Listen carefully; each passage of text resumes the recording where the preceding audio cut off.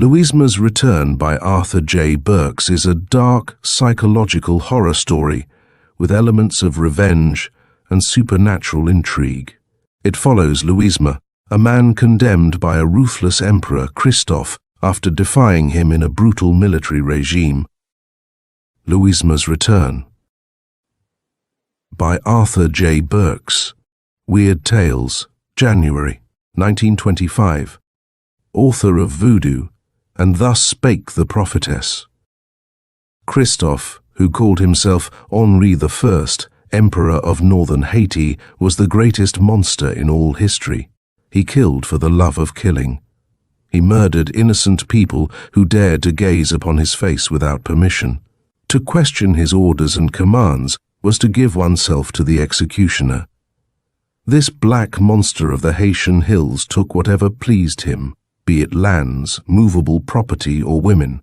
His word was law, as immutable as that of the Medes and Persians, and his hand was quick to punish. None knew this better than did General Louis Lansal, the greatest soldier in the pay of the emperor. Louis was a little man as to body, but his arms hung below his knees as he walked, like those of a giant anthropoid ape. His mind was slow to thought, and mental pictures came sluggishly. Even so, he could look into the near future and picture what Christoph would say and do to him when he should return to report failure in the mission which Christoph had assigned him out there in the Haitian wilderness.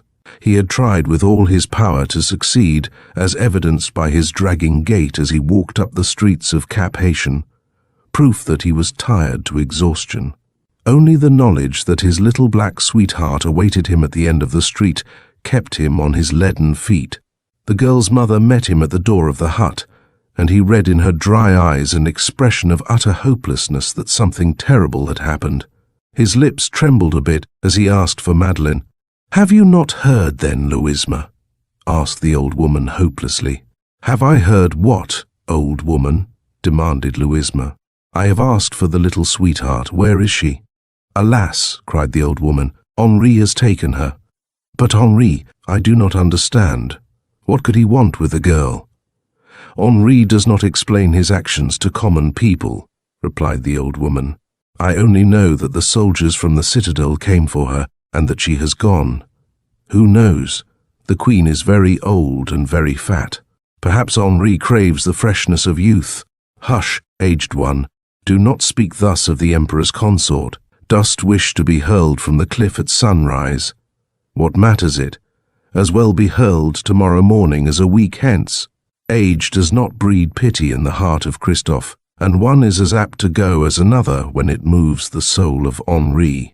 Hush, the very stones in the street have ears with which to listen for the emperor." "So be it, Louisa. I am very old, and I am ready." "But," cried Louisa, "have our friends done nothing to save the beloved demoiselle from the hands of Christoph? Surely they have known of this. It was told in the marketplace after you had left for the wilderness, Louisa. They pitied you, knowing that Henri had sent you so that you might not spoil his plans, though what you could have done, no one knows. For who has ever stood against the might of the emperor?" "None has ever done it and lived," replied Louisa. "Yet mark what I say, aged one, Louisa will do it, and live to tell how he avenged the dishonor of his loved one." General Louisa turned about and left the hut. His fatigue was forgotten because of the terrible weight of his great misfortune. He would be avenged. He had promised himself that it should come to pass. Anger flashed from his black eyes as he entered the jungle, en route to the citadel. Louisa was admitted because he was a general in the service of the monster, but even the keeper of the gate looked at him with pity in his eyes. "Where is she, Baron?" questioned Louisa. "She rests in the arms of His Excellency, on the bench beneath the council tree," replied the Baron hurriedly.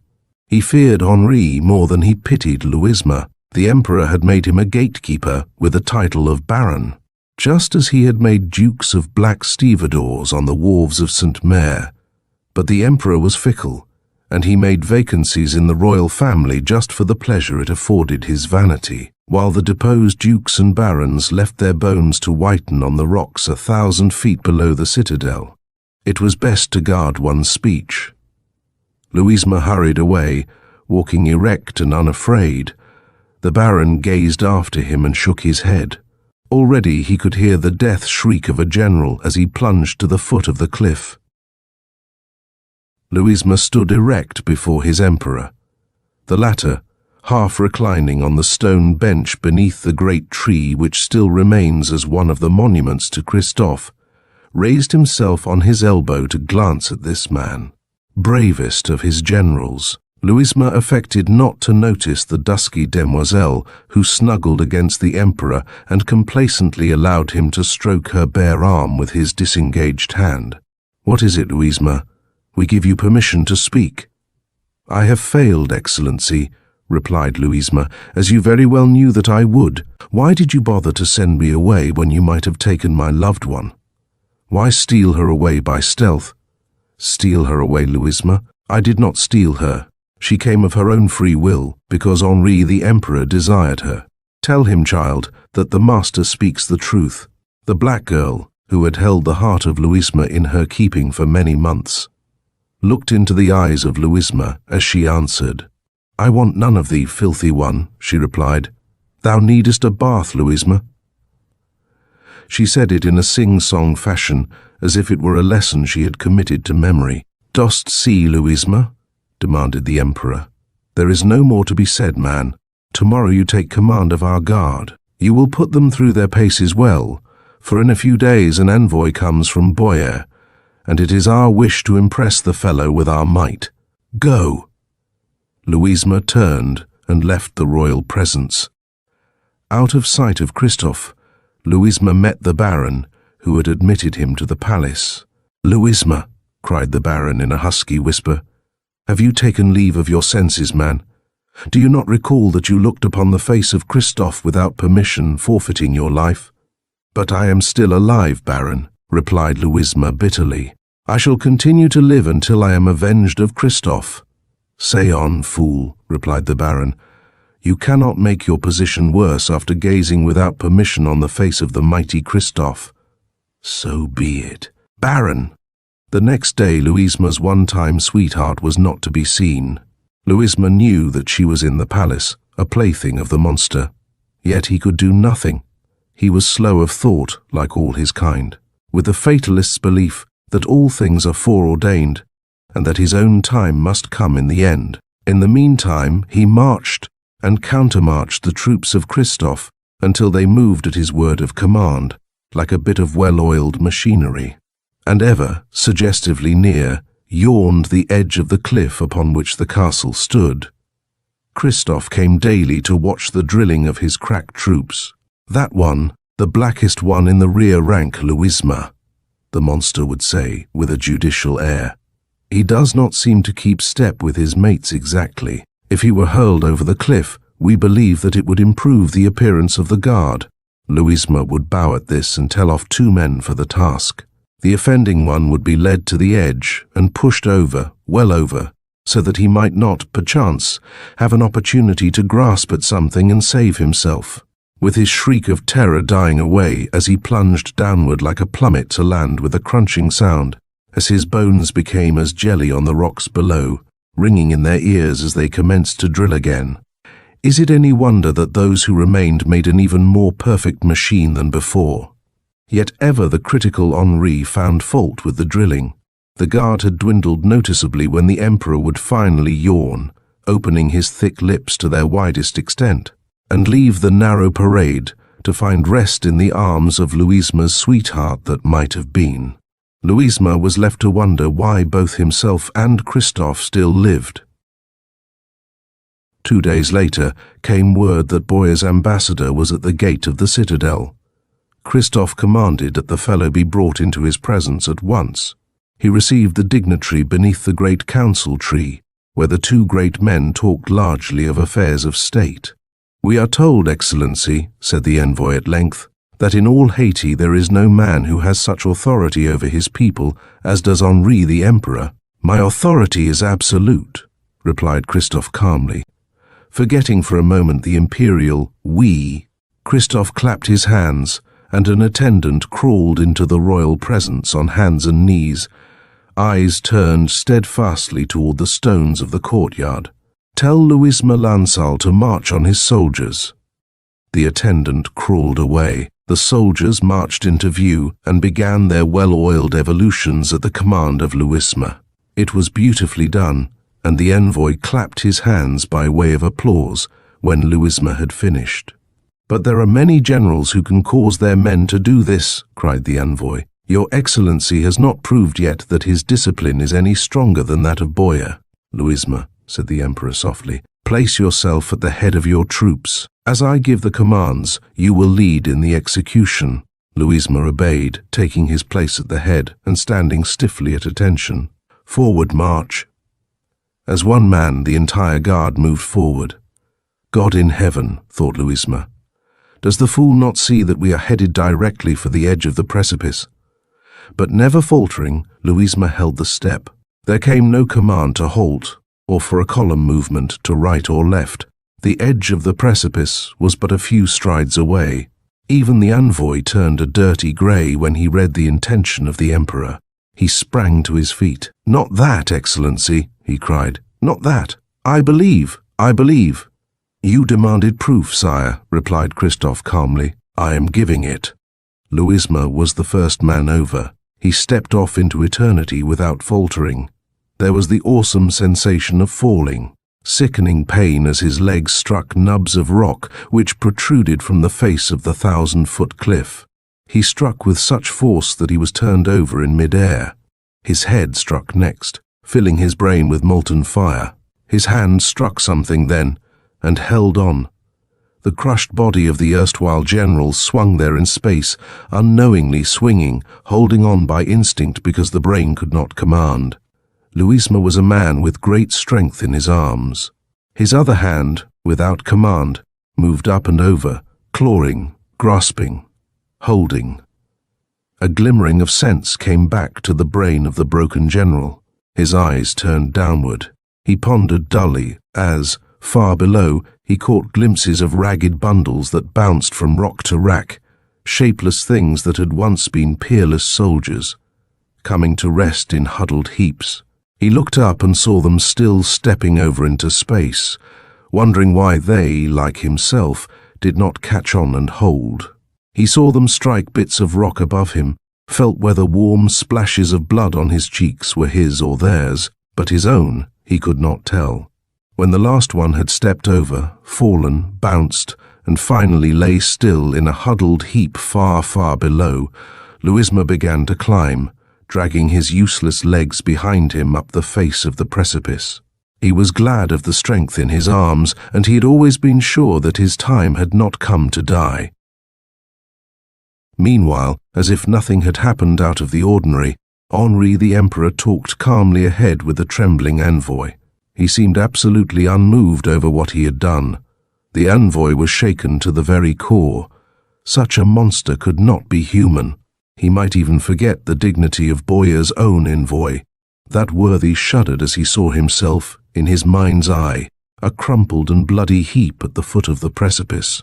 Ever and anon his eyes wandered, against their will, to the place where, to a man, the guard of Christoph had stepped off into space.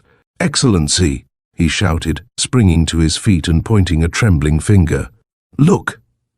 Slowly, Christoph swerved his gaze and fixed it intently on the gruesome thing that the envoy had seen. At the precise moment that he looked, a single black hand came into view above the edge of the precipice.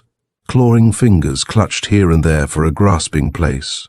Another hand came up and placed itself beside the first.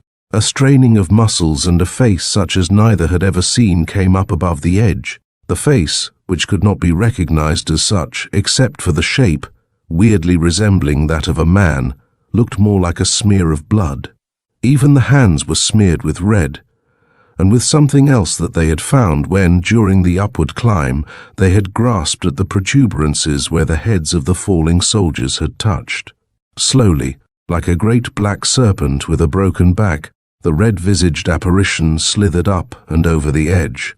Its ghastly eyes were staring fixedly at the face of the Emperor.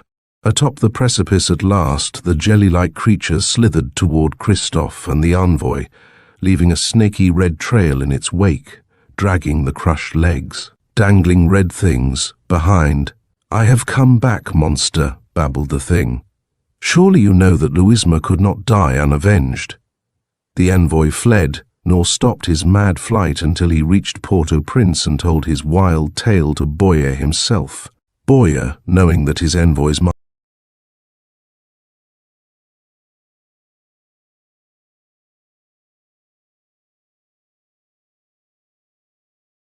Come Into My Brain by Robert Silverberg. Dane Harrell held the thought helmet tightly between his hands and, before putting it on, glanced over at the bound, writhing alien sitting opposite him. The alien snarled defiantly. "You're sure you want to go through with this?" asked Dr. Phelps. Harrell nodded. "I volunteered, didn't I? I said I'd take a look inside this buzzard's brain, and I'm going to do it. If I don't come up in half an hour, come get me." "Right." Harrell slipped the cool bulk of the thought helmet over his head and signaled to the scientist, who pulled the actuator switch. Harrell shuddered as psionic current surged through him. He stiffened, wriggled, and felt himself glide out of his body, hover incorporeally in the air between his now soulless shell and the alien bound opposite. "Remember, you volunteered," he told himself. He hung for a moment outside the alien's skull. Then, he drifted downward and in. He had entered the alien's mind. Whether he would emerge alive, and with the troop deployment data, well, that was another matter entirely. The patrol ships of the Terran outpost on planetoid 113 had discovered the alien scout a week before. The Daimalian spy was lurking about the outermost reaches of the Terran safety zone when he was caught. It wasn't often that Earth captured a Daimalian alive, and so the outpost resolved to comb as much information from him as possible. The Earth-Daimal War was 4 years old. Neither side had scored a decisive victory. It was believed that Daimal was massing its fleets for an all-out attack on Earth itself.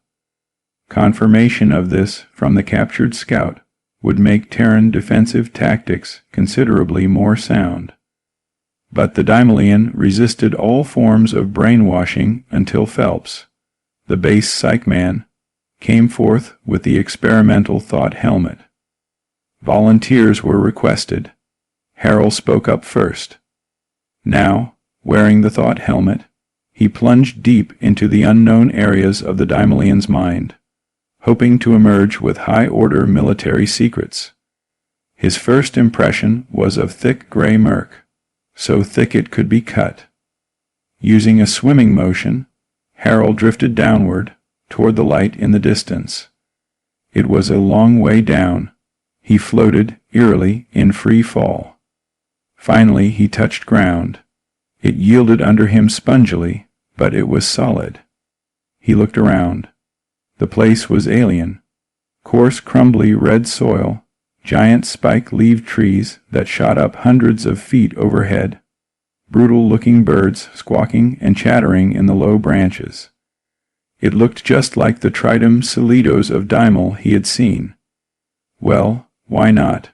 Why shouldn't the inside of a man's mind, or an alien's, for that matter, resemble his home world? Cautiously, Harrell started to walk.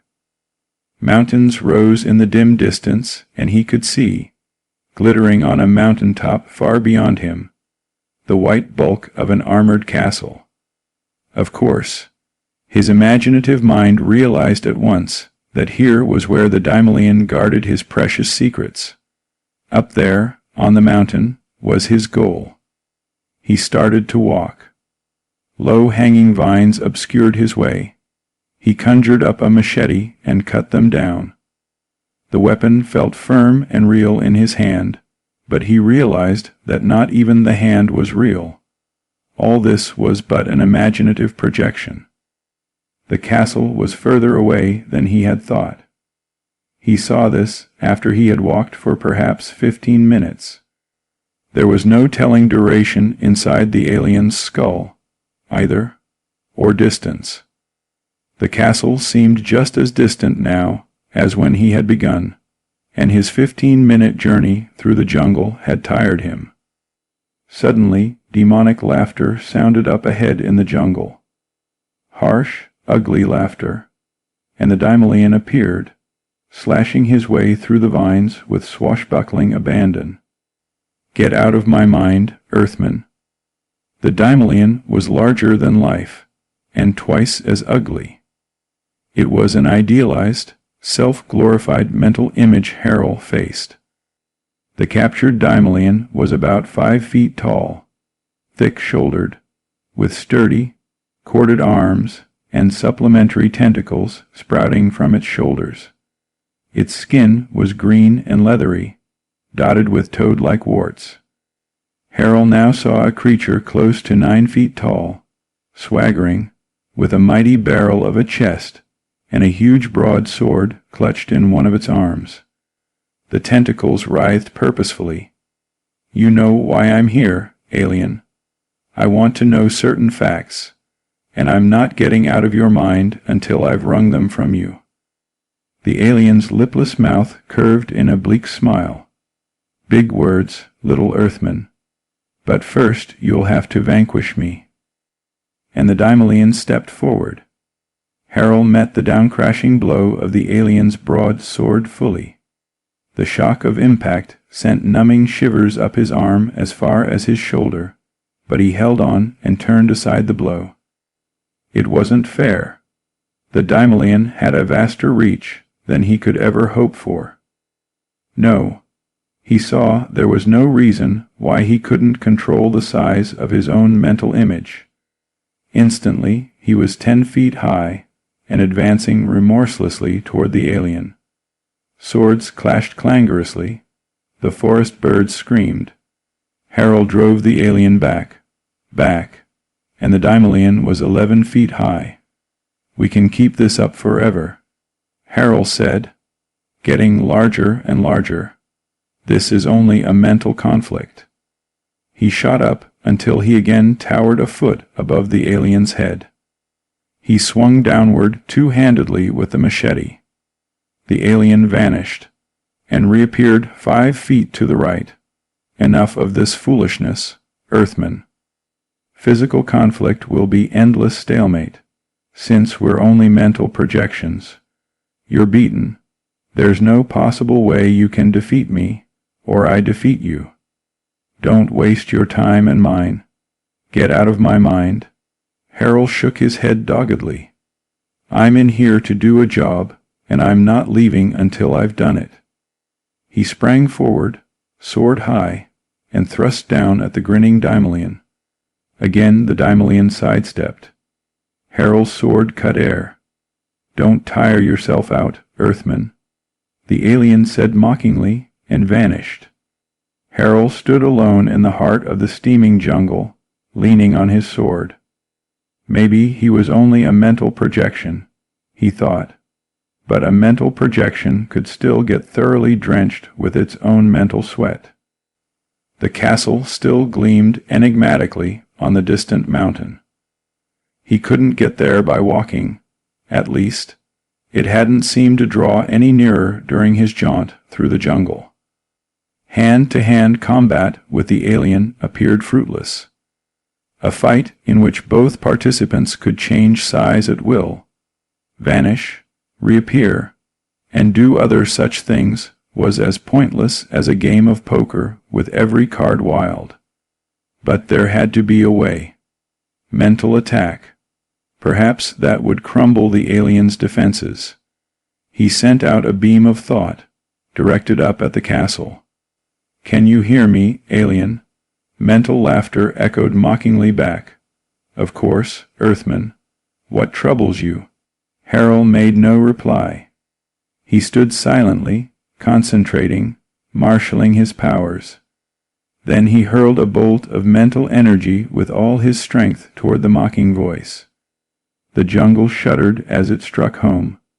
The ground lurched wildly, like an animal's back. Trees tumbled, the sky bent. Harold saw he had scored a hit. The alien's concentration had wavered, distorting the scenery, but there was quick recovery. Again the mocking laughter. Harold knew that the alien had shrugged off the blow, and then the counterblow. It caught Harold unawares and sent him spinning back a dozen feet, to land in a tangled heap beneath a dangling nest of vines. His head rocked, seemed ready to split apart. He sensed the alien readying a second offensive drive and set up counterscreens. This time he was ready. He diverted the attack easily and shook his head to clear it. The score was even, one stunning blow apiece, but he had recovered, and so had the alien. Harold aimed another blow and felt the alien sweep it aside. Back came the answering barrage of mental force. Harold blocked it. Stalemate again, the alien said. We're evenly matched, Harold replied. But I'll beat you. He looked up at the far-off castle on the mountainside. I'll beat you yet. That remains to be proven, troublesome earthman.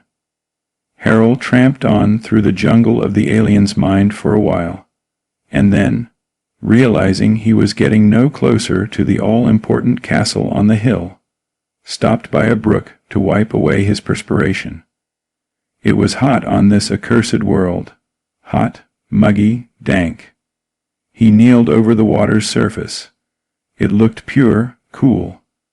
A sudden thought struck him, and he ripped a strip from his shirt and dipped it in the water. The plastic cloth blackened and charred. He let it drop, and the water quickly finished the job. Pool, no. Concentrated sulfuric acid or something just as destructive.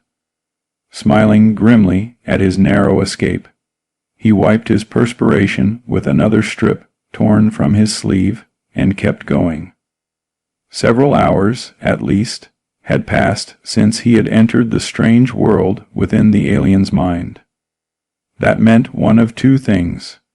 Either the time scale in here was different from that outside, or his half-hour limit had elapsed in the outer world, and Dr. Phelps had been unsuccessful in bringing him back. That was a nice thought. Suppose he was stuck here indefinitely, inside the mind of an alien being, in a muggy jungle full of sulfuric acid brooks. Well, he thought, I asked for it. The stalemate couldn't continue indefinitely. If he had swallowed some of the acid, that would have ended the contest without doubt.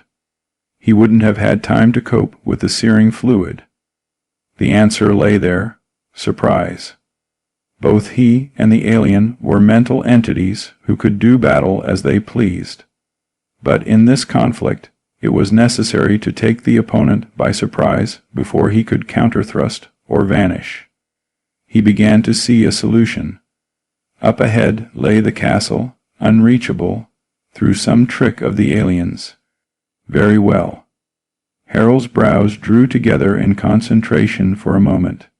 His mind planned a strategy and formed men to carry it out. There were 6 of him, suddenly. 6 identical Harolds, identical in size, shape, form, purpose. They would attack the Daimalian simultaneously. Or at least 5 of them would, creating a diversionary action while the 6th, Harold Original, made a frontal assault on the castle. Harold Original faced his 5 duplicates and briefly instructed each in his job.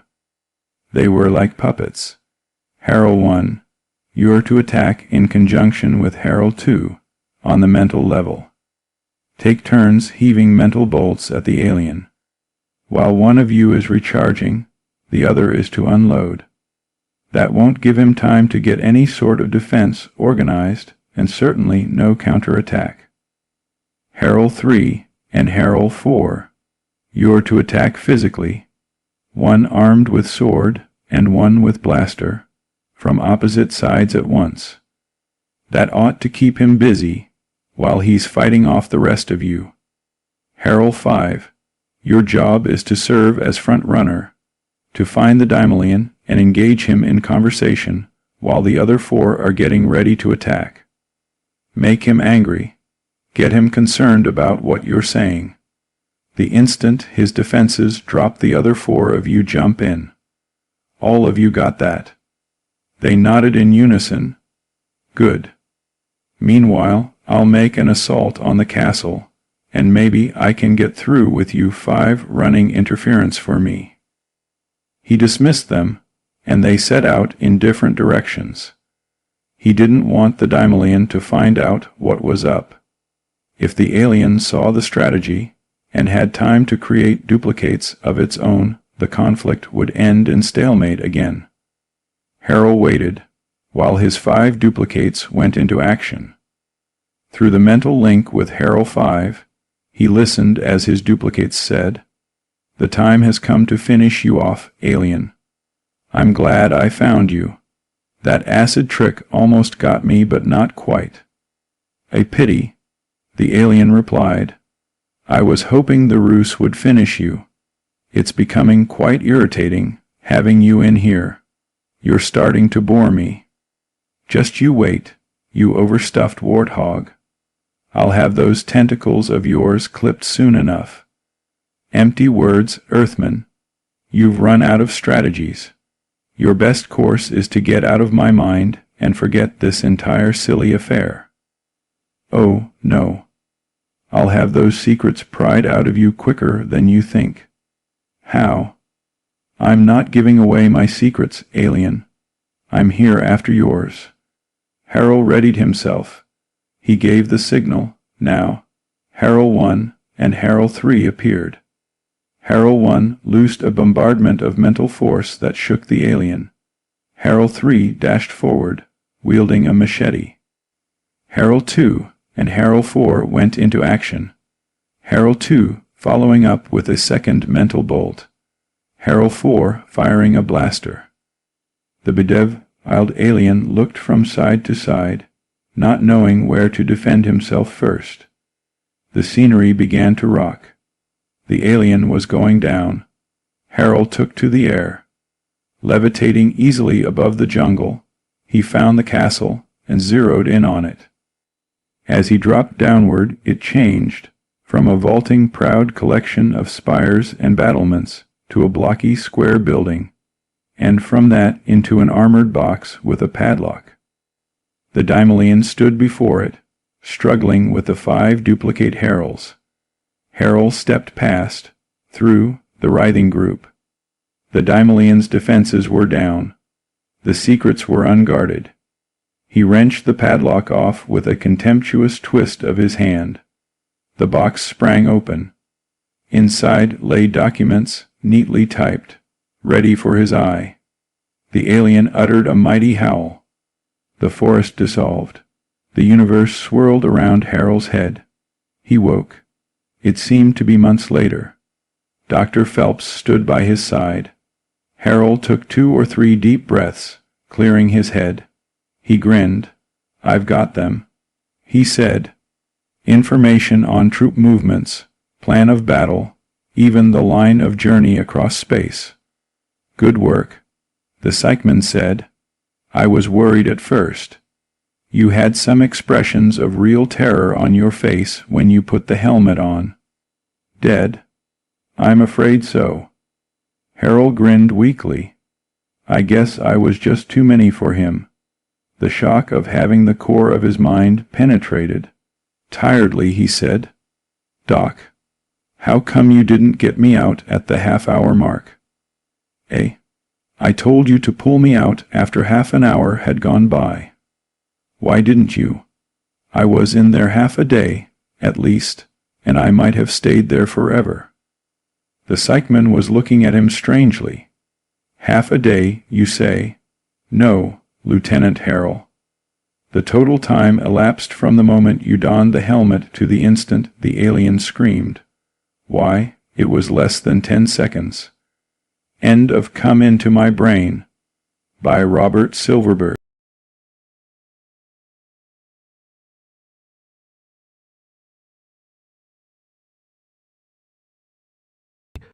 The Feline Phantom is a supernatural horror story with mystery, revenge, and haunting.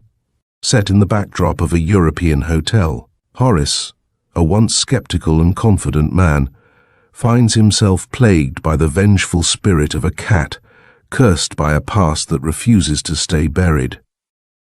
The Feline Phantom by Gilbert Draper.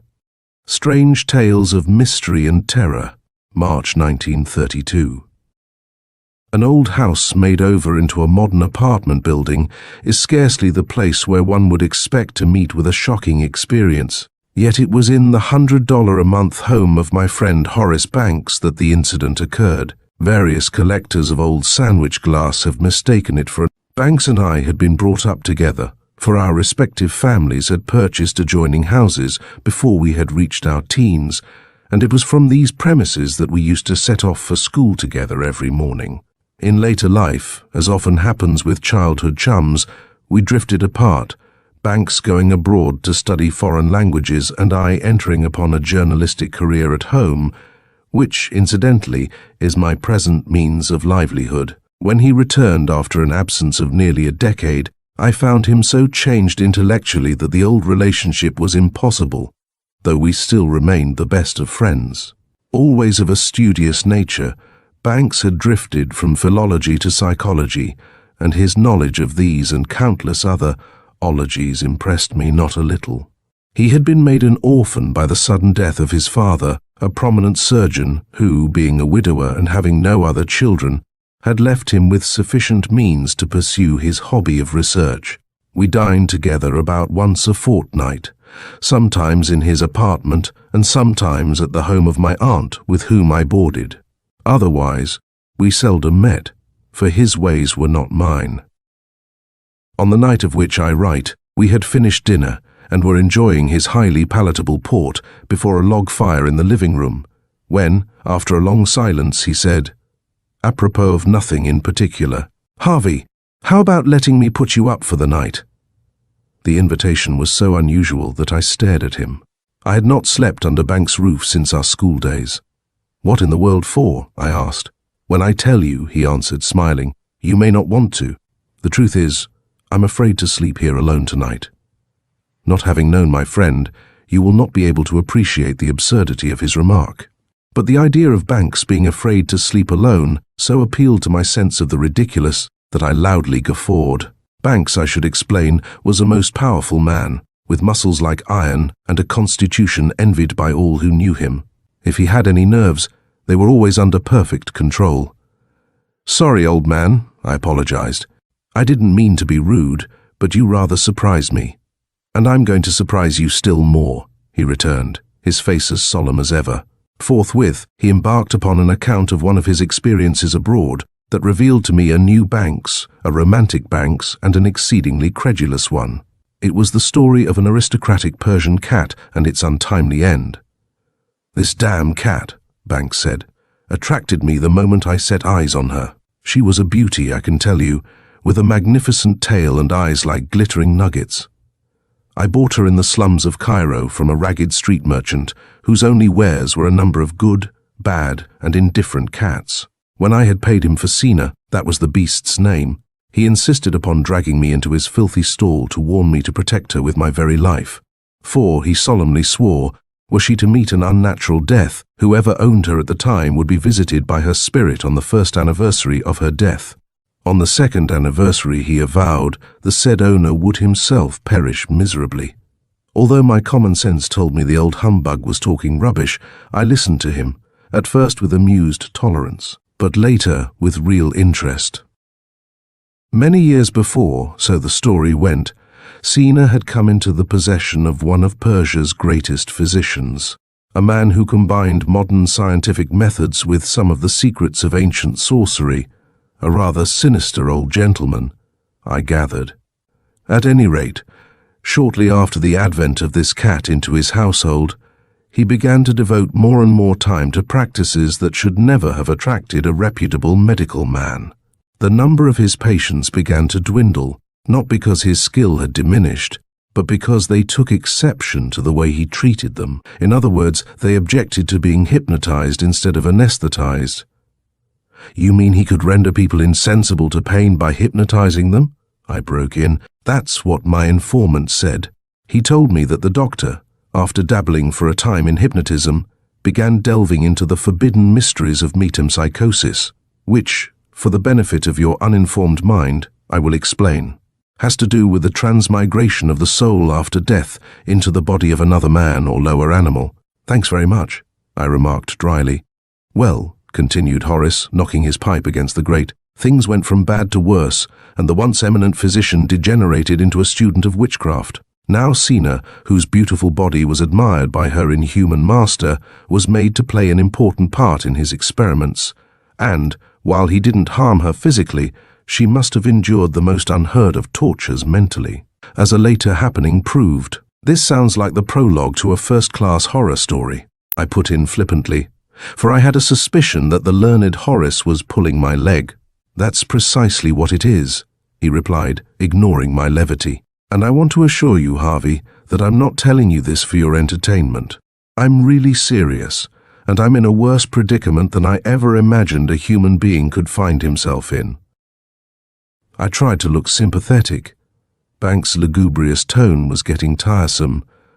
"One day," he went on, "a celebrated Indian fakir, who happened to be traveling through Persia, heard of these infamous exploits and, most likely jealous of his own reputation as a master of magic, decided to investigate. Accordingly, he disguised himself as a wealthy victim of some obscure disease and called on the doctor for advice, fearing that if he revealed his identity, he would not be admitted. At first, the ruse succeeded, but when he attempted to go into the details of his pretended sickness, the wily wizard exposed him as an impostor. Heated words were exchanged, in the course of which the fakir accused the doctor of being a charlatan. At this unpardonable insult, the latter volunteered to give a demonstration of his proficiency in metempsychosis. Just at this moment, Sina emerged from a corner where she had been sleeping and walked with dignified tread across the room. As she passed her master, she recoiled, spitting viciously. I have already said she had ample reason to fear and hate him. The contemptuous fakir pointed triumphantly at the cat. "The very thing," he cried mockingly. "I have no objection to temporarily possessing the body of that comely animal, and I am sure its soul, if it has one, would welcome the novelty of a brief sojourn in mine." "As you will," replied the doctor craftily, seizing Sina by the scruff of the neck and avoiding, as the result of much practice, the waving talons that sought to tear his flesh. After chloroforming the unfortunate animal, he placed the inert body on the floor and ordered his visitor to lie down beside it. "Harvey, I do not expect you to believe the outcome of that grotesque séance, and were it not for what has followed, I too would scoff. How he accomplished it, no one will ever know, but a veritable miracle was performed by that Persian doctor. Following God knows what horrible rites, the soul of the fakir entered the body of the cat, and for a time lay dormant. But as soon as Sina's soul, or spirit, had taken possession of the man's body, it realized its new strength. And with the realization came a desire for vengeance against the one who had subjected her feline form to such torment. A bitter struggle ensued, during which the doctor, stunned by the ferocity of one of his victims, was badly bitten and scratched. To save himself, he seized a heavy scalpel with a razor-like edge which happened to be lying on a nearby table and felled his antagonist with a single desperate blow. In his terror, he struck hard, and the fakir, or Sina, if you will, fell dead with an almost severed head. As the eyes of the cat slowly opened, the archmagician became aware that behind them was an imprisoned soul, doomed to inhabit an animal's body. He had punished the fakir nicely for his insult. Now, to rid himself of the creature, which might prove dangerous, darting from the room, he ran out into the street, determined to rid himself of the cat. And here is where fate took a hand, for who should be passing the house but my cat merchant with two of his pets in a cage on his back? Imagine his astonishment when the wild-eyed physician offered to give him a beautiful Persian for nothing. Of course, the man gladly accepted. But as he was turning away, the doctor, doubtless because he knew that the animal's death would release his victim's soul, warned him that if any harm came to Sina, whoever possessed her at the time would be haunted by her spirit on the first anniversary of her death and again the following year, when the phantom would cause him to die in agony. Being superstitious and anxious to make his escape and convinced he was dealing with a madman, the cat merchant readily promised to repeat the warning to all prospective buyers. It was not until years afterwards that a dismissed servant of the doctor, who had overheard his fantastic conversation with the fakir, told the story out of malice. Like ripples on a pond, the tale spread until eventually it reached the ears of Tina's new master, who for some reason or other had refrained from selling her. I fancy, being superstitious, he had decided to keep the incomparable cat he had obtained for nothing in the hope that she would bring him further good fortune. Unluckily for me, I came upon him at a time when he was hard-pressed for money. Horace paused to relight his pipe. My own had lain unheeded on the table beside me since shortly after he had started his idiotic reminiscences. To tell the truth, I was getting uneasy. Either he was trying to be facetious at my expense, or something had happened to upset his reason. "Harvey," he said suddenly, "I know that you are thinking this is rot, and I don't blame you, but please hear me out." With Sina in a basket under my arm, I returned to my hotel. By a strange coincidence, I had been perusing an excellent book on metapsychics by a learned German scholar, who had devoted several chapters to phenomena similar to that recounted by the cat merchant. Under the circumstances, it is hardly to be wondered at that I spent the remainder of the day engrossed in the volume. Indeed, so interested did I become that I neglected to go downstairs for dinner, and it was nearly midnight when I finally laid the thing down. As I sat there musing over what I had read, my eye chanced to fall upon Sina, who was curled up on the foot of the bed, fast asleep. Was it possible, I asked myself, that that sleek body harbored the soul of the fakir? At last, thoroughly weary, I went to bed. Sina looked so comfortable that I was loath to disturb her, though afterwards I wished I had, God knows. Hours later, I became conscious of an inexplicable weight on my chest. With a great effort, I opened my sleepy eyes, but when I beheld the ferocity in the glaring yellow orbs of the animal that crouched over my prostrate body, I became stiff with fright. Well, I didn't hesitate. I flung the bedclothes over that poor bewitched cat before she could spring. I had to do it. There was not time for a less brutal counterattack. Yet even now I shudder when I think of her death struggles. However, it was not until the squirming form beneath me had lain still for several minutes that I ventured to slide off the bed. I stood soaked in sweat, my body trembling in every limb, as I stared with horror at that heap of bedding. Then, as God is my judge, the air was rent by a terrifying human groan. That was the last straw. I collapsed senseless on the floor, where I was found the next morning by a maid. For several days I tossed delirious on a hospital cot, mumbling God knows what rubbish. When eventually I recovered, I sought forgetfulness in other lands, and for months I wandered disconsolately through Europe. In time the adventure became only a dim memory, though at intervals my sleep was disturbed by nightmarish dreams of huge cats that prowled around my bed or sat back on their haunches regarding me with fearful saucer-like eyes. Naturally, I had never taken the Persian doctor's warning seriously, and by the end of the first year I had ceased to even think of it.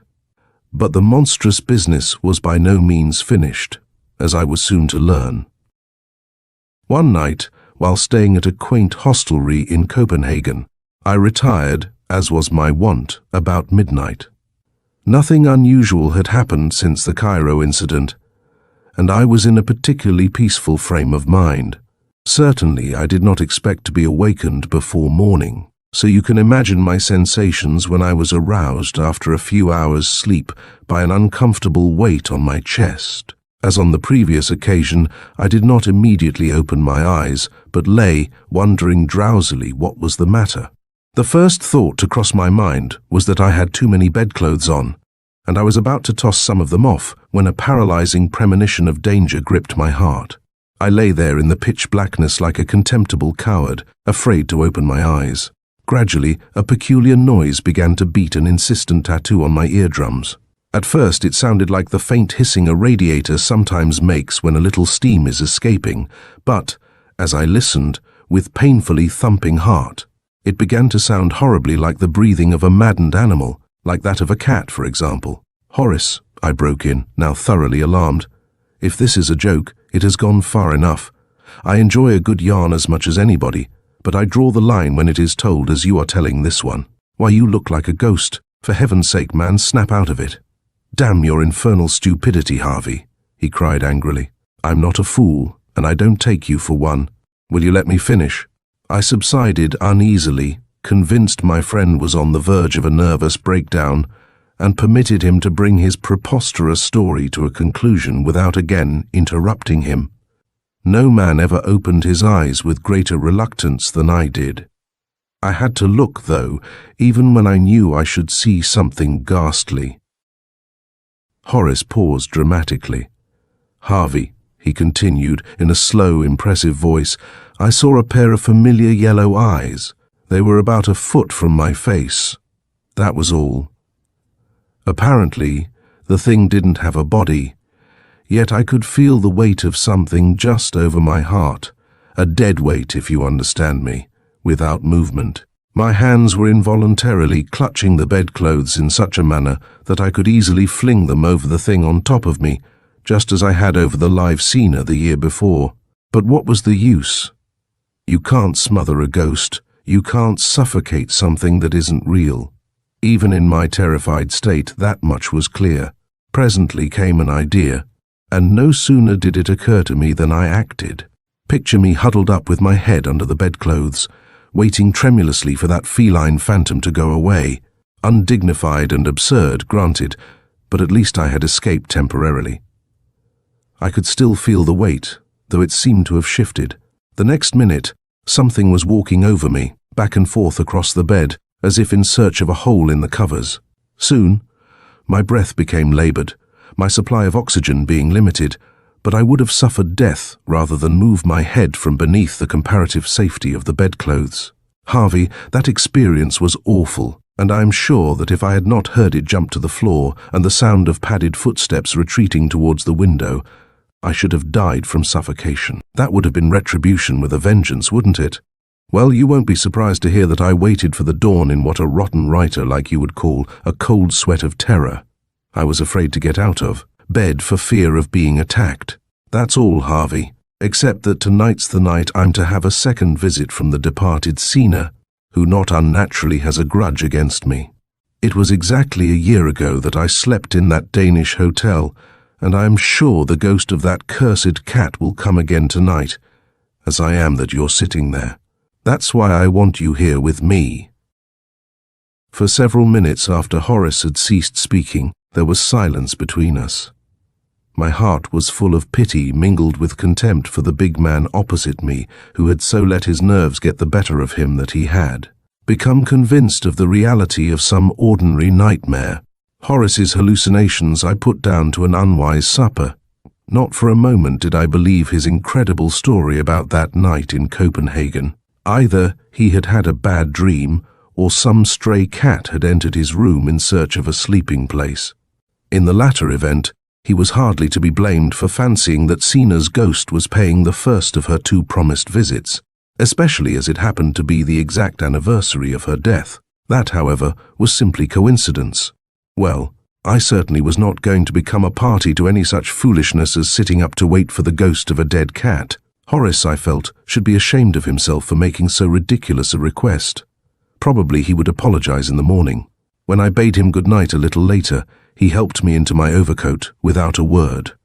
I perceived he was offended that I would not humor him. I was awakened about 6 o'clock the following morning by the telephone, which was on a table beside my bed. Fumbling for the receiver, I mumbled a sleepy hello. "Is that you, Harvey?" I heard my editorial chief inquire briskly. "Say, you'd better hurry over to your friend Horace Banks's place. He's dead, died during the night. Looks like he'd had a fit in bed. Write us a good story, will you? Oh, and by the way, play up this part of it. Some stray cat must have got in through the window, probably looking for a place to sleep. They say you can see its footprints on the sill. Too bad, eh? End of The Feline Phantom by Gilbert Draper.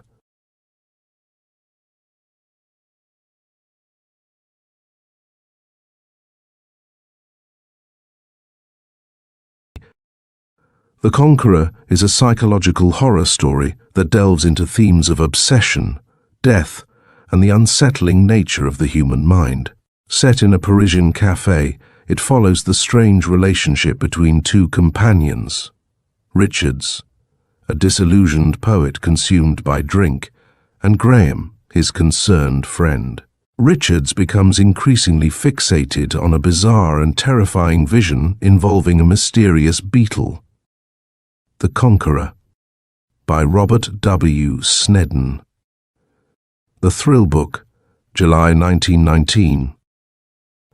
If ever there was a quaint pair of companions, it was Richards and Graham, who used to frequent the Café d'Harcourt on the Boulevard Saint-Michel, Paris. When Richards had been younger, he had wooed the spirit of poetry. Now he devoted himself entirely to the Green Lady, Absinthe. At the café, the students and their friends used to wager upon the number of glasses he would consume in a night. Graham knew of this wagering, and it annoyed him strangely, but habit being stronger than friendship, he stuck to his pallid, cadaverous friend.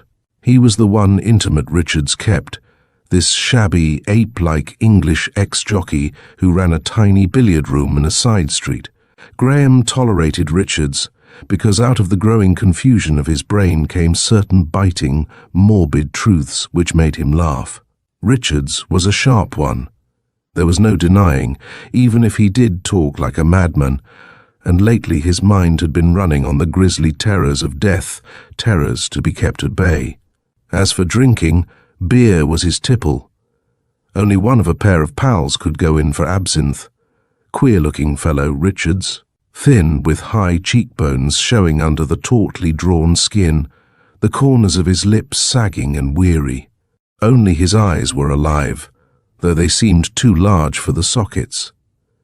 He let his hair grow too long and hang untidily over the collar of his old velvet jacket, too busy drinking and raving to pay attention to his appearance, but clever as they make them. Graham used to tell him, "Damn, if only you'd give up the booze, you'd knock 'em all to bits with your writing." Nothing he could say did any good, however, and he was alarmed to notice that his friend was growing more cadaverous, more taciturn, climbing out of their sphere of communication, and he had already begun to cast about in his mind as to the advisability of breaking off the association. He looked at Richards tonight. There was a curious abrasion on his forehead. He had drunk his 5th glass, and yet he was not affected by it. The bony hand, which held a cigarette on the level of the marble table, trembled slightly, motionless. What did he mean by that empty, soulless gaze at the mirror? It was more than queer. It was depressing. Nobody comes to a cafe to stare, and silence is uncomfortable after half an hour. The silence was unbreakable. He must be going. This was a fine way to pass an evening. What was he watching? What did he see? It was getting on his nerves. He must speak. He must ask, and before he knew it, he heard himself say, "What's the idea watching that mirror? You're always staring at it." Richard started, shuddered, and replied slowly, "Because my beetle is there. That's all, Graham, all." "What beetle are you talking about? Some new pet?" Graham said with a relieved sigh. It was only a beetle which attracted him, something crawling. He opened his mouth in a laugh, but checked it suddenly as Richards turned on him with a frown.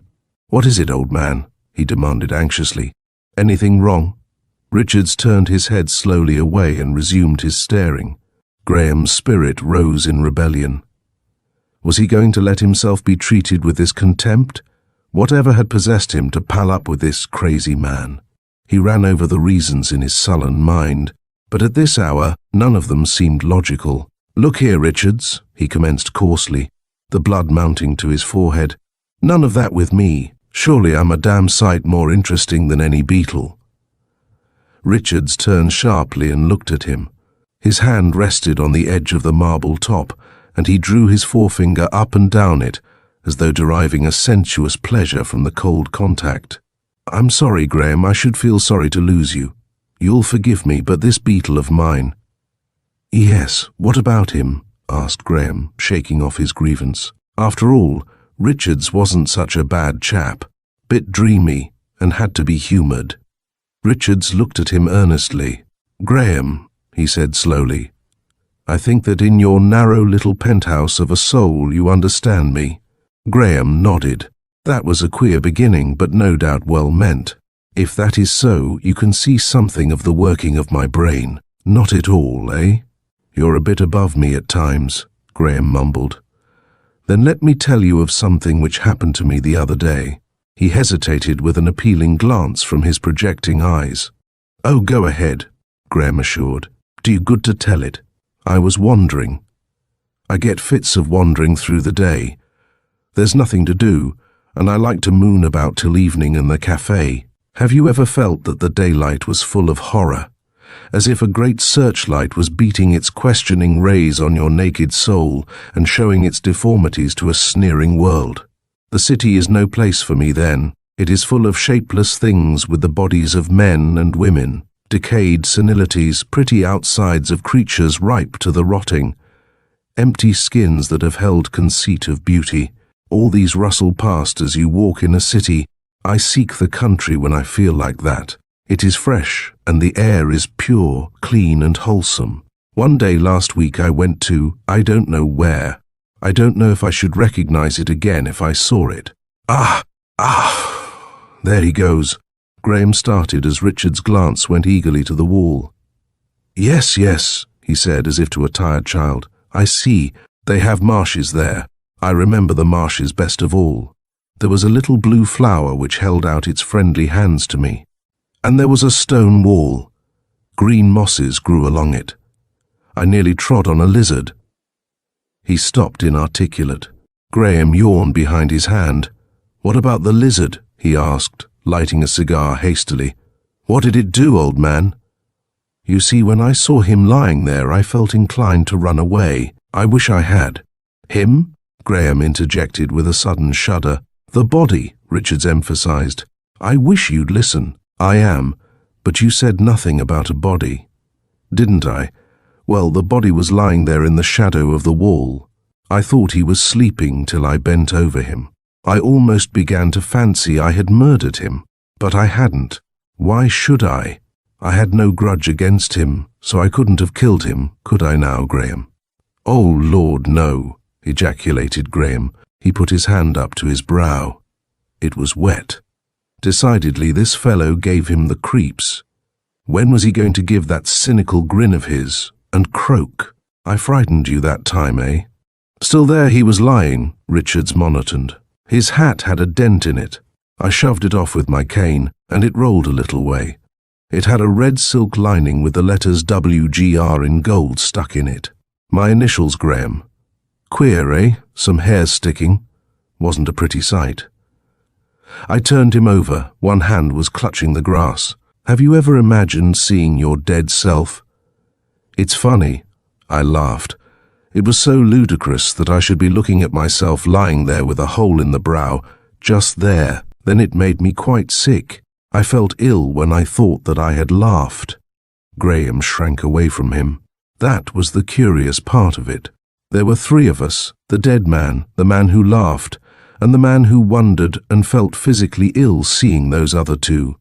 I couldn't make it out, and the sun shining down so brightly. Then all at once, as I looked at the dead man, his face changed. It wasn't me, it was another, someone I didn't know. Queer thing. I didn't think of the risk. They might have thought I had dirtied my hands there with murder. "What did you do? Did you leave him?" Graham asked, licking his lips nervously. "It was then I saw my beetle creep from there, the hat. See, there he is, over on the wall." Graham looked sharply in the direction of the pointing finger. For the first time, he realized that there was a real beetle which crawled stealthily up and down the wall. He shuddered. Good Lord, he quavered. gaping at Richards with eyes that asked mutely and found no answer. "That's the little fellow, my little soul. Do you understand, my soul?" Richards continued in a whisper. "He's always there when I come into the cafe. I have to take great care of him. When he goes, I go too, like that." He snapped his long fingers as though snuffing a candle. "When he left the hat, I knew him for myself. A crawling creature. That's he. That's me. He knew where to come to find me. He's king of them, eh? Crafty king of the Beatles." Graham tried to rise. His limbs refused to move. He seemed to be bound hand and foot, seated, looking through a peephole into a chamber whose vaulted darkness was peopled with unknown horror. King of the Beatles. He'll conquer them all, even as I will conquer this crumbling frame of mine. I'm not afraid of the struggle, yet I come here every night to watch him, guard him. But why should I? If he has to fight, let him fight it out himself, my champion against death. Death. His voice rose to a thin whisper that seemed to master the noise of the cafe. Graham felt it strike his ear and recoiled as though from a blow.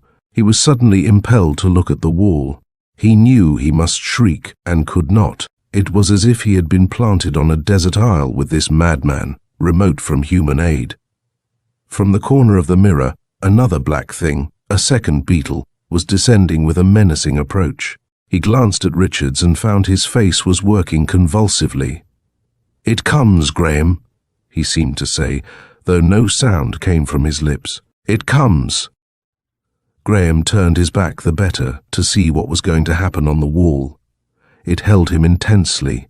He recognized the first one, Richards, by a tiny red spot on its back, quite perceptible at that distance, and by some freak of the imagination the mark reminded him of the hole in the skull.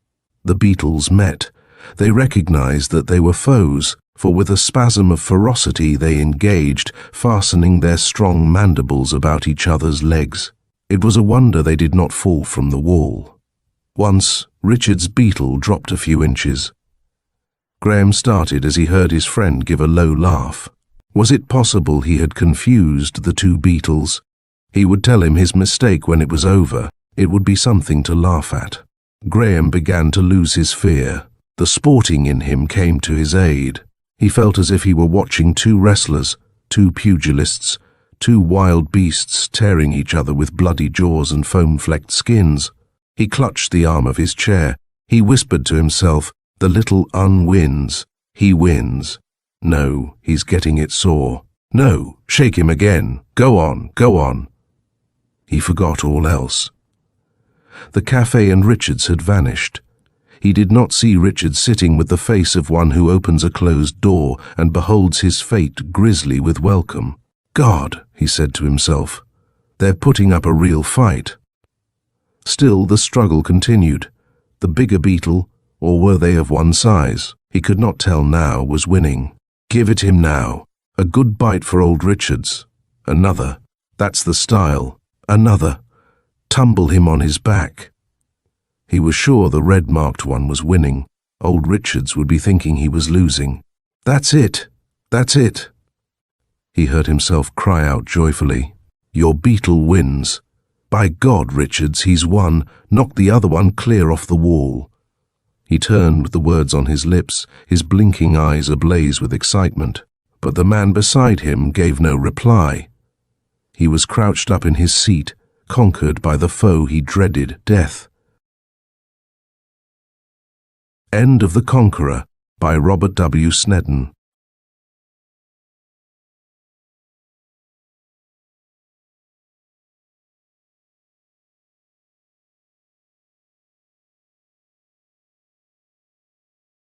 Mr. Hyde and Seek by Malcolm Magan Ferguson.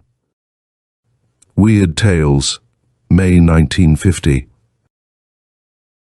From the way you describe it, Doctor, the Orne place does indeed sound as if it had a poltergeist bouncing around inside it, Thomas Chadwick reflected, turning the nutmeg grounds about in the tumbler in his gaunt, weather-stained hand, which is, of course, more readily said than settled. For how does one cope with such a critter? Assuming that Eliza Blaine is host, or hostess rather, for this manifestation, should she and it be treated according to the concepts which the psychologists use when they so gingerly deal with such a phenomenon, or in terms of the specialists in psychic affairs? For my part, sir, if I were more deeply involved, I'd try neither, but record any phenomena in simple terms and try to settle in my own mind enough of their nature to warrant an attempt to break them up. Good. Good. Now, can we start from the beginning, with some idea what the term poltergeist means to you? Yes, sometimes strange supernormal happenings occur in the vicinity of an adolescent, which come to be attributed to the operation of an alien power, directing agent, elemental force, or what you will, upon his victim's personality. The picture is that of a hermit crab in the shell of a periwinkle, only here the same skull quarters are shared simultaneously by an alternately dominant and dormant power and victim. The psychologist is on a spot, since this setup would be duck soup for a Freudian explanation if it weren't for the recorded hell-raisings outside of the subject's accomplishments. Such unaccountable but recurrent pranks as a deluge of stones, strange peltings which explain the German name poltergeist, pelting ghost, and a variety of caprices worthy of a Puck or a kobold. I refilled Chadwick's glass and my own, taking the hot water with which to dilute the rum from a kettle in a chimney niche built a century back for this purpose. But the hell of it is, the symptoms are external to the subject, Chadwick argued, and the creditability of such evidence must be tested before we can establish a satisfactory attitude regarding the poltergeist. I was just agreeing with my elderly friend when a car's headlights swept Chadwick's window. "That's probably Oliver Orne now," I commented, going to the door. Orne was a strong, wiry man in his late 40s.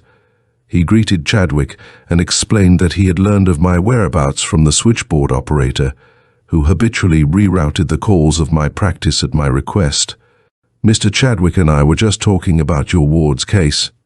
He has lived and worked in many parts of the world, and exercised common sense on plenty of problems which would stump a young country doctor like myself."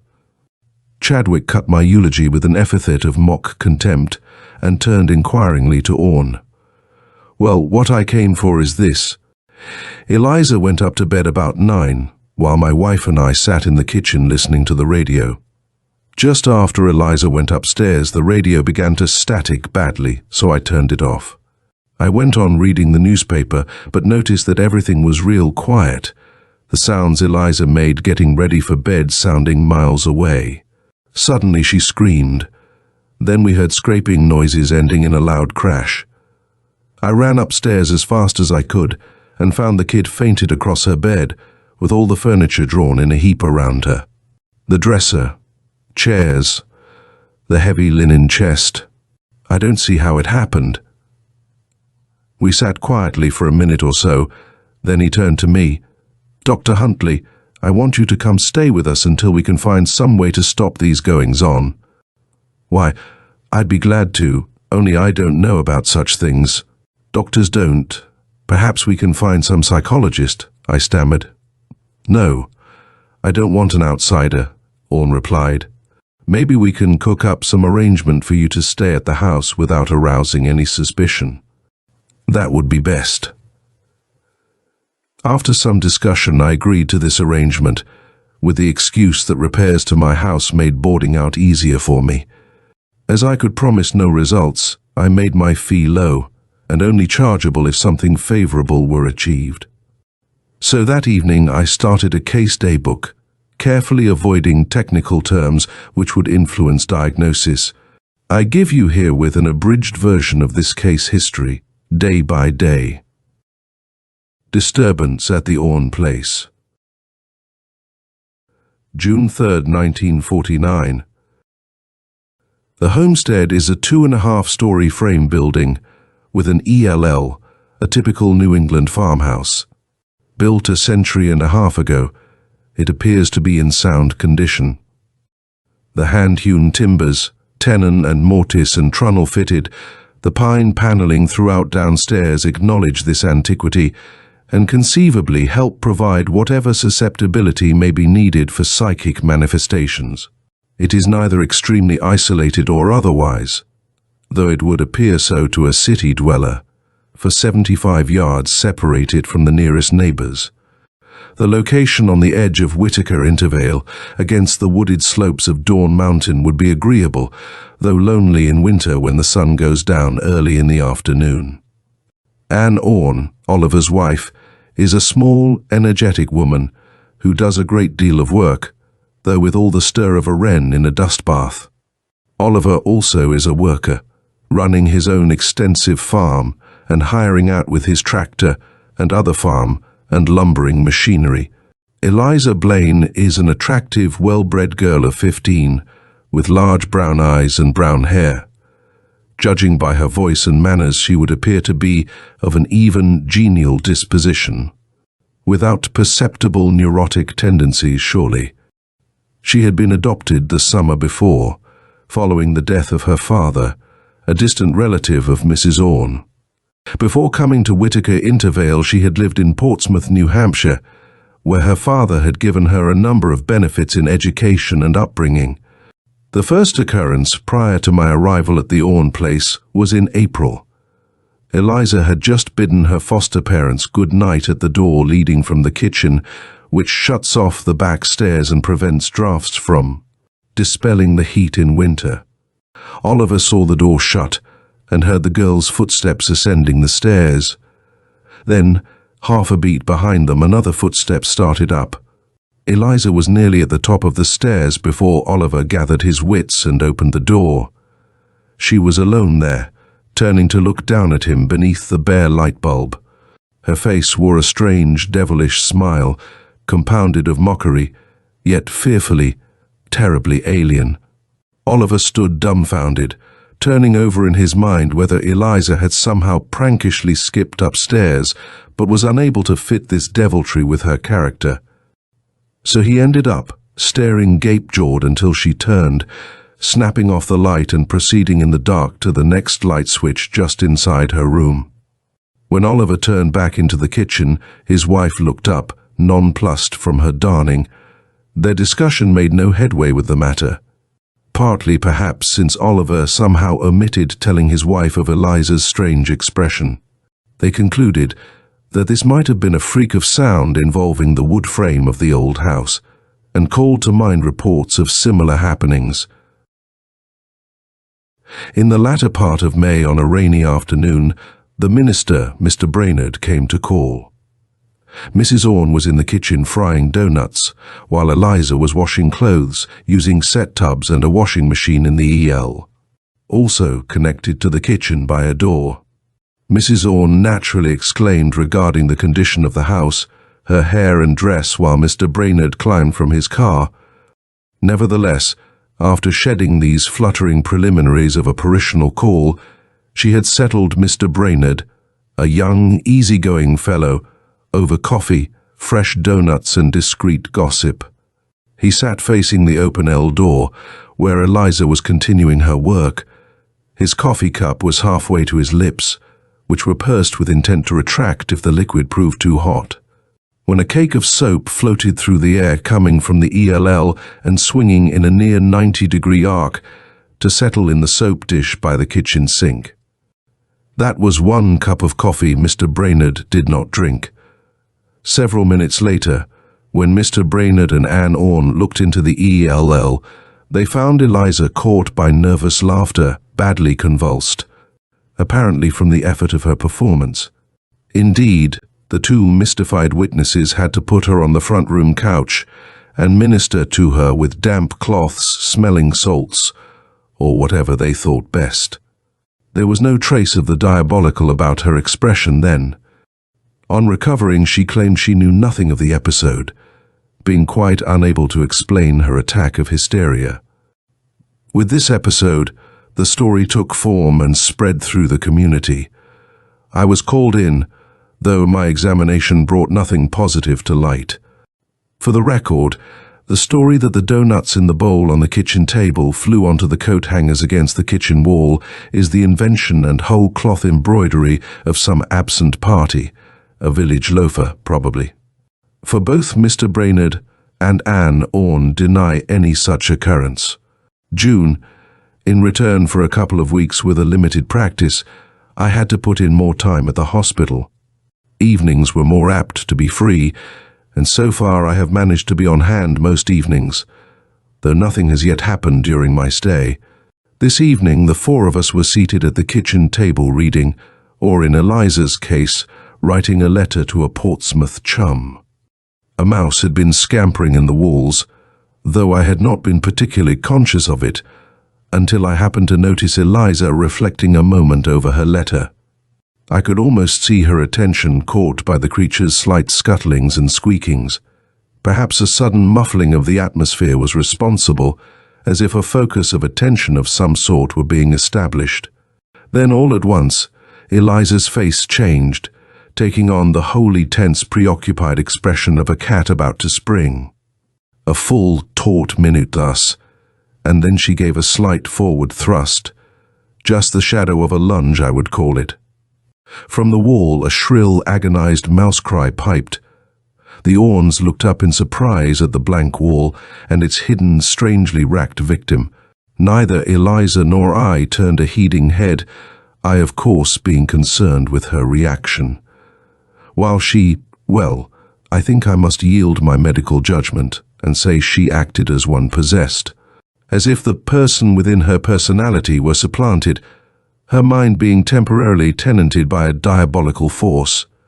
No, this poltergeist is no mere prankster's connivance. A moment following the mouse's last cry, soon reached in rapid diminuendo, Eliza thrust the very tip of her tongue briefly between her teeth, and in doing so seemed to be released to herself and regain her own personality. Seeing the three of us watching her, rather than the blank wall behind which was a still mouse, she shook her head slightly. Gosh, I must have dozed off. I feel awfully tired. I didn't snore, did I? I assured her that she hadn't, that we were merely looking up because we thought we had heard a mouse in the wall. Yes, I guess I must have heard him scampering around. Funny, you hear a noise like that and hardly realize it. Shortly after that, she retired for the night. June 7th, 1949. I've been thinking a good deal today about the human brain as an organ. Now the heart is fairly plainly a pump. One can comprehend its function upon inspecting it, as in dissection, and so on with all the other organs. Their functions can be readily comprehended upon examination. But the mass of grey matter which comprises the brain cannot be thus comprehended as the source of thought process. One cannot see where or how this viscera-like mass permits one to pilot an airplane and carry on a conversation at the same time, or to cope with a novel problem such as the present one of conjecture concerning poltergeists. Since we cannot yet look into the brain and get very far by induction, all we know about it is what we feel and experience ourselves, or what we observe in others. Therefore, I conclude, if phenomenal accomplishments are directed by the brain, of which the brain's possessor is wholly unaware, the fact that these functions were directed by the brain would defy detection. Thus, for example, the recent experiments at Duke University with cards regarding mental telegraphy, or the age-old business of making a divining rod, indicate the subterrene presence of water, these in the human brain. Or the homing instinct in the pigeon's brain suggests that certain functions of the brain may exceed anything we have yet ascertained. Putting it another way, if we say, I think, therefore I am, the I am cannot directly challenge or enlarge upon the I think. And if an unaccounted relationship between forces of the mind and external objects, and conjecturably forces in the environment exists, there's simply no telling of it. June 11th, 1949. Whatever it is, it's getting stronger, growing like a malignant tumor. Each successful exercise of dominance over Eliza's mind increases the power of the next manifestation, which may be less capricious, and not content with a mouse for a victim. That Eliza is possessed by a malevolent entity or grotesque preternatural schism of split personality, or whatever in hell it can be called, for it is surely spawned of hell, is apparent to me, whether my terms fit the textbooks or not. Eliza and I started the evening with a game of checkers. This would prove diverting while keeping me posted on her mental state. She sat in the chair Reverend Brainerd had occupied facing the LL, the kitchen sink. This is from the chair occupant's left to right, a window into the area of front yard, which might be called the EL courtyard. We played across a corner of the full-size table in order to reach the board readily. Her game was undistinguished and free from devious tricks or wild gambles. My own is orthodox too. I'm merely noting the less artful nature of this girl of half my age. Her chance came in the third game to force me to sacrifice, if she could be reasonably sure of her calculations. As she concentrated on the alternative moves, I watched her, though in a moment she screened her brow with her hand, and I could no longer see her face. Suddenly the air became heavy, a stillness that almost seemed sound ensued, as if silent black wings beat down upon the air. The telephone went ting, not ringing but ticking, as these country lines do in a thunderstorm. I looked up at the windows, wondering if a storm were coming, but could see only darkness. Then I saw a face pressed against the L courtyard window, a white face, wide-eyed in terror. It was the face of Eliza Blaine. Breaking my gaze from this onlookers, I turned in amazement to the girl across the checkerboard. Her face was utterly alien, an abominable satyr's mask, looking in cool, sardonic amusement at its counterpart's features pressed so fearfully against the window pane. I think that I did the right thing at last. I ran to the outer L door and threw it open upon the courtyard. Switching on the outdoor light, I saw the courtyard was empty, and the impress of no footprints were in the garden plot under the window. I turned back at once to find Oliver Orne just catching the fainting Eliza. I think I did right, I say, because if I had turned and slapped the face or shaken the shoulders of the creature across the checkerboard from me, there'd be danger of psychic trauma for Eliza, with negative results as far as the poltergeist went. June 12, 1949. This morning I visited Chadwick, telling him what appears here. His advice to me was, "Your best bet is to find some action which will fit all the various theories about poltergeists, since you are concerned with sure counteraction rather than theorizing. You must apply this action when the poltergeist is dominant, and in such a way that Eliza is done neither bodily nor mental harm. You must surprise the poltergeist, confronting him as strongly as possible at the moment of his greatest aggression, and you must do so with something as opposite in all respects as possible." I agreed, and we concocted, rejected, and sorted over a number of possible plans. Finally, we hit upon 2 or 3 schemes which seem more substantial if they can be worked out. I do not propose to report on them now, as they may never be tested. Since one of them involved the services of a skilled dental technician friend, I spent the rest of the day with him in the hospital laboratory. June 15, 1949. Fortunately, no manifestations took place while I was completing a variety of preparations to cover as many contingencies as I could. Today I brought back the acrylic plastic candlestick which my dental technician had produced, using his false teeth manufacture, thus divertedly. It was a curious piece, anything but artistic, with shapeless, top-heavy bulges.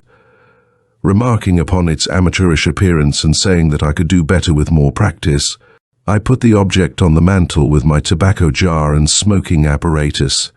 Since it seemed highly improbable that the poltergeist would appear in the presence of any object which it knew to be inimical, I hoped that this candlestick would not appear so.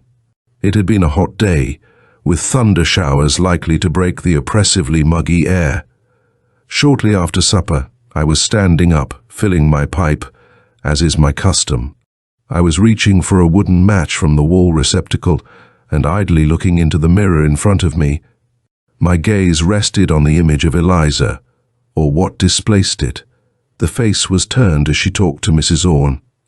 But the mirror reflected the abhorrent satyr's head, self-confident with the myriad abominations of hell itself. As I watched, Eliza, or this horror, saw me staring at the mirror and broke into a sardonian smile. I turned from the mirror to Eliza. Her features were nearly normal, though the alterations were even now taking place, as if challenging me for my looking-glass view. I was not idle either, for the time had come, and yet my mind continued turning over the matter of mirrors, the lore of the speculum of Mage Merlin, the devil's looking-glass of Dr. Lee, of catoptromancy and vampirism. I had picked up the candlestick and advanced slowly, with a show of irresolution, to the stove. Doctors and acrobats, bullfighters and actors must have a sense of timing. It is often extremely important. Here the poltergeist must think me uncertain or bent upon hurting Eliza, at which misdirected aim he could laugh, exult and grow stronger. So I advanced to the stove as the transformation, unabated, reached its completion. Mr. and Mrs. Orne sat still as I lifted the lid of the hot kettle. I had to trust them to heed my injunction not to stir. Then the lights went out. The electricity in this part of the country sometimes does cut out when there are thunderstorms, but this was too opportune to be chance. From Eliza's figure sprouted mushroom blobs of static light like St. Elmo's fires, shining yet not igniting, forming at the hem of her skirt, her waist, the nape of her neck. Swamp fire of the fiend's finding. With the room thus weirdly illumined, the poltergeist held both hands aloft, with palms taut and fingers radiating, outstretched to the area above my head. Shrilly Eliza's strained vocal cords emitted the fiend's curses and evocations. All around me stones fell, yet I was unhurt. I drew from the kettle the acrylic plastic figure. The action of the boiling water had fulfilled our anticipations by invoking the peculiar properties of the candlestick's substances, reshaping it into the form of a crucifix. As I walked forward with the talisman upraised, the demoniac creature emitted a hell-rending cry, as if a bottomless pit gaped beneath him. His hands lowered spasmodically to clutch idiotically about his face. His features withered and writhed, revealed as the electricity came on again when, presumably, the fiend's willpower dissolved its damning block. In a moment the struggle was over. Eliza released, collapsed into her chair, and but for my free hand would have fallen to the floor. June 15th, 1949. Chadwick explains the matter by calling the poltergeist a virulent mass, and the crucifix an all-healing antibiotic, which is an interesting way of putting it. Since the crucifix was dormant in the plastic, the acrylic being peculiar in that once fixed in the form of a crucifix, it could be provisionally altered to the rough shape of a candlestick until its memory was stirred by the boiling water. When it reverted to its fixed shape, it could form a perfect opposite to the poltergeist. End of Mr. Hyde and Seek by Malcolm Magoon Ferguson.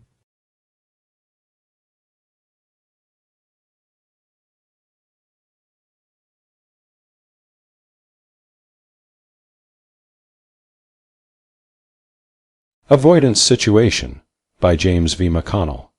What can a man do when he alone must decide the fate of earth and all its people, and when the choices offered him are slavery and death?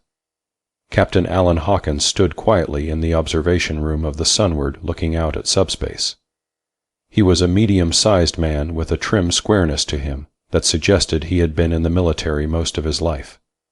He had a good deal of gold on his sleeve and a good deal of silver in his hair, and he had discovered in his many years in the Space Navy that the two usually went hand in hand. In the background he could hear the noise and ordered confusion of the ship's bridge. But at the moment he paid it little attention, concentrating instead on the observation window. It was not the first time that he had stood thus, gazing at whatever lay beyond the shell of the ship. Almost every time he had put the sunward through the dark shadow of subspace, he had deserted the bridge for at least a few moments to come and stare out the window. God, he said out loud, repressing a shiver that wanted to crawl down his spine. Perhaps God-forsaken would be a better description. Came a voice from behind him. The voice belonged to Dr. J. L. Browsard, the Sunward's senior psychologist. And although the two men were on more than casually friendly terms, Hawkins didn't turn to greet him. The fascination of the observation port seemed to obviate the normal requirements of courtesy. At times like this, I think you're right. God-forsaken. That's just what it is, Hawkins said, completely black, completely empty. You know, it frightens me every time we make the jump through it. A voice from the bridge called out, 12 minutes until 0. No noticeable deviations, Captain.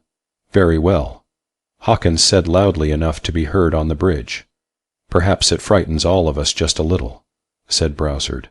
He leaned his oversized body against the observation room wall. His big, mild face had a relaxed look to it. I wonder why it affects us that way. He added almost as if it were a casual afterthought, but his eyes had a too shrewd look to them. You're the psychologist. You tell me why, Hawkins said. He paused for just a moment, expecting Browsard to reply. But after a few seconds, when the man gave him no conversational support, Hawkins continued. For my part, I guess it frightens me because a man seems to get lost out there. In normal space there are always stars around, no matter how distant they may be, and you feel that you've got direction and location. In subspace, all you've got is nothing, and one hell of a lot of that. He pushed his cap back until it perched comfortably on the rear of his head. It's incredible when you stop to think about it. An area, an opening as big as the whole of our universe, big enough to pack every galaxy we've ever seen in it, and still have lots of room left over. All that space, and not a single atom of matter in it anywhere. Captain Hawkins shook his great head in wonder. At least, he went on. Not a single atom in it until we came barging in to use it as a shortcut across our own universe. The man on the bridge called out, 10 minutes until 0. No noticeable deviations, Captain. Very well, Hawkins answered. Browsard shifted his considerable weight into a more comfortable position. You feel rather strongly about this, don't you? That I do, said Hawkins. As much as he enjoyed an occasional conversation with the psychologist, Browsard's questions often got on his nerves. Don't you think it's better we discovered subspace than if we were still back trying to beat the speed of light in our own universe? Browsard asked him. Oh, stop looking for a dangling neurosis somewhere, Browsard, Hawkins said, managing a smile. You know quite well that I've got absolutely nothing at all against the use of subspace for rapid transportation, so to speak. It's just that I'm the sort of man who likes to know where he's going all the time. And out here, in this stuff, you lose your sense of direction. There's no up, no down, no in between. It took spacemen a long time to get accustomed to the wild freedom they found out in the middle of normal space. But at least there you could always head for a star if you got lost. Out here. He gestured futilely towards the blackness staring in at them from the window. They stood silently contemplating it for several moments. 8 minutes until 0. No noticeable deviations, Captain, came the voice from the bridge again. Very well, Captain Hawkins replied, breaking the brief silence between the two men. Then he went on, Browsard, have you ever been out there in that stuff? Oh, I don't mean like now, in a ship or a rescue craft. I mean in a spacesuit all by yourself. The psychologist shook his head. No, I never have. He paused for just a second, then added, what's it really like? There were times, Hawkins thought, when even the phrasing of a simple question on Browsard's part carried a slight sting. But like the brief pain that accompanies the probing point of a hypodermic needle, the tiny barbs contained in the man's questions were soon forgotten. Hawkins smiled. It's my own private guess of what hell will turn out to be. God-forsaken, did we say? That's just about it. We stopped to repair a ship once, and some of us had to go outside to work on it. I guess I was out there for less than 3 hours, no more than that. And yet I was almost a madman by the time they hauled me back inside. I can't explain why." His voice trailed off into nothingness. I guess it was just the blackness that did it. 6 minutes until 0. No noticeable deviations, Captain. Very well. For the first time Hawkins turned to face the psychologist. During my training at the academy, they locked me up in a closet once, just as a joke. I was without light for hours, but it was nothing like that out there. You should know, Browsard.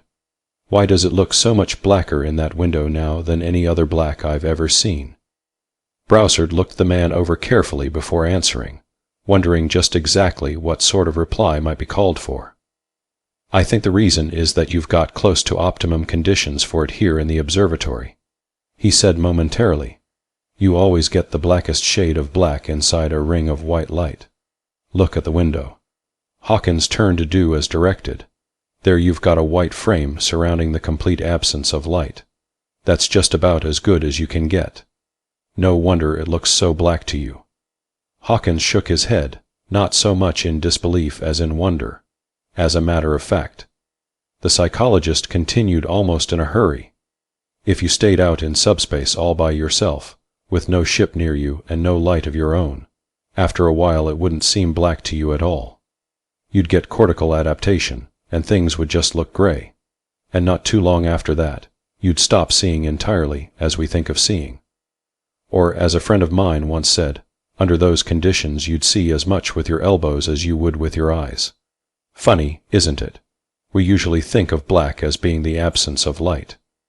And yet, in order to see black, we've got to have at least a little light around every once in a while." The watchman on the bridge droned out the time again. 4 minutes until 0. No noticeable deviations, Captain. Alan Hawkins gave a large sigh, then readjusted the cap on his head. He had the feeling that Browsard's little lecture on science, while factually accurate, was delivered more to obscure the facts than to illuminate. "I'd better get to the bridge now, Browsard. Not that they really need me, but—" He left the sentence dangling, then turned and walked briskly out of the observation room.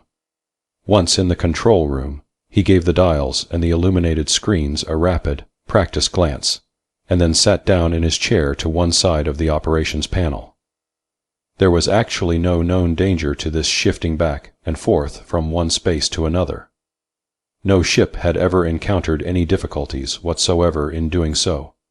There had never been an accident of any kind during transition. The whole thing was as completely automatic as man could make it, and apparently entirely safe. But still, Hawkins had never made the shift one way or another without feeling a telltale tightening of muscles deep inside him, and without wondering just what would happen if they got stuck in all that darkness. 1 minute, Captain. The watch officer reminded him. Hawkins nodded in reply, his face illuminated by the flashing lights on the control panel in front of him. He watched their changing signals calmly with knowing eyes. 30 seconds. All drives off. Sang out a voice. The hands on the clock crept slowly around the dial. 0. There was no sound, no feeling, no jerk nor jar, no noise to mark the transition, nothing at all different from the moment before except a slight increase in the total light flux in the room. Stars. Captain Alan Hawkins smiled softly to himself. Stars. Something to cling to, he whispered under his breath. Bridge from navigation. Came a voice close to his ear. Go ahead, navigation. He said after pressing the communications button. Looks like we hit it right on the nose, Captain. The navigator told him. Can't tell just yet, of course, until I feed the positions of the nearest stars into Betsy, and she decides where we are. But it looks good from here, and if I'm right, the one we're hunting for is about 8 o'clock high from the nose of the ship as she sits now. I'll plot a course there right now.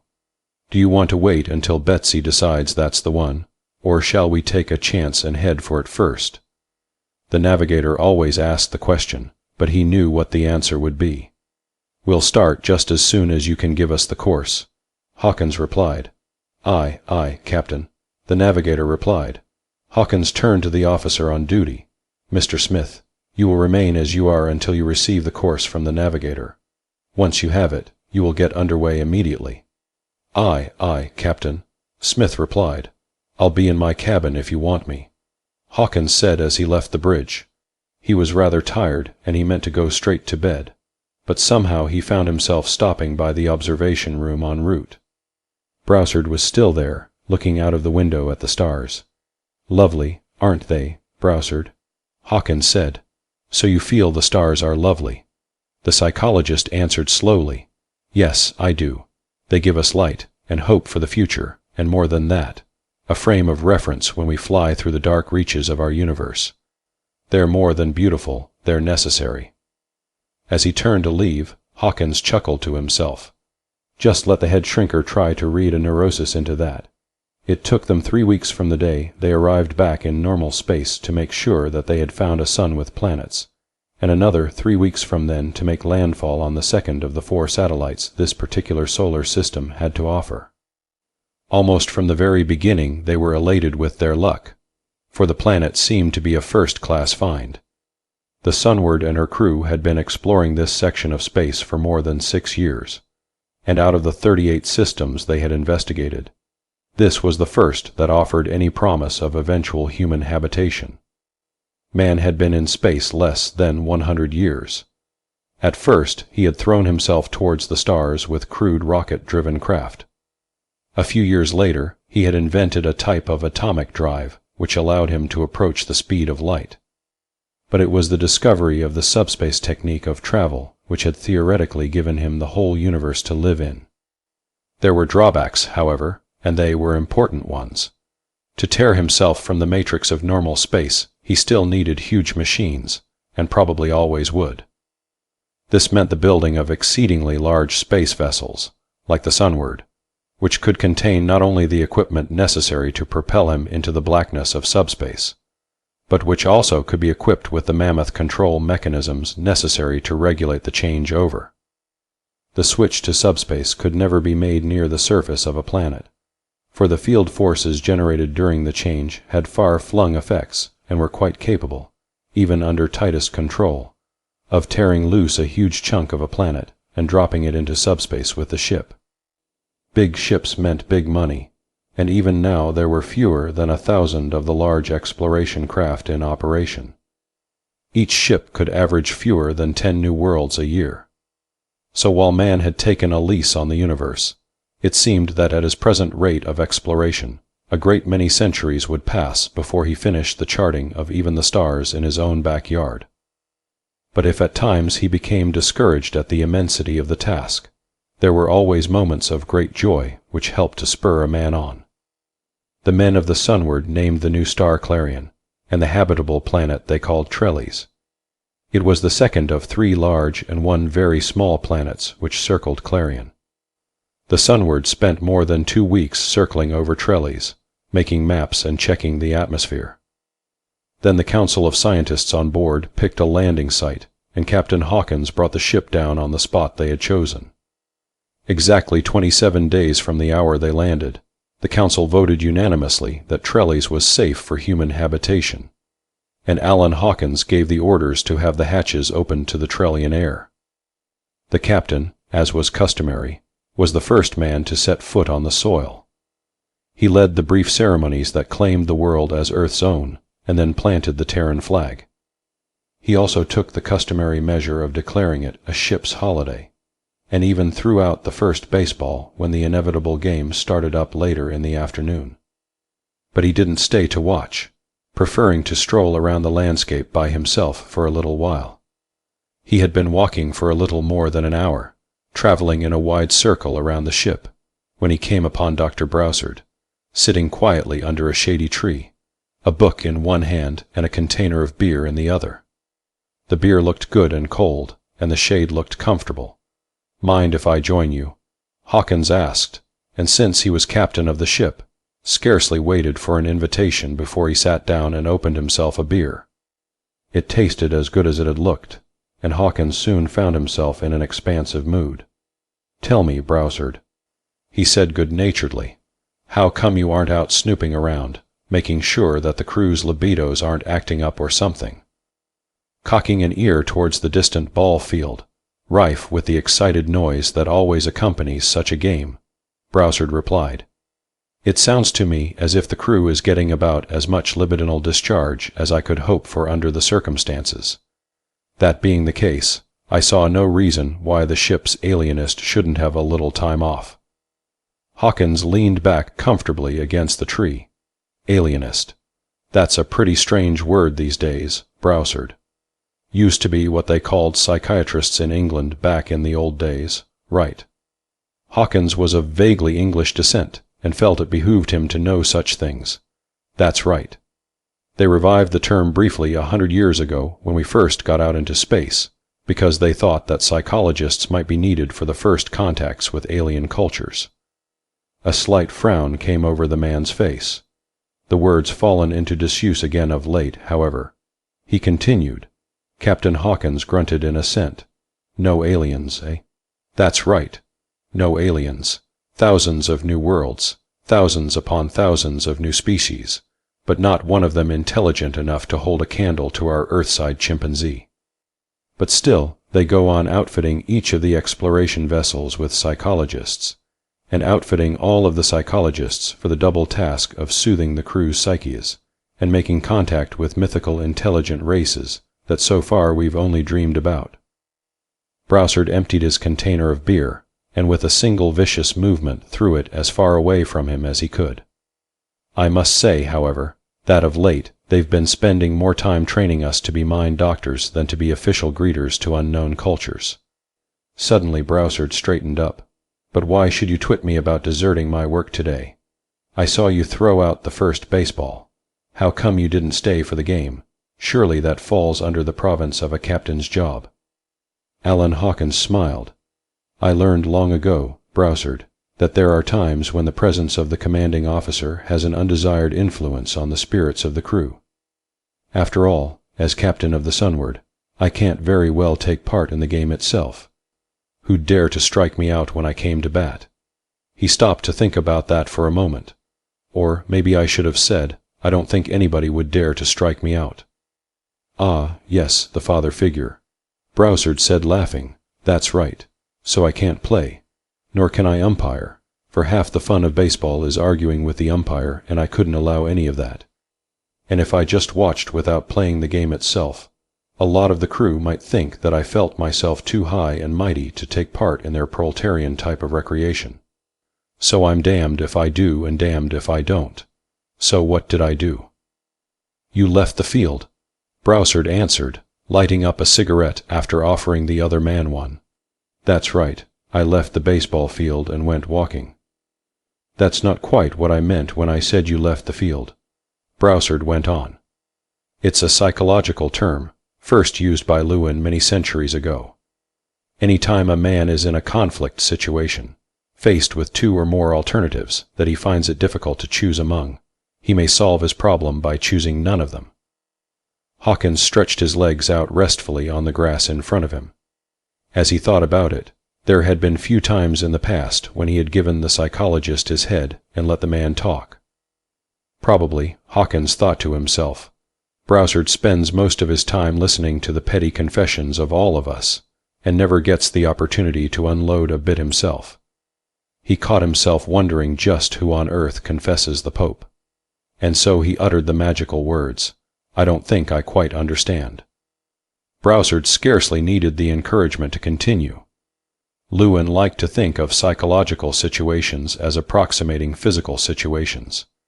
He spoke in terms of valences and attraction, of vectors and forces operating through psychological distances. For example, let's consider the case of a child put into a long hallway. At one end of the hall is a large, fierce dog. At the other end is an ugly man with a big switch. We tell the child that he has to go to one end of the hall or the other. This becomes an avoidance situation in the Lewinian terminology. Both the man with the switch and the fierce dog carry negative valences. That means that the child actually doesn't want to approach either of them, and the closer the child comes to one of them, the more powerfully it repels him. Just as with magnets, the closer you bring one negative charge to another negative charge, the more powerful is the force of repulsion. Captain Hawkins smiled. It wasn't going to be as bad as he had feared. What does all this have to do with baseball? We'll get back to home plate in just a moment. But first, let's continue with the child. We put him in the hallway, tell him to go to one end or the other, and then we just sit back and watch. At first, he stands about as close to the center of the hall as he can, assuming that the two negative valences are about of equal strength. He's undecided, can't make up his mind which is worse, the man or the dog. So we prompt him to action, shock him or tell him that he has to keep moving. Then he begins to move back and forth, vacillating between the two undesirable objects. So we apply more and more pressure to try to force him to a decision. But the closer he moves to the dog, for example, the more distasteful it becomes, and the less dangerous does the man seem to be. So the child turns around and starts towards the man. But here the situation is repeated.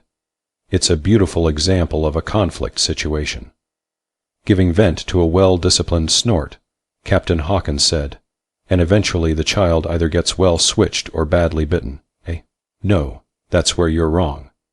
Eventually the child tries to escape from the hallway altogether. Sometimes he'll try to climb the walls, or break down a door, or anything like that which will release him from what has become an impossible psychological environment. So, said Hawkins, I think you left me stranded on first base. Browsard laughed. Pardon the sermon, Captain. What I was trying to point out was that the baseball game represented just about the same sort of thing to you as the hallway did to the child. Any time a human being is faced with two impossible decisions like that, he usually ends up by leaving the field of conflict altogether. Nowadays, we can even predict the exact field forces necessary to bring on this type of behavior. And what do you predict I'm going to do right now? Hawkins asked with a bit of a laugh in his voice. That's an easy one.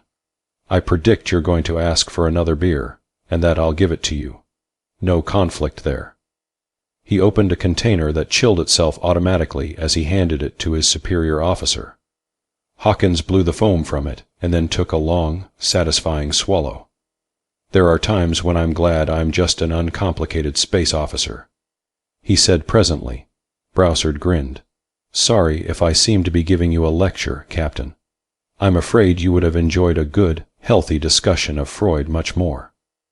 My own particular problem is that I'm much more interested in thinking about the remote possibilities of man's encountering new types of intelligences than I am in playing father confessor to a bunch of space rats. Back on Earth, the social psychologists felt that Lewin's work offered a fruitful means of analyzing the motivational components in any alien society we might encounter. I guess my trotting out the vector charts was just a neat example of wishful thinking. Captain Alan Hawkins didn't bother to answer the remark for some time. He was too busy watching something move slowly towards them across the grassy plain. Finally he half-whispered to his companion, Don't put those charts away too soon, Browsard. You finally may have a chance to use them. Bells clanged loudly. Red and yellow lights flashed insistently in front of the man, demanding his attention. The clattering noise of a computer working at high speed added to the unholy din of the small spaceship's control room. Surveyor Lansir ran his deft fingers rapidly over the studs on the control panel in front of him. He scarcely looked at the controls as he manipulated them, concentrating instead on the screens before him, screens which showed the attack patterns of the 7 large warships that surrounded him. One of the attacking enemy ships loomed incredibly large directly ahead of him. Lansir's fingers hesitated, and then, at precisely the proper second, pressed the firing studs. The scout ship seemed to dance lightly upward as it passed high above the larger, slower enemy craft. Lansir whirled his ship around just in time to witness the total disintegration of the enemy. One down, he thought, but took no particular pride in his accomplishment. There were still 6 left. The enemy regrouped, spreading out into a cone-like formation. He knew the trick well, and aimed his ship to make its next pass high above the open mouth of this formation. But the enemy opened up the top of the cone as fast as Lansir tried to avoid it. He fired a warning salvo and tucked his defensive screens in tight around him. but the uppermost enemy ship incredibly picked up more speed, sliding off into an extremely intricate maneuver. Lansir knew that if it could hold to this path, it would pass several miles above him, neatly sandwiching him between the enemy vessels below. He could have turned aside at once, but that would have been an admission of possible defeat, and he could never admit defeat. If he could beat the other ship to the topping maneuver, he would destroy not only it, but the ships at the small end of the cone as well when he came crashing down on them from above. For just a moment he felt certain that he could succeed. The scout ship vibrated tensely as it hurled itself forward. The red lights on the control panel doubled in number, then tripled. The computer roared instructions so rapidly that he could hardly keep up with them. The warning bells went mad with ringing. "I think I can make it," he told himself, but he refused to become excited. He had come this close to victory before and had still failed. Now he saw he was gaining on the enemy ship, but it was a thin margin of safety indeed. The computer screamed with danger signals as the huge craft came closer and closer. Lansir leaned forward slightly in his seat, a little strain showing on his usually relaxed face. To his surprise, he found himself saying aloud, "Yes, I think I can." But he did not. Suddenly the enemy craft shot by above him and belched forth a thick burst of light. The huge black warships immediately beneath him echoed the call, catching his smaller, fleeter ship in a double barrage, and it was all over. The red lights on the control panel blinked out quickly, one by one. The warning bells ceased their klaxons, the computer settled down to a quiet hum. The screens went blank. A thin piece of tape spewed forth from the computer. It read, "This scout ship utterly annihilated. End of problem." Lansir looked the tape over sourly. "Damn," he said, leaning back in his seat.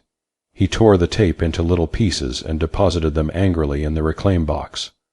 Reluctantly he pressed the analysis button on the computer. The machine would issue him a complete dissection of the whole mock war game, pointing out with deadly accuracy the mistakes he had made. "Damn," he said again, thinking over the past battle. He got up from the control panel and walked over to his relaxation chair. Sitting down, he took a small bit of food from a container and began chewing on it viciously. It wasn't really so bad that he lost the engagement, he told himself.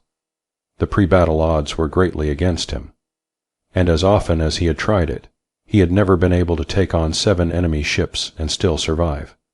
Sometimes it seemed an almost impossible task to him. However, he had a deep desire to solve the problem, because the computer told him it might be solvable if he took the proper course of action. Evidently, it would take a lot more work, a great deal more study on his part before he found the solution. But time is something I have plenty of, he said aloud, stretching out comfortably in the chair. For several hours he puzzled over the thing, taking time out to digest the taped analysis of his mistakes, and then attack the problem afresh. Eventually, out of sheer exhaustion, he slipped off into a deep, restful sleep, quite confident that the next time he tried the 7-ship problem, or at most the time following that. Lansir awoke to quietness. He stretched his lean, lithe legs slowly, returning to normal awareness as he did so. Once he was completely awake, he sat down in front of the control panel again. A single amber light beamed from the board. While he had been asleep, the scout ship had come out of its C2 drive and had slowed to a stop. They had reached their immediate destination, and since he was asleep, the computer had simply turned on the protective screens around the ship and had begun a survey of the sun system they had arrived at. He pressed a button on the computer and then leaned back to digest the information that the machine began feeding him at once. The sun was of the A34, 79 Lu type, just as had been forecast before his voyage. It had 3 large inner planets and a tiny 4th much too far away from the solar furnace and much too small to be of any practical value. Lansir read the report carefully, noting with pleasure certain of the facts presented him. He was in the midst of an interesting section concerning the chemical composition of the atmosphere on the second of the planets, when a small bell on the computer rang, and the machine became silent for just a second or two, then began pouring out material at a furious rate. Lansir, who had been yards of tape behind in his reading, dropped the atmosphere discussion and began to read the new information being spewed forth. A frown crossed his face as he read the first few words, "Alien contact established." He hoped this new development would not take him away from his games for too long a time. The computer had detected the emanation of modulated energy waves coming from the second planet. Immediately, it had withdrawn its wide-flung detector beams and had concentrated fully upon the source of the waves. Lansir reset the computer so that only a very small part of the huge machine would carry on the routine work of new investigation, while the greater part would be put to work in an attempt to decode what was obviously a language being broadcast in some obsolete manner. He noted with pride that the aliens, whoever they might be, had not at the moment reached the point of development where C2 communication was available to them, but were still limited to the raw speed of light for the transmission of messages, and hence, he felt sure, for the transmission of space ships too. This meant, he knew, that he had probably stumbled onto a race of beings still new to the reaches of space, who would be helpless in the face of even his own lightly armed scout ship. However, according to patrol instructions, he activated a switch that relayed all pertinent information by means of a sealed C2 beam back to the nearest Dakin patrol base, and put in a formal call for the presence of patrol battleships. One way or another, they would be needed. It took the computer less than a day and a half, as Lansir figured time, to break the language of the aliens discovered on the second planet. The surveyor spent this time working feverishly on a new idea he had for the solution of the 7-ship problem, and was quite upset when the computer finished its problem of decoding the new tongue before Lansir had worked out all the details of his latest attack on the mock war games. Reluctantly, he put himself into a light trance, during which the machine taught him the new language. He did not actually learn to think in the new tongue, for that would have imposed limiting strictures on his mental processes. Rather, his mind was turned into a kind of translating factory.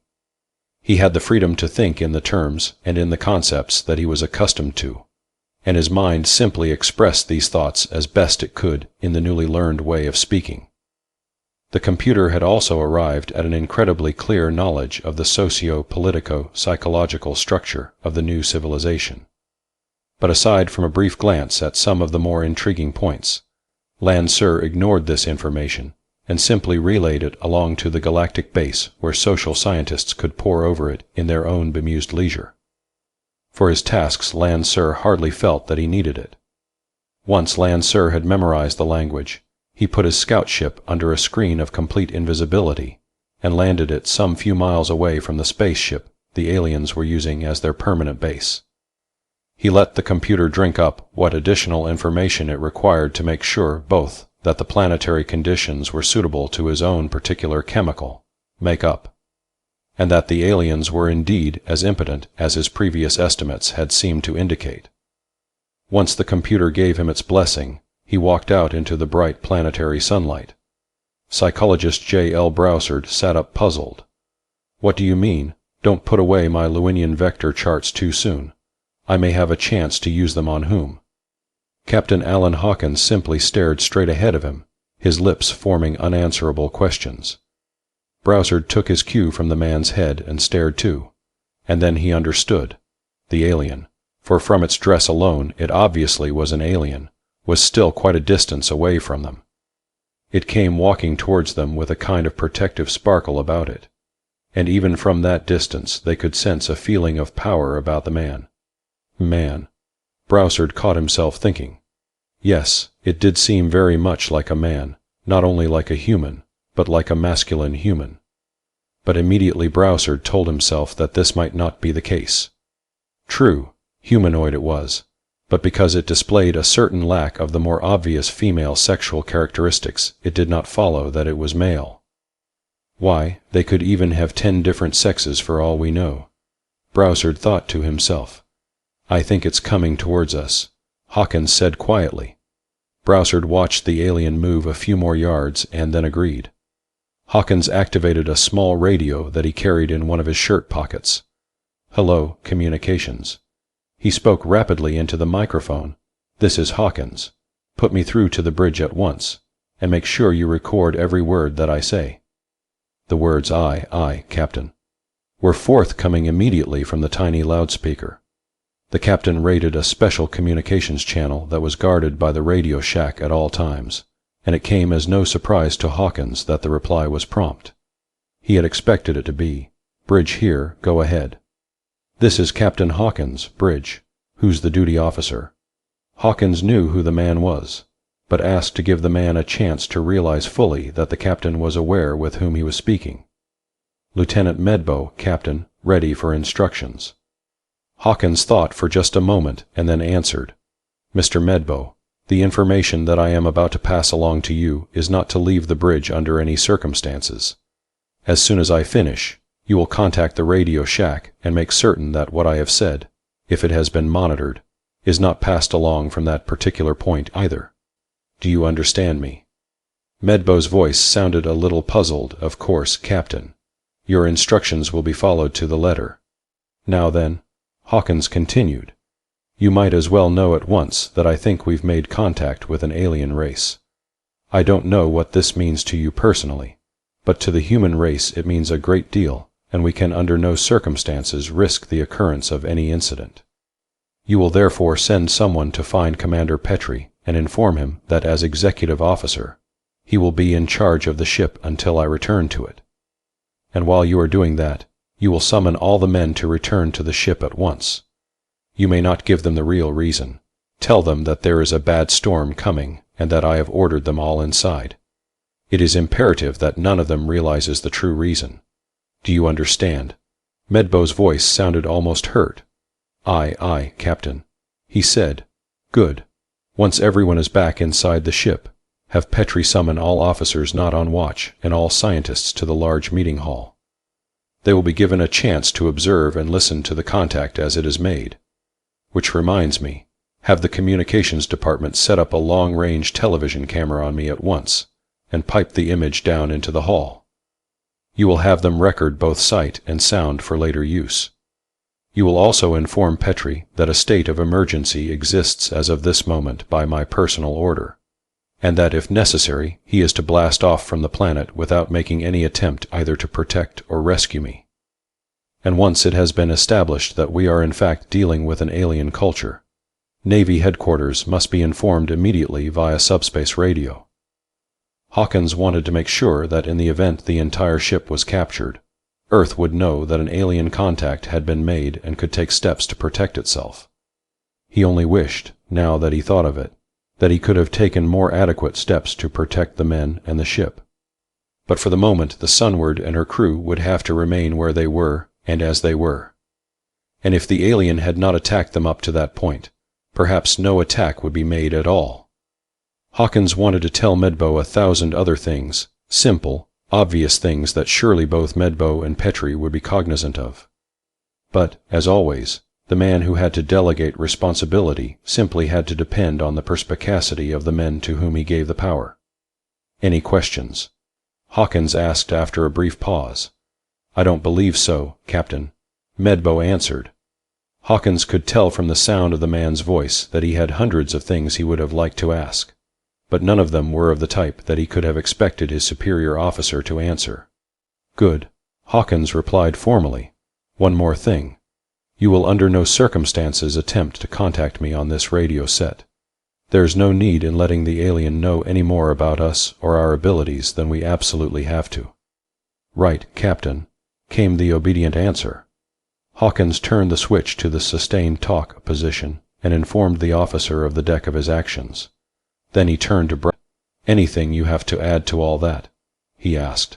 The psychologist indicated a negative by a shake of his head. "Very well, Mr. Medbo. You may carry out your orders," Hawkins said with a sigh. Then he turned to Browsard again. "Well, Louis, I guess it's up to you from here on out. You're the alienist." And with that, Hawkins reluctantly relinquished completely his normal command of the situation. During the time that Captain Hawkins had been giving his orders, Browsard had been deep in thought, paying only scant attention to the instructions that the other man had passed along. The psychologist's mind had been racing over the possibilities of this first contact. and more than once during the brief period of time. It had dwelt on his own particular fears that he would not be up to the encounter. "I think you had better give the radio to me," Browsard said. "I'll probably be closer to the alien during the first stages of contact at least, and certainly I should be doing most of the talking." The statement made sense to Hawkins, and he passed the device over without comment. Browsard tucked it away in one of his pockets. "I don't think we should bother walking towards him," Browsard said a moment later, answering an unspoken question. "He's obviously coming toward us, and it would seem better if we weren't too eager." Browsard felt no need to describe the alien over the radio, since by this time the communications division back on board the Sunward would have set up their long-range television cameras. Captain Hawkins shifted about on his feet a bit like a boxer doing warm-up footwork prior to a battle. "I wonder where he's put his spaceship," Browsard said. Hawkins looked puzzled. "How do you know he's got one?" he asked. "Well, it's just a hunch.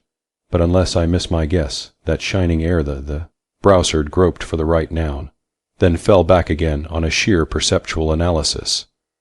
"The shining air the man coming towards us is a defensive screen of some sort. And we've certainly found no evidence on Trellis of any civilization at all, much less one so advanced that it could dream up gadgets like that. I figure he must be from somewhere else. Maybe he's just a visitor here too, like us." Hawkins inwardly admitted the logic of the reasoning. As the alien came closer, they could both see why they had instinctively felt from the first that it was of the male gender. The creature's hair was cut a little longer than men wore theirs back on Earth, but this was almost the only difference. The alien was a bit taller than either of them, but not beyond the limits producible by the human race. His shoulders were the widest part of his body, and formed the broad top of the inverted triangular shape that most human men admired. His clothes were of some peculiar, clinging material, but the bottom half of his body was fitted out in a close approximation of earthside trousers. The man was handsome even by their own standards of masculine beauty. "Well," said Hawkins, "this is it. Man is no longer alone." "Well," said Hawkins, "this is it. Man is no longer alone." Browsard realized suddenly that the other man was just as nervous as he himself was. "No, man is no longer alone," Browsard replied, and then he added, "But neither is he." The alien was less than 100 yards away when Browsard said quietly, "I don't think we'd better talk any more. Let's just stand here and wait for him to make the first move." Lansir walked towards the two aliens at a comfortable rate of speed. When he was still some distance off, the computer back on his scout ship informed him of the first of the messages going back and forth from one of the men to the ship, and then of the gradual withdrawal of the rest of the ship's crew to the sanctuary of the Sunward. It was with no surprise at all that he listened to the computer, as it did a remote physical and chemical analysis of the aliens. Eons ago the Dacan people had come to the conclusion, first in theory and then in fact, that intelligent life capable of reaching the stars had to fall within the humanoid pattern. The aliens confronting him were well within the theoretical tolerance limits on every count.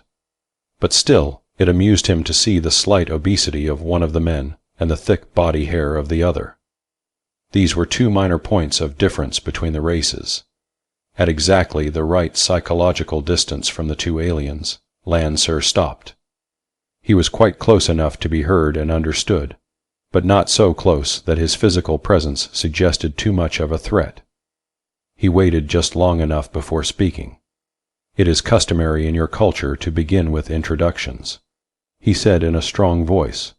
"I am Lansir, possessed of the rank of Senior Surveyor in the Galactic Patrol of the Dacan Empire. I welcome you officially to the Communion of the Stars." Lansir could almost feel the sinking sensation inside the larger of the two aliens when he began to speak to them in their own tongue. It amused him to think that these two had probably expected to begin by drawing pictures in the dirt. Well, they would learn. You should know at once that the Dacan Empire comprises some 70 quadrillion people of the same general humanoid characteristics as obtain in your race. We populate planets on some 100,000 suns, most of which lie much further toward the opposite end of the galaxy than does the system in which we find ourselves at the moment. We have explored great reaches of the universe, but this is the first time we have penetrated as far into this particular district as this star you call Clarion. That explains why our races have never before come into contact.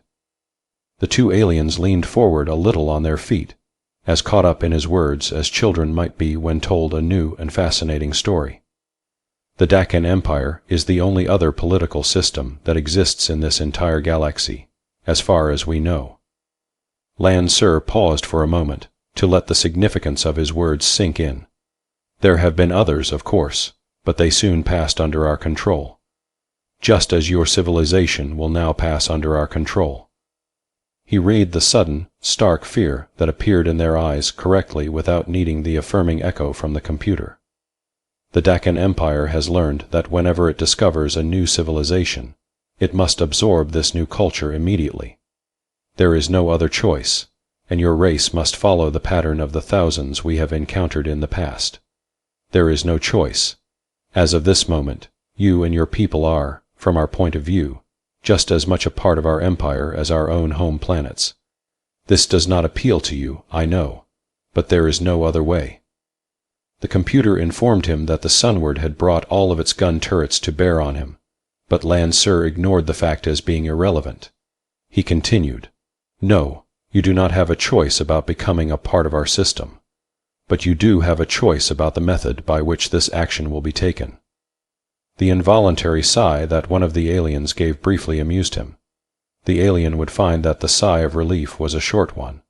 The choice is this: either you will join with us peacefully, in which case the whole period of transition will take less than one of your years, or— he let the word dangle momentarily before his booming voice continued, "or if you choose to oppose us, the transition time will take even less than that.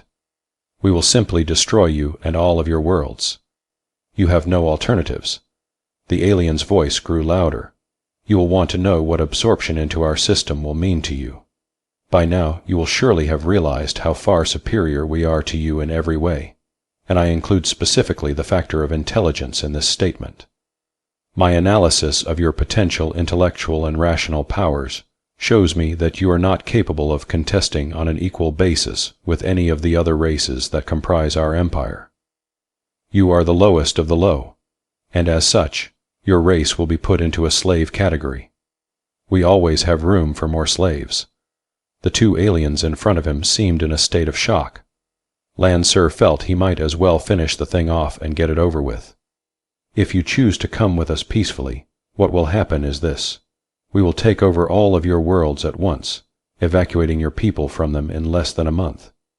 Your race will be spread out over our empire, sent to the places where they are needed the most. Of course, you will not be allowed to retain either your own personalities or your memories. As slaves, you would scarcely need them. So they will be stripped from you en route to your new homes, and suitable new slave personalities will be implanted in your minds. You find this thought distasteful, I know, but it is the only logical action we can take. You will be born again, so to speak, knowing our language, feeling at home in our way of life, and not retaining even a shred of your old patterns of culture. This is the simplest, most efficient way in which your race can become a part of our much larger scheme of things, if you do not choose to come peacefully." Again Lan Sur stopped for dramatic effect. "The warships I have already summoned, coming at the square of the speed of light, will search out every planet, every world in this whole sector, and will utterly annihilate every solar system you have contaminated.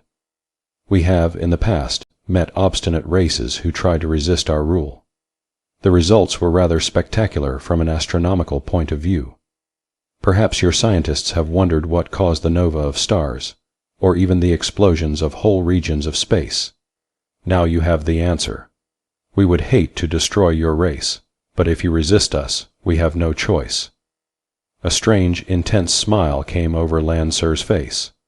Our history relates of one race that tried to avoid its destiny. These people scattered to the four winds in millions of ships in their attempt to hide from us. Fire lighted the alien's eyes. It took more than 1,000 of your years to track them all down, and we covered more than half the galaxy in doing so. It was a glorious thing. Now they are dead. All of them. Slowly the smile died away. Lansir looked back at the two Earthlings before him.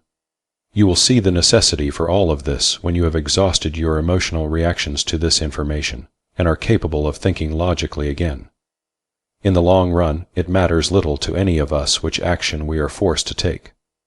But because I realize that a race as untutored as yours cannot be expected to control its emotions in such a situation, I will not demand an immediate answer from you. I will give you more than ample time in which to think the problem through. You have exactly 24 hours in which to make up your minds. In his younger days at the Academy, Captain Alan Hawkins had been a boxer, and a good one. Most of his fights he had won easily and decisively. The few that he lost had been close matches and split decisions. Then had come the day when he had persuaded himself to fight outside his own weight and experience classifications, and he had matched himself against a classmate much larger than himself. Hawkins still remembered that fight at times. After the first round he had been completely dazed, scarcely conscious of his surroundings. Again and again he found himself lying stretched out on the canvas, and had to force himself back to his feet to re-enter the fray. The fight terminated rather suddenly in the third round when Hawkins went down to the canvas for a full count. All of this had happened years before, but the emotions that gripped the man now, as he stood facing the incredible alien from the center of the galaxy, these emotions reminded him of that fight. He felt now as he had felt when he regained consciousness in the dressing room, a little out of his senses, the wind still knocked out of him, and emotionally completely stunned. The fact that Lansir had spoken perfect English had been the first blow. Every sentence that the alien had spoken was like a sharp jab, a sudden punch to a vital area. As in his boxing days, after a few brief moments of listening, Hawkins had stopped thinking with his brain, and had begun thinking with his stomach. But he was completely open and unguarded for the Sunday punch. You have exactly 24 hours in which to make up your minds. The three men stood facing each other for at least a full minute, none of them speaking. Browsard recovered his voice before Hawkins could, and said feebly, "You can't mean it." Lansir's face gave no expression of emotion. I realized that you would be incapable of comprehending what I have said so soon after I had said it. This is why I am giving you a length of time in which to make your decision. But you might as well realize that this high emotional index rating of your race is one of the main reasons you rate so low. It is a trait that we will have to breed out of your race. Hawkins came to life suddenly, reacting violently, his emotional control shattered. He almost shouted at the alien, "If we're in such bad shape, why can't you just go off and leave us alone? You've got all the rest of the universe. Why can't you just leave us alone in our little corner of it? If you were not so emotionally aroused at the moment, you would understand why we cannot leave you alone, as you put it." The alien told him calmly, "It is completely impossible for two differing cultures to exist in this galaxy, as large as it is. Eventually the two cultures would have to come into contact, and this would cause friction. We do not care for friction, and we always seek to avoid it. By forcing you to join us now, or by destroying you if you refuse, we make absolutely sure that your race will never be the cause of any friction to us in the future." "Friction?" asked Browsard slowly. "If we allowed you to go your own way, your population would expand, and you would be forced to take over more and more of this area of the universe. We have our own plans for this part of the galaxy, which do not include fighting constant wars with you for the possession of each new planetary system that one of us sees fit to colonize." The alien spoke to them as he might have spoken to children. Hawkins refused to abandon the train of thought, but we could promise to give up all our worlds except our own home planet. You could have all the rest. Lansir shook his head. "At the present moment, you will promise anything to rid yourself of the painful necessity of making the decision that I have demanded of you. You might even be quite willing to live up to your promise of retiring to your home planet, never to voyage forth again. But your children and their children would grow discontent and restless. Eventually, either 100 or 1,000 or 100,000 years from now, you would come forth to challenge us again. Lan Sir's face grew a trifle grim, and next time you would be better equipped and stronger. You would be able to put up a better fight than you can at the moment. Then he smiled. Oh, of course, the Dakin Empire would win eventually. We always do. But we would be back at exactly the same point that we are at right now. We would be forced to absorb you into our empire, or to destroy you utterly. And in the meantime, we would, of necessity, be forced to keep a careful watch on everything you did. He shook his head. No, you must realize that we cannot tolerate anything but absolute surrender. You have my terms. You must make your decision. There is nothing more to say. Hawkins felt the numbing hand of deep fear within him. Like a losing boxer, he fought for any advantage that he might be able to take. But, good Lord, man, he said quickly, you don't understand the situation at all. 24 hours isn't nearly enough time to make a decision that will affect our entire population. We can't even inform our home base of what's going on in that length of time, much less get a message back from them. And this is the sort of thing that would have to be submitted to our population as a whole, for them to decide. We're just a very, very small part of our race. Why we?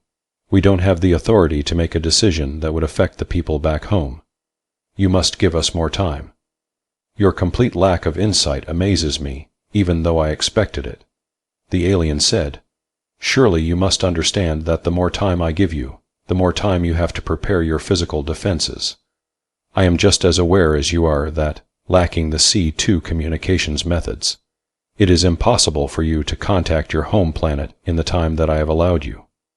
But the war ships that I have already summoned will be here shortly, and even before they arrive, there is much that I must do to ready you and your people for the change if you decide to come with us. If you do not decide to come with us, then I must begin the search for your home planet, so that it may be destroyed. In either event, the sooner your choice is made, the better it is for me. Already I have allowed you more time than is actually necessary for you to overcome your emotion and to think the problem through logically. But I simply haven't got the authority to make such a choice. Hawkins found himself shouting, "Can't you understand that?" Lan Sir paused a moment to let the other man regain some of his composure. Then he said simply but firmly, "I am in control here now. I have the authority, and I delegate it to you. You must decide for everyone." Browsard's reactions were perhaps a little less emotionally tinged than might have been thought from his facial reactions. He had held back what he felt to be a highly pertinent question until he felt that the alien was preparing to conclude the interview. He asked it now. "You seem to know a great many things about us, Lan Sir, and we seem to know very little about you. In a sense, this is strong evidence of your race's superiority. And yet you cannot really expect us to capitulate our entire culture to yours without giving us very conclusive proof that you are able to carry out your threats. After all, we are a large ship full of fighting men, and you seem to be one man all by yourself. What is to keep us from?" Deliberately the psychologist let the question hang uncompleted. Lan Sir smiled. "At least you respond in a semi-logical fashion. The point is well taken, and if you had not brought it up now, I would have had to do so myself at a later time. I am therefore prepared to demonstrate to you the strength of our technology. You too will return to your ship, and I will remain here. You will then, for the next 2 hours, have the opportunity to attack me by any means you see fit. I will simply defend myself, without endangering you or your ship in any fashion. When you have discovered that even as undefended as I appear to be at the moment, all of your weapons are powerless to harm me, perhaps you will understand that I can carry out my threats if I so choose." The alien gestured with his hand, "And now, you must return to your ship. During the 2 hours at which I place myself at your mercy, you may naturally maneuver your vessel as you desire. But at the end of the 2 hours, you must have returned to your landing place here, or to whatever other spot on this planet that I may choose to indicate to you by radio. Any attempt on your part to escape either now, or during the period following, or any attack you attempt on me except during these first 2 hours, or any effort to summon additional help, will mean the instant destruction of your ship and of your race. I hope that you will both understand what I have said, and will believe that I have the power to achieve my ends." Surveyor Land Sir crossed his arms. "This interview is at an end." After a few seconds of stunned silence, the two men turned and walked the long and lonesome way back to the Sunward. All of the scientists aboard the Sunward and most of the ship's officers were assembled in the central meeting hall when Browsard and Hawkins arrived. Hawkins walked directly to the central podium and turned to face the group.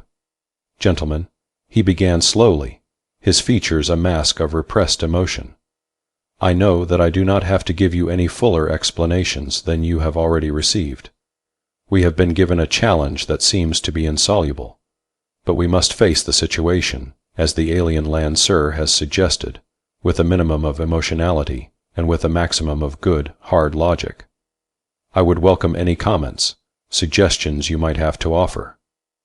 There was a general shuffling of feet and clearing of throats among the crowd. It seemed to Hawkins as if each member present was waiting for someone else to speak first. Finally, the communications officer broke the silence. "Captain, it has occurred to me that if the alien's powers are as great as he claims, he may well be able to monitor every word any of us speaks, even here. I think we must take that into consideration." The crowd murmured an assent, feeling, Hawkins was sure, that it gave them an excellent excuse for not being able to propose any solution to the problem. "I think you are quite right," Hawkins answered. "However, I feel that for the moment we must operate as if he couldn't monitor us. In the meantime, the communications department must take what precautions it can to assure us that our future conversations are held in complete privacy." A touch of bitter defeat crept into his voice. "And I would imagine that even if he is listening right now, he'll gain precious little in the way of useful information." The group shuffled its feet again, embarrassed at its own impotence. "Are there any further comments?" Hawkins asked. There seemed to be none until the gunnery officer spoke up. "Captain," he said, a slight smile on his broad face, "I'd sort of like to see just how much punishment the bastard can take." Hawkins laughed, breaking the tension. "I think we all agree with you. Suppose we put off any further discussion until after we've put the alien through his paces. It will give us an opportunity to test his strength and to test our own. Many of you," Hawkins indicated with a wave of his hand the officers in the room, "are familiar with the offensive strength of this vessel. She is one of the most powerfully armed ships that Earth has. What I intend to do, then, is this. We'll give our friend out there just as much hell as the Sunward can dish out. But while we're doing it, I want photographs of every attack we make, fast photos that will give us, perhaps, an inkling of how he overcomes all of our weapons, if he does. I think this is extremely important." He looked the crowd over. "We'll begin the attack just as soon as all of you have indicated to me that your departments are ready. That is all, gentlemen." Half an hour later, the Sunward rose from her landing site and floated gently into the atmosphere. She came to a halt about 10,000 feet up and drifted into an optimum firing position. Every gun and camera the ship possessed was trained on the now scarcely visible figure of the alien almost 2 miles beneath her. Hawkins was on the battle bridge, his experienced hand controlling the ship firmly, belying the nervousness he felt. "Gunnery all ready, sir," came the report. "Fire," shouted Hawkins a little louder than he meant to. He strained forward in his seat to watch the scene on the screen in front of him. The heat guns opened up first. In less than a second, the area of maximum temperature was less than 2 feet away from the alien's body. A space of ground 30 yards in diameter suddenly went up in smoke at the intensity of the rays. Slim shreds of fire licked at the edge of the ring, and in the center all was fierce flame and smoke as the heat actually melted the earth. For a full 5 minutes the guns remained firing at maximum intensity. No organic substance known to man could withstand such violence. "Cease firing," Hawkins called. He leaned back slowly in his chair. It would take a few minutes for the smoke to clear, but he knew in his heart what they would see once it had. And even before the wind had blown enough of the smoke away to make things visible, they saw the figure of the alien come walking briskly out of the hellish ring of destruction and wave his arm to them. "God," said Hawkins quietly, After a moment, he threw open a communications switch that connected him to the gunnery officer. "Well, what's next?" he asked quietly. Next came a huge ball of electricity that spat sparks as it hurtled through space and shattered itself into a million bolts of lightning at the very feet of the alien. The resulting burst of light was painful to the eyes, but when vision cleared, they saw the alien again, still standing erect and still waving.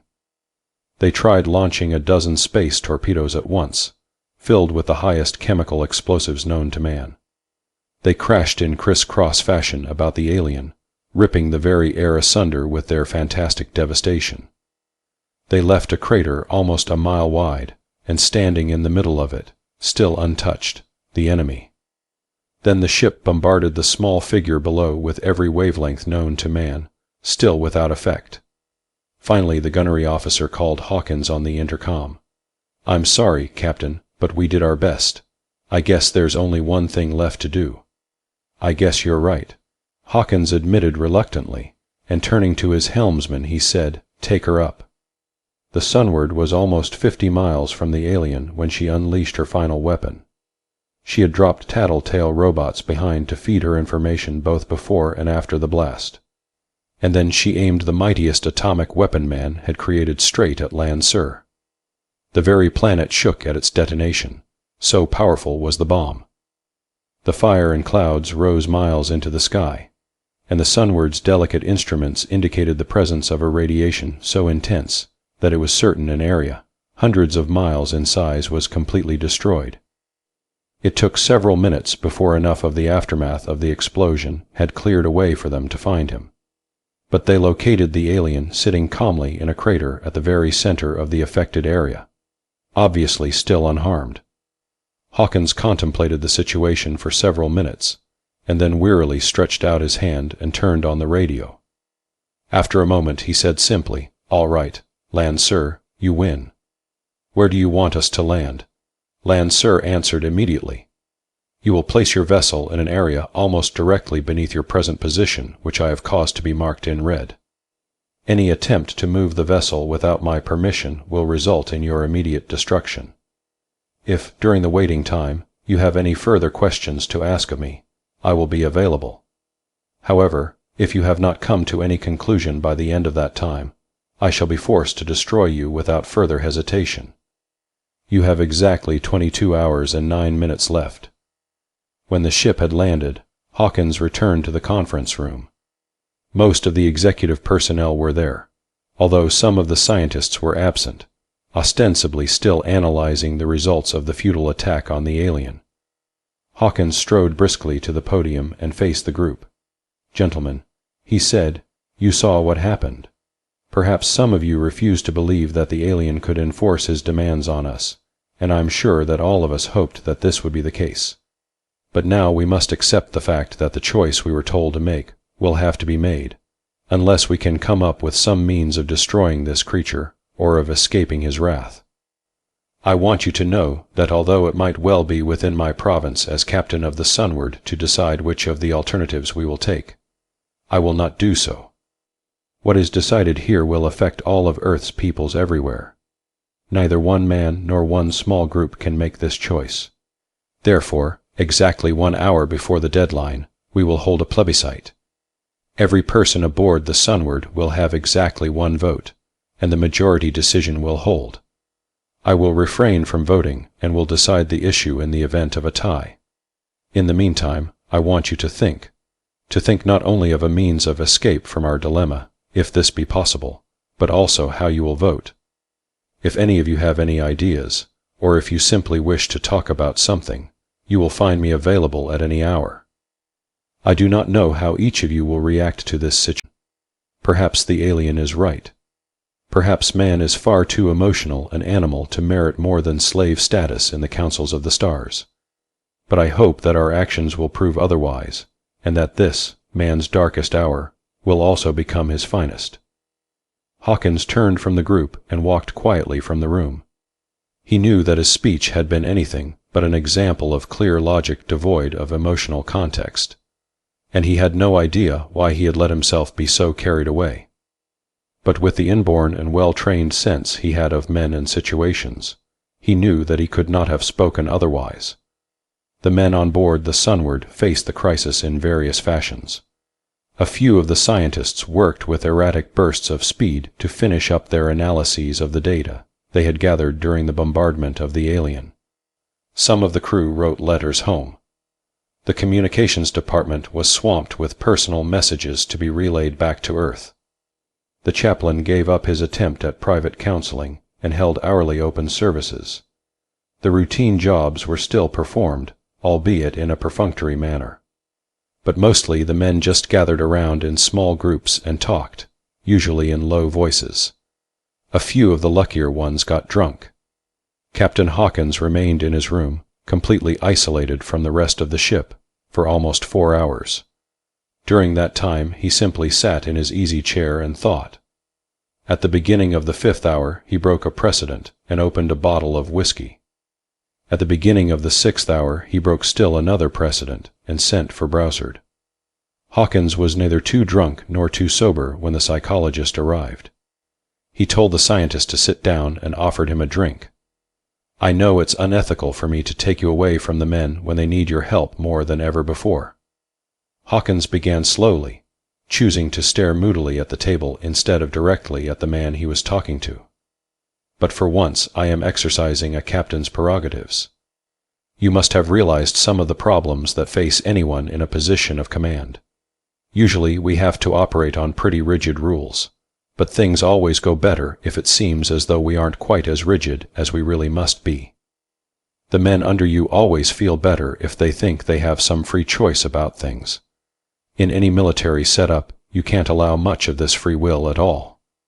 The best commander is the one who decides what it is his men must do in a given situation, and then finds some way of making the men want to do it." Again he paused, then looked up, facing Browsard squarely. "I have decided what the result of the balloting must be, and I want you, as a psychologist, to help me make sure that I get that result without anyone else being aware that we've rigged things." He got up from the table and began nervously pacing the floor.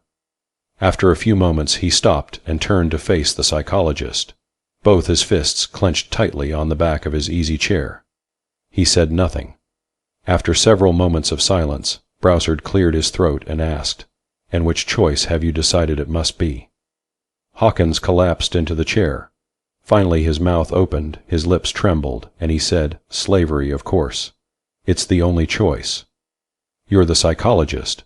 Perhaps you can understand the fierce pride I'd take in knowing that the men would have the guts to want to end it all instead of bowing down to that bastard out there who holds us in the very palm of his hands." Hawkins paused in this outburst, blinked his eyes briefly, and then continued. "But that's just the emotion showing through. From the logical point of view, our race must continue. If we choose slavery, we'll live and breathe and die just as we always have.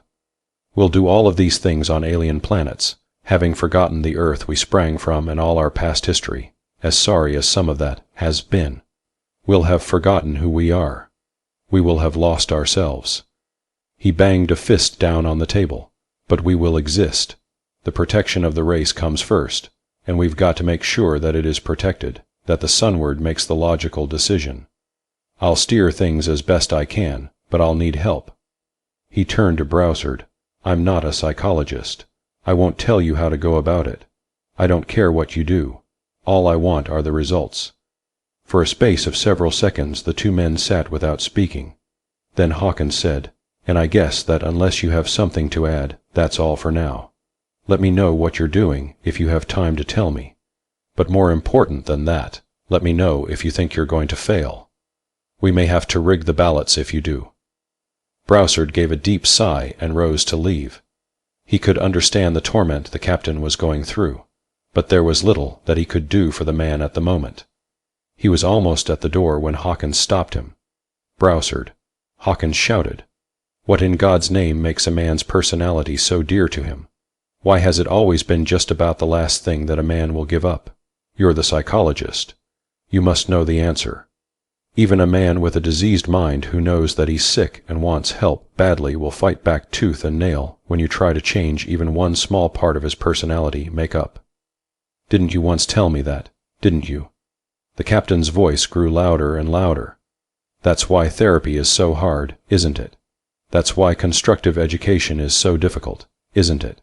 That's why politicians who appeal to existing fears and hates and loves get elected instead of those men who try to shift public opinion for the better.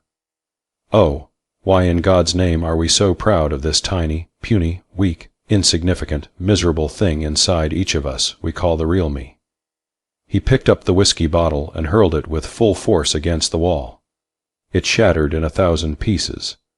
The dark liquor inside ran down the wall, leaving long, thin fingers of stain behind it. Captain Hawkins' personal steward came rushing into the room at the sound of the crash, and looked, horrified, at the mess on the wall. "Oh, get out, both of you, and leave me alone!" Hawkins shouted. After they were gone, Hawkins threw himself on his bunk and buried his face in his pillow. The mood of fierce hot anger passed rapidly, leaving only the warm sting of shame. Although he had made the decision to capitulate to the alien, at least at an intellectual level, he could not really bring himself to believe that there was no means of escape. His head ached from his emotional outburst, and every effort toward constructive thinking seemed to end in a blind alley. He had been tossing restlessly for perhaps 2 hours when the communications officer brought him a message from Earth that had just been received. Hawkins reached for the message blank eagerly at first, his befuddled mind thinking for just an instant that here were instructions from home telling him how to meet the crisis, telling him of a means of escape, or just taking the awful responsibility of the decision from him. But then he remembered that communications, even when they passed through subspace, took several days to get from Earth to here. Earth was still unaware of the crisis on Trellis, and this message that had just been received had begun its journey long before they were made so painfully aware of the existence of the alien. The radiogram was of a semi-routine nature, but one that, in normal circumstances, would have demanded an immediate answer. "Shall we bother replying to it?" the communications officer asked. "Of course not." Hawkins said angrily. "It wouldn't be necessary, even if we dared break radio silence to reply." The communications officer's eyes opened wide in a startled fashion. "Radio silence," he said feebly. "But, Captain, we've... Hawkins sat bolt upright in his bunk. "Good Lord, man, do you mean to say that you've been sending messages to Earth right along?" The communications officer nodded. "We started relaying from the moment you contacted the alien. We've sent out all the talks, speeches, reports, everything, just as you ordered." The man was cringing in fright. "But didn't you hear the alien tell us to make no attempt to contact our home base or he'd destroy us at once?" Hawkins demanded. The other officer felt like crawling out of the room without bothering to open the door. "I'm sorry, Captain." He managed to stutter, "but I must have missed that part of what he said. I was called out of the office during part of the contact when something went wrong with one of our main transmitters." The man had turned a very pale shade of white. "But I'll stop transmission at once," he said, turning nervously towards the door. Hawkins looked at his watch. "If he hasn't blasted us for it by now, I don't guess he ever will. But all the same, you'd better stop sending immediately." As the communications officer left the room, Hawkins cursed mildly under his breath. After all of his plans and sweat and pains, it would take something like this to bring the whole house of cards crashing about him, some little insignificant something that he had overlooked, for want of a nail. He said aloud, reminding himself of the age-old parable. But if he meant what he said about not notifying Earth, why hasn't he already destroyed us? Hawkins asked himself. Perhaps Lansir wasn't as cruelly logical and unfeeling as they had thought. Hawkins pushed the thought from his mind, knowing that it would lead him to too much false hope if he pursued it further. It would be too easy to hope that simply because Lansir had not acted upon one of his threats, he might not act on the rest of them. As he thought, Hawkins found himself pacing the floor of his room anxiously, first to one wall, then a stop, an about-face, and back to the opposite side of the room.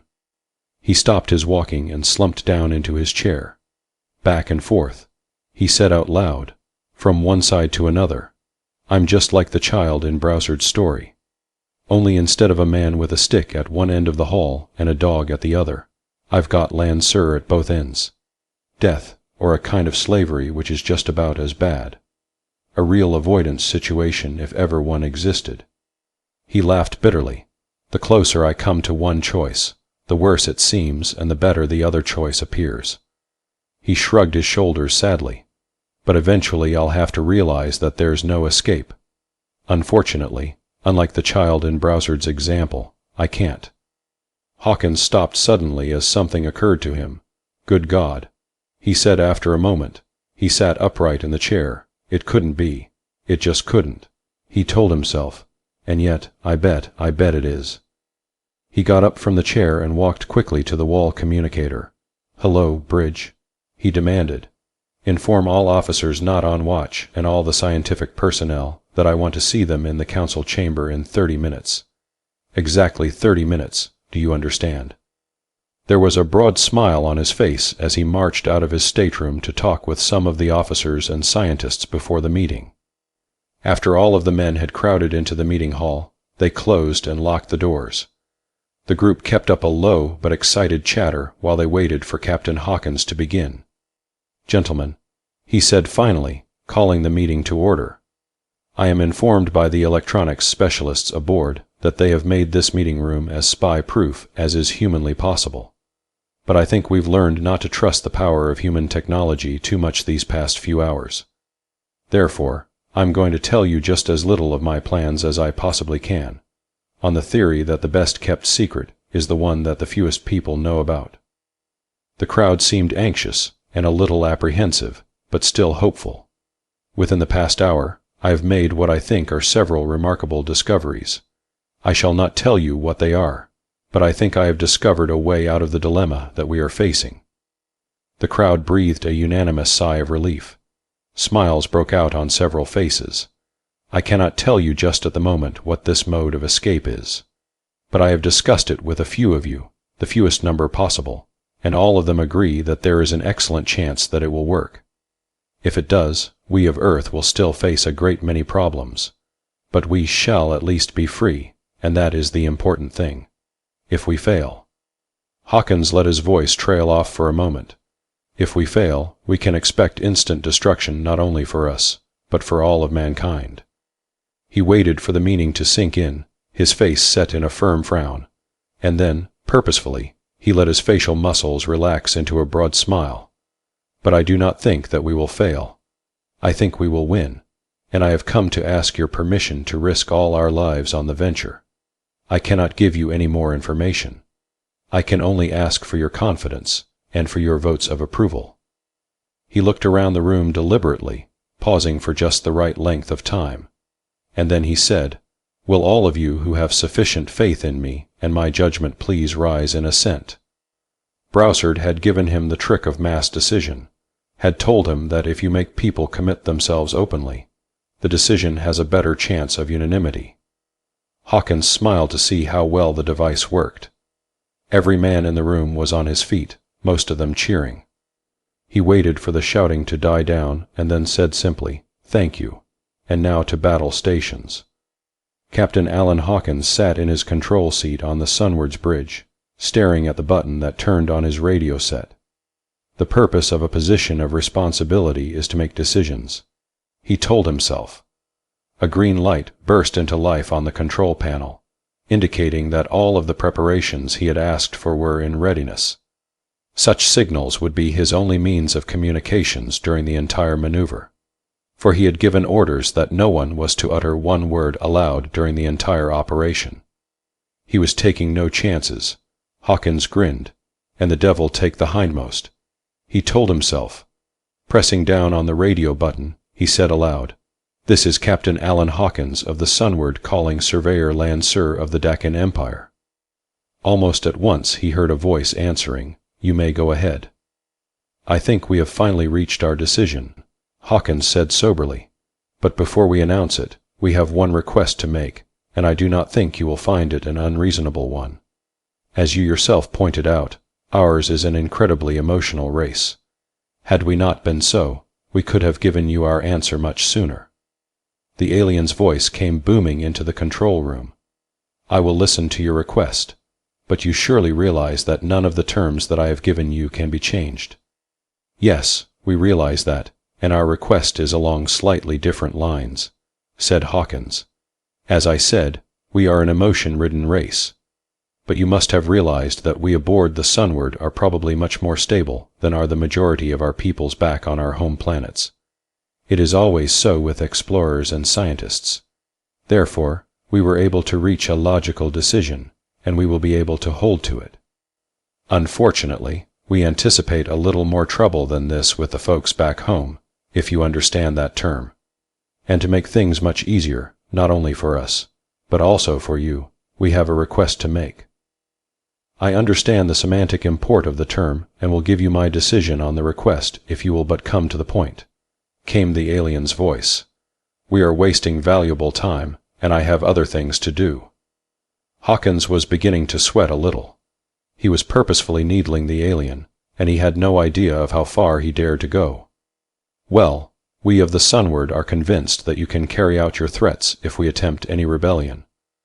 We have seen you stand untouched by all the power this ship could muster. But defense against our meager weapons is one thing. The ability to destroy a star is another. The folks back home would accept our decision without hesitation, and would never dream of giving you or your people any trouble, if we could show them authentic pictures of how powerful you are offensively. We request, therefore, that you unleash your weapons and turn this entire solar system into a nova while we photograph the procedure. Lancer's answering voice sounded frighteningly loud to Hawkins. What you request is impossible for several reasons. First, the Dakan Empire has no desire to destroy potentially valuable property simply to demonstrate its powers. Second, the procedure would occupy too much time.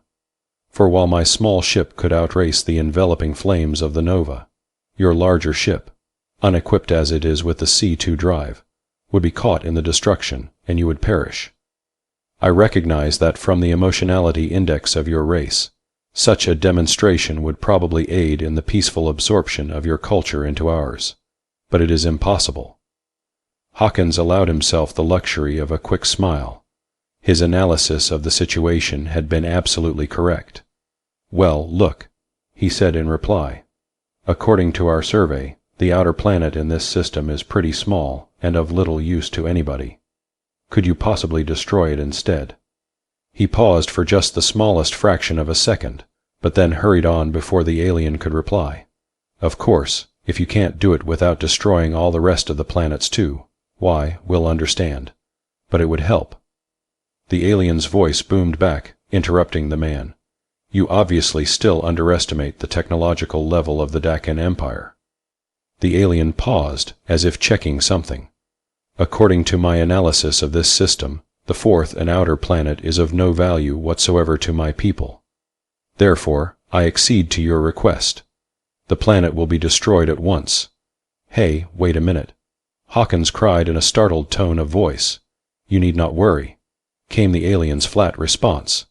I fully realize that your visual recording equipment cannot function at such a distance. Therefore, you will raise ship at once and locate yourself to take advantage of the best recording angles. Hawkins had to hold himself in his chair to keep from dancing a jig. He had set a trap for the alien, and somehow, some incredible how, it had worked. At least he dared hope that it had.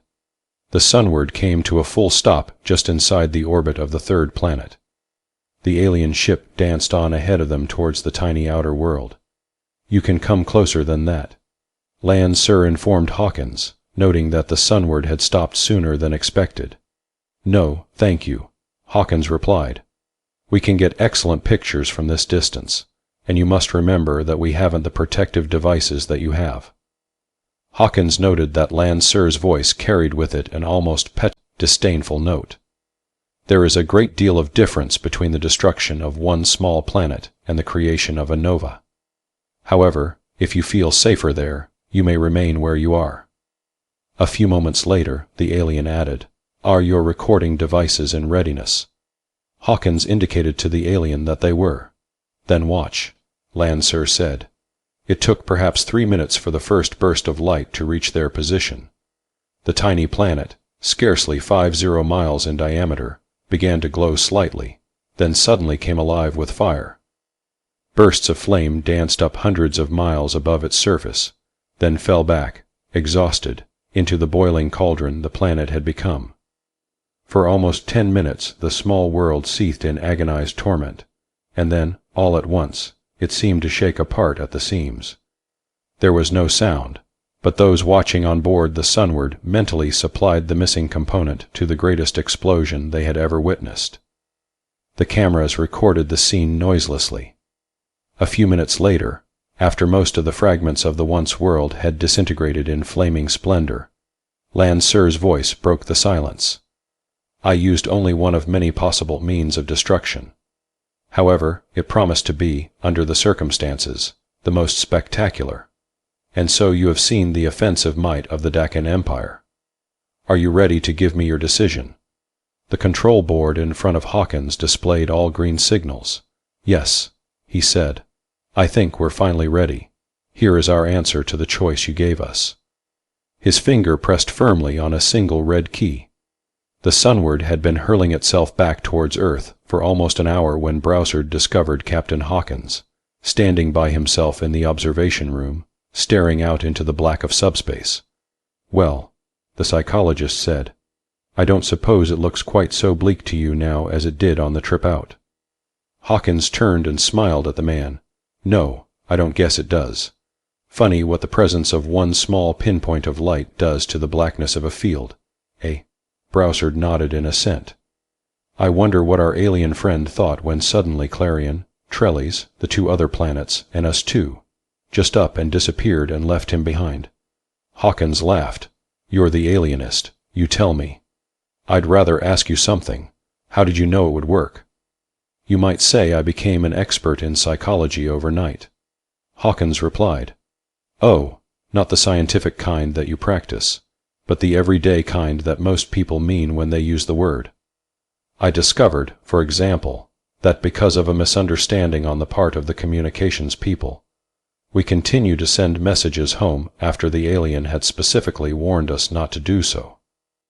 At first, I thought he might be ignoring this infraction of his rules, but then I began to wonder if it didn't mean that he just wasn't aware of what we were doing.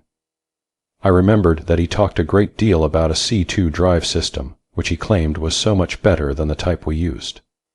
But when I asked the navigator to do a little figuring, I discovered that by using subspace, we can actually get places much faster than his race does. It all added up to the fact that his race had never stumbled onto the use of subspace. I know that sounds incredible, but when I checked with one of the top physicists, I found out that we happened onto it by sheer accident, and an impossibly stupid one at that, and not through any high-level theorizing. The theory came later, after the process had been demonstrated in a laboratory. For a while I still couldn't believe it. But when we discovered that his spaceship was a very small one, too small to utilize the subspace drive, I knew my guess had been correct. So I tricked him into letting us get into position where we could activate the drive, and had the engineers increase the effective radius so that we could pull Clarion and her 3 planets into subspace with us. Hawkins paused for a few seconds as he turned back to the observation window. We'll need every sun and every planet we can lay our hands on. Browsard leaned comfortably back against the door. I think you were wise to take the pictures of the destruction of that 4th planet. We may need them to convince the folks back home that this was the only solution to the problem. Hawkins agreed with him. They won't like giving up all the universe they've come to be used to, just to run away and hide in subspace. And you know, I think the poets and the sailors and the young people in love will hate us most of all. How do you mean? Asked Browsard. No more heaven full of stars to write poems about, to sail true courses by, and to sing love songs under. I guess a lot of us will be lonely for all the stars. Do you think they'll ever find us? Browsard asked, changing the subject. From the look on Lancer's face when he told about that other world, I suspect they'll move heaven and earth to find out where we've run to. Find us, the Deccan Empire, I just don't know. We've got 1,000 ships equipped with the subspace drive. That's 1,000 or so solar systems we can pull through into subspace before they can catch up with us, I hope. But we'll have to be careful. If one of our ships is ever caught, and they discover the drive, we're all done for. I doubt that they'll show us much mercy. 1,000 suns, and only a handful of usable worlds in the whole lot of them. Not much for a race that's grown as fast as ours has. And to some of us, I guess, subspace will never be quite the same as the one we grew up in, and came to know and love. Hawkins shook his head sadly. But if they find us, Browsard insisted. Well, at least we'll have had time to prepare. Perhaps a year, perhaps 10, perhaps 1,000. But we beat them this time, and maybe we can do it again.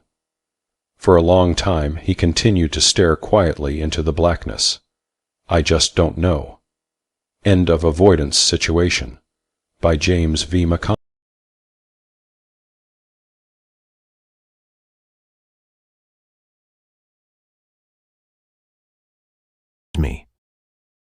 The Demon of Tlaxpam is a supernatural thriller set in a remote Mexican village where dark secrets and deadly rituals intertwine. Leslie, an American caught in a deadly game, must face an enigmatic hermit and the sinister forces lurking in the shadows, all while navigating an eerie world shaped by ancient myths and unholy pacts. The Demon of Tlaxpam by Otis Adelbert Klein. Weird Tales, January 1929. The maniac swung around and hurled the heavy machete straight for the breast of the American. "A table for one, senor. I have very excellent place where the senor can see those dance girls do." No. Standing just within the doorway of Mexican Joe's notorious cafe, Bart Leslie scarcely noticed the diminutive head waiter, bowing solicitously before him. Leisurely, yet with piercing intentness, his eyes swept the smoke-clouded room, hovering for a moment at each table. The contortions of a dancing girl in flaming costume, slender hands on lissom hips, mantilla flying, tiny feet keeping time with the throbbing music of a brown-skinned orchestra, drew only a cursory glance from him. Perhaps the senor likes company. Yes, a table for two in a quiet corner, and I send you one very beautiful. No, where's Mexican Joe? He's talk with some friend upstairs. You wish? Tell him Bart Leslie wants to see him muy pronto. Sabe? Si, senor. Gracias, senor. Deftly catching the silver dollar which Leslie had flipped to him, he sped away among the tables and hastily climbed the stairway, which led to a gallery over the orchestra platform, and thence to the gaming rooms above. Leslie rolled a cigarette, lighted it, and waited. Presently he took a tightly wadded slip of yellow paper from his vest pocket, unfolded it, and scanned the contents. It was a Western Union telegram, and the date was the day previous. Mr. Bart Leslie. Bonita. Do me the honor to dine with me at Mexican Joe's tomorrow evening at 8.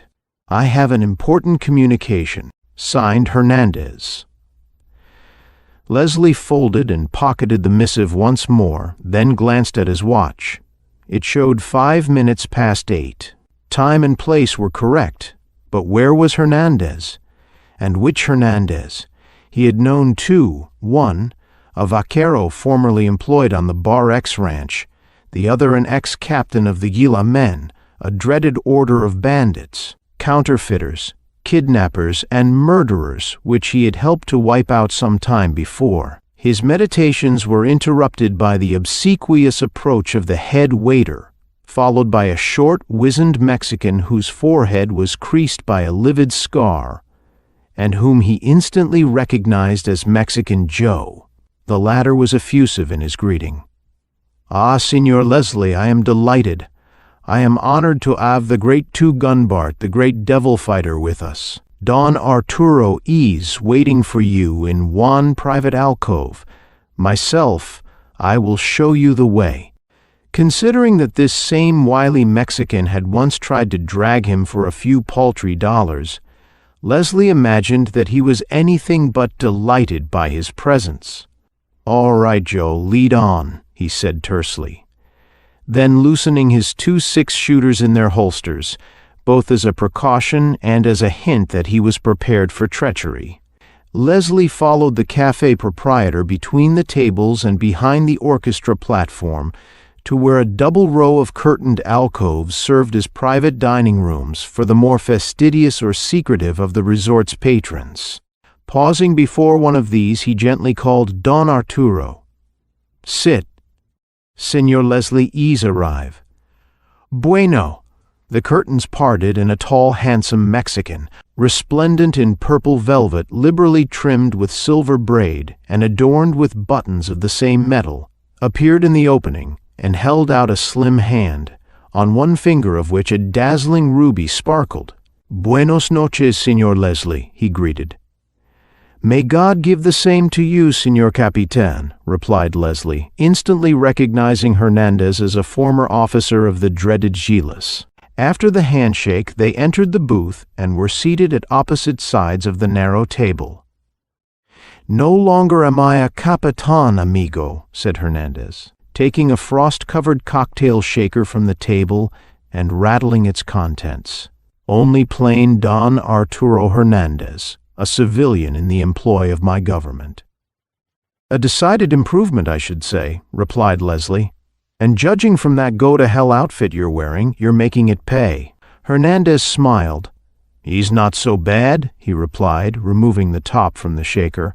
"I have concocted one drink which I hope you will like. Those Manhattan and bronchitis cocktails I don't care for, and I know you don't drink those tequila and mezcal, so I mix a drink where we meet on common ground." He filled Leslie's glass, then his own. "To unending friendship, amigo," he proposed. Leslie bowed and drank the toast. "A corking good Bacardi cocktail, if I'm a judge," he said. "Common ground is right. If your communication is as pleasing as your cocktail, we'll get along."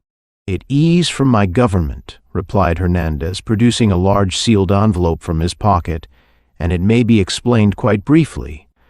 Though the details are here." A waiter entered with the first course of the Mexican dinner, accompanied by the usual plate of steaming tortillas. When he had departed, Hernandez continued, "My government was very much impressed by the way you cleaned out those Gila," he said, "and such word has come to the capital of your prowess and exploits along the border that they have sent me to request your cooperation in a matter with which they are unable to cope." "Before you go any farther," said Leslie, "I may as well tell you that I am still in the United States Secret Service, and all my time and efforts belong to my government. That is all arranged, amigo, in advance. My government has already approached and received permission from yours to use your service if we can make the satisfactory arrangement with you. It is for you alone to say now." "I see. You believe in preparedness. Well, what's the racket?" "It is one very dangerous business, near a town called Tlaxpam. Many people die now for 2 years, very sudden, very horrible death. They walk or ride along the trail. All sudden, zeep, the head, she is gone, cut off, sleek like wan whistle, horse come to town with headless body or without rider many times. Travelers find bloody corpses along the road without heads. Others say they have seen Satanas himself lurking in the bushes. One peon heard a horrible laugh just after a man was beheaded. Governments send men to investigate. Zeep. They sometimes lose the head, too. They send the rurales. Some rurales also lose the head, but of these murderers they can't find even one track. He's damn bad business, I tell you. Sounds like a fairy story to me. Maybe, but if you find this fairy from my government, they will gladly pay you 20,000 pesos and all expenses." "Well, that sounds substantial enough. Let me see the papers." Hernandez broke the seal of the envelope and handed him 2 documents. One was permission from the American officials for Leslie to spend 60 days in Mexico whenever he should elect to go. The other was from the Mexican government, commending his past unofficial services in ridding them of the Gilas, and offering him the reward mentioned by Hernandez. All expenses were to be paid regardless of whether or not he succeeded. The Mexican watched him narrowly as he read and folded the last document. "Is it all satisfactory, amigo?" he asked. "All good," Leslie replied. "You will go?" "Of course." "Caspita, I told my government you're not afraid of that devil himself. Put it there."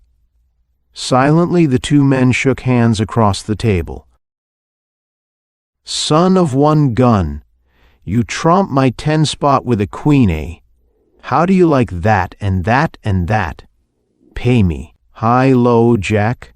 That's plenty." Bart Leslie fished in his pocket for a moment, then brought forth a handful of change, part of which he tossed on the table before Hernandez. Then he looked out the window of the private car furnished by the Mexican government to facilitate their journey to Tlaxpam. "Ought to be there soon, hadn't we?" he asked. 5 more minutes, maybe? One more hand?" "No thanks. Have to be getting my things together." Walking unsteadily to his sleeping compartment, for the car lurched violently at every step, he closed and strapped his bag and handed it to the porter. Hernandez followed after gathering up the cards, and together they made their way to the platform. "So this is Tlaxpam." Leslie looked out over a small group of sun-baked adobe buildings, then clutched the rail as the train halted with a jerk. He observed that the streets were deserted and remembered that it was the lazy hour of the siesta. Even the dogs slept. It's the end of one journey, the beginning of another. "Follow me, amigo." Hernandez stepped down from the platform and led the way around the corner of the station, the porter following with their bags. Here a driver slept peacefully behind the wheel of an ancient and badly battered touring car. Hernandez shook him awake. "Alerta, hombre," he roared. "Mil demonios. Did I hire you to sleep for me?" The man awoke, then took their bags from the grinning porter. "Pardon, Don Arturo. I did not hear the train arrive." "You sleep like an ox. Be off then, you have your orders." After considerable persuasion with crank and primer, the engine started noisily, and they rattled off down a narrow, dusty street. Presently they stopped before one of the larger adobe houses, the door of which was opened by a dark-skinned mozo as soon as they had stepped down from the tonneau. After a bath and a meal served by the same dusky servant, Leslie and Hernandez entered the patio to enjoy their cigars, and found comparative coolness on a bench beneath the spreading branches of a huge pecan tree. "And now, senor," inquired Hernandez politely, "how soon will you be willing to start on this dangerous business?" "Start? I have already started. What I want to do is to continue, and the sooner the better." The Mexican puffed reflectively for a moment. "You Americans are so impetuous. Maybe you have not noticed something, eh? I bring you here during the hour of the siesta. I speak not your name, but call you only amigo in front of my mozos. For why? This fairy, as you call him, may have spies anywhere, in my very house. If he knows you are here, you are marked for death before you start. Sabe? I see. You want me at least to get one chance at him before he bumps me off. But what makes you think he has spies? Those others come. Zeep, they lose the head too damn quick. I don't like it. They come with big noise and brag much. You come without noise and maybe do something. When they come, everybody knows. You come, only I know. It's not a bad idea, eh? Excellent logic, I should say. In any event, it would be taking needless chances to herald my coming and my errand. But how and when do I start after your friend? Ogre would perhaps be a better name. Tonight at midnight. Between now and that time you will get all the rest and sleep you can. At 12 I will have a guide and horses to take you into the danger zone. 12 picked men, armed to the teeth and carrying provisions and equipment, will follow half a mile behind you. They will rush to your aid at the sound of a shot and will be subject to your command at all times. I have arranged with a friend to quarter you in case you find it necessary to make camp. And now, amigo, will you have a little siesta before dinner?" Bart Leslie tossed his cigar butt into the shrubbery, stretched his powerful arms, and grinned. "That's the best thing you've said today," he replied. From some nearby tower, a bell tolled the hour of 11. Leslie, who had retired immediately after dinner, was aroused from a sound slumber. He pushed back the covers and sat up in bed, trying to think what it was that had awakened him. Then the sound was repeated, a gentle tapping at his door. Whipping one of his guns from the holster that swung from the belt on the chair beside him, he rose and tiptoed to the door. "Que genie?" he asked. "Who is it?" "Open, amigo," came back the soft reply. "It's Hernandez." "Ahead of your schedule, aren't you?" asked Leslie as he swung the door back. To his surprise, there was no one in sight. About to step out into the dark hallway, he suddenly changed his mind as the sound of subdued breathing came to him from the right. Instinctively, he knew there was someone crouching beside the door. The warning of Hernandez flashed through his mind. Death, he was positive, lurked there in the corner of the hall. The mysterious and horrible end that had overtaken his predecessors. He must act, that was sure. But how? To shoot through the wall would be to arouse the household, perhaps the community. And if the wall were brick-lined, the bullet might be ineffective.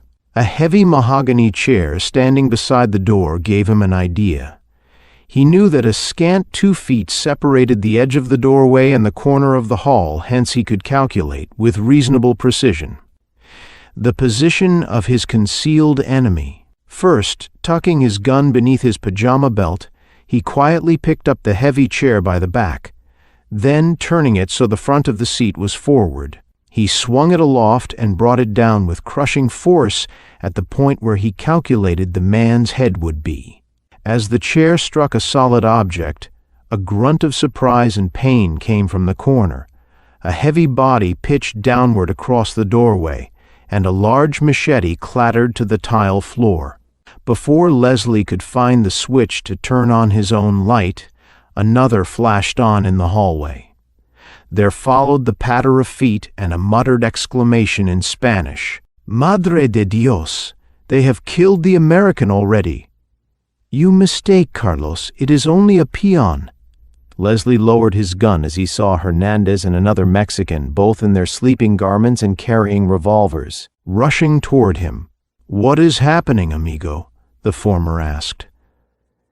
Leslie leaned nonchalantly on the back of the chair and mechanically reached toward his breast pocket for his makings, then remembered he was still attired in his pajamas, and grinned. "That hombre knocked on my door, and I thought it was you, so I opened it. When I found he was hiding in the corner, I figured he wasn't friendly, so I quieted him with this chair. Is plenty quiet, I tell you," said Hernandez, bending over the prostrate man, who was barefooted and wore the simple white cotton jacket and pantaloons of the same material common to Mexicans of the poorest class. "I think maybe you have killed him. Let us see." He turned him over on his back, and a livid bruise on his forehead showed where the heavy chair had struck. Hernandez fingered this for a moment, then placed his ear to the fellow's heart. "He's alive," he announced, and stunned.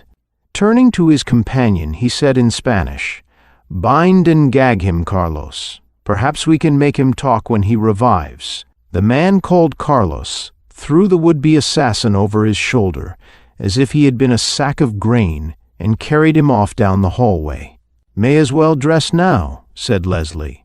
"We can't get much sleep before midnight." Hernandez shrugged. "Just as well," he replied. "Meet me downstairs when you are ready." Some time later, Leslie, wearing full cowboy attire and 2 business-like .45s, stepped into the spacious living room. Finding it untenanted, he sat down on a divan and rolled a cigarette.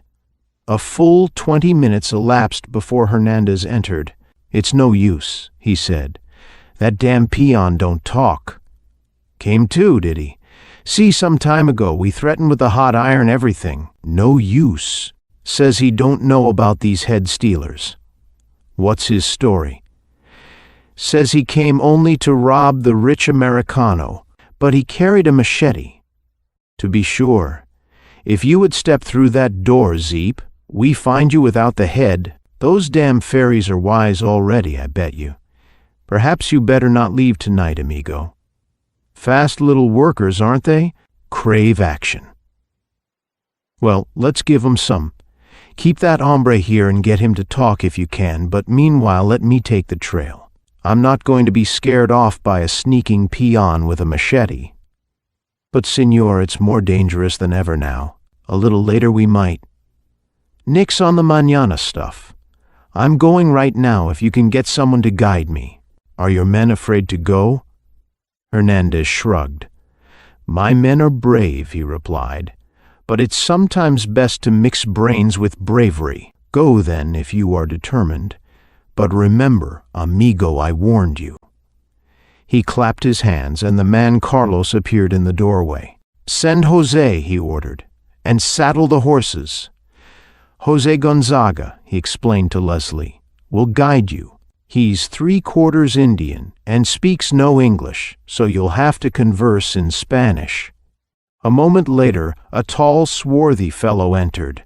Although he wore the dress of a Mexican vaquero, his high cheekbones, hawk nose, and dark skin bespoke a predominance of Aztec blood.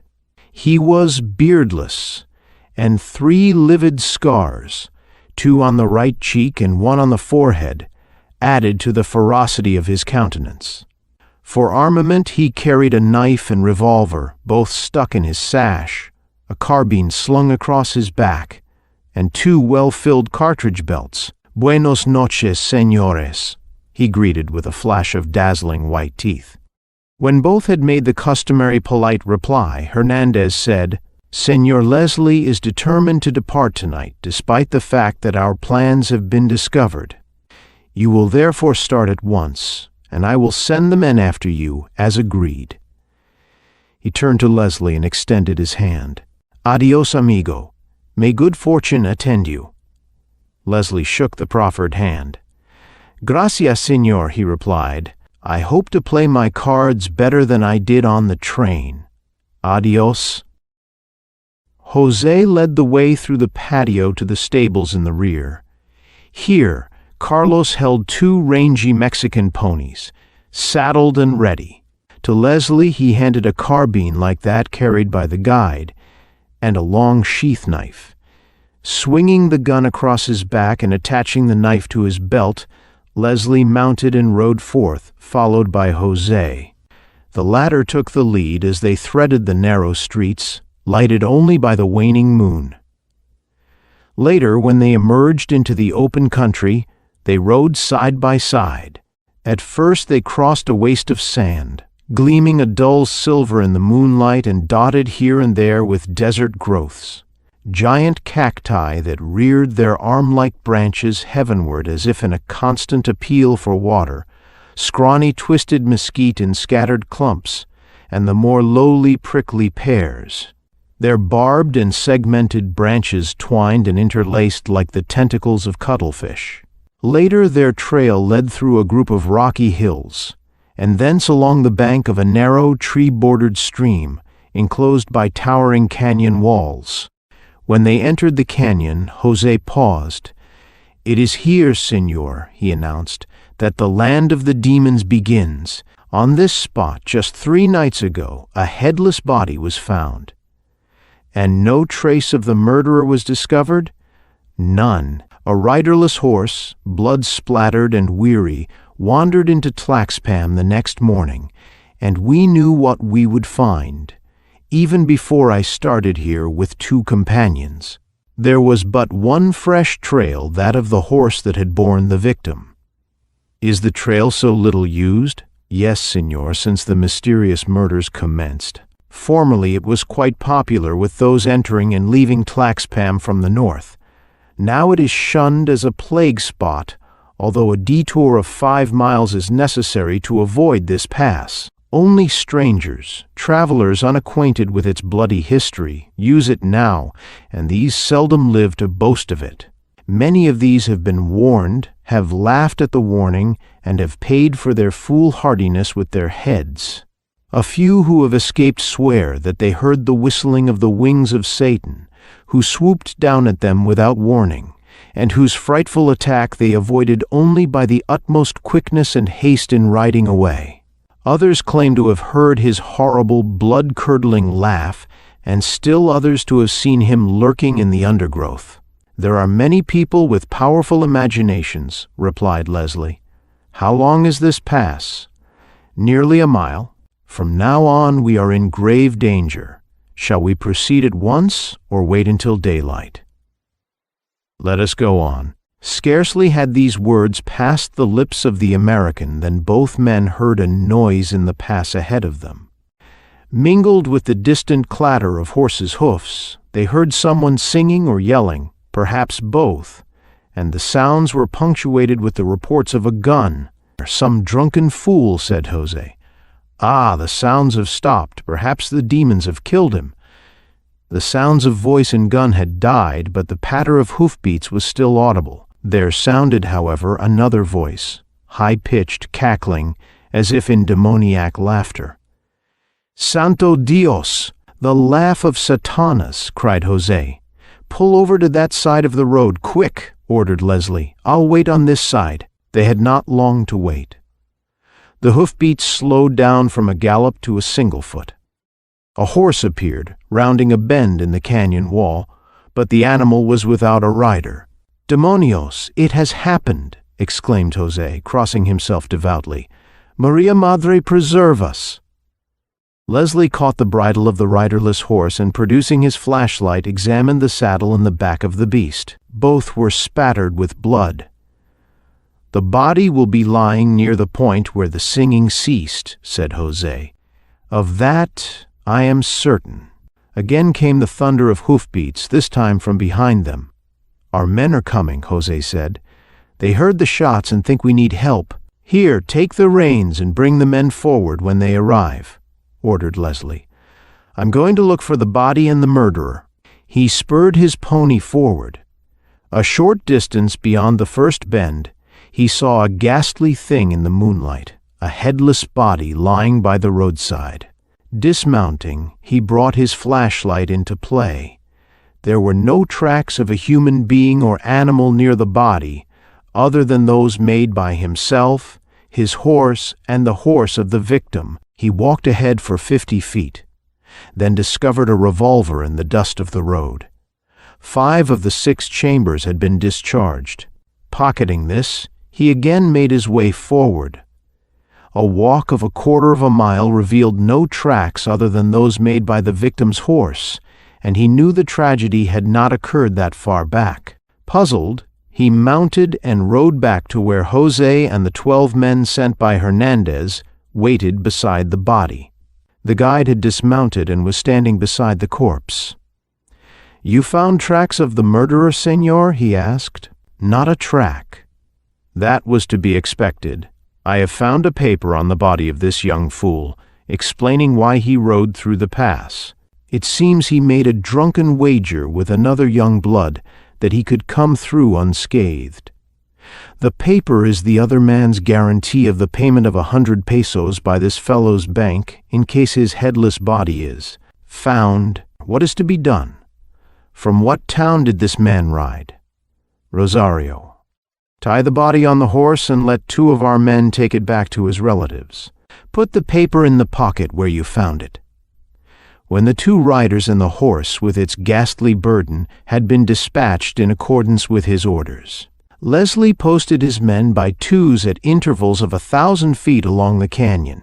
Then, accompanied by José, he patrolled the road for the remainder of the night. The first faint streaks of dawn found Leslie and his companion near the center of the danger zone.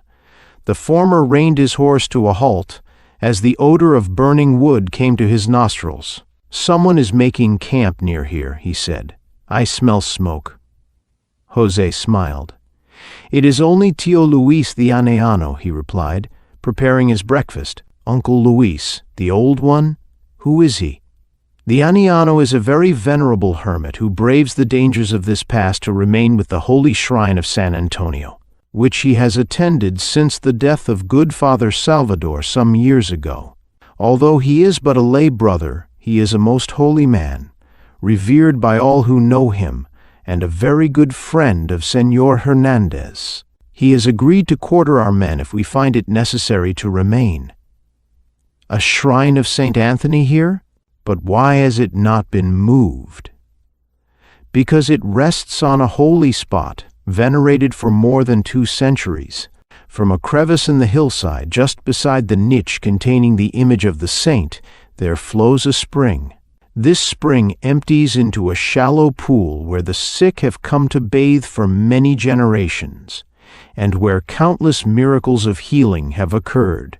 Whereas pilgrims often came alone in former years and at all hours, they now come only in the middle of the day and in considerable numbers for mutual protection on account of the murderous fiends who surround this place. Did not Señor Hernandez mention the Aniano?" "He only said quarters had been provided for the men. How do we reach this place?"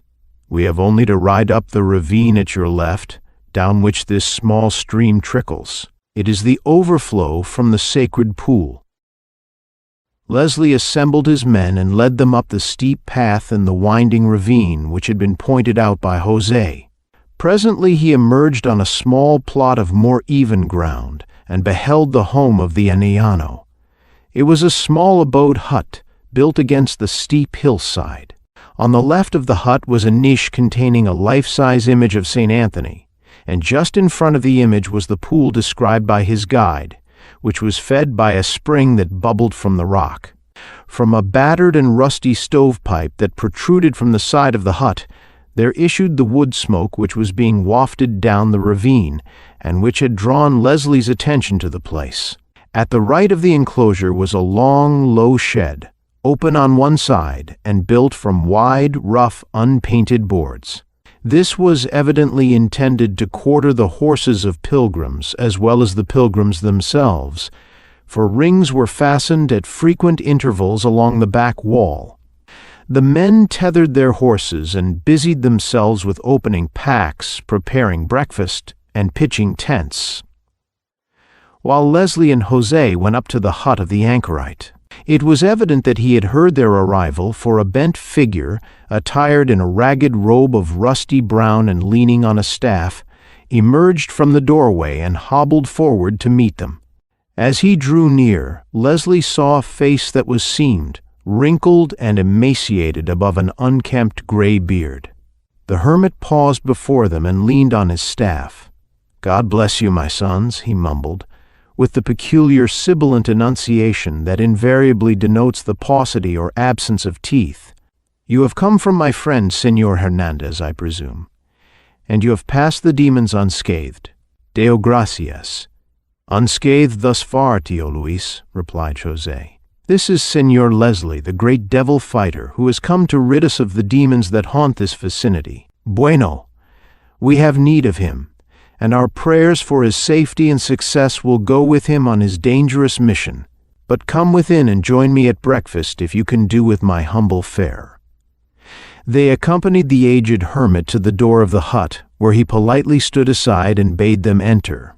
"All that you see is yours, my sons," he said as he followed them into the small front room. "Excuse me while I go into the kitchen to see about breakfast." He hobbled through a curtained doorway into the rear room, and Leslie heard him puttering about to the accompanying clatter of pans and crockery. José unslung his carbine, stood it in a corner, and flung himself into one of the chairs beside the bare table that stood in the center of the room. "Hoy! But I am tired," he grunted. "It has been a strenuous night, Señor." Leslie politely agreed with him, disposed of his own carbine, and took a chair on the other side of the table. While he waited for the puttering anchorite, he glanced around the room. The furnishings were meager enough to suit the taste of the most humble of lay brothers. A low cot covered by a frowsy blanket, 4 crude chairs, and the table at which they sat, its bare top stained with food and beverages. Beneath the single window there stood a small, crudely constructed pulpit on which lay a book, evidently a missal. Both pulpit and book were covered with much dust, evidence that they had known little if any use since the passing of Father Salvador. The plastered walls were cracked, grimy, and festooned with cobwebs. Presently the anciano limped through the curtained doorway. Again apologizing for the meanness of the fare, he set before them some boiled rice, a huge chunk of honeycomb, and hot chocolate. After consulting with Jose and the anchorite, Leslie decided to post 2 guards at each end of the pass for the morning, do a little exploring on his own account, and permit the other men to rest, relieving the guards at noon. Accordingly, he set out after breakfast, resolved to make a minute examination of the scene of the tragedy enacted the night before, hoping that the morning sunlight might reveal some clue overlooked in his search by flashlight. Arriving at the place where the foolhardy rider had been beheaded, he dismounted and scanned every foot of the ground in the vicinity. The road at that point was less than 10 feet in width. On one side, the cliff rose almost perpendicularly to a height of nearly 25 feet and appeared unscalable. On the other, the stony ground sloped sharply to the water's edge. Some 30 feet from the point where the blood spots began, a clump of stunted willows had found foothold in the rocky bank. Leslie peered into these with a view to ascertaining whether or not they had been used for purposes of ambush, then uttered a cry of surprise at the sight of a blood-stained object hanging among them. He drew it forth and recognized it instantly as the outer edge of a broad-brimmed sombrero. It appeared to have been cut from the hat by a very keen instrument, not in the form of a circle or oval, but more like an irregular hexagon, no 2 lines being equal but all lines straight, or nearly so. He noticed, also, that it was creased at each point where 2 straight cuts joined. An examination of the bushes revealed the fact that they had not been used as a hiding place by a human being. Puzzled, Leslie hung the blood-caked relic over his saddle horn, mounted, and rode back to camp. His men, with the exception of one who had been left on guard by Jose, were sleeping beneath the tents, the walls of which had been raised to admit the breeze. The guard took charge of his horse and looked curiously at the bloody hat brim which Leslie removed from the saddle horn. He started for the hut of the hermit, intending to show his find to that individual, then paused as the sudden clatter of hoofbeats came from behind him. Turning, he beheld one of his men emerging from the ravine. The fellow dismounted and ran to where he was standing, fear and horror written on his bronzed features. So great was his agitation that, although his lips worked spasmodically, he was unable to speak. "Well, what is it?" snapped Leslie. "Have you lost your voice?" The man crossed himself and muttered beneath his breath. "Maria Madre preserve us!" he gasped. "We are all doomed men." "But how? Speak to the point." "The demons! They kill in broad daylight now." "Where? Who?" "We were standing guard at the north end of the pass, Miguel and I. They have beheaded Miguel." "What did they look like?" "I did not see them, senor." "What? Your comrades slain before your eyes, and you could not see the murderers?" "Not before my eyes, senor. That is, you were sleeping, I suppose, on duty." The fellow hung his head. "We were very tired, Miguel and I, after the night's vigil. Things were so peaceful that we decided there could be no harm in our snatching a little sleep, one at a time. I stood guard for 2 hours while Miguel slept. Then he mounted guard, but it seemed I had scarcely closed my eyes before I heard him utter a choking cry. I caught up my carbine and leaped instantly to my feet. Before my eyes, the headless body of my comrade slipped from his saddle, and at the same moment I heard the whir of wings above my head. Although I looked upward instantly, I saw nothing. This whir of wings, was it loud like the roar of an airplane? No, senor. It had a much quieter tone, like the whistle of a large bird's pinions. What has happened, my sons? Wheeling, Leslie saw the anciano, who had hobbled up unnoticed behind him. Leslie explained the situation to the hermit and showed him the hat brim he had found. "Lend us the wisdom of your years, Tio Luis," he requested. "This is the most singular as well as the most hellish thing I have ever encountered. What do you make of it?" The old man turned the gruesome relic in his bony hands, squinting at it with watery eyes. "A man beheaded, the whir of wings, and this." He shook his head, handed the thing back to Leslie, and crossed himself. "I fear you are playing with fire that will destroy you, my sons. We have a saying, 'He must have iron fingers who would flay the devil.' We also have a saying that is apt, Tio Luis," Leslie replied. "Give the devil rope enough, and he'll hang himself." He turned to the guard. "Saddle my horse, Pedro, and arouse Jose. We'll see if the devil has left any more souvenirs."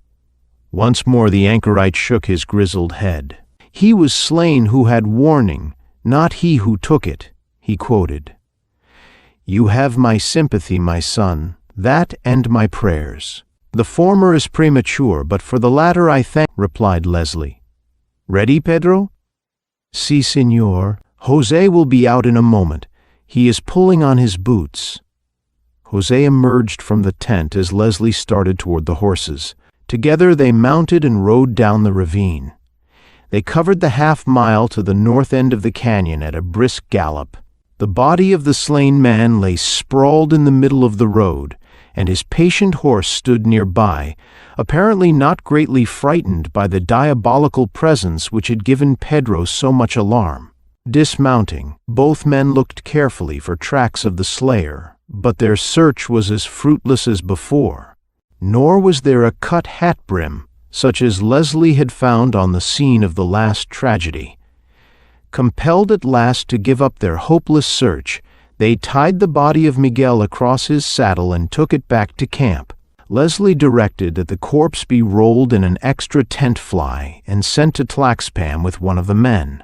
Then he detailed 2 guards for the north end of the pass, and 2 to relieve those at the south end, warning them to take heed from the death of Miguel, and do no sleeping on duty. These matters attended to, he instructed the camp guard to call him before sundown, and retired to his tent for a much-needed rest. It seemed to Leslie that he had not slept more than 15 minutes when he was aroused by a tug at his blanket. Opening his eyes, he saw Jose standing over him.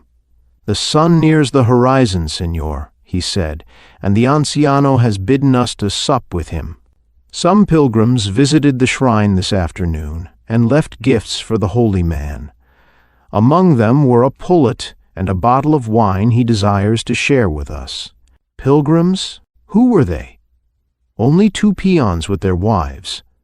They came here on donkeys from a hacienda near Tlaxpam, and departed after they had bathed in the sacred pool and deposited their gifts." "I see. Tell the anciano we accept with gratitude. A pullet and a bottle of wine will be preferable to tasajo and frijoles. I'll be along in a few minutes." Jose departed, and Leslie pulled on his boots. Then he buckled his 2 gun belts about him and stepped out of the tent, intending to wash for dinner at the spring. His men were squatting or lying around their cooking fires, preparing their evening meal. As he rounded the last of the tents, he saw a man disrobing beside the sacred pool. On closer approach, he recognized Pedro. "What's the matter? Sick?" he inquired. "A bath in the pool at sunset is said to cure boils," replied the Mexican, stripping off his shirt. "I have 2 on my back, senor."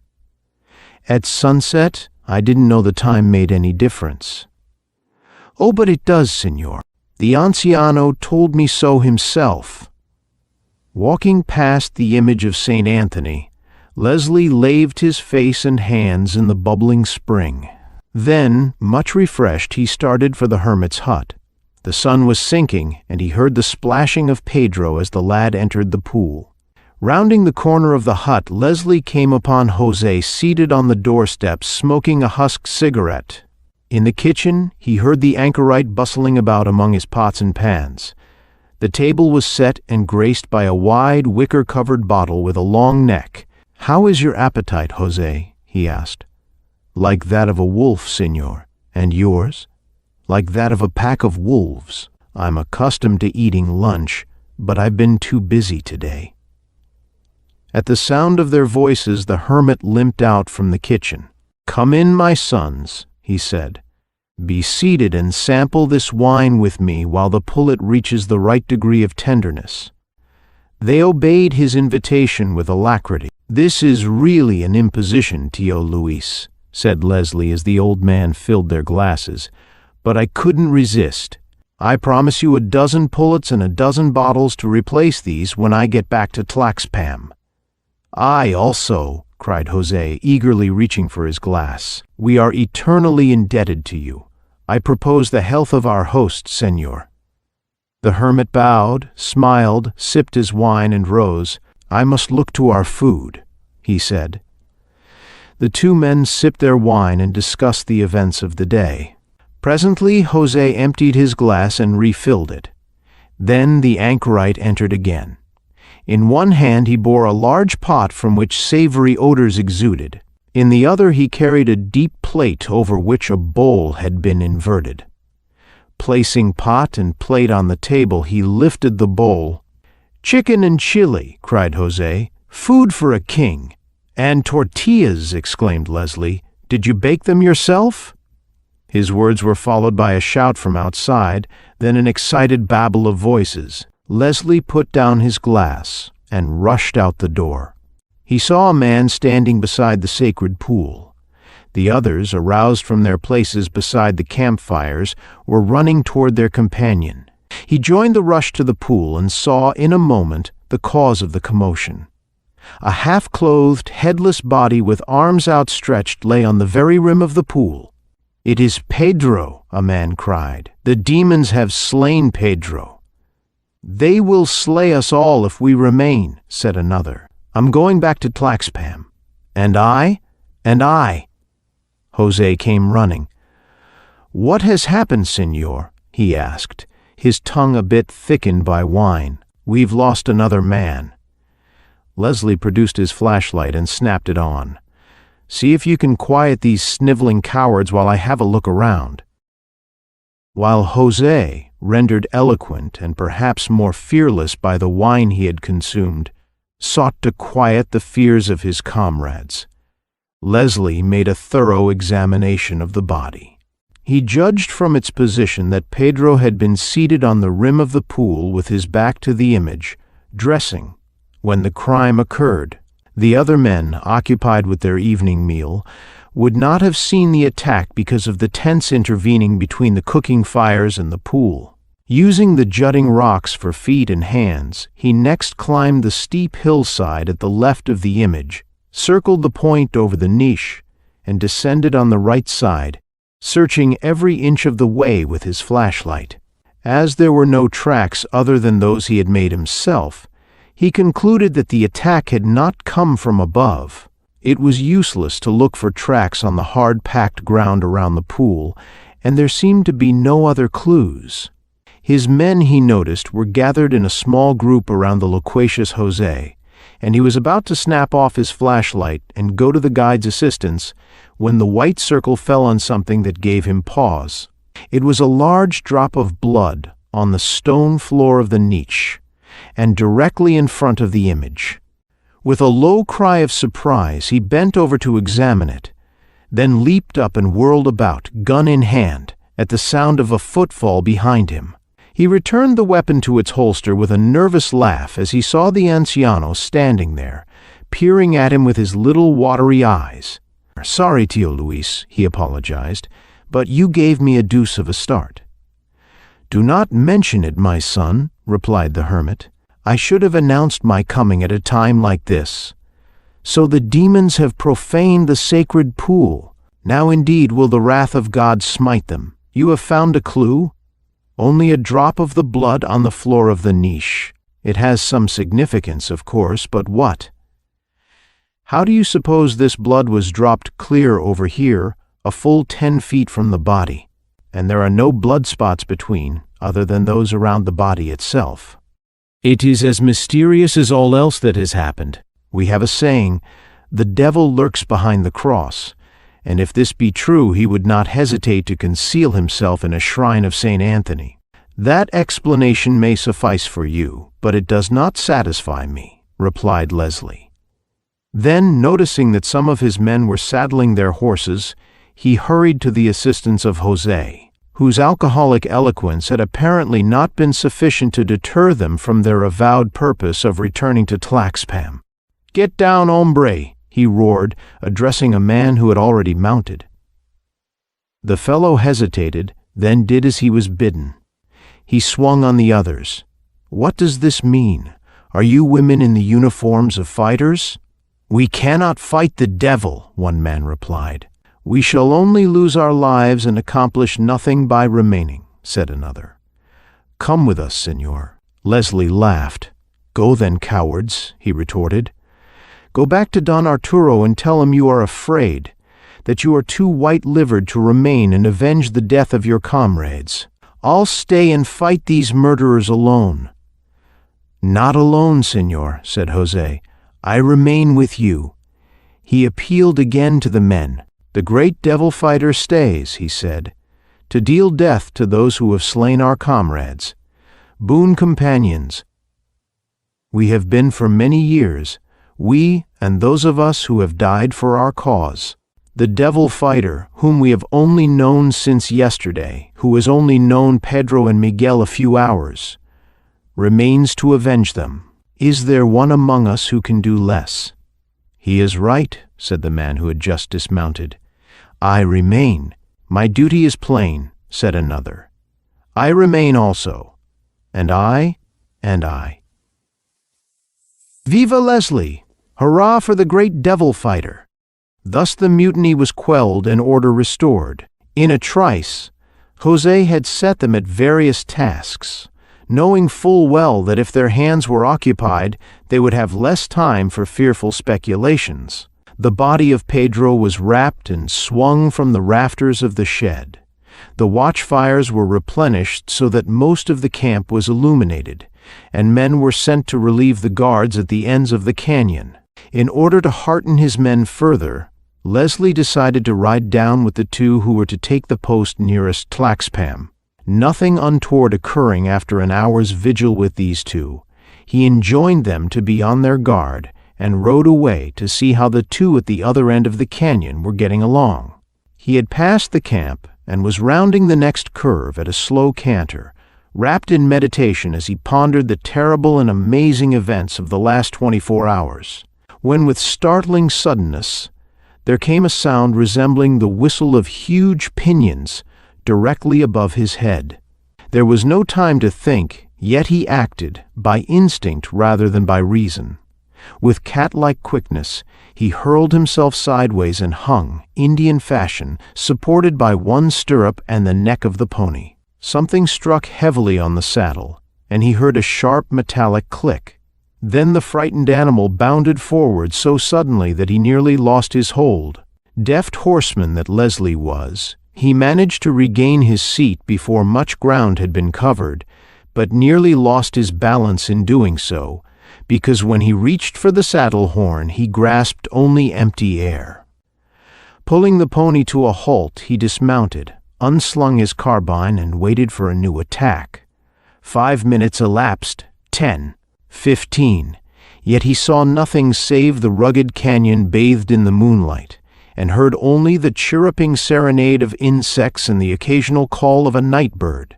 Holding the carbine in his left hand, he felt the front of the saddle with his right. The horn, he discovered, had been sheared away smoothly and completely. Thus he was certain. Would his head have been sheared from his shoulders had he kept his seat a fraction of a second longer when that awful death-dealing thing had hurtled down at him from a clear sky? And the thing itself. What was it? Something conceived by man, he felt sure, for Leslie was not superstitious, yet designed with such diabolical cleverness as to kill with almost superhuman accuracy and leave no clue that would hint at its nature or modus operandi. Convinced at length that he could not further his cause by remaining longer, Leslie removed his broad Stetson and fastened it to the saddle ring with the chin strap. Then he mounted with a better view of the air above his head and rode, carbine in hand, to where the 2 guards were posted. Finding that they had nothing to report, he left them with a warning to maintain the utmost vigilance and rode slowly back toward the camp. While he rode, albeit he kept a weather eye for danger, he was thinking, and to such purpose that when he reached camp, a new plan had completely formed in his mind. He greeted Jose with a disconcerting smile as that worthy came out to meet him. "The Señor is amused?" Jose answered the smile of Leslie with a flash of his white teeth. "Perhaps he has discovered something." "Nothing new, Jose," Leslie replied. "Just thought of a new scheme to work on this so-called devil. And the scheme? I'll show you in a minute. Go and ask Tío Luis if we may tear 3 or 4 boards off his horse shed. Tío Luis retired for the night shortly after you left. Should we disturb him for such a trifle? No, let him sleep, but bring 4 boards into my tent, a riata, and a couple of good sharp machetes. Don't make any more noise than necessary, and say nothing about this to the others." "Si, Señor." As soon as Jose departed to do his bidding, Leslie went behind the tents and pulled a huge armful of grass. With this he entered the rear of his own tent, deposited it on the floor, and lit his lantern. Then he opened one of his saddlebags and took therefrom a complete suit of cowboy attire. Jose returned in a trice with the boards and the machetes. "Now bring me a saddle," Leslie ordered. When Jose got back with the saddle, he found the American industriously hewing one of the broad boards with a machete. The wood was partly softened by dry rot, though firm enough not to crumble, and was consequently easily shaped with the keen blade.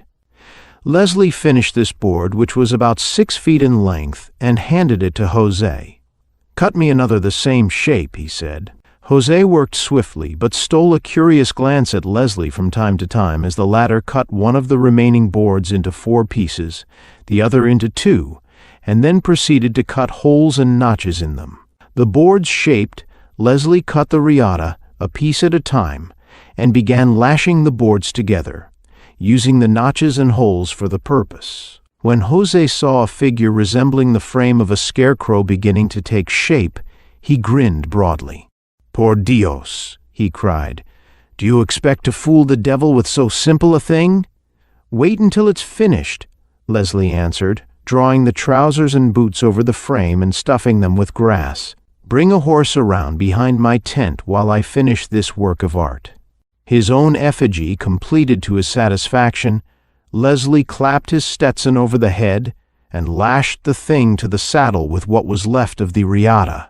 Then he lifted the rear tent flap and passed it through to the waiting Jose. Together they placed the dummy on the back of the surprised and annoyed pony and stood back to view their handiwork. "Viva!" exclaimed Jose. "Your double sits the horse, Señor." "Now for the rest of my plan," said Leslie. "I want you to saddle another horse and lead this one, giving it about 20 feet of rope. Ride very slowly up and down the canyon until the attack occurs. If we may judge by our previous experience, it is almost sure to come. The enemy will attack the rear man for 2 reasons. One is that an attack on the man in front could be seen and perhaps frustrated by the man in the rear. And the other is that the thing looks like me in the moonlight, and I have reason to believe my head would be preferred as a souvenir above all others in this company. While you are walking your horses on the trail below, I'll follow at a distance of about 100 yards on the cliff above. I have a pair of moccasins here that will eliminate any clatter I might make with boots and spurs, and will thus give me a chance to view the attack from above while you look on from below. Caspita! Now we will get this devil for sure." "I hope so.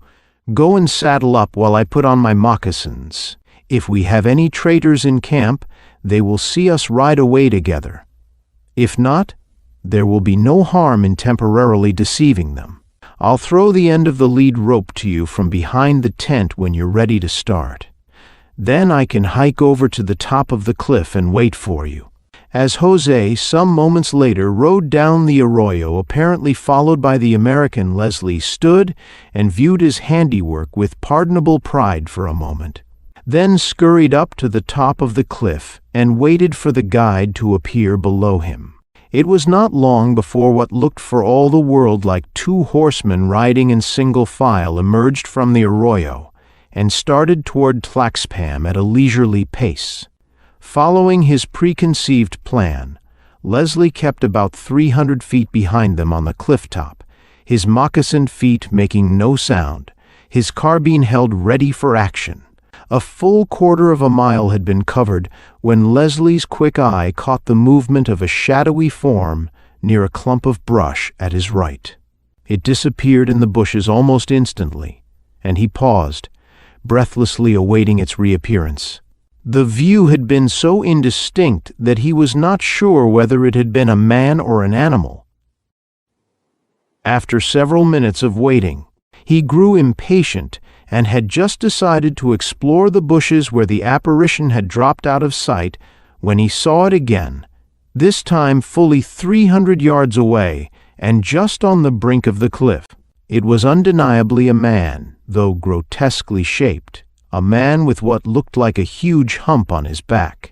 As he looked, he realized that the prowler was directly above the point where Jose and his own effigy would be, the guide having made considerable progress while he had been waiting for the reappearance of the figure. Dismayed at this unforeseen circumstance that had caused him to lag so far behind the guide, Leslie rushed forward. As he did so, he was amazed to see the hump suddenly detach itself from the back of the man. No longer a hump, but something about the size of a pea measure. It was raised aloft, then hurled downward over the side of the cliff. Leslie halted and brought his carbine to his shoulder, but at this moment his quarry suddenly dropped from sight. Cursing his own slowness, he again hurried forward, stepped into an unseen crevice, and fell sprawling, cutting his hands painfully on the sharp stones. As if in mirth at his discomfiture, there came to him the raucous echoes of hideous, demoniac laughter. He scrambled to his feet, caught a glimpse of the humpbacked figure again, and fired. Simultaneously with the crack of his rifle, the figure dropped out of sight. Again he ran forward, his rifle held in readiness, straining his eyes in all directions for another sight of his quarry. He had almost come upon the spot where he judged the marauder had stood when he caught the movement of something in the shrubbery, this time a full 100 feet back from the cliff. Again he fired and rushed forward, convinced that his bullet had found its mark. It seemed, however, that he was doomed to disappointment, for a thorough search of the shrubbery in and around the spot revealed nothing. Returning to the brink of the cliff, he took the precaution to call out before showing himself. "Jose, que gente?" "I am Leslie. Do not shoot." "Very well, senor." Looking over the cliff, Leslie saw that his effigy had been decapitated, even as he had expected. It was well, too, that he had had the forethought to call out, as Jose had dismounted and was standing behind his pony, his carbine pointing across the saddle. "Did you see it, Jose?" he asked. "No, senor, but I heard it." "Praise God, it struck as you expected." "So I see," replied Leslie, regarding the headless effigy. "But unfortunately, I wasn't on the job to strike as I expected. I may as well ride back to camp now and think up a new scheme. This one won't work again. I'll keep to the cliff above you in case of another attack." "Very well, senor." Back at camp, Leslie's men greeted him with a flood of questions, for they had heard the sound of his carbine. The appearance of Jose leading the horse which bore the headless effigy increased the amazement of the Mexicans, and Leslie left the task of explaining to the guide while he sat down on his cot to smoke a cigarette and think out the situation. Hearing laughter from the men outside as José told of the ruse, he decided that the salutary effect on them had been worth the effort, even though he had not succeeded in his purpose. His cigarette finished, he ground it into the dirt with his heel and paced back and forth in the tent. As he was preoccupied with his efforts to think out a new plan of campaign, it was some time before he noticed that it was growing lighter outside. He stepped out and found that most of the men had rolled themselves in their blankets to rest after the night's vigil. Two stood guard, however, and José squatted beside a smoldering fire, heating a pot of chocolate. He was about to join the latter beside the fire when he noticed smoke issuing from the stovepipe that protruded from the side of the Aniano's hut. Evidently the hermit was an early riser. Perhaps, thought Leslie, he could offer a suggestion for the next move in the campaign. At any rate, he should be told about the boards and the effigy. Going to the hut, Leslie rapped smartly on the door. There was no response. He rapped again. Still no response. Puzzled, he swung it open and entered. Seeing no one, he walked into the kitchen. There was nobody in sight, and no sign of a fire in the stove. Yet he had, just a moment before, seen smoke issuing from the stovepipe. Confronted with this paradoxical situation, he stepped forward and felt the pipe. It was quite warm, almost hot. He looked out the small window and saw that smoke was billowing from the pipe even more thickly than before. This led him to make an examination of the stove. One end, he now noticed, abutted against the adobe wall at the rear of the hut. He raised a lid, and a cloud of smoke whirled up into his face.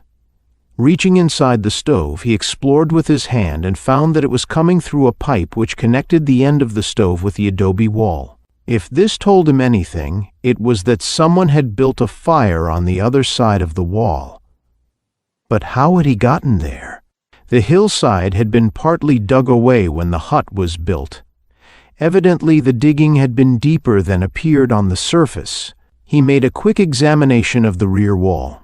All appeared to be solid adobe, with the exception of a row of shelves containing canned goods, cooking utensils, and other things, which occupied one side. These were of wood, apparently built against the adobe, yet they were his only hope. He pulled on the side nearest him, but it was apparently quite firm. Pushing brought the same result. Then he tried pulling the other side, and his heart gave a sudden jump as it gave and swung toward him. The shelving he now saw was nailed to a heavy oaken door with concealed hinges, the front of which was plastered with adobe. A dark passageway yawned before him. He drew a revolver, stepped in, and pulled the door shut after him. Pausing for a moment to accustom his eyes to the semi-darkness, he noticed that what light there was came to him from around a curve in the passageway. It was of reddish hue and flickered weirdly in the gloom. As he advanced, he noticed that the floor slanted abruptly downward. He rounded the curve in the passageway, his moccasined feet making no sound, then came to a sudden halt, for not 10 feet ahead was a sight that made his flesh creep. A grinning human skull, hovering with no apparent support in midair. The fleshless features seemed to quiver with some ghoulish emotion, the eyeless sockets to sparkle with malignant intensity. Conquering his repugnance, Leslie again advanced and discovered that the skull was hung on a thin black, hence invisible wire just at the entrance of a square room. The apparent motion of the bony features was caused by the flickering light of a fire that crackled in a fireplace cut into one wall, and over which a huge black cauldron bubbled. Stepping past the skull, Leslie was confronted by a charnel array that rivaled, if it did not exactly resemble, the most ghastly corners of the catacombs.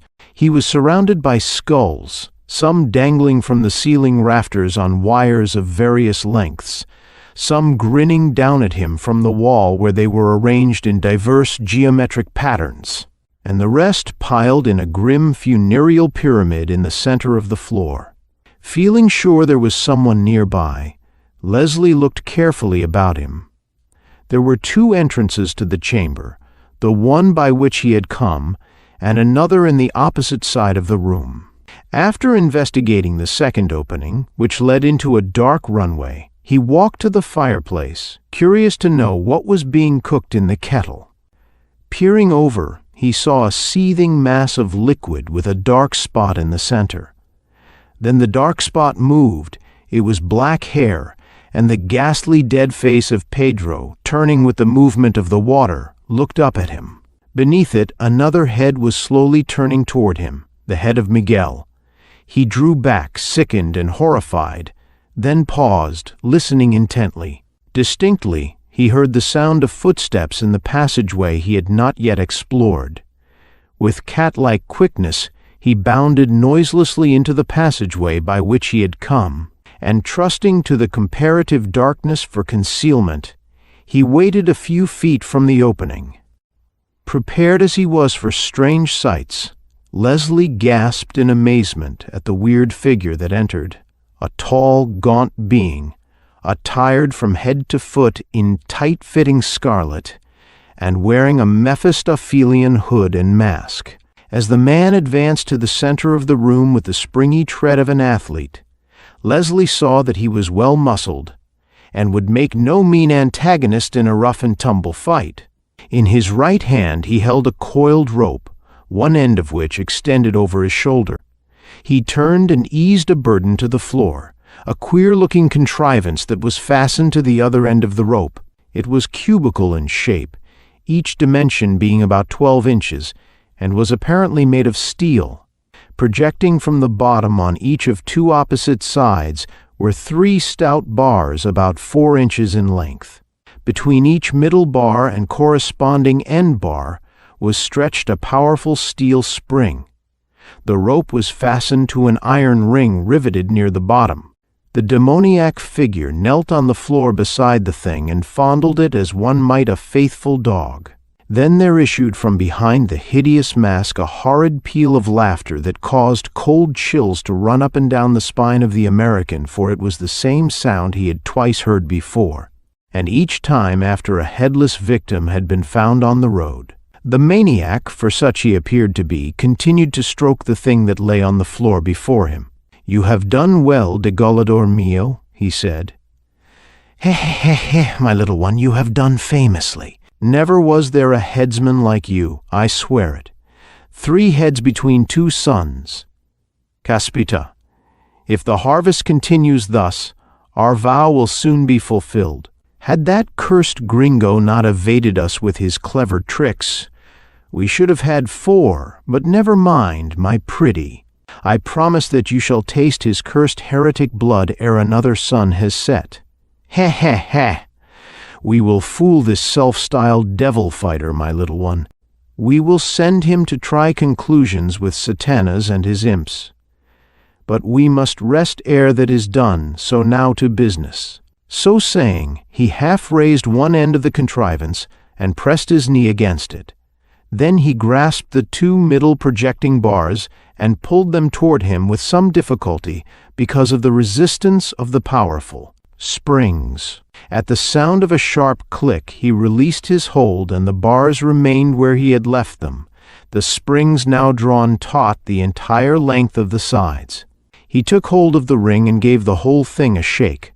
A gory head rolled out upon the floor, and Leslie instantly recognized the face of another of his guards, probably caught napping in the early morning hours. Seizing it by the hair, the maniac carried it to the kettle and dropped it into the boiling water. Then, drawing a heavy machete from his sash, he prodded within the kettle, apparently testing the tenderness of the others. Leslie, feeling that the time for action was at hand, stepped softly into the room, his 6-shooter ready for action. The killer stood with his back toward him, still prodding the grisly contents of the kettle, but, loathsome and deserving of death though he was, Leslie could not shoot him down in cold blood. "Surrender or die," he shouted. The maniac swung around, and with the same movement hurled the heavy machete straight for the breast of the American. Leslie had no time to dodge the keen blade of the killer that was hurtling toward his heart. He could not possibly have moved his body fast enough. He could move his hands, however, with lightning-like rapidity, or he would never have lived to earn the title of Two-Gun Bart. With a movement quicker than the eye could follow, he parried the blade with the barrel of his six-shooter, then covered his enemy once more as the weapon clattered to the floor. "Your last chance, hombre," he roared, bounding forward. "Do you surrender?" "I yield, senor. You see I am unarmed." "What would you?" "First remove that mask, that I may see what servant of Satan hides behind his features." "But, senor, remove it, I say." He jammed his gun into the midriff of the killer. "Let me go. I will pay you well, make you rich. The government offered you 20,000 pesos. I will double it, I will." "Dog!" With a sweep of his free hand, Leslie tore the mask away. As he did so, a long, tangled beard tumbled down over the scarlet breast, and the little watery eyes of the Aneano looked into his. Then the straight back bent, the shoulders assumed a familiar droop, and the voice became a sibilant whine. "Mercy, good senor, en el nombre de Dios. Would you slay a helpless old man?" "A cold-blooded murderer deserves no pity, but I was justified. I swear it. Give me a chance to explain." "You couldn't possibly be justified, but if you are anxious to talk, I'll listen for a little while." "Gracias, senor." "Do you know who and what I really am? I know you as Tio Luis, the Anellano, and recently as Tio Luis, the murderer.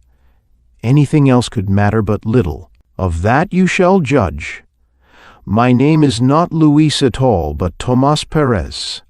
Neither am I of common mestizo stock, as you no doubt suppose. Through no fault of my own, there flows in my veins enough Spanish blood to lighten the color of my skin and give me this beard.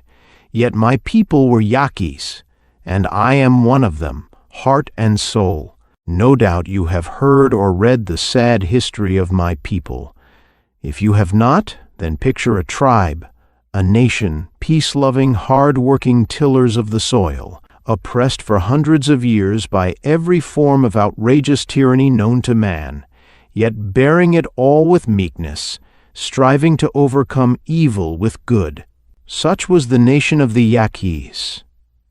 Not content with squeezing the last peso from my people by unjust taxation, the government presently began the confiscation of our lands. A few of our sturdier souls rebelled and were promptly massacred.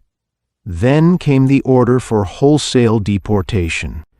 My thrifty father had acquired a small but fertile farm in the rich Sonora Valley. With the help of my mother, brother, sister, and self, he had been able to eke out a meager existence and meet the extortionate demands of the tax collectors. One day the soldiers came with orders for the confiscation of our farm and our deportation. We had done nothing wrong, yet we were Yaquis. That was enough for the government. A dashing young lieutenant was in command. My sister was pretty, and after he had ordered his men to drive us down the road like sheep, he bade her remain. I never saw her after that. With thousands of others of our race, we were transported to Yucatan, and there sold as slaves, mostly to the owners of the sisal hemp plantations. My mother died on the way, of grief, I think. My father succumbed, soon after our arrival, to the combination of hard work, cruel treatment, and little food. Having the endurance of youth, my brother and I were able to keep body and soul together, though life was a constant horror. My chief consolation was derived from the good padre who came to visit us, and who took quite an interest in me. It was in my talks with and observance of him that I gained a knowledge of priestly ways which has stood me in good stead since that time. But to go on. Although I have always been unusually quick-tempered, my brother had this trait to a more marked degree than I. Many times I have seen him fly into a frenzy over a mere trifle. Small wonder, then, that he should, one day, let his hatred overmaster his judgment when the overseer struck him with a whip. He seized it and lashed his tormentor across the face, but his triumph was short-lived. The overseer decapitated him with his machete. For me, this was the last straw. My sister had undoubtedly been ravished and murdered. My mother had died of grief, my father from cruelty, and now my little brother, the only one left for me to love, had been slain. All this I charged, and still charge, to the rapacity of the Mexican government. I was ordered to bury the body of my brother where it lay unshriven and mourned only by me. Over his grave, with tears streaming down my cheeks, I took a solemn oath that if ever I should be able to escape from that place alive, I would take 1,000 Mexican heads to pay the debt. I bided my time, and one day my opportunity came. When I left, I took with me the head of the overseer who had slain my brother. My first act on the open road was to rob a traveler of his mule, his pack, and his head. The pack I found contained a large store of cheap but gaudy jewelry, which I hawked to advantage in the villages through which I passed. Whenever I saw the chance, I would take a head, remove the flesh by boiling, and store the skull in my pack. Within a month, my jewelry had all been sold and my money was exhausted. I obtained employment in the shop of a horseshoer, and it was while there that I conceived and secretly manufactured my little degolador, as I call it. It is so designed that when it drops over a man's head, the impact with his shoulder releases the razor-sharp blade, usually severing his head from his body. If the blade strikes a vertebra and sticks, then a sharp pull on the rope completes the job. But to go on with the story, I chanced to come here, and found that the place was admirably suited to my purpose. I did not live in the hut at first, but camped on the hillside not far from here. I succeeded in collecting many skulls from travelers riding beneath the cliffs, and of course, I left no traces. One day, while wandering on the hillside, I came upon an opening that excited my curiosity. Seeing that it penetrated quite deeply, I made a number of torches with dried grass and explored it. It led me to a small chamber behind the image of St. Anthony, and I found, to my amazement, that the slab which formed the rear panel of the shrine was, in reality, a door, easily opened from the inside, and swinging on brass hinges which, though corroded, were still serviceable. The drop of blood which you found at the base of the shrine bears me out in this, as I used that door when obtaining Pedro's head while you and Jose waited at the table for your chicken and tortillas. Exploring further, I found this room and its connection with the rear of the hut. The two rooms and the tunnels had evidently been used at some forgotten time by the keepers of the shrine, as a place of refuge during Indian attacks. That evening I took the head of Father Salvador while he was exploring the hillside for herbs. The next day, when a company of pilgrims came, they had already grown fearful of the neighborhood and came in numbers. I told them I had discovered the body near my camp. They swore he had been murdered by the devil, such being the popular superstition regarding the other deaths, because I never left tracks, and it was not difficult for me to persuade them and the authorities who came later that I would be a suitable guardian for the shrine. One day I noticed the advertisement of a costumer in a paper from Mexico City, which had been wrapped around a bottle of tequila given to me by a pilgrim. I took a train down there and purchased 3 costumes from him, like the one I now wear, giving, of course, a false name and address. The costume fitted well with the popular superstition regarding the place, and I felt that it would afford me considerable protection in case I was seen. Is there anything else that puzzles you? Leslie considered a moment. Yes, there are several things. For one, how does it happen that you can throw that thing with such uncanny accuracy?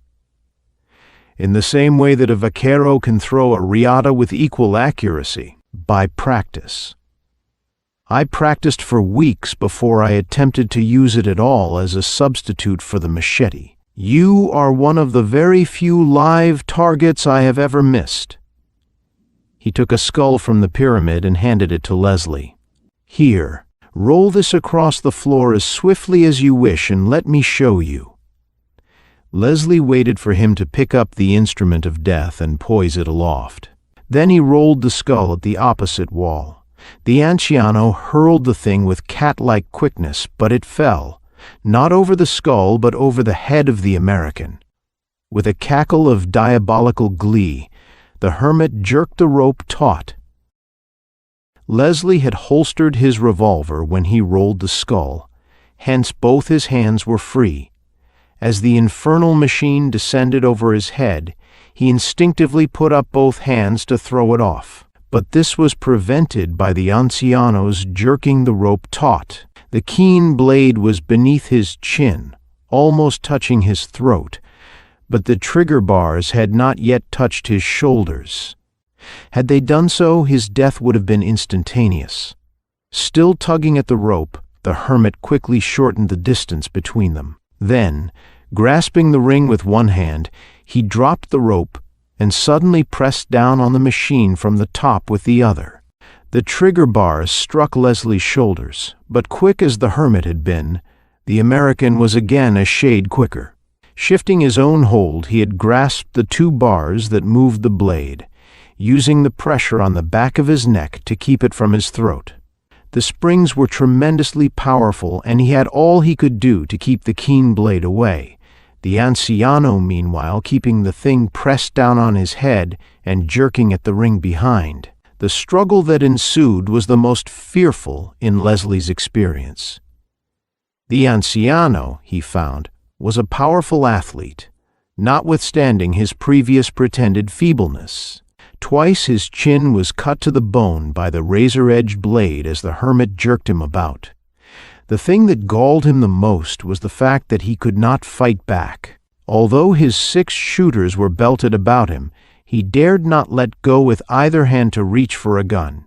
His sole consolation was that his enemy was in like case so far as his hands were concerned, though a long way from being in such desperate peril. Struggling intensely, bleeding profusely from the 2 cuts in his chin, Leslie soon found his strength ebbing at an alarming rate.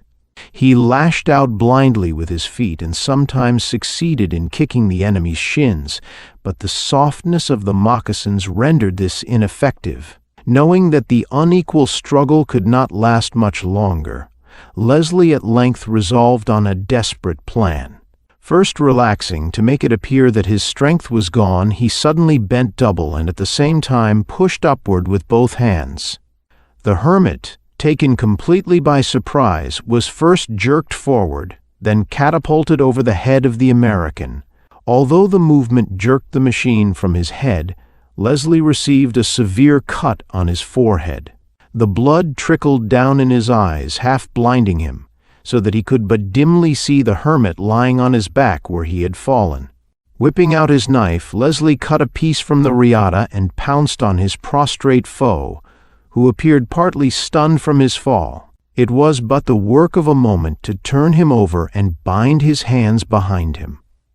Another piece, cut from the same riata, served to secure his feet. "There, damn you!" he snarled, rising unsteadily and wiping the blood from his eyes. "I guess you won't try any more tricks." The hermit made no answer, but there came a sound that instantly put Leslie on his guard, the clatter of boots and the jingle of spurs in the passageway through which the anciano had come. Instantly suspicious, Leslie drew both 6 shooters and crouched behind the pyramid of skulls, convinced that no one but an enemy could have come from that direction. He lowered both guns with a nervous laugh a moment later, as Jose stepped through the doorway. Behind him came a dapper caballero whom Leslie instantly recognized. "Hernandez!" he cried in surprise. "How the devil did you get here?" "Es ver simple, amigo," Hernandez replied, warmly shaking the proffered hand. "I get desperate and use the hot iron on that damn peon today. Then he's talk plenty. Es time Tio Luis gave him the order to get your head, promising him many blessings in return. He's tie him that he who cuts a heretic gets 8 years absolution. Right away I smell the mouse and ride out here with 2 men. Jose, I find cooking breakfast, and he's tie me you're in the hut. I go there but find no one, so return to Jose. He say maybe you have gone to look for the trail where you shoot at the devil last night. We go there and find trail ourselves. It leads to a hole in the hillside and a passageway which we follow to this place. I see you have those devil all right, but where is the anciano? You must get him also to win those 20,000 pesos, for both are guilty. Fair enough, replied Leslie. I call you. Take a look at this man's face.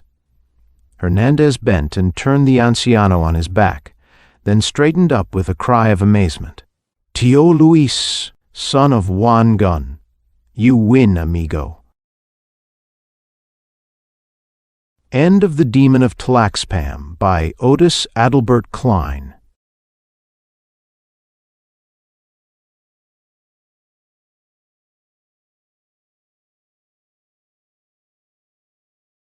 The Horror at Red Hook by H.P. Lovecraft.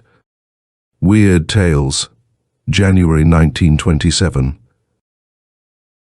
There are sacraments of evil as well as of good about us, and we live and move to my belief in an unknown world, a place where there are caves and shadows and dwellers in twilight. It is possible that man may sometimes return on the track of evolution, and it is my belief that an awful law is not yet dead. Arthur Machen. Not many weeks ago, on a street corner in the village of Pascoag, Rhode Island, a tall, heavily built, and wholesome-looking pedestrian furnished much speculation by a singular lapse of behavior. He had, it appears, been descending the hill by the road from Shepherdshire, and encountering the compact section, had turned to his left into the main thoroughfare where several modest business blocks convey a touch of the urban. At this point, without visible provocation, he committed his astonishing lapse, staring queerly for a second at the tallest of the buildings before him, and then, with a series of terrified, hysterical shrieks, breaking into a frantic run which ended in a stumble and fall at the next crossing. Picked up and dusted off by ready hands, he was found to be conscious, organically unhurt, and evidently cured of his sudden nervous attack. He muttered some shamefaced explanations involving a strain he had undergone, and with downcast glance turned back up the Shepherdshire road, trudging out of sight without once looking behind him. It was a strange incident to befall so large, robust, normal-featured, and capable-looking a man, and the strangeness was not lessened by the remarks of a bystander who had recognized him as the boarder of a well-known dairyman on the outskirts of Shepherdshire. He was, it developed, a New York police detective named Thomas F. Malone, now on a long leave of absence under medical treatment after some disproportionately arduous work on a gruesome local case which accident had made. Dramatic. There had been a collapse of several old brick buildings during a raid in which he had shared, and something about the wholesale loss of life, both of prisoners and of his companions, had peculiarly appalled him. As a result, he had acquired an acute and anomalous horror of any buildings even remotely suggesting the ones which had fallen in, so that in the end, mental specialists forbade him the sight of such things for an indefinite period. A police surgeon with relatives in Shepherdshire had put forward that quaint hamlet of wooden colonial houses as an ideal spot for the psychological convalescence, and thither the sufferer had gone, promising never to venture among the brick-lined streets of larger villages, till duly advised by the wound socket specialist with whom he was put in touch. This walk to Pascoag for magazines had been a mistake, and the patient had paid in fright, bruises, and humiliation for his disobedience. So much the gossips of Shepherdshire and Pascoag knew, and so much also the most learned specialists believed. But Malone had at first told the specialists much more, ceasing only when he saw that utter incredulity was his portion. Thereafter he held his peace, protesting not at all when it was generally agreed that the collapse of certain squalid brick houses in the Red Hook section of Brooklyn and the consequent death of many brave officers had unseated his nervous equilibrium. He had worked too hard, all said, in trying to clean up those nests of disorder and violence. Certain features were shocking enough, in all conscience, and the unexpected tragedy was the last straw. This was a simple explanation which everyone could understand, and because Malone was not a simple person, he perceived that he had better let it suffice. To hint to unimaginative people of a horror beyond all human conception, a horror of houses and blocks and cities, leprous and cancerous with evil dragged from elder worlds, would be merely to invite a padded cell instead of a restful rustication, and Malone was a man of sense despite his mysticism. He had the Celt's far vision of weird and hidden things, but the logician's quick eye for the outwardly unconvincing, an amalgam which had led him far afield in the 42 years of his life and set him in strange places for a Dublin University man born in a Georgian villa near Phoenix Park. And now, as he reviewed the things he had seen and felt and apprehended, Malone was content to keep unshared the secret of what could reduce a dauntless fighter to a quivering neurotic. What could make old brick slums and seas of dark, subtle faces a thing of nightmare and eldritch portent. It would not be the first time his sensations had been forced to bide uninterpreted, for was not his very act of plunging into the polyglot abyss of New York's underworld a freak beyond sensible explanation? What could he tell the prosaic of the antique witcheries and grotesque marvels, discernible to sensitive eyes amidst the poison cauldron, where all the varied dregs of unwholesome ages mix their venom and perpetuate their obscene terrors? He had seen the hellish green flame of secret wonder in this blatant, evasive welter of outward greed and inward blasphemy, and had smiled gently when all the New Yorkers he knew scoffed at his experiment in police work. They had been very witty and cynical, deriding his fantastic pursuit of unknowable mysteries, and assuring him that in these days New York held nothing but cheapness and vulgarity. One of them had wagered him a heavy sum that he could not, despite many poignant things to his credit in the Dublin Review, even write a truly interesting story of New York lowlife. And now, looking back, he perceived that cosmic irony had justified the prophet's words while secretly confuting their flippant meaning. The horror, as glimpsed at last, could not make a story, for like the book cited by Poe's German authority, er lässt sich nicht lesen, it does not permit itself to be read. Chapter 2. To Malone, the sense of latent mystery in existence was always present. In youth, he had felt the hidden beauty and ecstasy of things, and had been a poet, but poverty and sorrow and exile had turned his gaze in darker directions, and he had thrilled at the imputations of evil in the world around. Daily life had for him come to be a phantasmagoria of macabre shadow studies, now glittering and leering with concealed rottenness, as in Aubrey Beardsley's Best Manner, now hinting terrors behind the commonest shapes and objects, as in the subtler and less obvious work of Gustave Doré. He would often regard it as merciful that most persons of high intelligence jeer at the inmost mysteries. For, he argued, if superior minds were ever placed in fullest contact with the secrets preserved by ancient and lowly cults, the resultant abnormalities would soon not only wreck the world, but threaten the very integrity of the universe. All this reflection was no doubt morbid, but keen logic and a deep sense of humor ably offset it. Malone was satisfied to let his notions remain as half-spied and forbidden visions to be lightly played with, and hysteria came only when duty flung him into a hell of revelation too sudden and insidious to escape. He had for some time been detailed to the Butler Street station in Brooklyn when the Red Hook matter came to his notice. Red Hook is a maze of hybrid squalor near the ancient waterfront opposite Governor's Island, with dirty highways climbing the hill from the wharves to that higher ground where the decayed lengths of Clinton and Court Streets lead off toward the Borough Hall. Its houses are mostly of brick, dating from the first quarter to the middle of the 19th century, and some of the obscurer alleys and byways have that alluring antique flavor which conventional reading leads us to call Dickensian. The population is a hopeless tangle and enigma, Syrian, Spanish, Italian, elements impinging upon one another, and fragments of Scandinavian and American belts lying not far distant. It is a babel of sound and filth, and sends out strange cries to answer the lapping of oily waves at its grimy piers and the monstrous organ litanies of the harbour whistles. Here, long ago, a brighter picture dwelt, with clear-eyed mariners on the lower streets and homes of taste and substance where the larger houses line the hill. One can trace the relics of this former happiness in the trim shapes of the buildings, the occasional graceful churches, and the evidences of original art and background in bits of detail here and there. A worn flight of steps, a battered doorway, a wormy pair of decorative columns or pilasters, or a fragment of once green space with bent and rusted iron railing.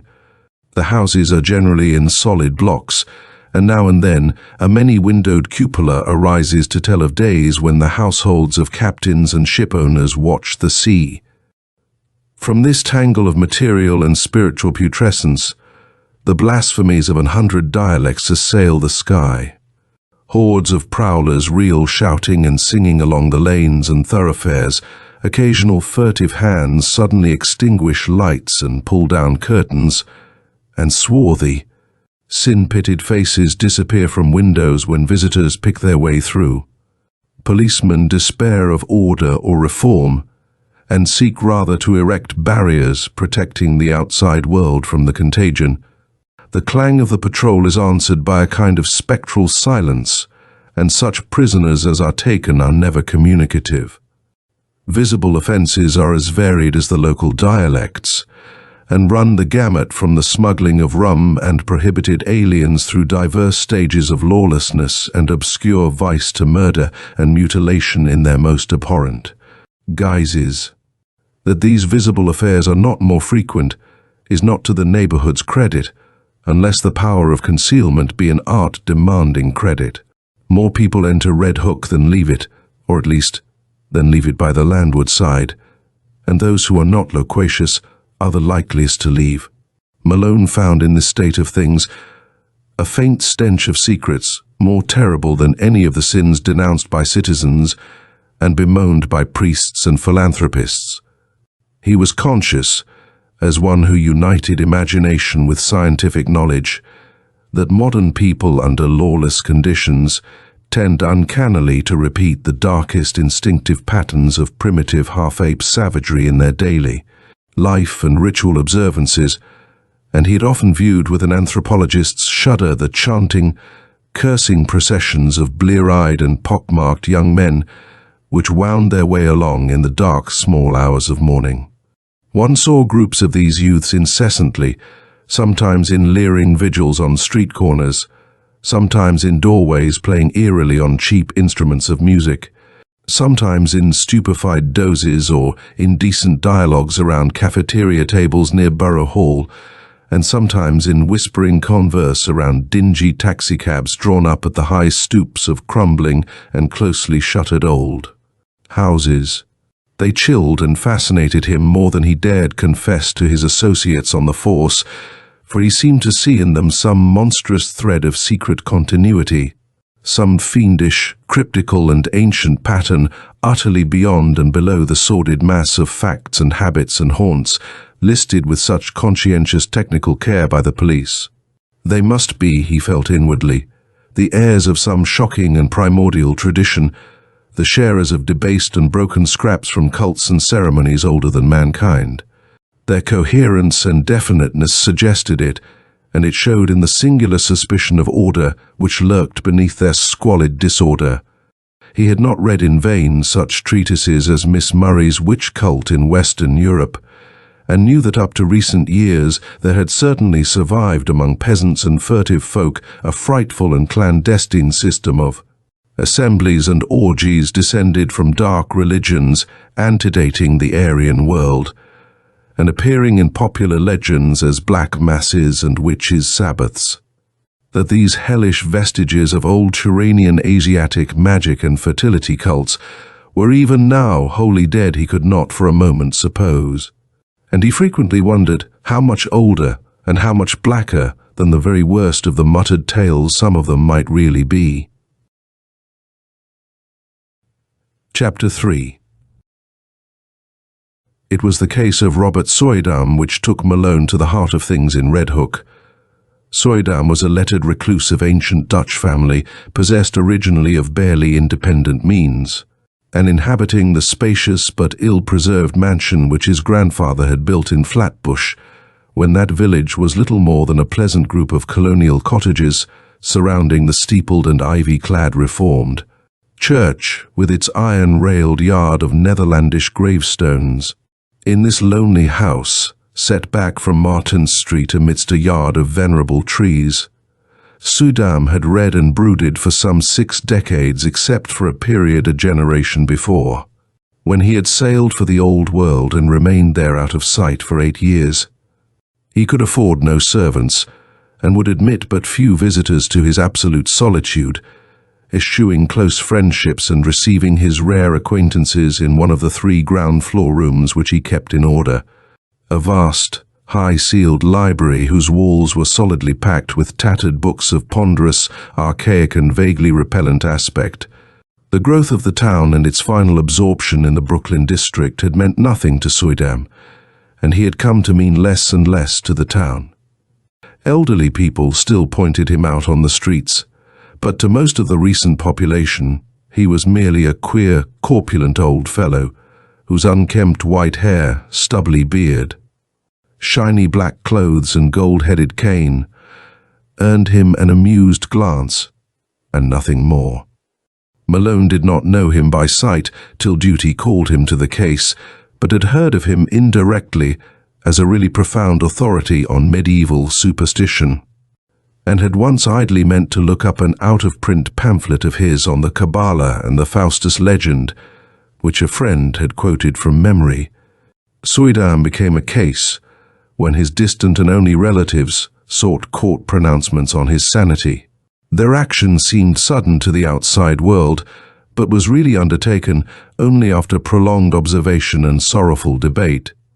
It was based on certain odd changes in his speech and habits, wild references to impending wonders, and unaccountable hauntings of disreputable Brooklyn neighborhoods.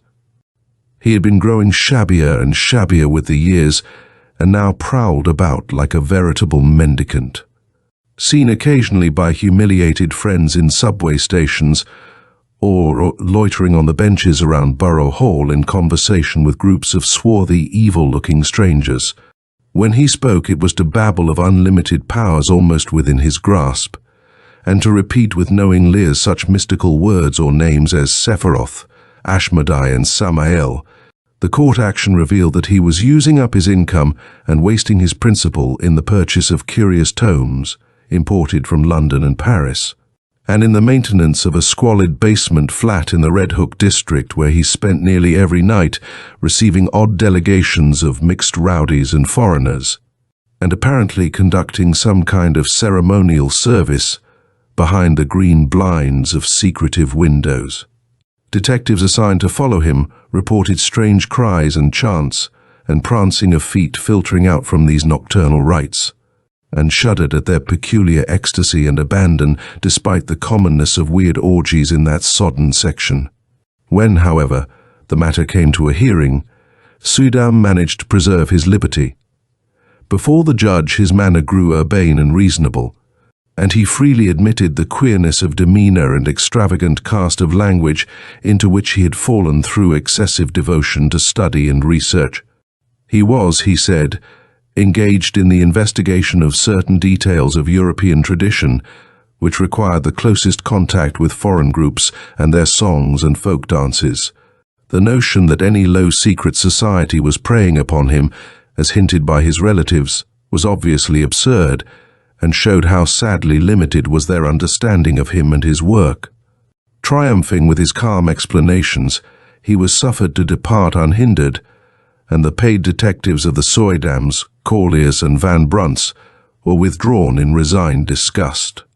It was here that an alliance of federal inspectors and police, Malone with them, entered the case. The law had watched the Suydam action with interest and had in many instances been called upon to aid the private detectives. In this work, it developed that Suydam's new associates were among the blackest and most vicious criminals of Red Hook's devious lanes, and that at least a third of them were known and repeated offenders in the matter of thievery, disorder, and the importation of illegal immigrants. Indeed, it would not have been too much to say that the old scholar's particular circle coincided almost perfectly with the worst of the organized cliques, which smuggled ashore certain nameless and unclassified Asian dregs, wisely turned back by Ellis Island. In the teeming rookeries of Parker Place, since renamed, where Suydam had his basement flat, there had grown up a very unusual colony of unclassified slant-eyed who used the Arabic alphabet but W eloquently, repudiated by the great mass of Syrians in and around Atlantic Avenue.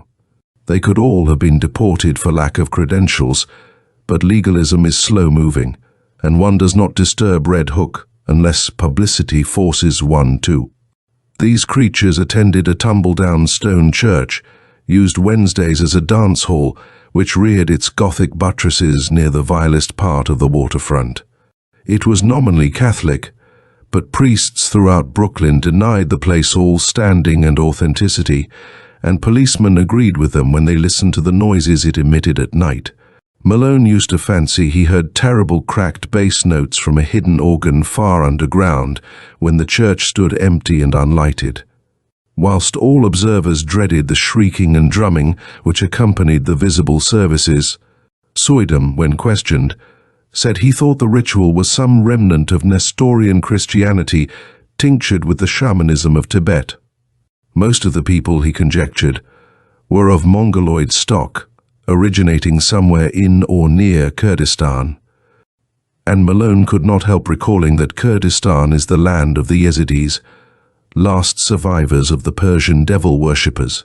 However this may have been, the stir of the Suydam investigation made it certain that these unauthorized newcomers were flooding Red Hook in increasing numbers, entering through some marine conspiracy, impeached by revenue officers and harbor police, overrunning Parker Place and rapidly spreading up the hill, and welcomed with curious fraternalism by the other assorted denizens of the region.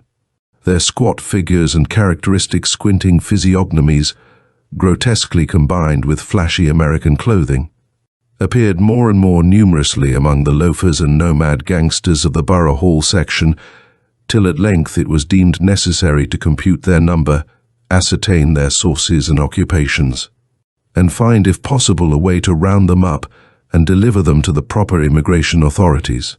To this task, Malone was assigned by agreement of federal and city forces, and as he commenced his canvass of Red Hook, he felt poised upon the brink of nameless terrors, with the shabby, unkempt figure of Robert Suydam as archfiend and adversary. Chapter 4. Police. He shuddered again at the rust around the rim of a metal basin which stood on the altar, and paused nervously when his nostrils seemed to detect a curious and ghastly stench from somewhere in the neighborhood. That organ memory haunted him, and he explored the basement with particular assiduity before he left. The paintings were appalling, hideous monsters of every shape and size, and parodies on human outlines which cannot be described. The writing was in red and varied from Arabic to Greek, Roman, and Hebrew letters. Malone could not read much of it, but what he did decipher was portentous and Kabbalistic enough. One frequently repeated motto was in a sort of Hebraized Hellenistic Greek, and suggested the most terrible demon evocations of the Alexandrian decadence: Hell, Heloim, Sotha, Emanvel, Sabaoth, Agla, Tetragrammaton, Agiros, Othios, Ishiros, Athanatos, Jehovah, Va Adonal, Sadi, homovsion, Messias, Eshtiehai, which translates to God, the mighty, Saviour, Emmanuel, Lord of hosts. You are mighty forever, the sacred name, the pure one, the divine, the strong one, the immortal. Jehovah and Lord Almighty, of the same substance, the Messiah, I am who I am. Circles and pentagrams loomed on every hand, and told indubitably of the strange beliefs and aspirations of those who dwelt so squalidly here. In the cellar, however, the strangest thing was found, a pile of genuine gold ingots covered carelessly with a piece of burlap, and bearing upon their shining surfaces the same weird hieroglyphics which also adorned the walls. During this raid, the police encountered only a passive resistance from the squinting Orientals that swarmed from every door. Finding nothing relevant, they had to leave all as it was, but the precinct captain wrote Suidam a note advising him to look closely to the character of his tenants and protégés in view of the growing public clamour. Chapter 5. Then came the June wedding and the great sensation. Flatbush was gay for the hour about high noon, and pennanted motors thronged the streets near the old Dutch church, where an awning stretched from door to highway. No local event ever surpassed the Suidam-Gerritsen nuptials in tone and scale, and the party which escorted bride and groom to the Cunard Pier was, if not exactly the smartest, at least a solid page from the social register. At 5 o'clock, adieux were waved, and the ponderous liner edged away from the long pier, slowly turned its nose seaward, discarded its tug, and headed for the widening water spaces that led to old world wonders. By night, much was lost in the melee, for objects were thrown hastily down unexpected shafts, and betraying odours deadened by the sudden kindling of pungent incense. But spattered blood was everywhere, and Malone shuddered whenever he saw a brazier or altar, from which the smoke was still rising. He wanted to be in several places at once, and decided on Suidam's basement flat, only after a messenger had reported the complete emptiness of the dilapidated dance hall church. The flat, he thought, must hold some clue to a cult of which the occult scholar had so obviously become the center and leader. And it was with real expectancy that he ransacked the musty rooms, noted their vaguely charnel odor, and examined the curious books, instruments, gold ingots, and glass-stoppered bottles scattered carelessly here and there. Once a lean black-and-white eat edged between his feet and tripped him, overturning at the same time a beaker half full of a red liquid.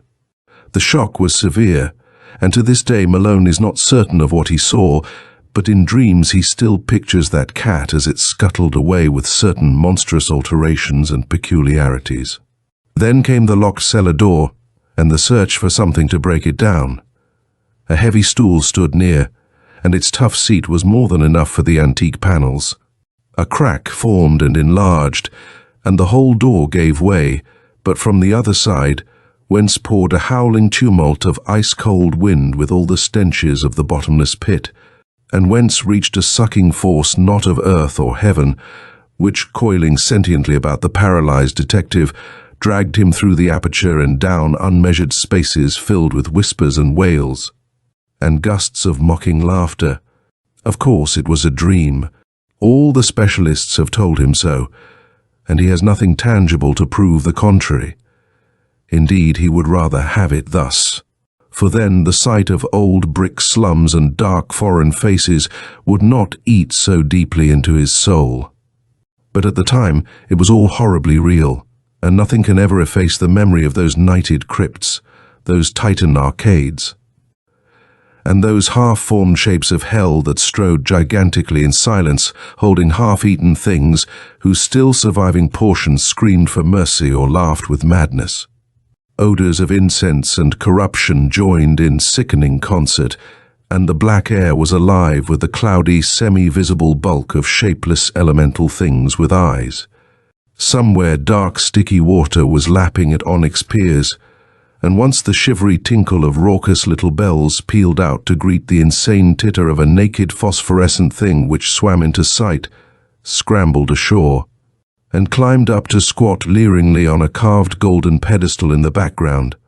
Avenues of limitless night seemed to radiate in every direction, till one might fancy that here lay the root of a contagion destined to sicken and swallow cities and engulf nations in the fetor of hybrid pestilence. Here cosmic sin had entered, and festered by unhallowed rites had commenced the grinning march of death that was to rot us all to fungus abnormalities too hideous for the grave's holding. Satan here held his Babylonish court, and in the blood of stainless childhood the leprous limbs of phosphorescent Lilith were laved. Incubi and succubae howled praise to Hecate, and headless mooncalves bleated to the Magna Mater.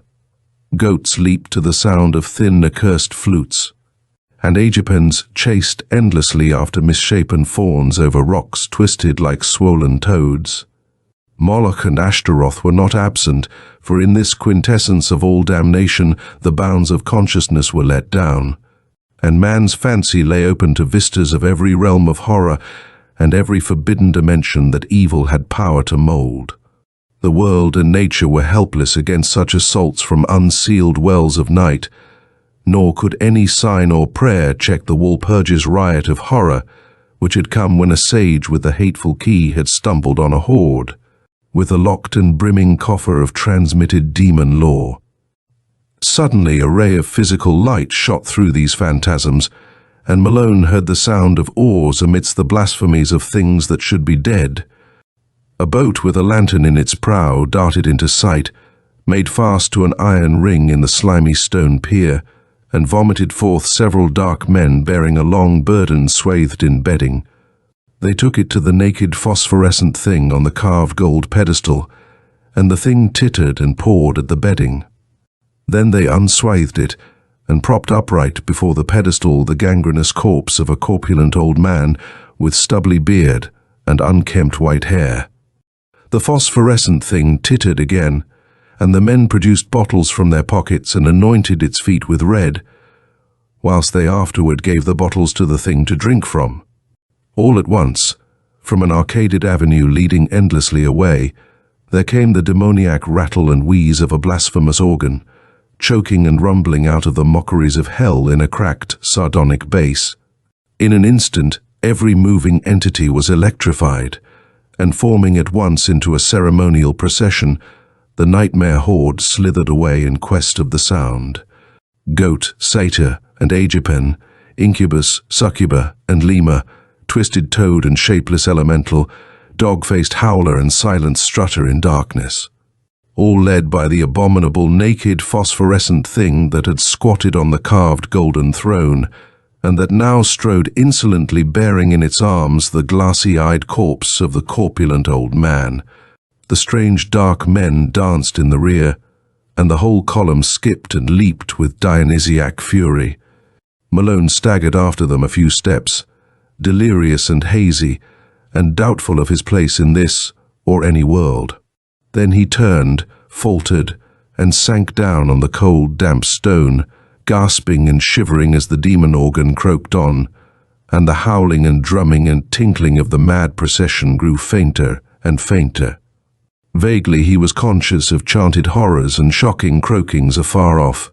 Now and then a wail or whine of ceremonial devotion would float to him through the black arcade, whilst eventually there rose the dreadful Greek incantation whose text he had read above the pulpit of that dance-hall church. O friend and companion of night, thou who rejoices.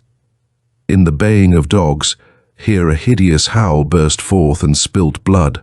Here nameless sounds vied with morbid shriekings, who wanderest in the midst of shades among the tombs.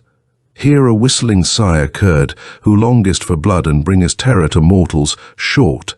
Sharp cries from myriad throats Gorgo, repeated as response Mormo, repeated with ecstasy thousand-faced moon. Sighs and flute notes look favorably on our sacrifices.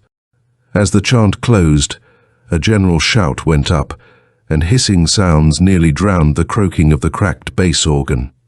Then a gasp as from many throats, and a babble of barked and bleated words, "Lilith, great Lilith, behold the bridegroom." More cries, a clamour of rioting, and the sharp clicking footfalls of a running figure. The footfalls approached, and Malone raised himself to his elbow to look. The luminosity of the crypt, lately diminished, had now slightly increased, and in that devil light there appeared the fleeing form of that which should not flee or feel or breathe. The glassy-eyed, gangrenous corpse of the corpulent old man, now needing no support, but animated by some infernal sorcery of the rite just closed. After it raced the naked, tittering, phosphorescent thing that belonged on the carven pedestal, and still farther behind panted the dark men and all the dread crew of sentient loathsomenesses. The corpse was gaining on its pursuers, and seemed bent on a definite object, straining with every rotting muscle toward the carved golden pedestal, whose necromantic importance was evidently so great. Another moment, and it had reached its goal, whilst the trailing throng laboured on with more frantic speed. But they were too late, for in one final spurt of strength, which ripped tendon from tendon and sent its noisome bulk floundering to the floor in a state of jellyish dissolution, the staring corpse which had been Robert Suydam achieved its object and its triumph. The push had been tremendous, but the force had held out, and as the pusher collapsed to a muddy blotch of corruption, the pedestal he had pushed tottered, tipped, and finally careened from its onyx base into the thick waters below, sending up a parting gleam of carven gold as it sank heavily to undreamable gulfs of lower Tartarus. In that instant, too, the whole scene of horror faded to nothingness before Malone's eyes, and he fainted amidst a thunderous crash which seemed to blot out all the evil universe. Chapter 7. Malone's dream, experienced in full before he knew of Suydam's death and transfer at sea, was curiously supplemented by some odd realities of the case, though that is no reason why anyone should believe it. The 3 old houses in Parker Place, doubtless long rotten with decay in its most insidious form, collapsed without visible cause, while half the raiders and most of the prisoners were inside, and of both the greater number were instantly killed. Only in the basements and cellars was there much saving of life, and Malone was lucky to have been deep below the house of Robert Suydam, for he really was there, as no one is disposed to deny. They found him unconscious by the edge of the night black pool, with a grotesquely horrible jumble of decay and bone, identifiable through dental work as the body of Suydam, a few feet away. The case was plain, for it was hither that the smugglers' underground canal led, and the men who took Suydam from the ship had brought him home. They themselves were never found, or at least never identified, and the ship's doctor is not yet satisfied with the simple certitudes of the police. Suydam was evidently a leader in extensive man-smuggling operations, for the canal to his house was but one of several subterranean channels and tunnels in the neighborhood. There was a tunnel from this house to a crypt beneath the dance hall church, a crypt accessible from the church only through a narrow secret passage in the north wall, and in whose chambers some singular and terrible things were discovered. The croaking organ was there, as well as a vast arched chapel with wooden benches and a strangely figured altar. The walls were lined with small cells, in 17 of which, hideous to relate, solitary prisoners in a state of complete idiocy were found chained, including 4 mothers with infants of disturbingly strange appearance. These infants died soon after exposure to the light, a circumstance which the doctors thought rather merciful.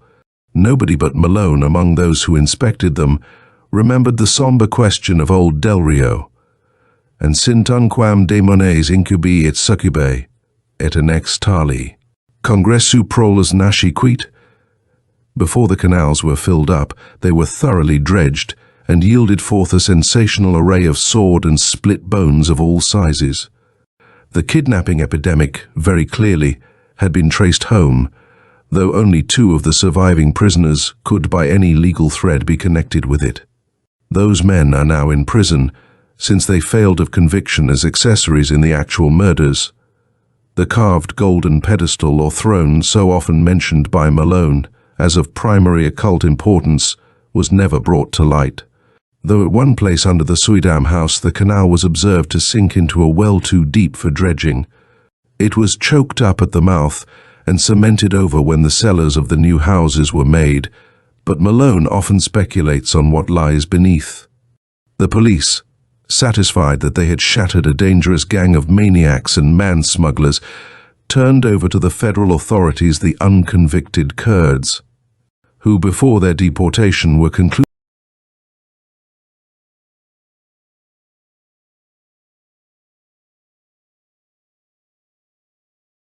me.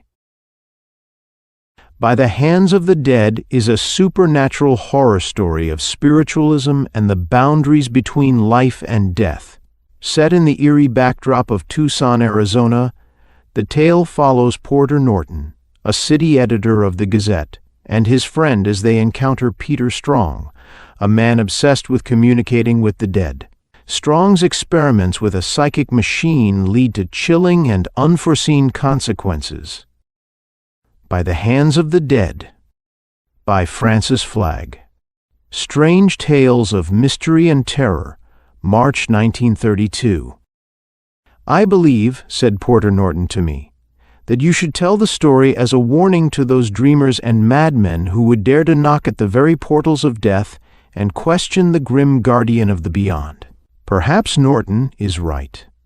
Perhaps the terrible fate of Peter Strong was incurred because he came near to rending the veil betwixt life and death, and no man can do that and live. But I do not quite believe this. I believe. But let me tell the story, let me put the weird, incredible facts on paper, and in the end you shall know what I believe. Norton and I met Peter Strong at one of Mrs. Tibbet's Sunday night gatherings. Mrs. Tibbet was a charming old lady who believed in spiritualism. A spiritualist society held weekly meetings at her parlors, and one saw some inexplicable things there. One night a medium, a big fleshy woman who resembled pictures of Madame Blavatsky, gave a rather disturbing performance. The room was darkened as usual, but a veiled globe threw a faint light upon an area of floor in our midst. We sat in a half-circle, facing the cabinet and holding hands. Suddenly the curtains of the cabinet parted, and something came into the room, something abnormally broad and squat. All this time the sound of heavy breathing and occasional cries as if of pain came from the cabinet.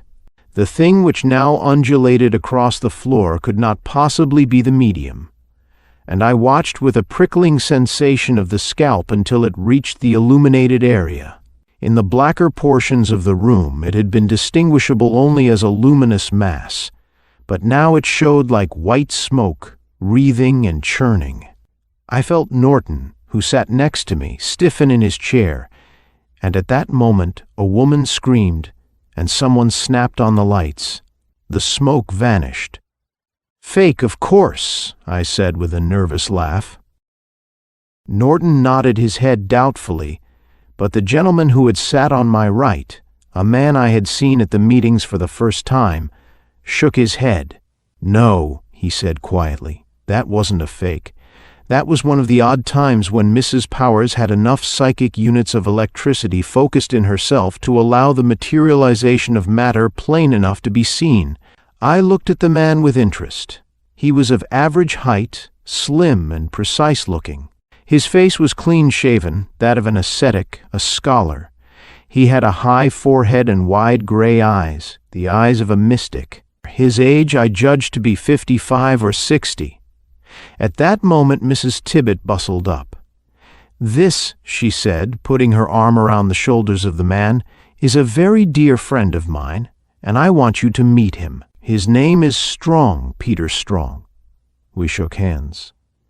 "You mustn't judge spiritualism," he said with a smile, "by its religious or fortune-telling aspects. As a matter of fact, the science of spiritualism has nothing to do with religion." "The science?" said Norton. Yes, the science.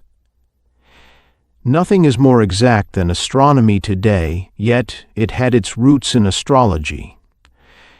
What you see in the spiritualist societies throughout the world, the mediums and their like, is but the primitive foundations of scientific spiritualism.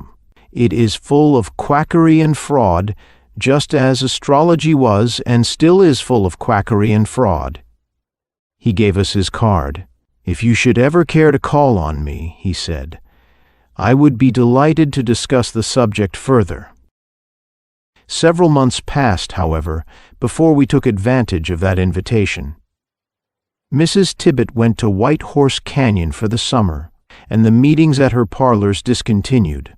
But except for weekend trips to Oracle, Norton and I were confined to the city. Norton as city editor of the Gazette, and I as its circulation manager, had enough to keep us busy. One hot August afternoon, when the mercury registered 104 in the shade and the office was a sizzling furnace, Norton poked his head into my sanctum and waved a sticky proof. "Read this," he commanded. I took the strip listlessly. "Tucson inventor makes machine for raising spirits," I read. "Peter Strong, local scholar and psychic research worker, announces." I looked up at Norton with quickened interest. "Why, this must be the fellow we met at Mrs. Tibbet's." "I am sure it is. What do you say if we run around and see him after dinner?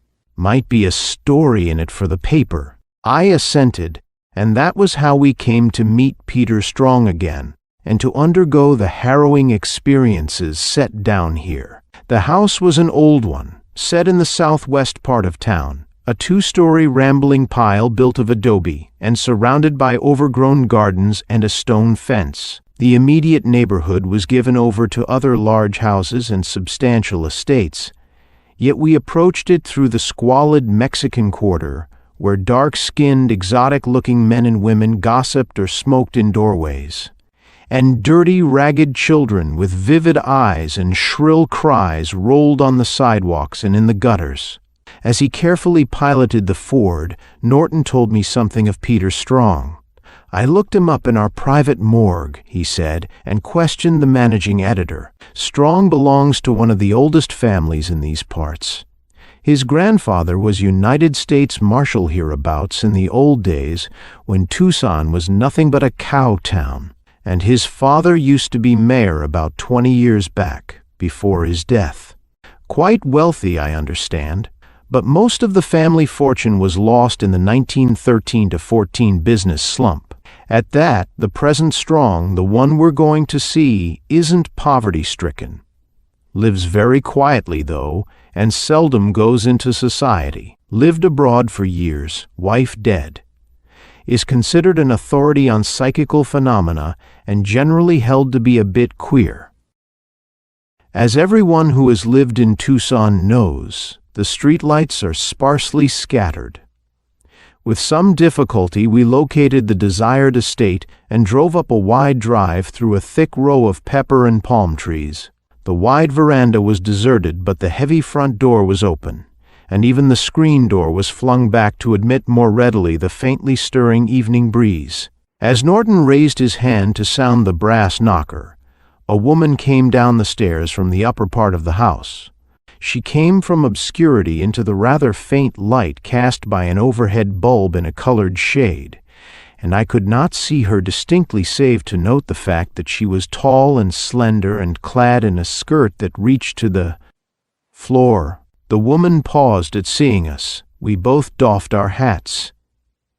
"Is Mr. Strong in?" asked Norton.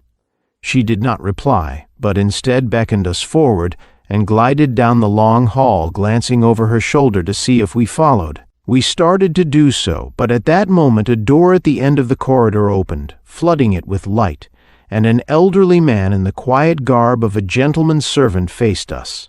The woman, we were both surprised to observe, had disappeared.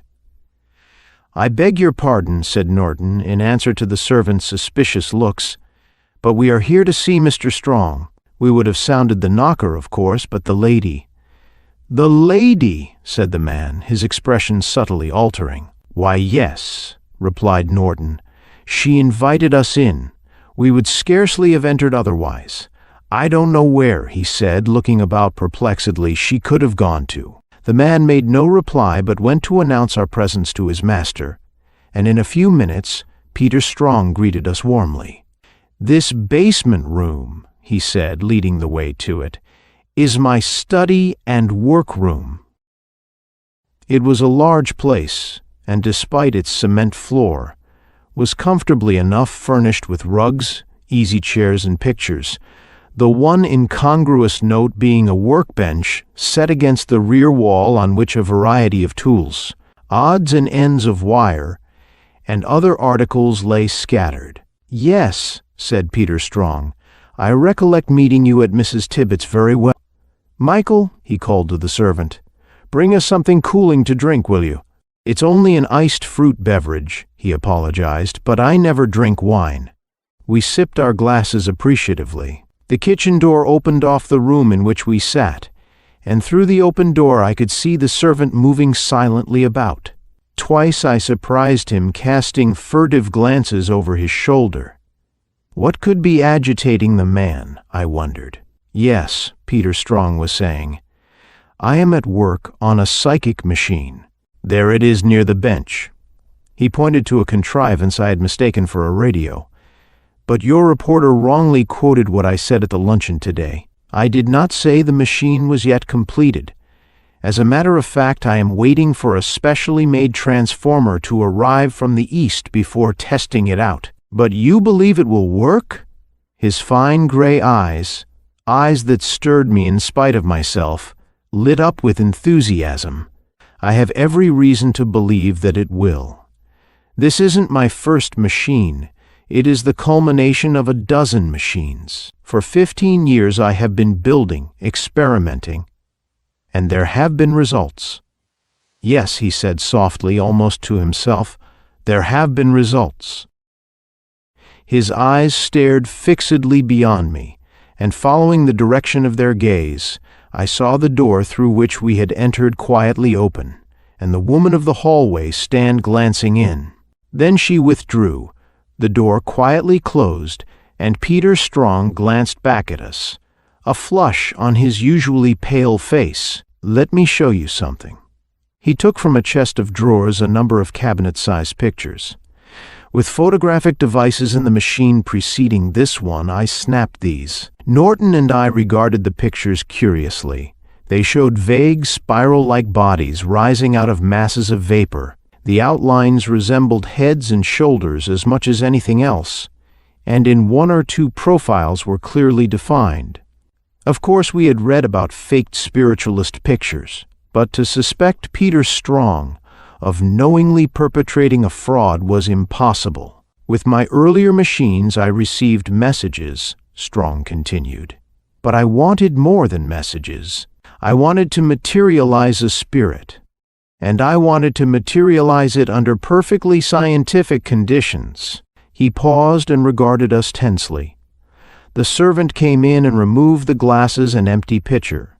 "Yes," he said, "spiritualism is a scientific proposition, not the spiritualism of the churches.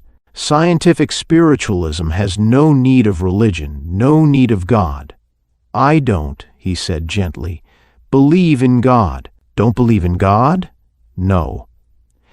"But," protested Norton, mopping his face, "something must be responsible for the world and the universe."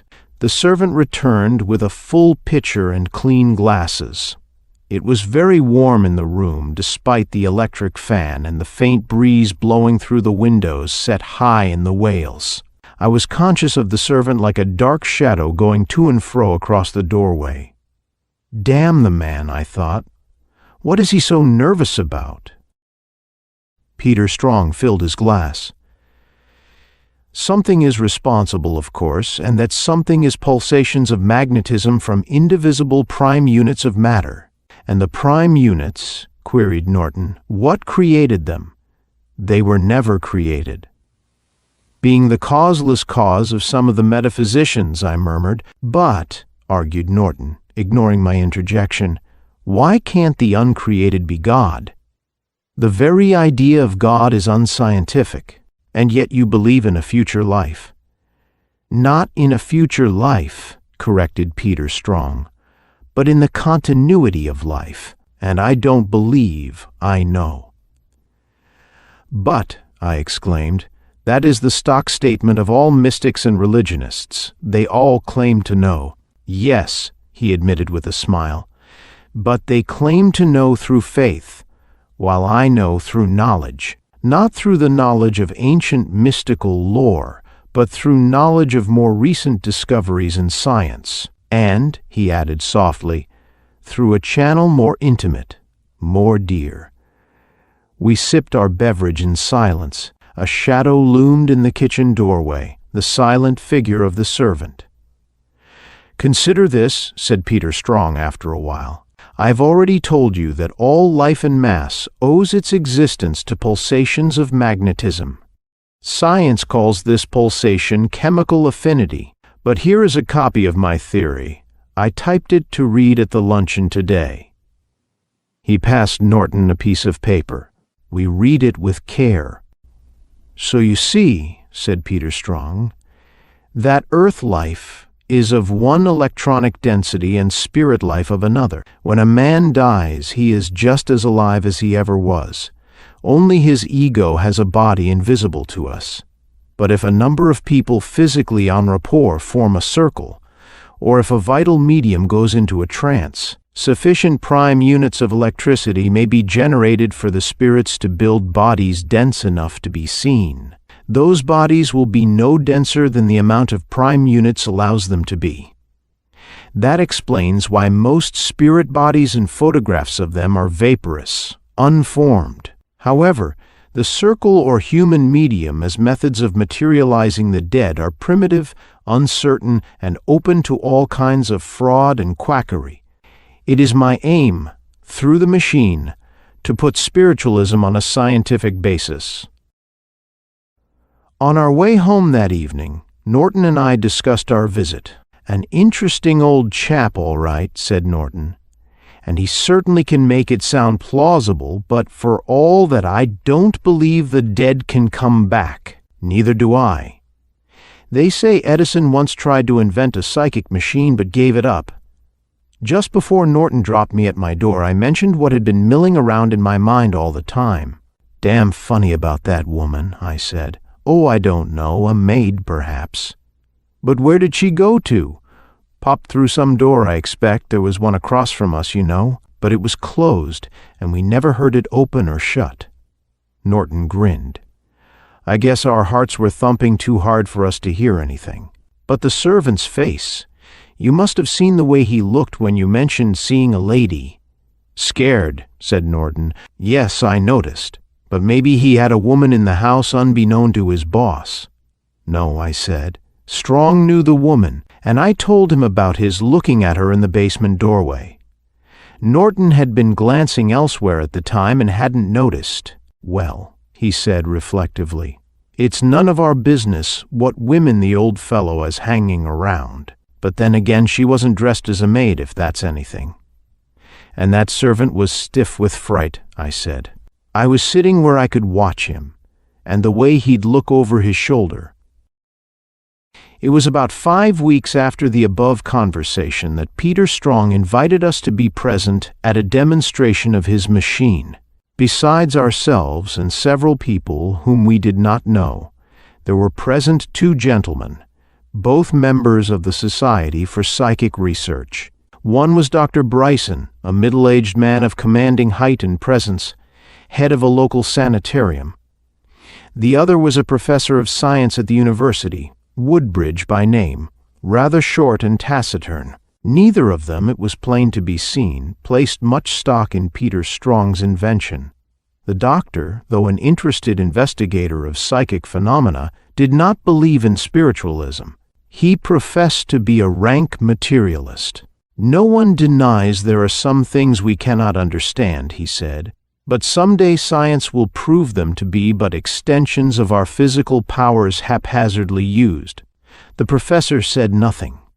"Conan Doyle," began Norton. "Doyle," snorted the doctor. "Doyle was the most gullible man on God's earth. Why, he writes of a personal experience in London being told him through a certain medium miles away, before the occurrence had time to be broadcasted. He naively asks how the medium could possibly have heard of it save through spirits. Evidently he forgot about telephones and telegrams, and the fact that most professional mediums belong to secret information bureaus with agents everywhere.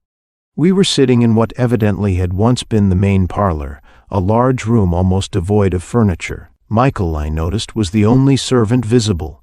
Indeed, discreet inquiries had elicited the information that the only other servant was a cook who came in by the day, a personable enough woman, neither tall nor slim. The night was unbearably hot, though it had rained throughout the afternoon and was threatening to do so again. The windows were all ajar. Attracted by the glare of the lights, I could see gnats and moths fluttering against the screen.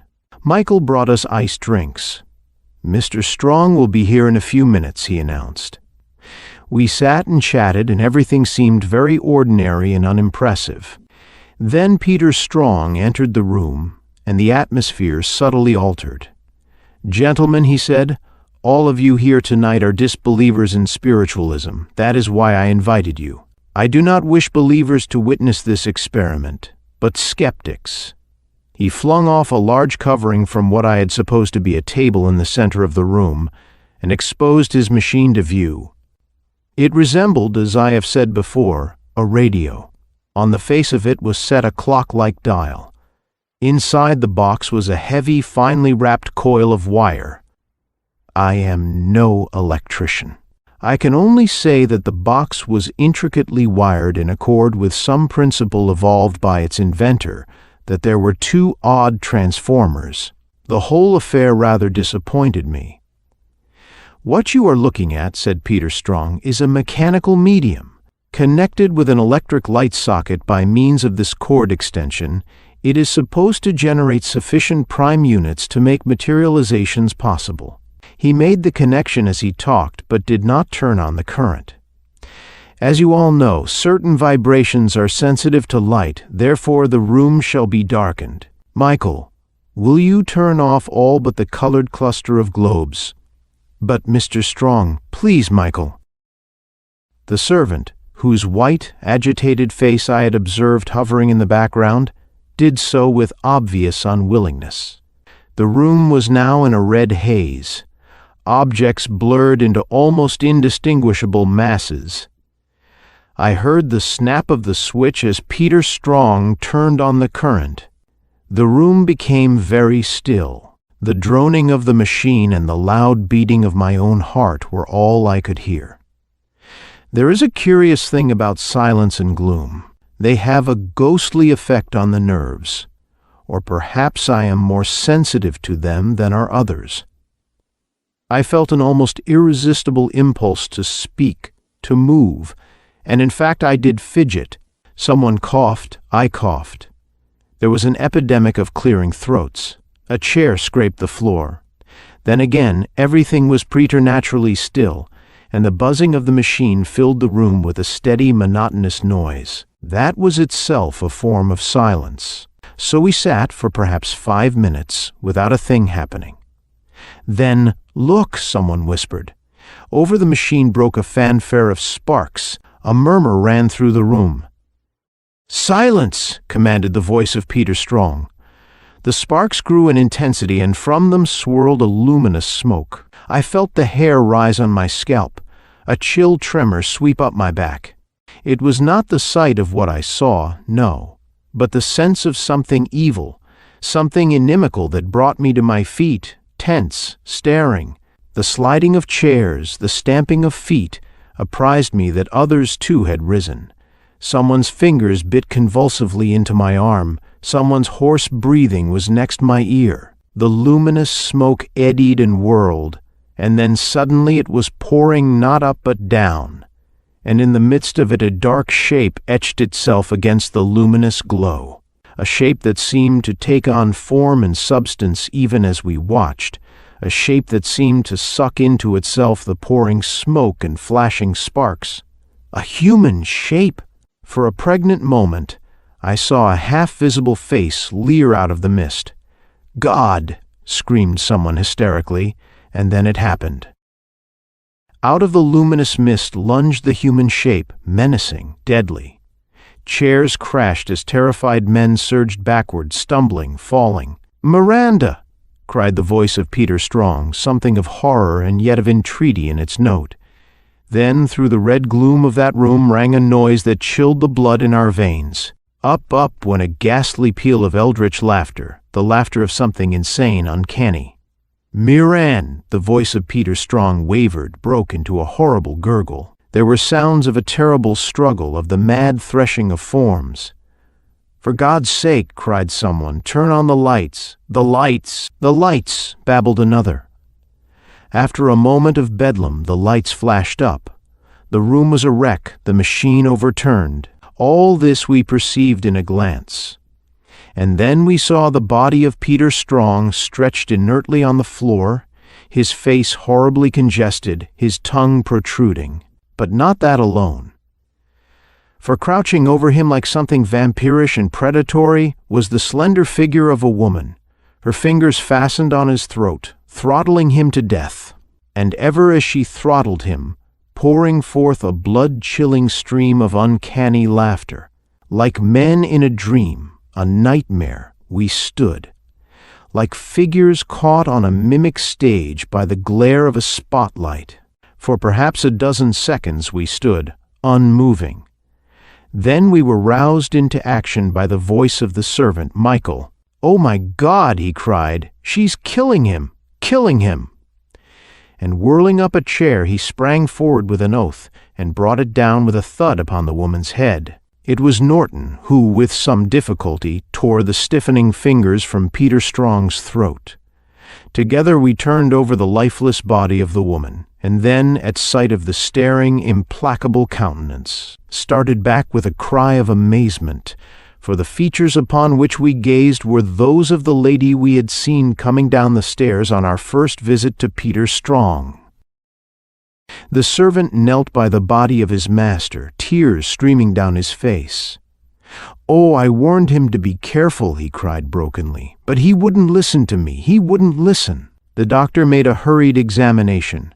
"Both of them are dead," he announced. There was a moment's silence. "Who is this woman?" questioned Norton. "His wife," replied Michael. "His wife," exclaimed the professor. "But I thought his wife died years ago?" "So she did," answered Michael. "Then he remarried again?" "No, no," mumbled the servant. "You don't understand. This is his wife, the one who died." We stared at him. The same thought was in all our minds. Evidently horror and grief had deprived him of his wits. But he read our thoughts.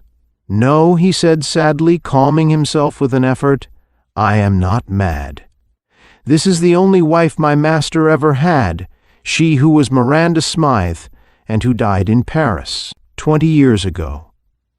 "But good God, man," exclaimed the professor, "do you realize what you are saying? How can this woman here—" "Sir," said Michael, standing up, "there is no rational explanation to give.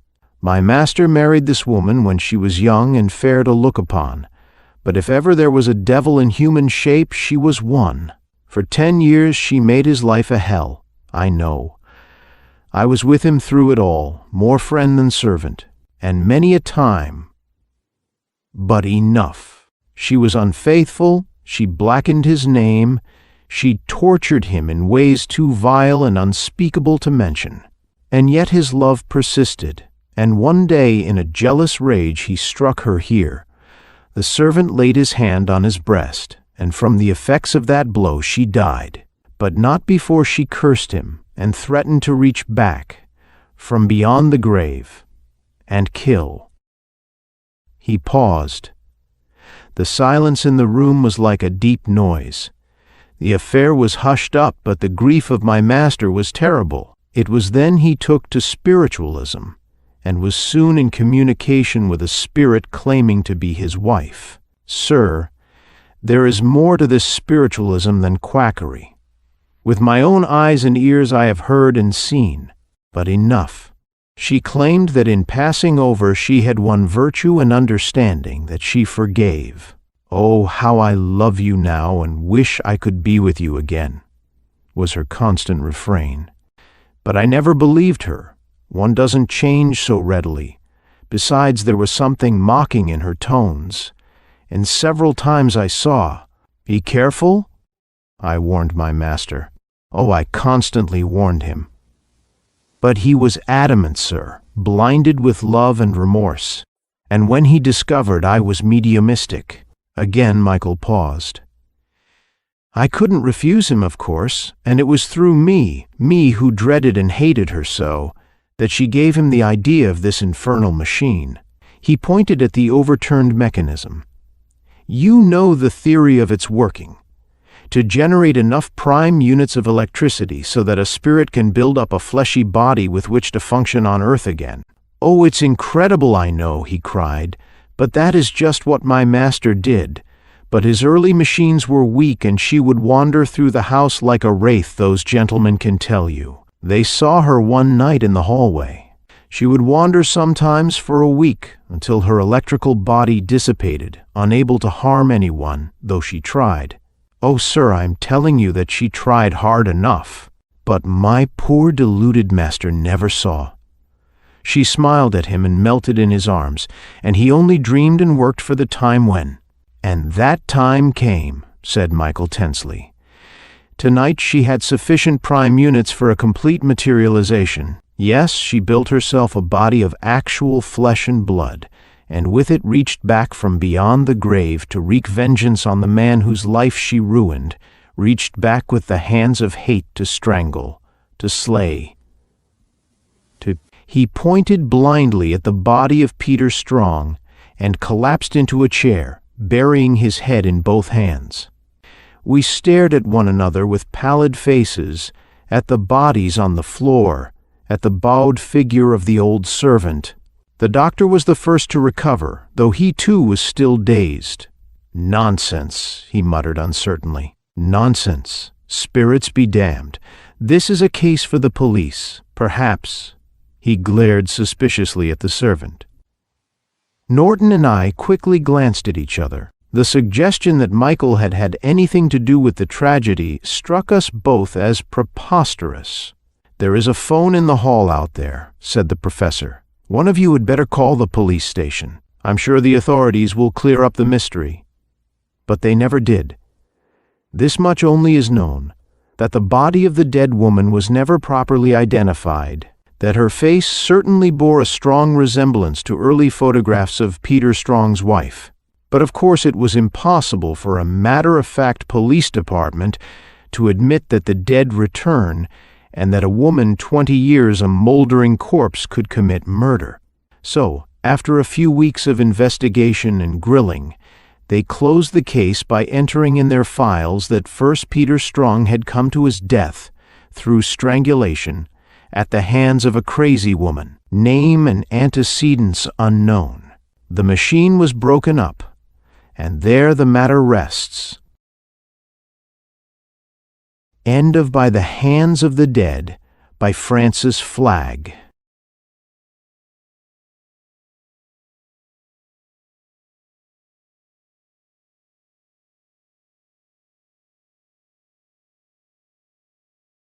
Chameleon Man by Henry Kuttner. Weird Tales, November 1941. Tim Vanderhoff wavered. He stood 10 feet from a glass-panelled door, his apprehensive gaze riveted upon it, and swayed back and forth like a willow. Or, perhaps, an aspen. He wasn't sure. Yes, it was an aspen, a quaking aspen. His ears seemed to twitch gently as he listened to the low rumble of voices from the inner office of S. Horton Walker, president of the Svelte Shop, Fifth Avenue's snootiest establishment for supplying exclusive models of dresses, lingerie, and what not. Let us examine Mr. Vanderhoff. He did not, at the moment, look like a man who, within a very short time, was going to turn into what amounted to something rather like a chameleon. Nevertheless, mentally and spiritually, Tim Vanderhoff was a mere mass of quivering protoplasm, and no great wonder after the interview he had just had. He wasn't bad-looking, though slightly pallid.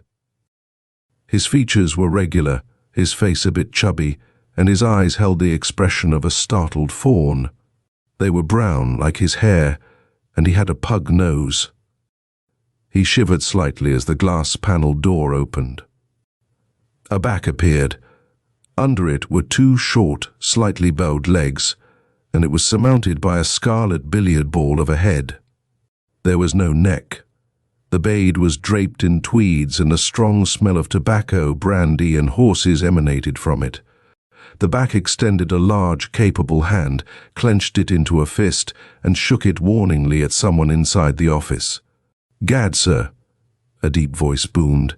"Gad, this is the last straw. Mrs. Quester will be furious, and I warn you, Walker, that I shall be furious too. I have stood enough of your trifling. Twice already you promised exclusive models of a dress for my wife, and then failed to deliver." "But," said a voice. "Silence," bellowed the back, and the voice was cowed. "You have promised model 43 to Mrs. Quester.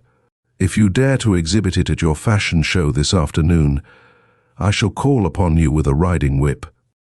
I shall be here after the show, and you will have the dress ready for me to take to Mrs. Quester. You have had enough time to make alterations." "Gad, sir, in Burma I have had men broken, utterly broken, for less than this." The voice, with a faint spark of antagonism, rallied. It said, "But me no buts, damn your eyes. This isn't Burma, but you will find that Colonel Quester still knows how to use his fists, you tradesman. I shall be back this afternoon, and Burnf." "Yes, Colonel," the voice assented weakly, and the back turned, revealing to the watching Vanderhoff a round, crimson face with a bristling iron-grey moustache, and beetling brows from beneath which lightning crackled menacingly. Brumfing, Colonel Quester moved like a mastodon past the quaking Vanderhoff, and vanished through a door that seemed to open coweringly of its own accord at the man's advance. Vanderhoff immediately turned and started to tiptoe away. The voice detected the sound of his departure. "Vanderhoff," it screamed, "come here." Thus summoned, the unfortunate official halted, retraced his steps, and entered the inner sanctum. There he paused like a hypnotized rabbit, watching the voice, who was also known as S. Horton Walker, president of the Svelte shop. A hard man, S. Horton Walker, as a child. He had pulled the wings off butterflies, and maturity had not improved him. He looked like a shaved ape, with a bristling crop of blue-black hair and a gleaming, vicious eye that was now engaged in skinning Vanderhoff. The later remarked, in a conciliatory tone. "Don't give me that," Walker growled, crouching behind his desk like the gorilla he resembled. "I told you to keep that so-and-so out of my office, well?" "I said you were out," Vanderhoff explained. You," Walker mocked, pointing a stubby sausage of a finger. "Bah, and again, bah. What the hell are you, a man or a jellyfish?" "A man," Vanderhoff said hopefully. Walker's grunt was profoundly skeptical. "You're a weak fish, a non-entity. By God, when I was your age, I had 29 men under me. By sheer force of personality, I made myself what I am today. And I like men with drive, push, get up and go." Vanderhoff, seeing an opportunity of escape, began to get up and go, but relapsed at Walker's furious yelp. "Why? Do you realize that Colonel Quester would have punched me in the eye if I hadn't impressed him with my personality? He's an outrageous person. You did promise those exclusive models to his wife, though. We get a better price elsewhere," Walker said and pondered. "But model 43 will be ready for him when he calls this afternoon. A dangerous man, the Colonel. Where was I? Oh, yes. You're a fool, Vanderhoff." Vanderhoff nodded and looked like a fool. Walker groaned in exasperation. "Haven't you any personality at all?" "No, you haven't. You're a chameleon, that's what. I've noticed that before. When you're talking to a ditch digger, you act like one yourself. When you're talking to a banker, you turn into a banker. You're a mirror, that's what." It was unfortunate that Vanderhoff did not leave at that moment.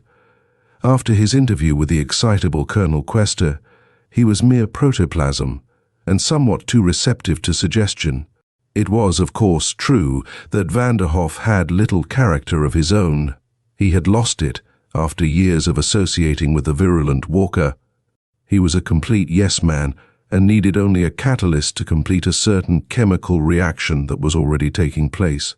"You're a chameleon," Walker said with emphasis, and his eyes bored into Vanderhoff's. It was at that precise moment that Mr. Tim Vanderhoff turned into a chameleon. Not physically, of course. The metamorphosis was far more subtle. Adept for years at assuming the traits of others, Vanderhoff was rather shockingly receptive, though all he did was to sit down in a chair opposite his boss. Walker stared, frowned, and hesitated. Vanderhoff stared, frowned, and didn't say anything. Walker lifted a large hand and pointed accusingly. Vanderhoff lifted a smaller hand and also pointed accusingly. Walker flushed. So did Vanderhoff. The president of the svelte shop rose like a behemoth from his chair and growled, "Are you mocking me?" Then he stopped, amazed, because Vanderhoff had risen and said exactly the same thing. You. Walker's face was purple. Vanderhoff guessed what was coming. With a mighty effort, he asserted what little remained of his willpower. "Don't go on," he pleaded frantically. "Please, you chameleon," S. Horton Walker thundered. "You chameleon," Vanderhoff thundered. Such bare-faced, impudent mockery was unendurable. Walker quivered in every muscle. "You're fired," he said. "What's that?" "What did you say?" "What do you mean I'm fired?" "Stop imitating me, you stupid clown. Don't call me a stupid clown." "No." Vanderhoff finished, not quite realizing what was happening to him. Walker sat down weakly. He was shaken a little, but his natural malignancy was still undimmed. "A natural snake, S. Horton Walker." I, said Vanderhoff. Walker bellowed, "Shut up!" And so strong was his will, for the moment Vanderhoff remained perfectly quiet. "Are you going to get out?" he asked at length, in a low, deadly voice. "Damn it, stop mocking me. I'll have you thrown out." "What? Have me thrown out of my own office?" Goaded to insensate fury by the fact that Vanderhoff was repeating perfectly everything he said and did, and, curiously enough, at exactly the same time he said and did it, Walker stuck out his thumb to press a button on the desk. It collided with Vanderhoff's thumb. Walker sat back, palpitating, a mute Vesuvius. Obviously Vanderhoff had gone mad. And yet, "I wish you'd go and drown yourself," said the president, meaning every word. He was somewhat astonished when Tim Vanderhoff quietly arose and left the office. He would have been even more surprised had he seen Vanderhoff walk down 42nd Street to Times Square, and then board the Brighton Beach subway train bound for Coney Island. Somehow, it is doubtful whether Walker would have regretted the incident or recalled his words. He was evil to the core, and a hard man, as has been mentioned previously. He turned back to his preparations for the exclusive fashion show that afternoon, while the metamorphosed Tim Vanderhoff hurried off to go and drown himself. Now Tim was really a nice guy. He shot a fair game of golf, had once made 10 straight passes while shooting craps at a stag party, and was kind to dogs, blind men, and small children. He explained the latter eccentricity by stating that he had once been a small child himself, which was no doubt true enough. Under other circumstances, Mr. Vanderhoff might have achieved a genuine personality of his own, but he had the misfortune always to be associated with Rat's Tyke Walker. Self-Riadki men invariably contend that they had to fight their way through obstacles, so they create new obstacles for those under them, probably with the best intentions in the world. The fact remains that Walker had provided the ultimate catalyst for Tim Vanderhoff. who got off the subway at Coney Island. It had now, by some strange metamorphosis, been transformed into an elevated and wandered along the boardwalk, peering contemplatively at the ocean. It was large, grey, and wet. A great deal of H2O, to put it scientifically. Vanderhoff's mind was dulled. He found it difficult to think clearly, and he kept hearing Walker's command over and over again. Go and drown yourself. Go and drown yourself. The sky was cloudy. It had been a hot day, one of those Turkish bath affairs which make Manhattan, in the summer, a suburb of hell, and so there were vast quantities of people at Coney. Large, bulging women lumbered about shepherding brats, who fed voraciously on ice cream, pickles, hokey-pokey, hot dogs, and similar juicy tidbits.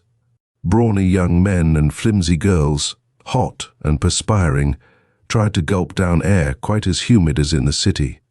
Meanwhile, the Atlantic Ocean beckoned to Tim Vanderhoff.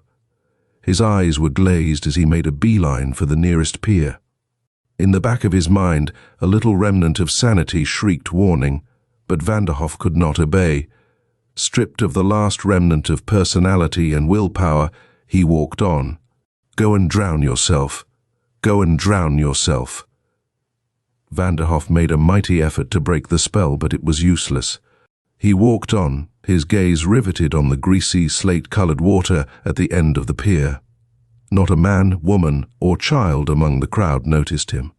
He tried to call for help, but no sound came from his lips. People were running. Rain began to splash down, first in droplets, then in ever-increasing torrents. The grey clouds were fulfilling their promise.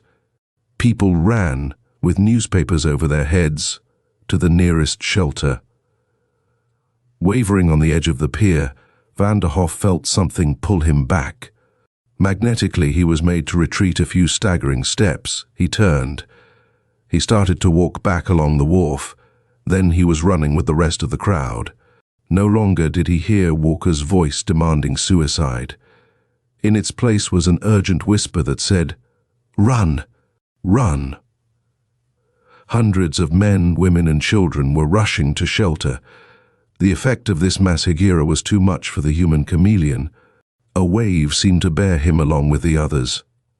Vainly he tried to struggle against the impulse. No use, of course. Rain splashed in his face. It was like running in a dream, without conscious volition. Lines of force seemed to drag him onward, off the pier, on the boardwalk and along it, in the midst of the crowd. As various members of the mob dived for shelter, poor Vanderhoff was tossed about like a leaf in a gale. A group leaped into a hot dog stand, and Vanderhoff veered after them. Then a larger group came past, and he skittered in their wake, utterly helpless. They entered Luna Park, and he perforce followed. Somehow he was caught in the eddy and found himself limp and perspiring in a penny arcade almost deserted. A semblance of sanity came back to him. Gasping and drenched to the skin, Vanderhoff cowered behind a grind box labeled Paris Night for Men Only, and wondered what in hell was happening to him. He tried to think. What had Walker said? A human chameleon. It seemed to have come true. Adept for years at assuming the traits of others, the ultimate transformation had taken place. Ever he looked at anyone now, he assumed the traits of that person. It was really far worse. Only Vanderhoff didn't realize it quite yet. Logically, the only solution was to stay away from people. A man without personality is bound to reflect the personality of others. Vanderhoff peeped out, looking glumly at a rotund little man with white whiskers who was standing at the entrance to the arcade, staring virtuously at nothing. A pleasant little man, he thought. He probably had not a worry in the world. Vanderhoff wished he were that man. He was startled by the sound of footsteps, and even more startled when a veritable giantess of a woman smacked him over the head with her umbrella.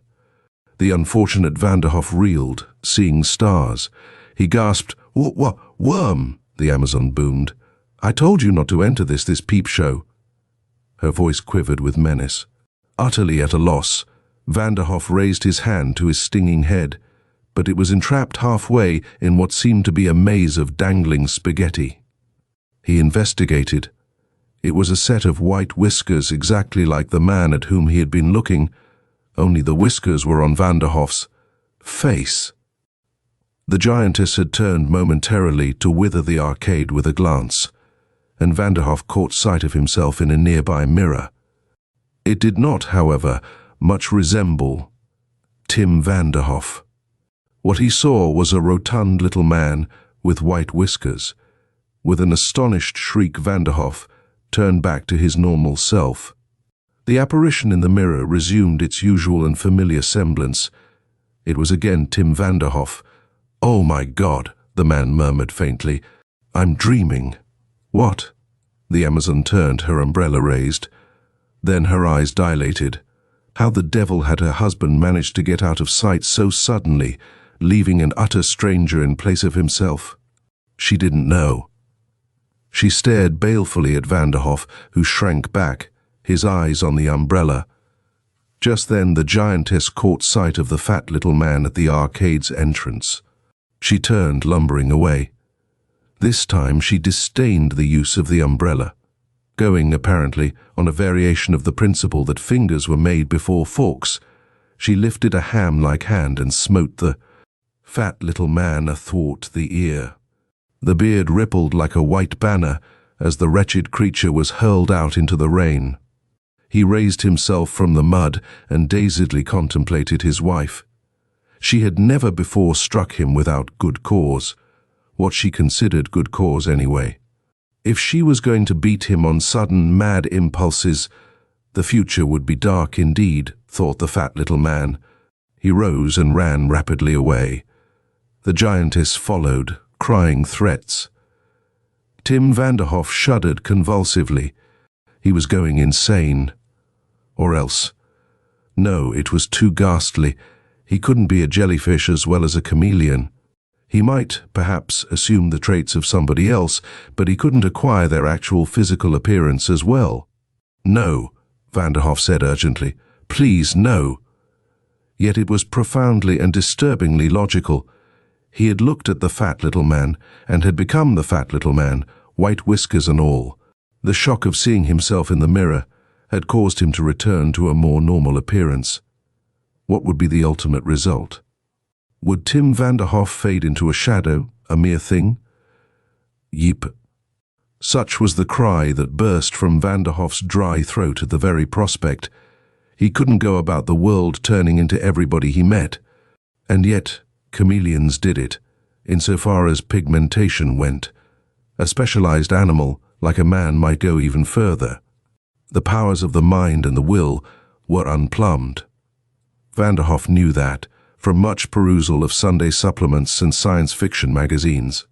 Recalling stories he had read by such authors as H.G. Wells, Jules Verne, and Henry Kuttner, he groaned as he realized that the heroes of such tales usually met a sticky end. "Oh no," Vanderhoff whispered involuntarily. "I don't want to die. I'm too young to die." Footsteps clumped into the arcade.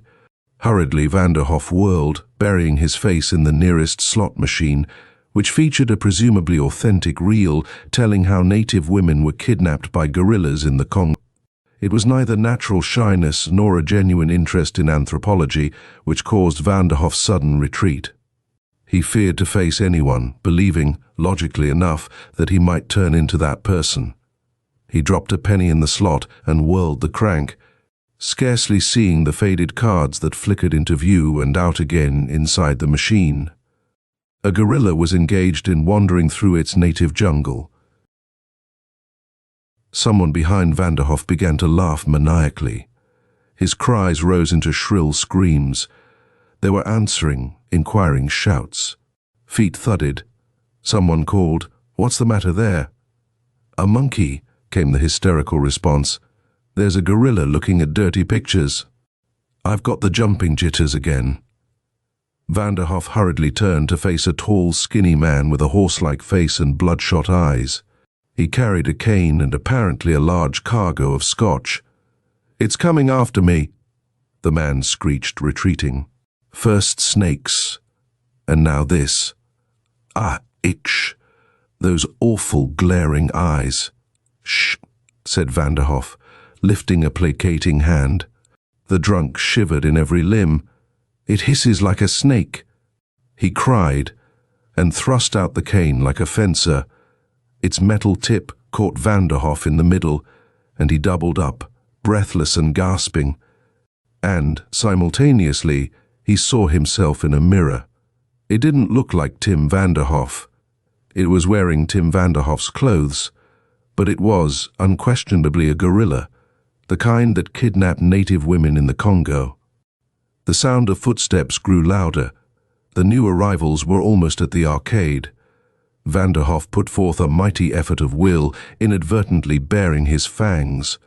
The drunk emitted a short, sharp cry and covered his eyes, but Vanderhoff ignored him. He was glaring wildly at the mirror. And suddenly, the gorilla was gone. Vanderhoff was himself again. Tenderly rubbing his stomach, Vanderhoff straightened to meet the red-rimmed gaze of the horse-faced man. "Where is it?" the latter babbled. "Where did it go?" "Where did what go?" Vanderhoff asked coldly, still maintaining the mental effort that enabled him to keep his rightful form. "The gorilla." There was a pause as people poured into the arcade, asking questions. There was confusion and tumult, and shouting. This died eventually, as Vanderhoff indicated the horse-faced man and explained that he was drunk. "I'm not that drunk," was the surly response. "Snakes, yes, but not gorillas." "Where is it?" "I know." The man's glazed eyes brightened. "You hid it." "You're drunk," Vanderhoff said. "Yeah? For 2 cents I'd punch your face in." "Grah!" His confusion crystallized into belligerency. The drunk rolled forward, waving the cane. Vanderhoff fled. It was a hard life, he thought dismally, as he slunk through Luna Park, carefully avoiding crowds. The rain had stopped now, but people were still wary. This was all to the good. Vanderhoff could, he found, retain his normal shape by putting forth a strong mental effort, but this could not be kept up for long. Already he felt weak. Yet, at the back of his mind, a queer, perverse excitement was slowly, imperceptibly growing. In a way, it was rather fun. Imagine being able to turn yourself into a gorilla. Everybody was afraid of gorillas. People shot them too, Vanderhoff recalled, and shut his eyes. He wavered, hearing faintly the tones of a hoarse, rasping voice that plucked at his nerves. It was like what? Like Walker's voice. Urgent, commanding. Demanding that he do something, he opened his eyes and found himself before a sideshow. The barker stood above him on a box, derby tilted back, checkered suit, garish, thrusting out a commanding finger. "Come on, folks. Here it is, greatest sideshow on earth. Tiniest dwarf ever born of woman, tallest giant since creation, all the wonders of the universe gathered here for your inspection. Step inside. You there, only a dime. Step right forward, mister. The girl will take your dime." "No," Vanderhoff squeaked faintly and tried to retreat. Instead, he found himself walking forward. "Right this way, mister. Pay your dime." Right in here." "Step inside." Vanderhoff found a dime and paid the admission charge. He didn't want to go into the sideshow. He had a singularly horrid idea of what might happen there. But the barker's willpower was too strong for him, and he could no longer exert the mental effort that partially insulated him from danger. He was exhausted. "I'm a jellyfish," poor Vanderhoff mourned as he entered the show. "That's what I am." Walker was right. "Oh, damn," he ended futilely, tears of frustrated rage in his eyes. "I wish this would stop." But wishing didn't do any good. The chameleon man found himself in the sideshow, surrounded by freaks. He caught one glimpse of innumerable people, terrifying to him under the circumstances, ranged around the big room, and then fled through a doorway on his right. It was definitely no time to face giants, dwarfs, dog-faced boys, all wild men from Sumatra. Vanderhoff wanted only peace and quiet. He got neither. He found himself in a small anteroom containing a mirror and a dwarf. The latter whirled and snapped. "Didn't you see the sign over the door? This is private, huh?" He stopped talking and presently resumed. "Say, that's a clever trick. Are you one of the boys? A magician, huh?" "Yeah," said the now dwarfish Mr. Vanderhoff. "I do it with mirrors." "Damn good," returned the little man whose name was Bingo. "Wait a minute. I want Ajax to see this." "Don't bother," Vanderhoff started, but he was too late. Bingo whistled, and immediately the room was darkened by the shadow of Ajax, who was 7 feet 9 inches tall, and would have had no need for snowshoes. Vanderhoff shut his eyes. He tried to assert his willpower, or what little remained of it, and was rewarded with pleased noises from giant and dwarf. "Clever," said the latter. "Did you see that? He was little a minute ago. Now he isn't." "That's right," the giant rumbled. "He looked like you too, Bingo. Did you notice?" "Who are you, mister?" "I wish I knew," Vanderhoff gasped, feeling lost and helpless. He dared not open his eyes. He was again in his normal semblance, but the very sight of either Ajax or Bingo might cause another metamorphosis. "You," a new voice broke in, one familiar to Vanderhoff as that of the drunk in the arcade. "I've been looking for you. I want to punch you in the snoot." Vanderhoff, feeling set upon, almost had a mad impulse to sock the drunk, but habit prevailed. He took refuge in flight, or tried to. Unfortunately, he ran into the mirror, bumped his nose, and turned, opening his eyes. He saw Ajax and Bingo. The drunk lunged forward, lifting his cane. Then he halted, and a scream of stark terror burst from his throat. "Yah!" he shrieked. Apparently considering this an insufficient comment, he threw up his hands and added, "Wah-wah!" He fled, leaving a memento in the form of his cane, which he flung at Vanderhoff with unerring aim.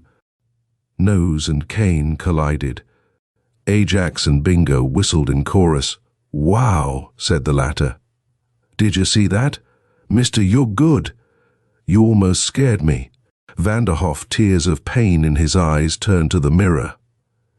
"Yeah," he said in a shaky voice. "You may not believe it, but I'm scaring myself. Am I crazy, or do I look like both of you?" "Well," the dwarf said judiciously, "the top part of you looks like me, but the bottom half looks like Ajax. I don't see how you do it. You must be on the big time."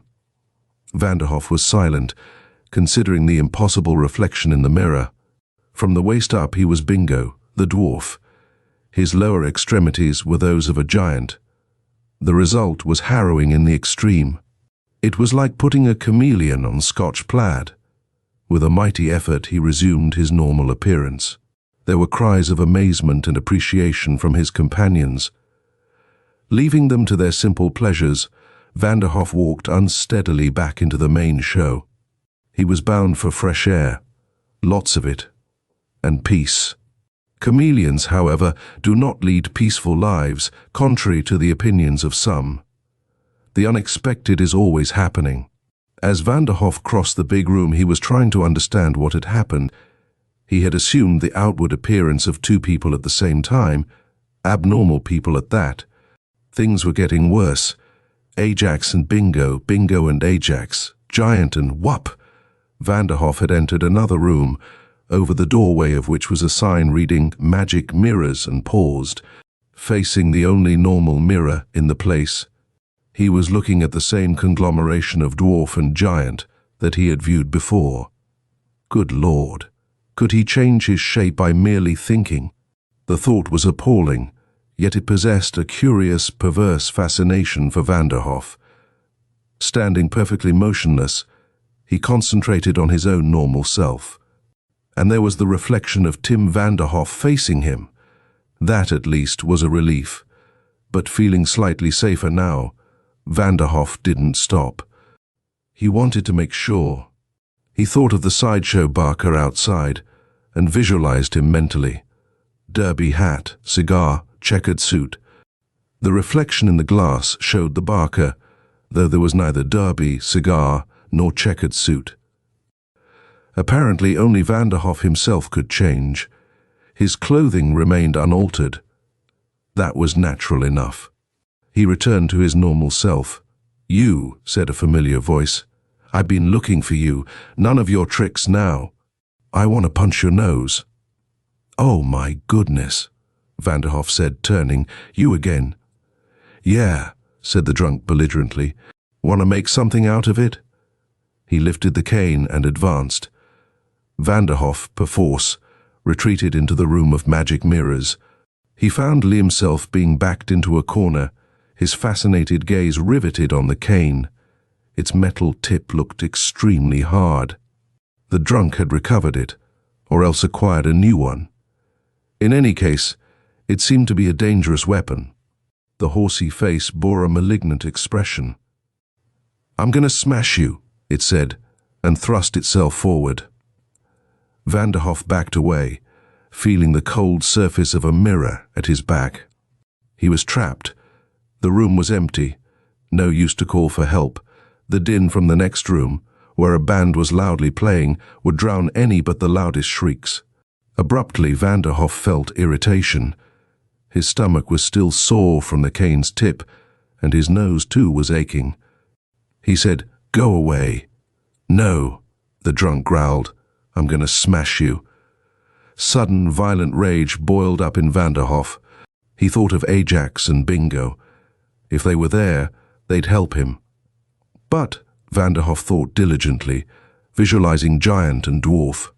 From the startled look that came over the drunk, he realized that the metamorphosis had once again taken place.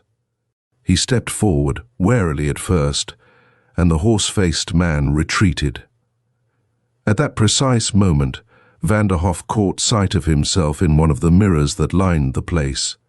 The change was not quite the same as before.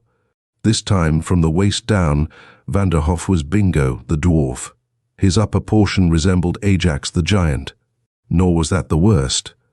The mirror that reflected the insane image was no normal one.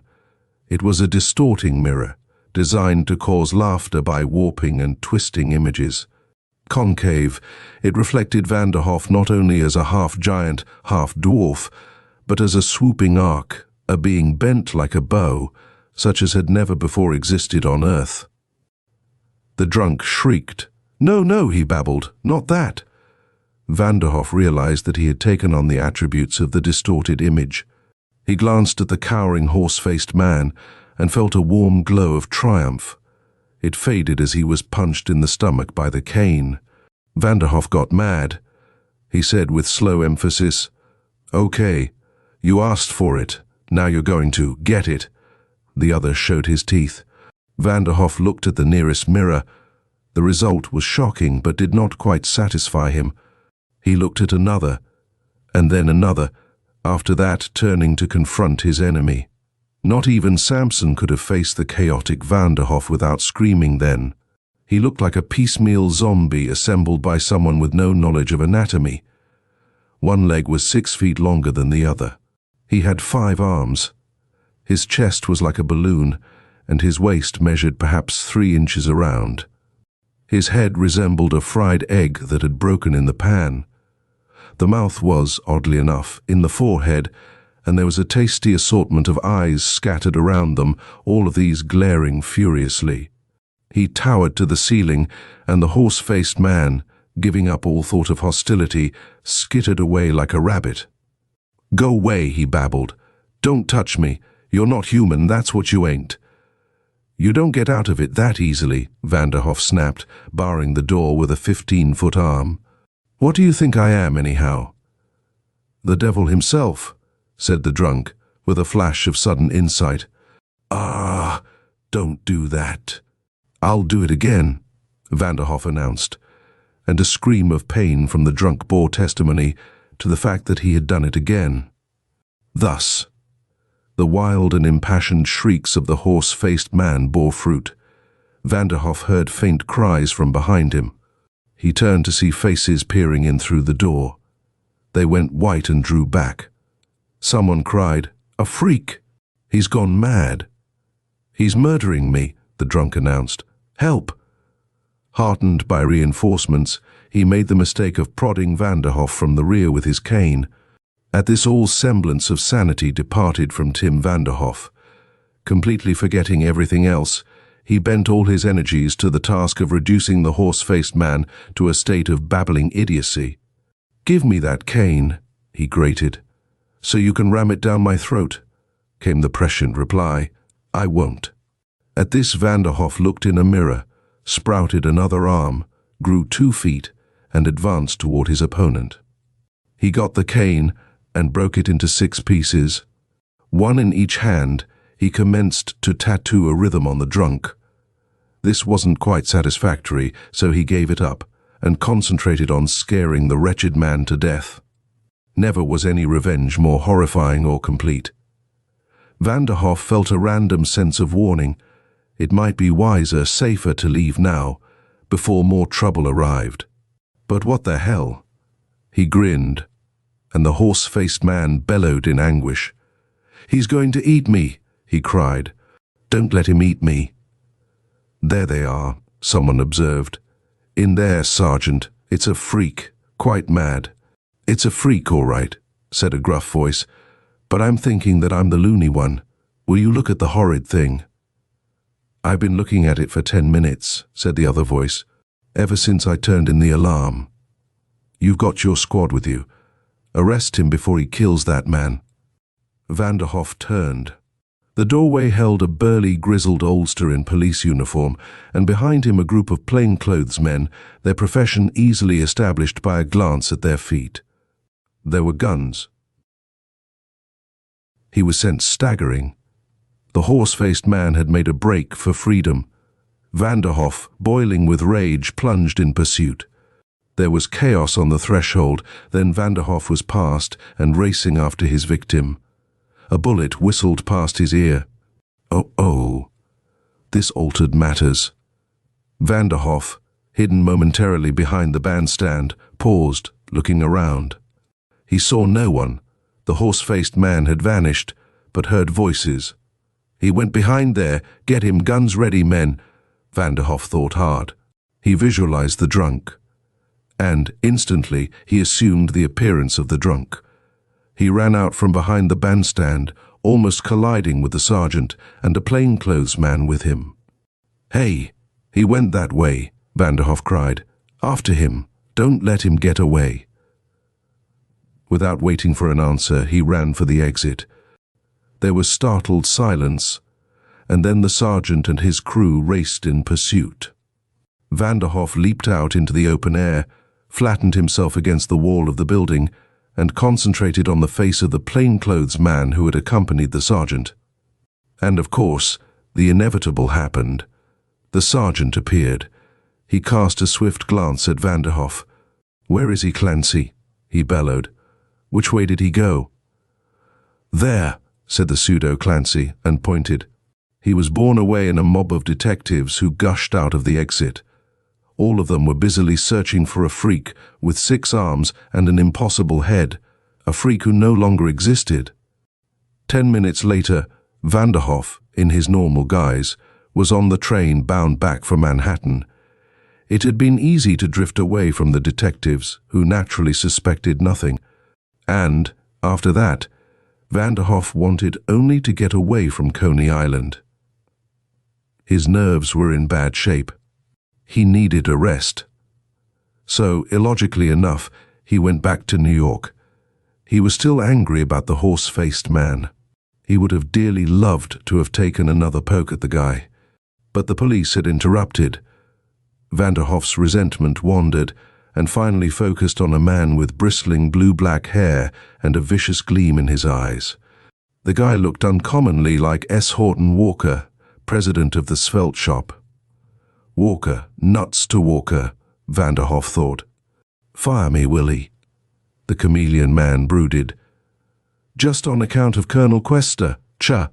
The fashion show would be going on soon, he remembered. And, simultaneously with the thought, Vanderhoff grinned. A singularly malicious and unpleasant grin.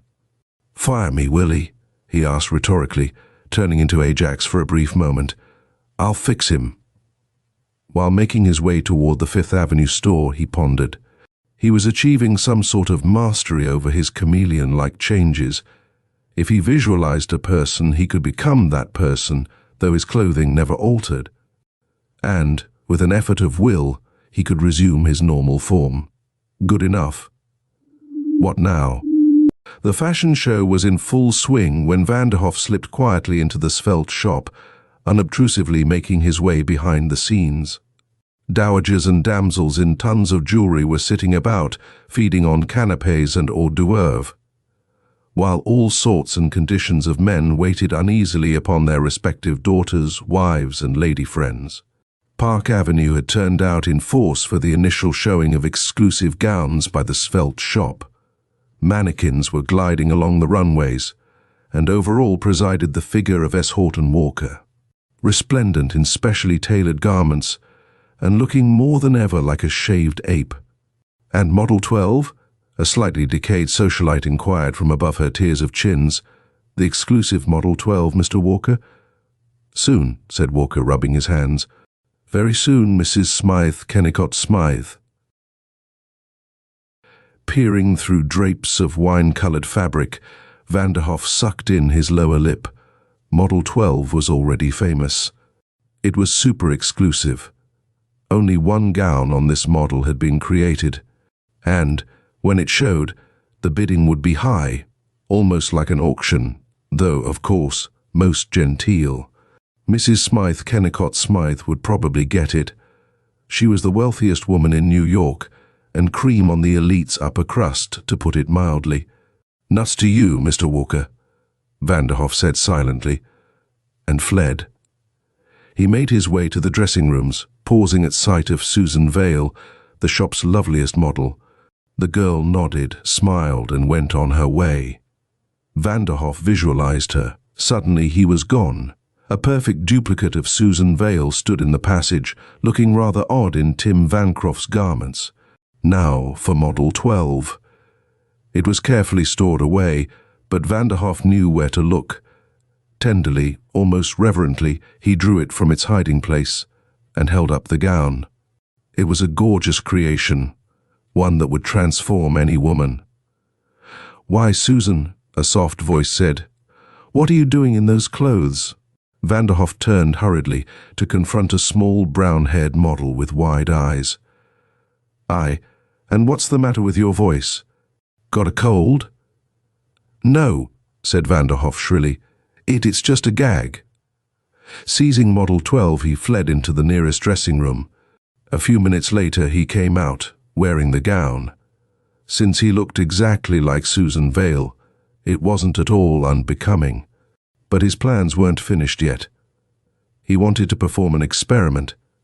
He entered a room replete with tall mirrors, reflecting him from various angles, and he concentrated. If he could become two men at once, surely he could transform himself into two or more Susan Vales.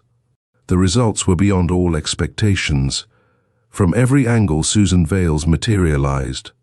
They appeared like rabbits out of a hat, and all of them wore Model 12. Meanwhile, Walker was preening himself as he made the announcement for which everyone was waiting. And now, ladies and gentlemen, the event of the afternoon. At great expense, we have secured an ultra-exclusive model, a veritable symphony. There is only one like it in the world. "How do we know that?" asked a skeptical man with sideburns. Walker turned a hurt stare upon him. "The svelte shop stands ready to guarantee my statement. Our integrity has never been questioned. And now, Model 12. He flung out an arm toward the runway. The curtains shook convulsively. Through them appeared Susan Vale. A soft gasp went up from the women at sight of Model 12. Then another gasp went up. Another Susan Vale had slipped through the curtains and was following in the track of the first. She too wore Model 12. "Hey," said the skeptical man with sideburns. He stopped. A third Model 12 was coming. Then another, and another. "My God," the skeptical man gasped, Quintuplets. Walker had turned a delicate shade of mauve. Cries of outraged fury went up from the audience. "Exclusive model," somebody snapped. "Ha!" Meanwhile, the army of Model 12s was marching steadily through the curtains. The room was filled with them. Walker was clawing at his hair and making gurgling sounds. Mrs. Smythe Kennicott Smythe arose, waggled her chins haughtily, and departed. "One might as well shop in the 5 and 10, she observed. "It's sabotage," Walker whispered faintly. "But boring from within." His eyes brightened a trifle. Mrs. Smythe Kennicott Smythe had reconsidered. She wasn't leaving, after all. She was returning, her eyes very wide, and behind her was a large, bulky man with a mask on his face. Other men arrived, 5 of them, and they had guns and were masked. "This," said the leader, "is a stick-up. Squat, Beetlepuss." He pushed Mrs. Smythe Kennicott Smythe into a chair. "And keep your trap shut. That goes for all of you." He waved a gleaming automatic. "Cover the exits, boys." The boys obeyed. The guests sat, frozen with horror. One dowager attempted to swallow her diamonds, but was dissuaded. Walker gasped for air. "This will ruin me," he squawked. "My customers, my clients, I mean." "Shut up," remarked the big man. "Or I'll let you have it. Don't anybody move. Frisk 'em, boys." One of the boys produced a canvas bag and made the rounds, collecting whatever and money he could unearth. A pearl necklace, the existence of which had heretofore gone unsuspected, was revealed when Mrs. Smythe Kennicott Smythe was compelled to stare ceilingward. "Hey," said one of the boys. "What the hell, what up?" "Elcock," he finished. "Geez, booze, look." The big man looked. He, too, stared. Model 12 was in action. There were about 20 Susan Vales lined up on the runway. The last of them had stepped forward and merged with the one in front of her. This, Vanderhoff had found, was the only way of consolidating his various images. He merely had to walk into himself. The 19th Susan Vale merged with the 18th, and the 18th stepped forward. Nobody else moved. There was a stricken silence as the 15th Susan Vale became the 14th, and so on. The 3rd became the 2nd. There was only one Susan Vale now. She hurried toward the exit, but now the stasis broke. One of the thugs barred her path, lifting his gun menacingly. Susan Vale, or Vanderhoff, veered aside toward an anteroom lined with mirrors. She ducked into it and slid dye curtain in place after her. The leader snapped, "Get her, Phil." Phil said reluctantly, "There ain't no way for her to get out of there." I said, "Okay," Phil placated, "just gimme time. That dame ain't normal." He moved forward, gun lifted. His hand touched the curtain. Then he turned. "Boss, there ain't nothing in there but a lot of mirrors. What's the use?" "You heard me," the boss yelped. "Okay," said Phil, and yanked the curtain aside. Apparently there was another way out of the anteroom, for Susan Vale wasn't there anymore. Instead, there were 15 men, and they all looked exactly like Tim Vanderhoff.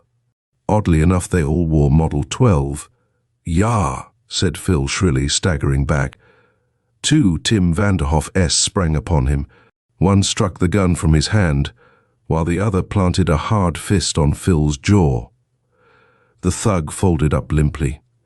One Vanderhoff had pulled the curtain back into place, but Vanderhoffs were emerging through it in 2s, 3s, and dozens. The room was suddenly flooded with Vanderhoffs, all wearing Model 12. It was as though the anteroom had suddenly decided to give birth. It erupted Vanderhoffs. It spewed them forth, and as fast as they emerged, new ones followed. For there were many mirrors in that little room. The element of surprise was in Vanderhoff's favor. The crooks were struck dumb by this insane manifestation of men in evening gowns. Before they could recover, each one found himself borne down under a tangle of slugging, punching, kicking, homicidally active Vanderhoffs. Mrs. Smythe Kennicott Smythe threw up her hands in hob horror. A Vanderhoff paused to chuck her under the chins. "Keep your shirt on, babe," he advised. "I'll get your jewels back." The lady fainted. Not all the Vanderhoffs were engaged in taking care of the crooks. 20 of them had mounted the runway and were delicately parading, showing off Model 12, which, to say the least, looked rather startling on Tim Vanderhoff's masculine figure. A half-dozen more had surrounded the pallid, paralyzed Walker and were engaged in making horrific faces at him. Another group of Vanderhoffs were holding an impromptu jam session in a corner, while still another had recaptured the canvas bag and was strewing its contents around the room, shouting, "Pig, pig, pig, pig," in a hoarse voice. The clients were on hands and knees, scrambling after their stolen property. It was a scene of utter chaos, and Tim Vanderhoff was, or were, having a glorious time. He hadn't enjoyed himself so much in years.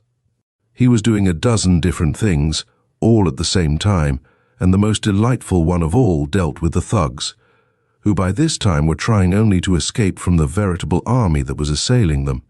Someone cried, "The police!" That brought Vanderhoff Bade to sanity. He hurriedly knocked out the thugs, not a difficult task, since they were already nearly smothered by sheer weight of numbers, and then fled in a body, leaving confusion in his wake. When the police arrived, they found 6 unconscious gangsters and a horde of socialites on hands and knees, squabbling over the division of their property. Walker was counting his fingers with a vague air of skeptical disbelief, and there was no sign of a Vanderhoff. Indeed, there was only one Vanderhoff by that time.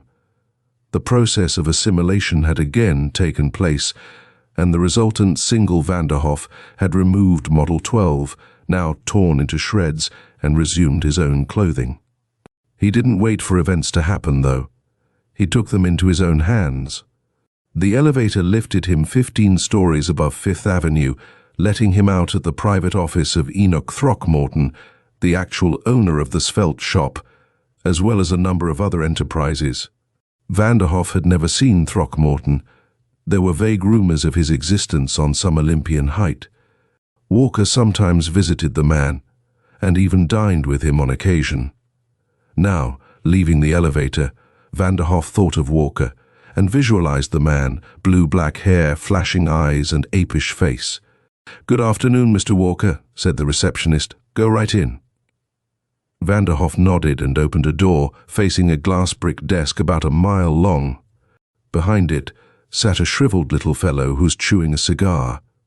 This was Enoch Throckmorton, or better yet, this was Enoch Throckmorton. "Ha," said Throckmorton in a cracked voice.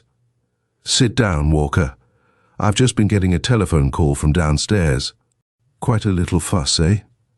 "Nothing much," Vanderhoff shrugged, grinning to himself. Apparently his resemblance to Walker was so complete that even Throckmorton was deceived. "Nothing much? Indeed, this man Vanderhoff deserves recognition. He captured those bandits himself. We'd have had to make good on every cent stolen if he hadn't. I still don't know how he did it, but he did it. That's the important thing." "Well," Vanderhoff said, "I've been intending to talk to you about Vanderhoff for some time. He's the smartest man we have. Candidly, I think he deserves promotion." "Very well. What have you in mind?" "Manager, at a corresponding salary." Throckmorton said slowly, "You know, of course, that the manager of the Svelte shop is responsible only to me. You will have no authority over Vanderhoff if—" "I know my limitations," Vanderhoff shrugged. "Vanderhoff needs no discipline." "Very well," said Throckmorton, pressing a button. "'Till attend to it immediately." Vanderhoff stood up. "By the way, if I should change my mind—" Steel glinted in Throckmorton's beady eyes. "Indeed? You should have thought of that before. Do you, or do you not, recommend Vanderhoff's promotion?" "I do." "Then he's promoted, and the matter is now out of your hands entirely." Vanderhoff smiled and turned. He walked out on clouds. He did not even know that the elevator was taking him downstairs. Nuts to Walker. So engrossed was he in daydreams that he forgot to resume his normal appearance by the time he reached the general offices, which was, save for one person, deserted. This person wore tweeds and now turned a round crimson face and a bristling moustache on Vanderhoff. It was Colonel Quester. "Ha!" the colonel bellowed gently. "There you are. I see you've kept me waiting again." Silence," said Colonel Quester, and the ceiling shook. "I have come for Model 43. Mrs. Quester's still furious, but the gown will placate her, I am sure. Is it ready? It had better be." "Yes," said Vanderhoff faintly. I'll get it." He fled. He got Model 43, and, looking into a nearby mirror, he saw that he still exactly resembled S. Horton Walker. Carrying the gown over his arm, on the way back he met one of the models. "Why, there you are, Mr. Walker," the girl said. "I thought you were in your office." "I just stepped out for a minute." So Walker was in his office. Vanderhoff started to grin. He was beaming like a Cheshire cat when he entered the room where Colonel Quester waited, rumbling faintly like a miniature Vesuvius. But the colonel softened at sight of the dress. "Ha!" he remarked. "A beauty. It is exclusive, you say?" Vanderhoff stepped back a pace. "The only one in existence," he remarked. "How do you like it, Bottlenose?" There was a dead silence. Colonel Quester breathed through his nose. At last he asked in a quiet voice, "What did you say?" "Bottlenose was the term," said Vanderhoff happily. "Also, now that I think of it, you rather resemble a wart-hog." "Brmph," Quester rumbled warningly. "Brmph. To you," said Vanderhoff. "You rhinoceros. So you want Model 43, do you, fathead? Well, look." He held up Model 43, and with a strong tug ripped the dress from top to bottom. Quester turned magenta. Vanderhoff ripped the dress again. Quester turned blue. Vanderhoff finished the job by ripping Model 43 into ribbons and throwing it into the colonel's face. Then he waited. Colonel Quester was having difficulty in breathing. His mighty fists were clenched. "Wait," he promised. "Just wait till I control my blood pressure. I'll break you for this." He took a step forward, and simultaneously Vanderhoff dived for the inner office. He slipped through the door, held it shut behind him, and saw before him the blue-black thatch of S. Horton Walker, who was looking down at some papers on his desk. Vanderhoff asserted his willpower. Instantly he changed his shape. Walker looked up. "Vanderhoff," he snapped. "I want to talk to you. Just a minute. You have a caller." "Wait." Vanderhoff didn't wait. He stepped out of the office, carefully closing the door, and turned to confront Colonel Quester. "Ah," he said. "What can I do for you, Colonel?" "Get out of my way," said Quester, in a low, impassioned voice. "With pleasure." Vanderhoff smiled, stepping aside. "If you're looking for Mr. Walker, he's right inside." To this the colonel made no answer. He entered the inner office and Vanderhoff gently shut the door after him. There was a brief silence. It was broken by a dull thud and a short, sharp cry mingled with a bellow of triumph. Other noises followed. "Model 43, hey?" a hoarse voice boomed. "By gad, sir, you'll eat it." "Ah," Vanderhoff murmured, walking away. "That lace collar should make a tasty mouthful." He dusted his hands delicately. He was thinking that he had managed to acquire a personality of his own, and that his weird power of metamorphosis would gradually fade and vanish of its own accord. He was no longer a jellyfish, a chameleon. He was the manager of the svelte shop. A choked gurgle of stark anguish came faintly from the distance. Tim Vanderhoff lifted his eyebrows. "Hey ho," he observed. "It's 5 o'clock. Another day." End of Chameleon Man by Henry Kuttner.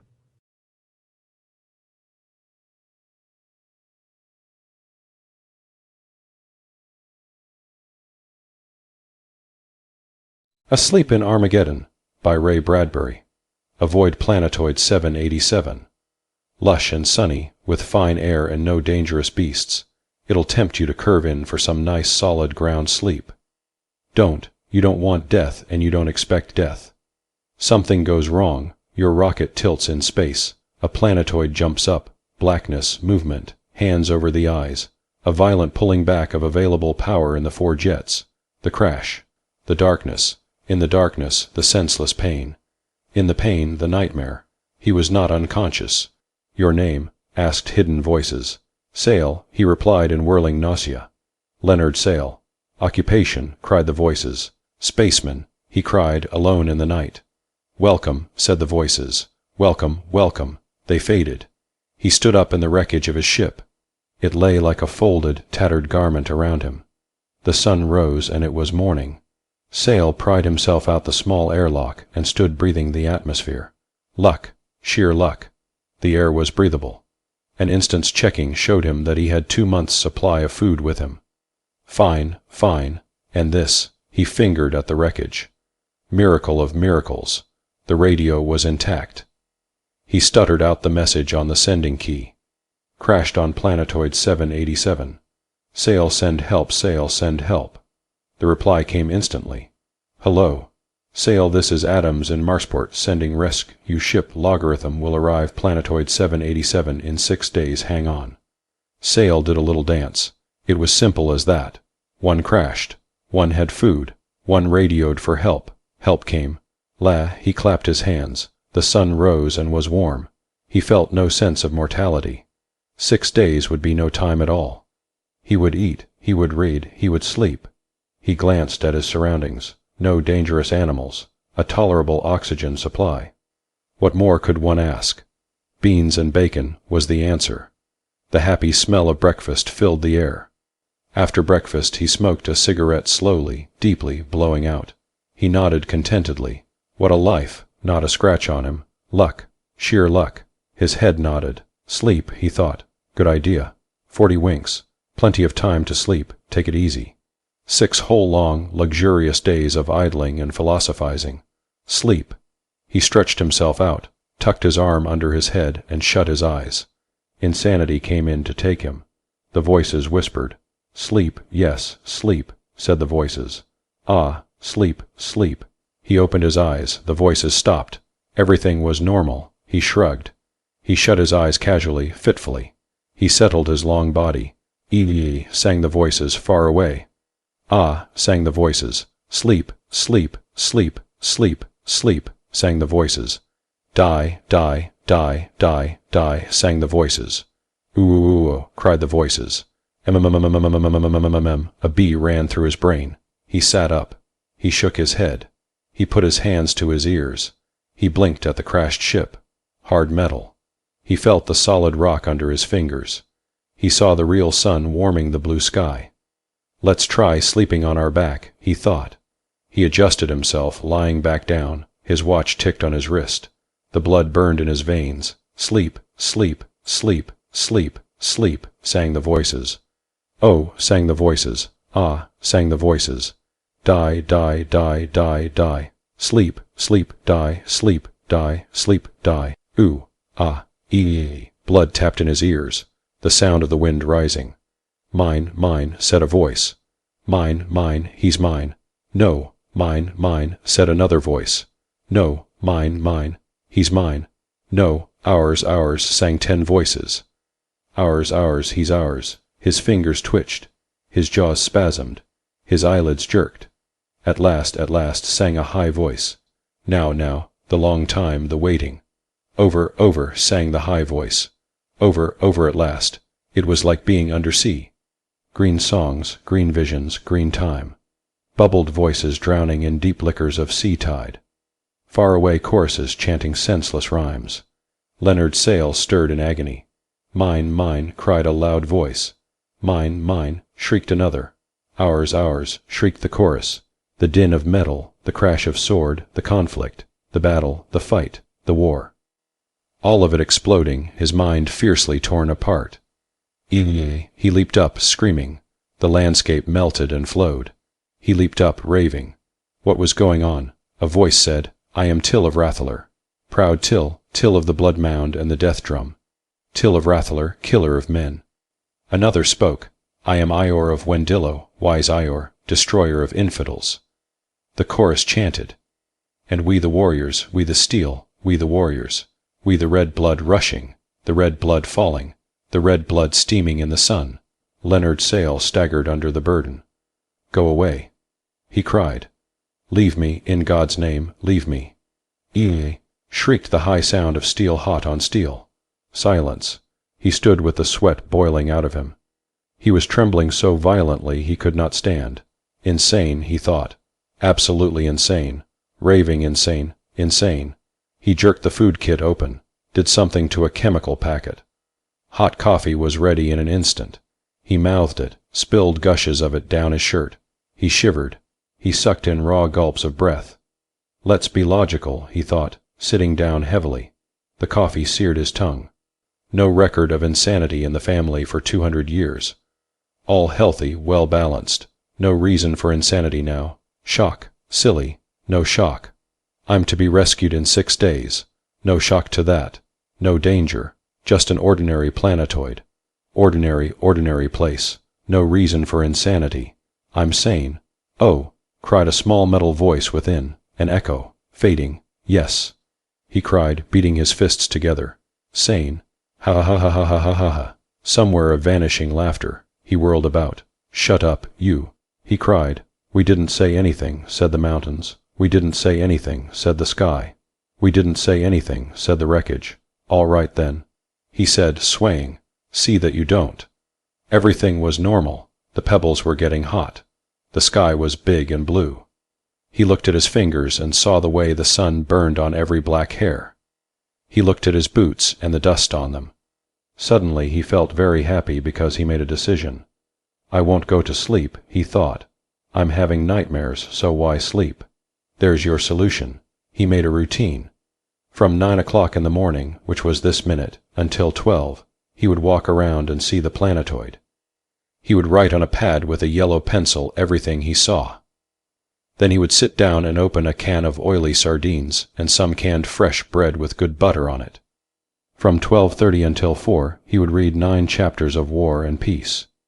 He took the book from the wreckage and laid it where he might find it later. There was a book of T.S. Eliot's poetry, too.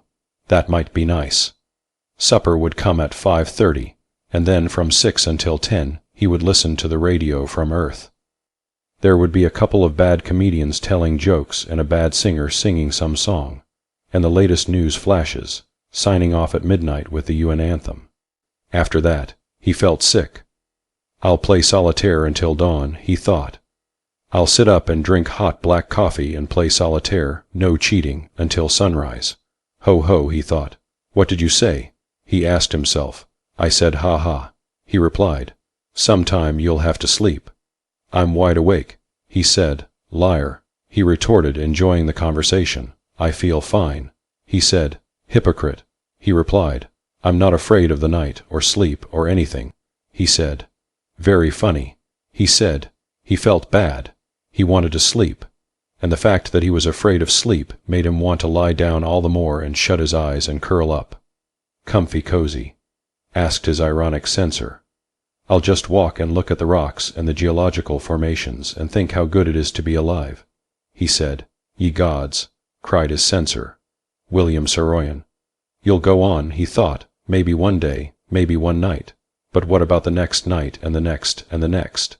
Can you stay awake all that time for 6 nights? Until the rescue ship comes. Are you that good, that strong? The answer was no. What are you afraid of? I don't know. Those voices, those sounds. But they can't hurt you, can they? They might. You've got to face them sometime. Must I? Brace up to it, old man. Chin up and all that rot. He sat down on the hard ground. He felt very much like crying. He felt as if life was over and he was entering new and unknown territory. It was such a deceiving day, with the sun warm. Physically, he felt able and well. One might fish on such a day as this, or pick flowers or kiss a woman or anything. But in the midst of a lovely day, what did one get? Death. Well, hardly that. Death, he insisted. He lay down and closed his eyes. He was tired of messing around. All right, he thought, if you are Death, come get me. I want to know what all this damned nonsense is about. Death came. Eerie, said a voice. Yes, I know, said Leonard Sale, lying there. But what else? Ah, said a voice. I know that also, said Leonard Sale irritably. He turned cold. His mouth hung open wildly. I am Till of Rathalar, killer of men. I am Ior of Wendillo, destroyer of infidels. What is this place? Asked Leonard Sale, struggling against horror. Once a mighty planet, said Till of Rathalar. Once a place of battles, said Ior of Wendillo. Now dead, said Till. Now silent, said Ior. Until you came, said Till, to give us life again, said Ior. You're dead, insisted Leonard Sale, flesh writhing. You're nothing but empty wind. We live through you. And fight through you. So that's it, thought Leonard Sale. I'm to be a battleground, am I? Are you friends, enemies? Cried Ior. Foul enemies, cried Till. Leonard smiled a rictal smile. He felt ghastly. How long have you waited? He demanded. How long is time? 10,000 years, perhaps. 10 million years, perhaps. What are you? Thoughts, spirits, ghosts, all of those and more. Intelligences, precisely. How did you survive? Eerie, sang the chorus far away. Ah, sang another army waiting to fight. Once upon a time, this was fertile land, a rich planet. And there were 2 nations, strong nations, led by 2 strong men. I, Ior, and he, that one who calls himself Till. And the planet declined and gave way to nothingness. The peoples and the armies languished in the midst of a great war which had lasted 5,000 years. We lived long lives and loved long loves, drank much, slept much, fought much. And when the planet died, our bodies withered, and only in time and with much science did we survive. Survive, wondered Leonard Sale. But there is nothing of you. Our minds, fool, our minds. What is a body without a mind? What is a mind without a body? Laughed Leonard Sale. I've got you there. Admit it, I've got you. True, said the cruel voice.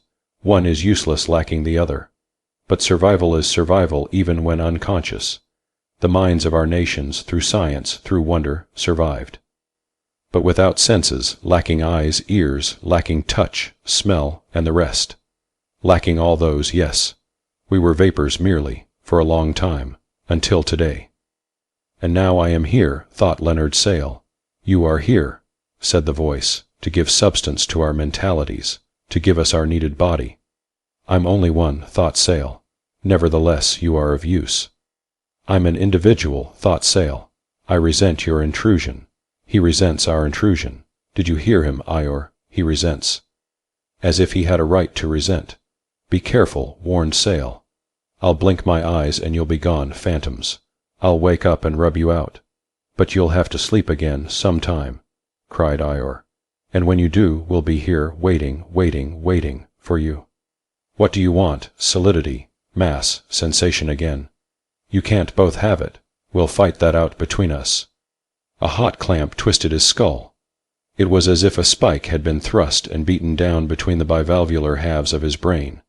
Now it was terribly clear. Horribly, magnificently clear. He was their universe.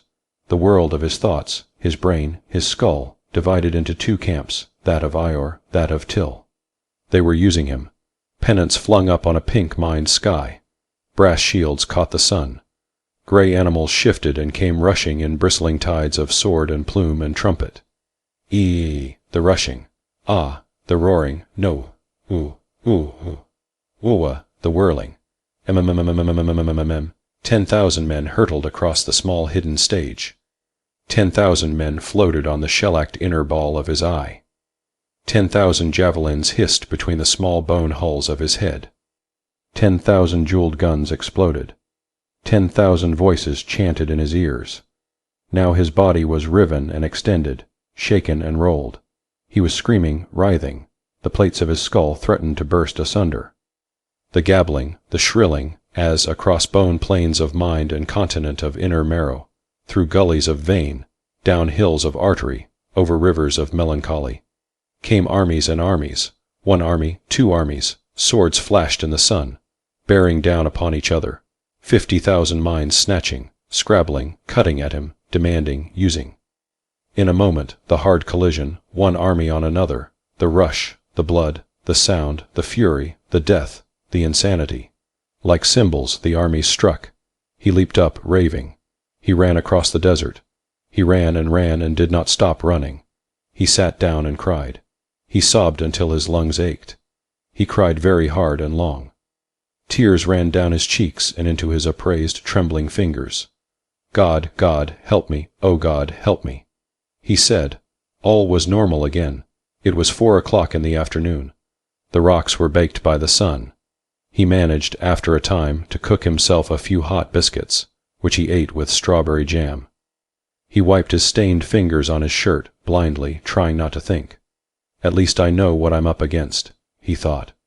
Oh, Lord, what a world! What an innocent-looking world, and what a monster it really is. It's good no one ever explored it before. Or did they? He shook his aching head. Pity them, who ever crashed here before, if any ever did. Warm sun, hard rocks, not a sign of hostility. A lovely world, until you shut your eyes and relaxed your mind. And the night and the voices and the insanity and the death padded in on soft feet. I'm all right now, though, he said proudly. Look at that. He displayed his hand. By a supreme effort of will, it was no longer shaking. I'll show you who in hell's ruler here. He announced to the innocent sky. I am. He tapped his chest. To think that thought could live that long. 1,000,000 years, perhaps, all these thoughts of death and disorder and conquest, lingering in the innocent but poisonous air of the planet, waiting for a real man to give them a channel through which they might issue again in all their senseless virulence. Now that he was feeling better, it was all silly. All I have to do, he thought, is stay awake 6 nights. They won't bother me that way. When I'm awake, I'm dominant. I'm stronger than those crazy monarchs and their silly tribes of sword-flingers and shield-bearers and horn-blowers. I'll stay awake. But can you? He wondered. 6 whole nights. Awake. There's coffee and medicine and books and cards. But I'm tired now, so tired, he thought. Can I hold out? Well, if not, there's always the gun. Where will these silly monarchs be if you put a bullet through their stage? All the world's a stage. No. You, Leonard Sale, are the small stage, and they the players. And what if you put a bullet through the wings, tearing down scenes, destroying curtains, ruining lines? Destroy the stage, the players, all, if they aren't careful. First of all, he must radio through to Marsport again. If there was any way they could rush the rescue ship sooner, then maybe he could hang on. Anyway, he must warn them what sort of planet this was. This so innocent-seeming spot of nightmare and fever vision. He tapped on the radio key for a minute. His mouth tightened. The radio was dead. It had sent through the proper rescue message, received a reply, and then extinguished itself. The proper touch of irony, he thought. There was only one thing to do. Draw a plan. This he did. He got a yellow pencil and delineated his 6-day plan of escape. Tonight, he wrote, read 6 more chapters of War and Peace. At 4 in the morning have hot black coffee. War and Peace. At 4 in the morning have hot black coffee. At 4:15 take cards from pack and play 10 games of solitaire. This should take until 6:30 when, more coffee. At 7 o'clock, listen to early morning. At 7 o'clock, listen to early morning programs from Earth, if the receiving equipment on the radio works at all. Does it? He tried the radio receiver. It was dead. Well, he wrote, from 7 o'clock until 8. Sing all the songs you remember. Make your own entertainment. From 8 until 9, think about Helen King. Remember Helen. On second thought, think about Helen right now. Helen King. He marked that out with his pencil. The rest of the days were set down in minute detail. He checked the medical kit. There were several packets of tablets that would keep you awake. 1 tablet an hour every hour for 6 days. He felt quite confident. Here's mud in your evil eye, Ior Till. He swallowed one of the stay-awake tablets with a scalding mouth of black coffee. Well, with one thing and another it was Tolstoy or Balzac. Gin rummy, coffee, tablets, walking, more Tolstoy, more Balzac, more gin rummy, more solitaire. The first day passed, as did the second and the third. On the fourth day he lay quietly in the shade of a rock, counting to 1,000 by fives, then by tens, to keep his mind occupied and awake. His eyes were so tired he had to bathe them frequently in cool water. He couldn't read, he was bothered with splitting headaches. He was so exhausted he couldn't move. He was numb with medicine. He resembled a waxen dummy, stuffed with things to preserve him in a state of horrified wakefulness. His eyes were glass, his tongue a rusted pike. His fingers felt as if they were gloved in needles and fur. He followed the hand of his watch. 1 second less to wait, he thought.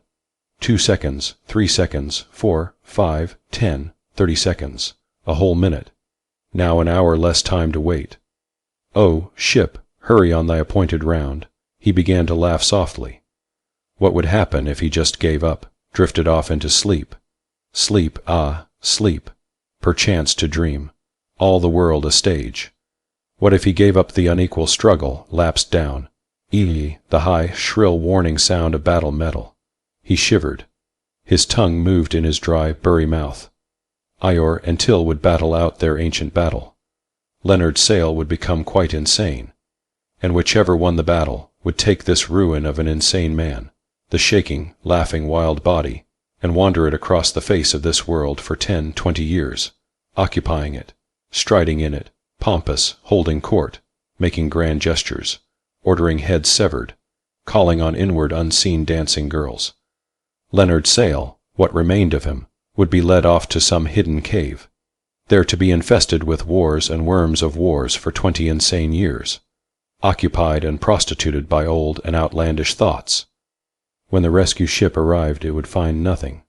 Sale would be hidden somewhere by a triumphant army in his head, hidden in some cleft of rock, placed there like a nest for Ior to lie upon in evil occupation. The thought of it almost broke him in half. 20 years of insanity, 20 years of torture, doing what you don't want to do, 20 years of wars raging and being split apart, 20 years of nausea and trembling. His head sank down between his knees. His eyes snapped and cracked and made soft noises. His eardrum popped tiredly. Sleep, sleep, sang soft sea voices. I'll make a proposition with you, listen, thought Leonard Sale. You, Ior, you too, Till. Ior, you can occupy me on Mondays, Wednesdays, and Fridays. Till, you can take me over on Sundays, Tuesdays, and Saturdays.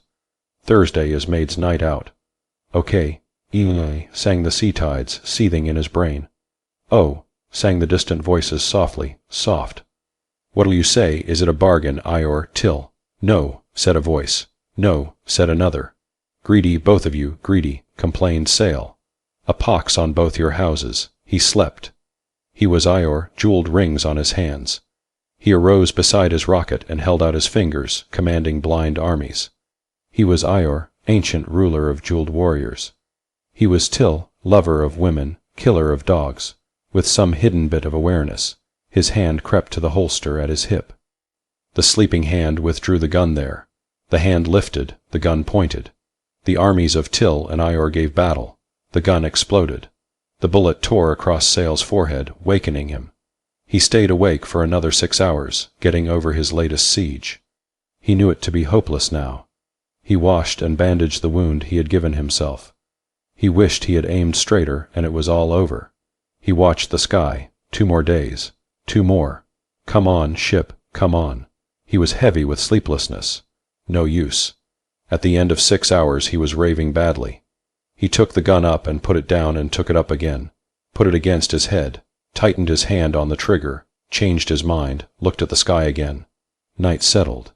He tried to read, threw the book away. He tore it up and burned it, just to have something to do. So tired. In another hour he decided. If nothing happens, I'll kill myself. This is for certain now. I'll do it, this time. He got the gun ready and laid it on the ground next to himself. He was very calm now, though tired. It would be over and done. He would be dead. He watched the minute hand of his watch. 1 minute, 5 minutes, 25 minutes. The flame appeared on the sky. It was so unbelievable he started to cry. A rocket, he said, standing up. A rocket. He cried, rubbing his eyes. He ran forward. The flame brightened, grew, came down.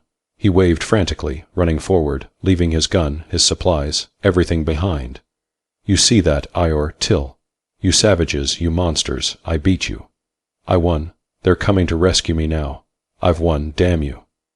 He laughed harshly at the rocks and the sky and the backs of his hands. The rocket landed. Leonard's sail stood swaying, waiting for the door to lid open. Goodbye, Ior, goodbye, Till. He shouted in triumph, grinning, eyes hot. E sang a diminishing roar in time. Ah, voices faded. The rocket flipped wide its airlock. 2 men jumped out. Sail. They called. We're ship Acton 13. Intercepted your SOS and decided to pick you up ourselves. The Marsport ship won't get through until day after tomorrow. We want a spot of rest ourselves. Thought it'd be good to spend the night here, pick you up, and go on. No, said Sail, face melting with terror. No spend night. He couldn't talk. He fell to the ground. Quick, said a voice in the bleary vortex over him. Give him a shot of food liquid, another of sedative. He needs sustenance and rest. No rest, screamed Sail, delirious. Said one man softly. No sleep, screamed Sail. There, said the man gently. A needle poked into Sail's arm. Sail thrashed. No sleep, go. He mouthed horribly. Oh, go. Delirious, said one man. Shock. No sedative, screamed Sail. The sedative flowed into him. Ee, sang the ancient winds. Ah, sang the ancient seas. No sedative, no sleep, please, don't, screamed Sail, trying to get up. You don't understand. Take it easy, old man, you're safe among us now, nothing to worry about, said the rescuer above him. Leonard Sail slept. The 2 men stood over him. As they watched, Sail's features changed violently. He groaned and cried and snarled in his sleep. His face was riven with emotion. It was the face of a saint, a sinner, a fiend, a monster, a darkness, a light, one, many, an army, a vacuum, all. He writhed in his sleep. Ee, the sound burst from his mouth. Ah, he screamed. What's wrong with him? Asked one of the 2 rescuers. I don't know. More sedative. More sedative. Nerves. He needs more sleep. They stuck the needle in his arm. Sail writhed and spat and moaned. Then, suddenly, he was dead. He lay there, the 2 men over him. What a shame, said one of them. Can you figure that? Shock. Poor guy. What a pity. They covered his face. Did you ever see a face like that? Totally insane. Loneliness. Shock. Yes, Lord, what an expression. I hope never to see a face like that again. What a shame, waiting for us, and we arrive, and he dies anyway. They glanced around. What shall we do? Shall we spend the night? Yes, it's good to be out of the ship. We'll bury him first, of course, naturally, and spend the night in the open with good air, right, good to be in the open again, after 2 weeks in that damned ship. Right, I'll find a spot for him. You start supper, done. Should be good sleeping tonight. Fine. They made a grave and said a word over it. They drank their evening coffee silently. They smelled the sweet air of the planet and looked at the lovely sky and the bright and beautiful stars. What a night, they said, lying down. Pleasant dreams, said one, rolling over, and the other replied, pleasant dreams. They slept. End of Asleep in Armageddon, by Ray Bradbury.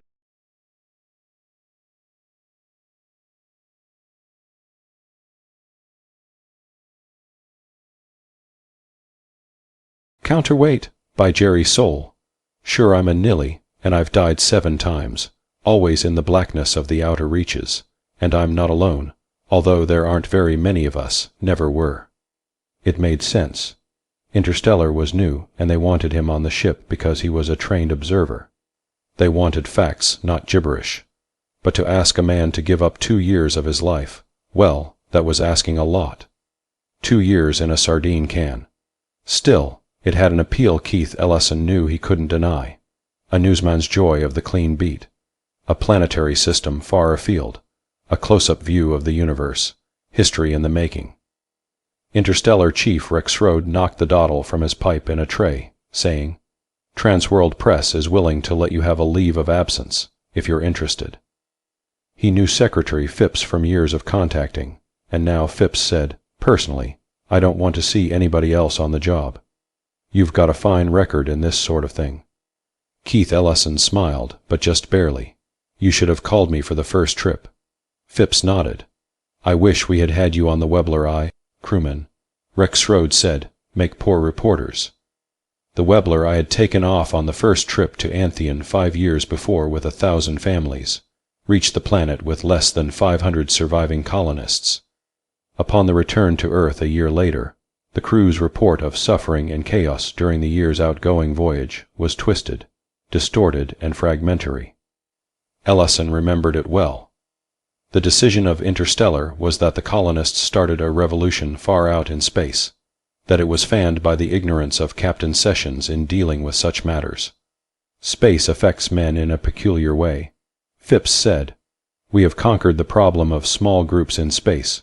Witness the discovery of Antheon, for example, but when there are large groups, control is more difficult. Sessions, Rex Schrode said, was a bully. The trouble started at about the halfway point. It ended with passengers engaging in open warfare with each other and the crew. Sessions was lucky to escape with his life. As I recall, Ellison said, there was something about stunners. Phipps rubbed his chin. No weapons were allowed on the ship. But you must remember the colonists were selected for their intelligence and resourcefulness. They utilized these attributes to set up weapon shops to arm themselves. The second trip is history. Rex Schrode said, and a puzzle. Ellison nodded. The ship disappeared. Yes, we gave control to the colonists. Assuming no accident in space. Phipps said, it was a wrong decision. They probably took over the ship. And now, Ellison said, you're going to try again. Rex Schrode said very gravely, we've got the finest captain in Interplanetary, Harvey Branson. No doubt you've heard of him. He's spent his life in our own system, and he's handpicking his own crew. We have also raised prerequisites for applicants. We don't think anything is going to happen, but if it does, we want to get an impersonal, unprejudiced view. That's where you come in.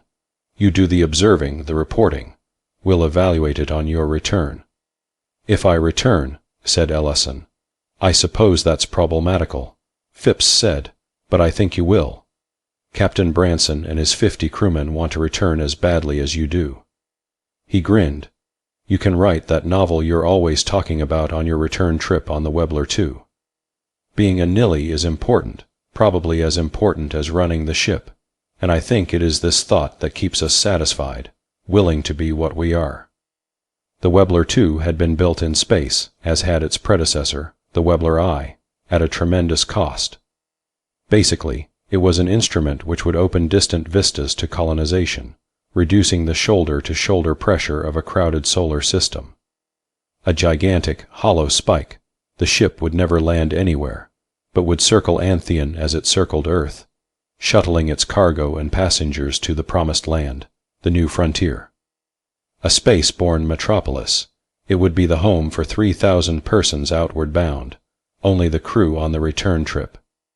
It was equipped with every conceivable facility and comfort, dining rooms, assembly hall, individual and family compartments, recreation areas, swimming pool, library, theater.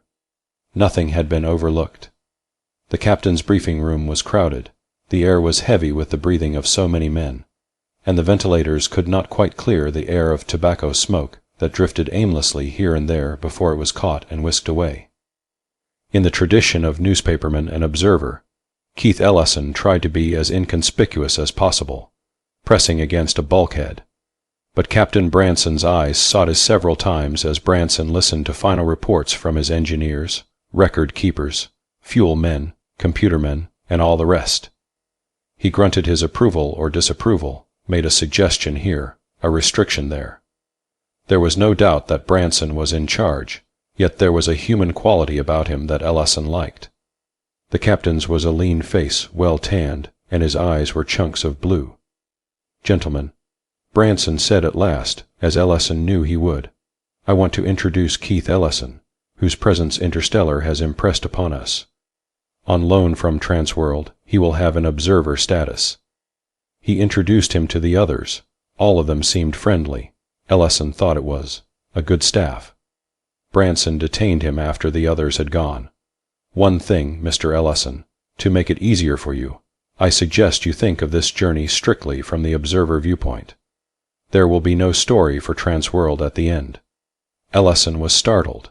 While he had considered the possibility, he had not dwelt on it. Now it loomed large in his mind. "I don't understand, Captain Branson. It seems to me, let me put it differently. Let me say that you will not understand why I say that until the journey ends." He smiled. "Perhaps I shouldn't have mentioned it." Ellison left the captain's quarters with an odd taste in his mouth. Now why had Branson said that? Why hadn't Rexroad or Phipps said something if it was important? He made himself comfortable in his 7-foot by 7-foot cubicle, which is to say he dropped on his bed, found it more comfortable than he thought it would be, put his arms behind his head, stared at the ceiling. Metal walls, no windows, one floor vent, one ceiling vent, and a solitary ceiling molding tube light. This would be his home for a year, just as there were homes like it for 3,000 others, except that the family rooms would be larger. His quarters were near the front of the spike near the officers' quarters. He felt rather than heard the dull rumble. It was a sound he knew would be with him for 2 years, 1 year going and 1 year returning. He looked at his watch, picked up his notebook, and made an entry. The ship right now would be slipping ever so slowly away from Earth. He got up. He'd have to go forward to the observation dome to see that. Last view of Earth for 2 years. The penetration of space by large groups is the coming out from under the traditions of thousands of years. And as these planet-originated rules fall away, the floundering group seeks a new control. For they are humanity adrift, rudderless, for whom the stars are no longer bearings but non-existent things, and values are altered if they are not shown the way. The theft of Carver Jansen's at Ache Case occurred on the 31st day out. In Ellison's mind, the incident, though insignificant from the standpoint of the ship as a whole, could very well be the cause of dissension later on. His notes covering it were therefore very thorough. Jansen's case contained vegetable and flower seeds, thousands of them, according to the captain's bulletin, the ship's daily newsletter which went to all hands and passengers. In the bulletin, the captain appealed to the thief to return the case to Mr. Jansen. He said it was significant that all en route had passed stability tests, and that it was to the ship's discredit that someone with criminal tendencies should have been permitted aboard. Ellison had to smile at that. What did Captain Branson think of those colonists who killed each other on the Webbler Eye? They had passed stability tests too. This, then, was what happened when you took 3,000 strangers and stuck them in a can for a year. When Ellison saw Branson about it, the captain said, "Of course I realize it takes only a little thing like this to set things off. I know people get tired of seeing each other, playing the same tapes, looking at the stars from the observation dome, walking down the same corridors, reading the same books, eating the same meals, though God knows we try to vary it as much as we can. Space creates rough edges, but the point is, we know all this, and knowing it, we shouldn't let it happen. We've got to find that thief. What would he want seeds for? Have you thought of that? Of course, they'd have real value on Anthean." Ellison sought out Carver Jansen. He was a middle-aged man with a tired face and sad eyes. "Now what am I going to Anthean for? I could only take along so much baggage, and I threw out some comfort items to make room for the seeds. I'm a horticulturist, and Interstellar asked me to go along. But what use am I now? Where am I going to get seeds like those? Do you know how long it took me to collect them? They're not ordinary seeds, Mr. Ellison." There was an appeal from Jansen in the next day's newsletter describing the seeds, telling of their value, and requesting their return in the interests of the Anthean colony and of humanity. On the 34th day a witness turned up who said he had seen a man emerging from Jansen's compartment with the black case. "I didn't think anything of it at the time," Jamison Devers said. Branson asked him to describe the man. "Oh, he was about 6 feet tall, stocky build, and he wore a red rubber mask that covered his head completely." "Didn't you think that was important?" Branson asked in an outraged voice, "a man wearing a red mask. Devers shrugged. "This is a spaceship. How would I know whether a red mask, or a blue or green one, does or doesn't belong on a spaceship?" Although Devers' account appeared in the newsletter, it was largely discounted. If it is true, Branson told Ellison, the theft must be the work of a psychotic. But I don't believe Jamison Devers. It may well be he's the psychotic. He snorted. "Red rubber mask. I think I'll have Devers put through psychiatry." Attendant to taking notes on this incident, Ellison noted a strange thing. Jansen lived in that part of the ship known as the first quadrant, and those who lived in that quadrant, more than 700 men, women, and children, felt that the thief must surely live in quadrant 2 or 4. Elias Cromley, who had the compartment next to Jansen's, sounded the consensus when he said, "Surely a man wouldn't steal from his own quadrant, now would he, Mr. Ellison?" And so, Ellison observed in his notebook, "Are wars created?" Seen in space, stars are unmoving, silent, sterile bright eyes ever watchful and accusing. To men unused to it, such a sight numbs, compresses, stultifies. He introduces a countermeasure, proof he exists, which is any overt act, sometimes violent. On the 45th day, June Failwright, the young wife of one of the passenger meteorologists, ran screaming down one of the long corridors of the third quadrant. She told the captain she had been attacked in her compartment while her husband was in the ship's library. She was taken to one of the ship's doctors, who confirmed it. She said the culprit was a husky man wearing a red rubber mask, and though her description of what he had done did not appear in the story in the newsletter, it lost no time in penetrating every compartment of the ship. Ellison was present when a delegation from the third quadrant called on Captain Branson, demanding action. Branson remained seated behind his desk, unperturbed, saying, "I have no crewmen to spare for police duty." The delegation commenced speaking vehemently, to be quieted by Branson's raised hand. "I sympathize," Branson said, "but it is up to each quadrant to deal with its problems, whatever they may be. My job is to get us to Antheon." The group left in a surly mood. "You wonder at my reluctance, Mr. Ellison," Captain Branson said. "But suppose I assign the crew to patrol duties, the culprit isn't caught, and further incidents occur. What then? It soon becomes the crew's fault, and soon the colonists will begin thinking these things might be the crew's doing in the first place." "Yes," Ellison said, "but what if the intruder is a crewman? I know my men," Branson said flatly. "You could have a shakedown for the mask and the seed case." "Do you think it is a member of the crew?" Branson's eyes were bright. "No, I trust my men. I won't violate that trust." Ellison left, feeling uneasy. If he were Branson, he'd initiate an investigation, if nothing else than to prove the crew guiltless. Why couldn't Branson see the wisdom of setting an example for the colonists? As a Nilly, I knew that space breeds hate. There is a seed of malevolence in every man. It sometimes blossoms out among the stars. On the Webbler, too, it was ready for ripening. Raymond Palager was killed in the ship's hospital on the 61st day.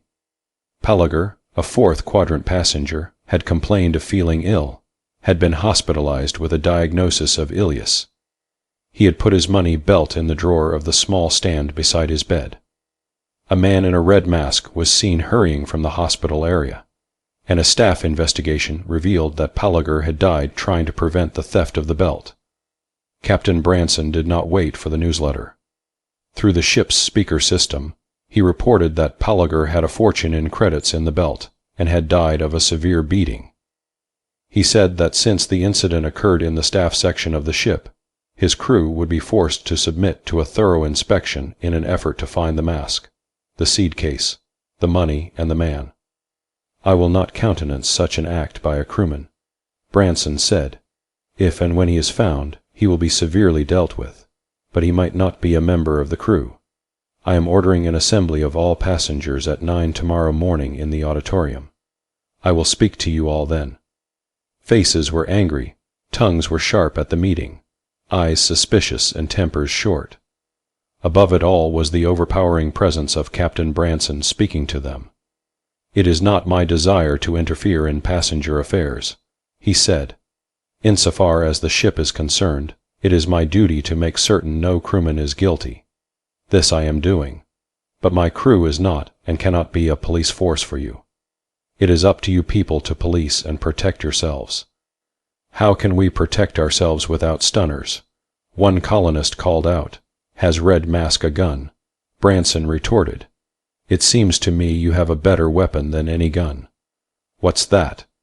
This ship is only so wide, so long and so deep. If every inch is searched, you'll find your man. He has to be somewhere aboard. The colonists quieted. Benjamin Simpson, one of the older men, was elected president of the newly formed Quadrant Council. One man from each of the quadrants was named to serve under him. Each of these men in turn selected 5 others from his own group. Those assembled waited in the hall while each team of 6 inspected the compartments of the others. These compartments were then locked. Everyone returned to his compartment, and the larger search was conducted. It took 20 hours. No mask was found. No mask, no case, no money, no man. The captain reported that his search had been equally fruitless. At another assembly the following day, it was decided to make the inspection teams permanent, to await further moves on the part of Red Mask. The Quadrant Council held periodic meetings to set up a method of trial for him when he was caught. It was all recorded in the newsletter and by Keith Ellison. We Nillies know about hate and about violence. We know, too, that where there is hate there is violence, and where there is violence there is death. During sleep time on the 79th day, Barbara Stoneman, awakened by a strange sound, sat up in the bed of her compartment to find a man in a red mask in her room. Her cries brought neighbors into the corridor. The flight of the man was witnessed by many, and several men tried to stop him. But the intruder was light on his feet and fast. He escaped. The Quadrant Council confronted the captain, demanding weapons. "Are you out of your minds?" Branson exclaimed. Tom Tilbury, 4th Quadrant leader, said, "We want to set up a police force, Captain. We want stunners." "There's no law against it." Branson said, "But it's a rule of mine that no weapons are to be issued en route." "If we had had a gun, we'd have got Red Mask." Tilbury said, "And I might have a murder on my conscience." Tilbury said, "We've also thought of that. Suppose you supply us with half-power stunners. That way we can stun but not kill." They got their guns. Now there were 24 policemen on duty in the corridors, 8 on at a time. Ellison observed that for the first time the passengers seemed relaxed. "Let Red Mask move against armed men," they said. "Yeah, let him see what happens now." Red Mask did. On the 101st day he was seen in a corridor in Quadrant 4. M.L. Pierce, policeman on duty, managed to squeeze off several shots at his retreating figure. Red Mask was seen again on the 120th day, on the 135th day, and the 157th day. He was seen, shot at, but not hit. He was also unable to commit any crime. "We've got him on the run," the colonists said. "He's afraid to do anything, now that we've got police protection," they said smugly. The Quadrant Council congratulated itself. The passengers were proud of themselves. A special congratulatory message from Captain Branson appeared one day in the Bulletin newsletter. The colonists settled down to living out the rest of the voyage until the landing on Antheon. But on the 170th day calamity struck.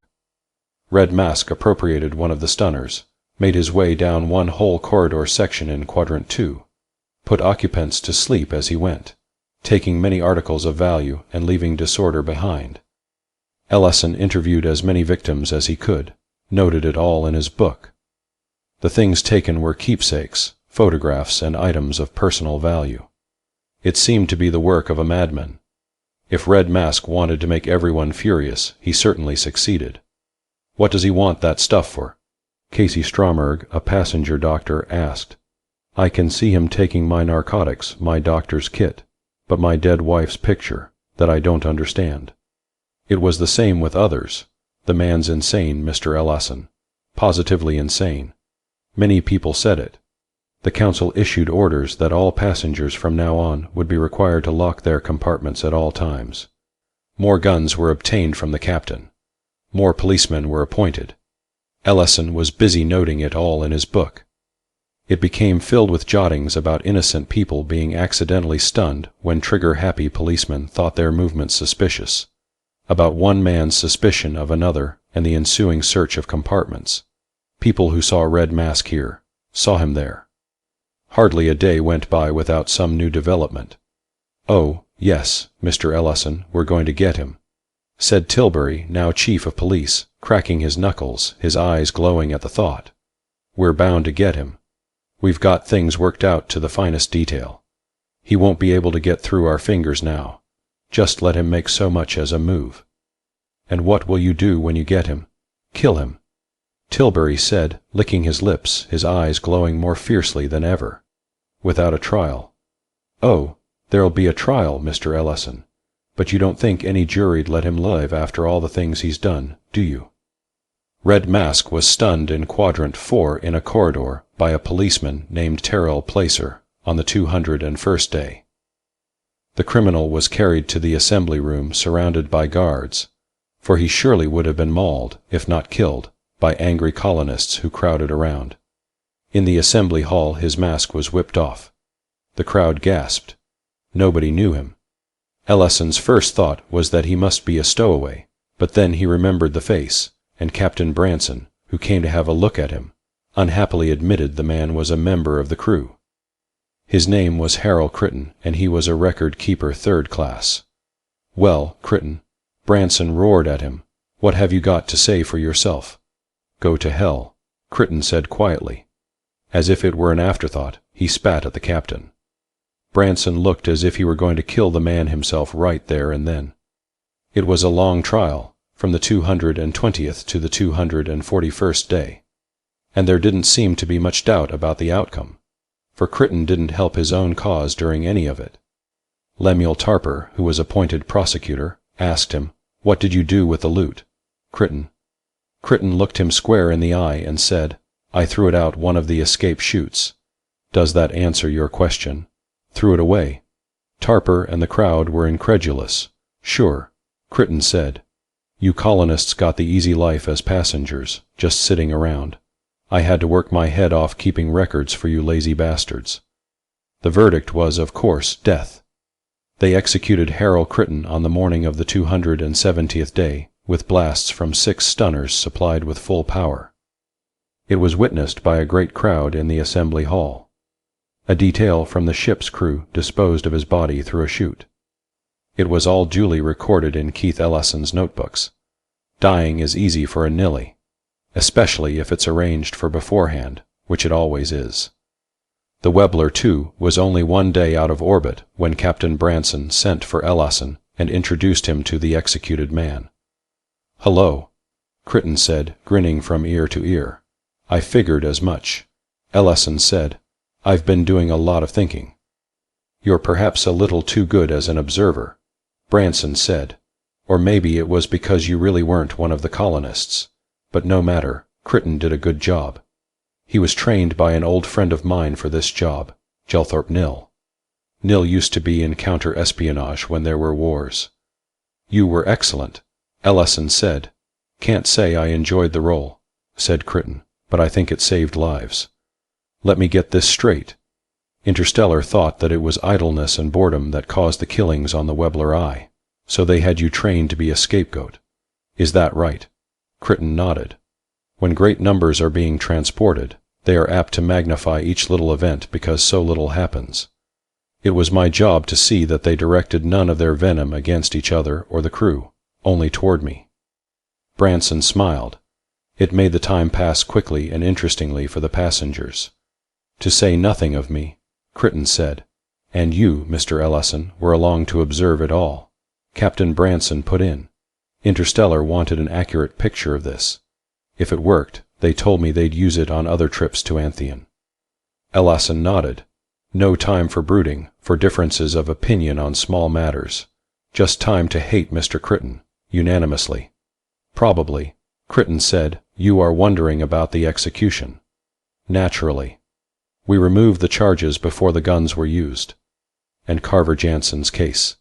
He'll get it back when he's shuttled to Antheon, and all the other items will be returned. They're all tagged with their owners' names. Captain Branson will say they were found somewhere on the ship. You see, I was a liar. How about that assault on June Failwright? Crichton grinned again. She played right into our hands. She ran out into the hall claiming I'd attacked her, which I did not. She was certainly amazed when the ship's physicians agreed with her. Of course Captain Branson told them to do that. And the murder. Raymond Palager died in the hospital all right, but he died from his illness on the operating table. We turned it into an advantage by making it look suspicious. Ellison brightened, and by that time everybody was seeing Red Mask everywhere, and the colonists organized against him. Gave them something to do. Branson said, every time things got dull, I livened them up. I got a stunner and robbed along the corridor. That really stirred them. Lucky nobody got hurt during any of it, including that Stoneman woman. I was trying to rob her when she woke up. Branson cleared his throat.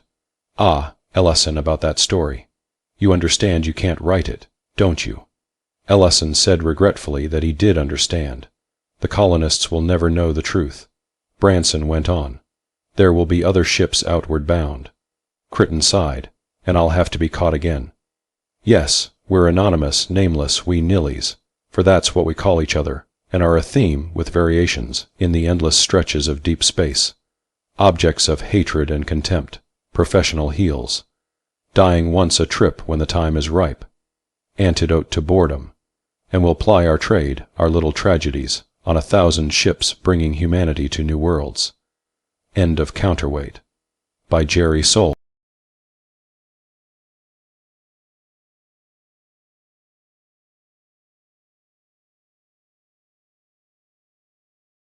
Defense Mech, by Ray Bradbury. Halloway stared down at Earth, and his brain tore loose and screamed, Man, how'd you get in a mess like this? In a rocket 1,000,000 miles past the moon, shooting for Mars and danger and terror and maybe death. Oh, my God, do you realize how far from Earth we are? Do you really think about it? It's enough to scare the guts from a man. Hold me up. Do something. Give me sedatives or hold my hand or run call Mama. 1,000,000 cold miles up. See all the flickering stars. Look at my hands tremble. Feel my heart whirling like a hot pinwheel. The captain comes toward me, a stunned expression on his small, tight face. He takes my arm, looking into my eyes. Hello, Captain. I'm sick, if that's what you want to know. I've a right to be scared. Just look at all that space. Standing here a moment ago, I stared down at Earth so round and cloud-covered and asleep on a mat of stars. And my brain tore loose and screamed, Man, how'd you get in a mess like this? In a rocket 1,000,000 miles past the moon, shooting for Mars with a crew of 14 others. I can hardly stand up. My knees, my hands, my heart are shaking apart. Hold me up, sir. What are hysterics like? The captain unprongs the inter-deck audio and speaks swiftly, scowling into it. I hope he's phoning the psychiatrist. I need something. Oh, damn it. The psychiatrist descends the ladder in immaculate salt white uniform and walks toward me in a dream.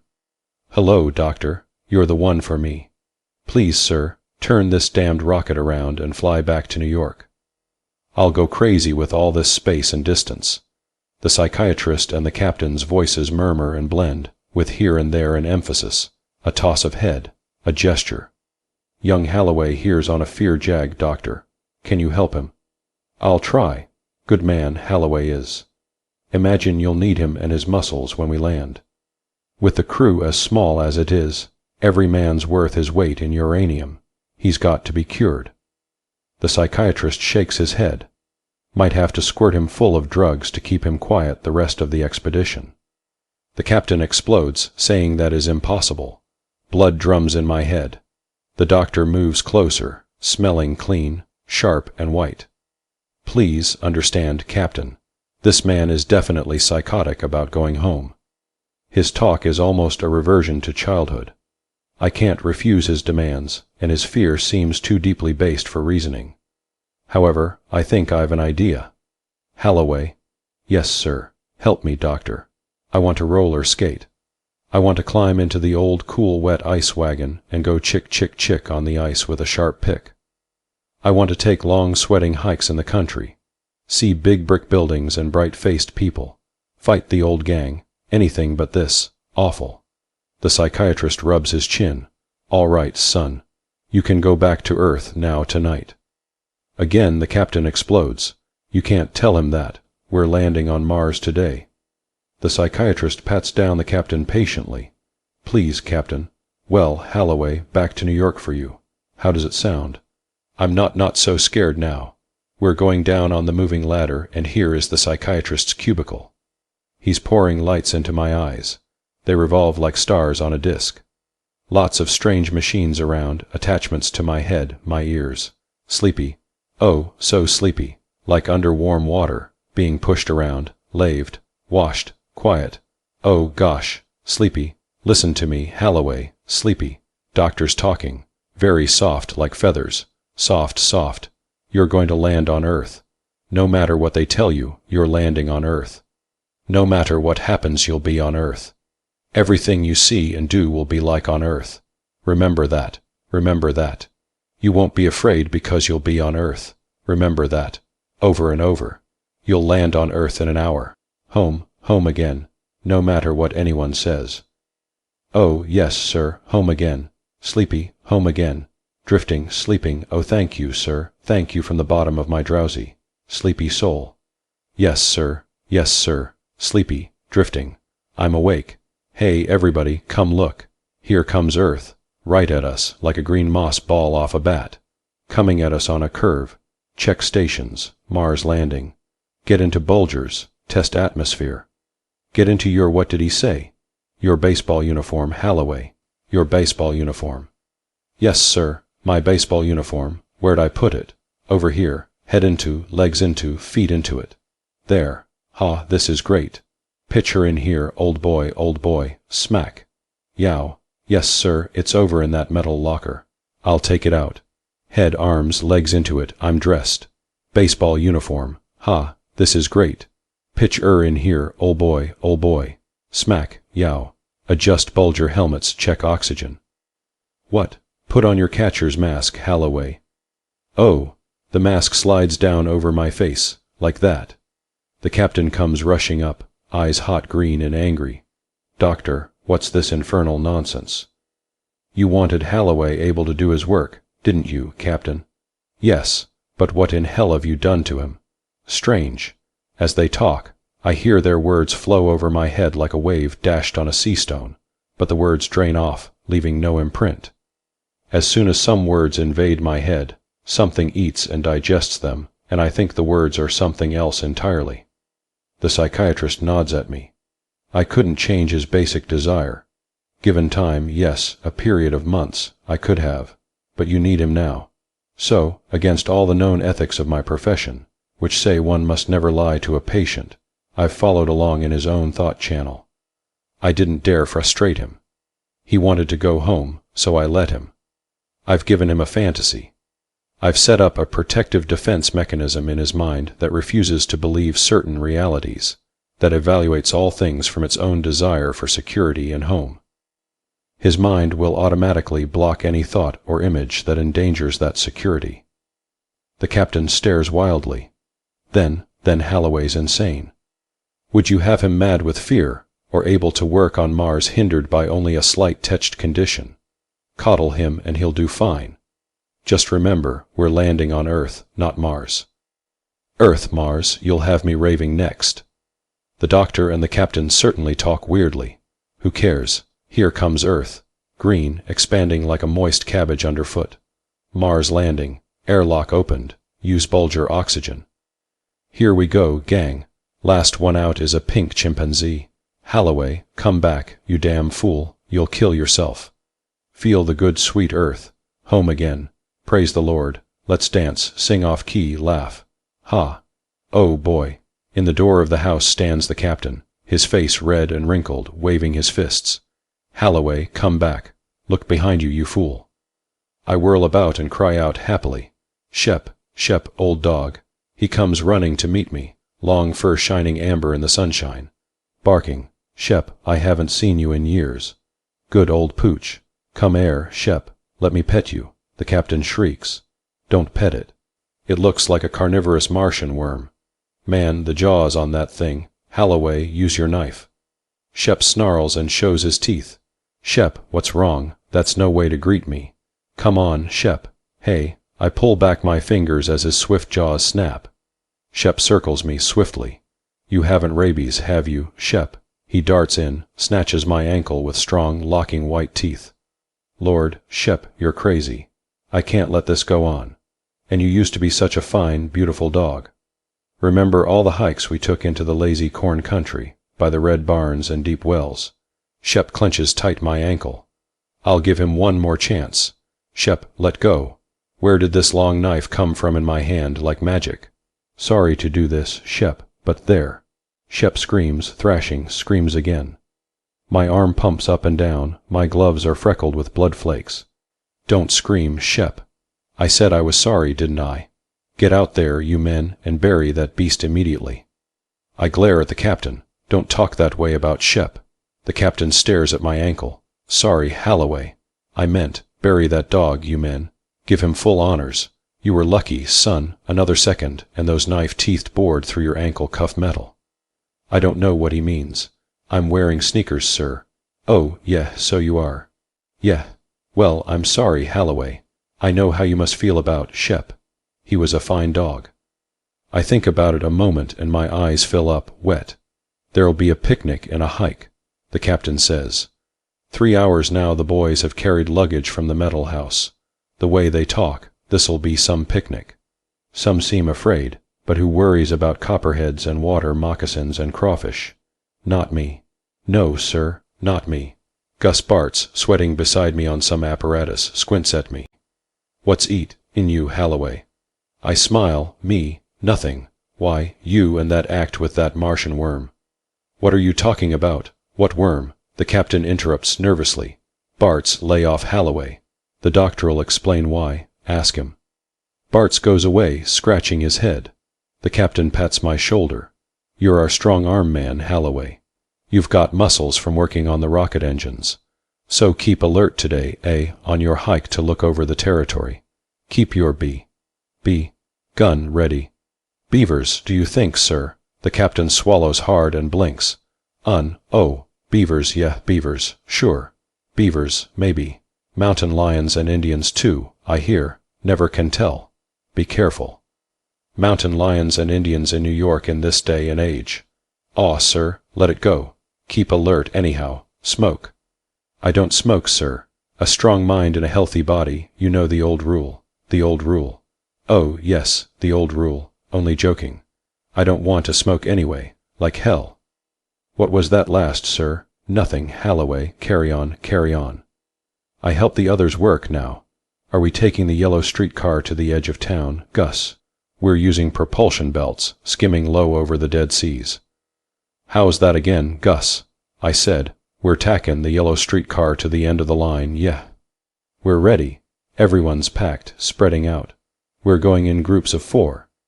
Down Main Street past the pie factory, over the bridge, through the tunnel, past the circus grounds, and we'll rendezvous, says the captain, at a place he points to on a queer, disjointed map. Whoosh, we're off. I forgot to pay my fare. That's okay, I paid it. Thanks, Captain, we're really traveling. The cypresses and the maples flash by. Kawum, I wouldn't admit this to anyone but you, sir, but momentarily, there, I didn't see this streetcar. Suddenly we moved in empty space, nothing supporting us, and I didn't see any car. But now I see it, sir.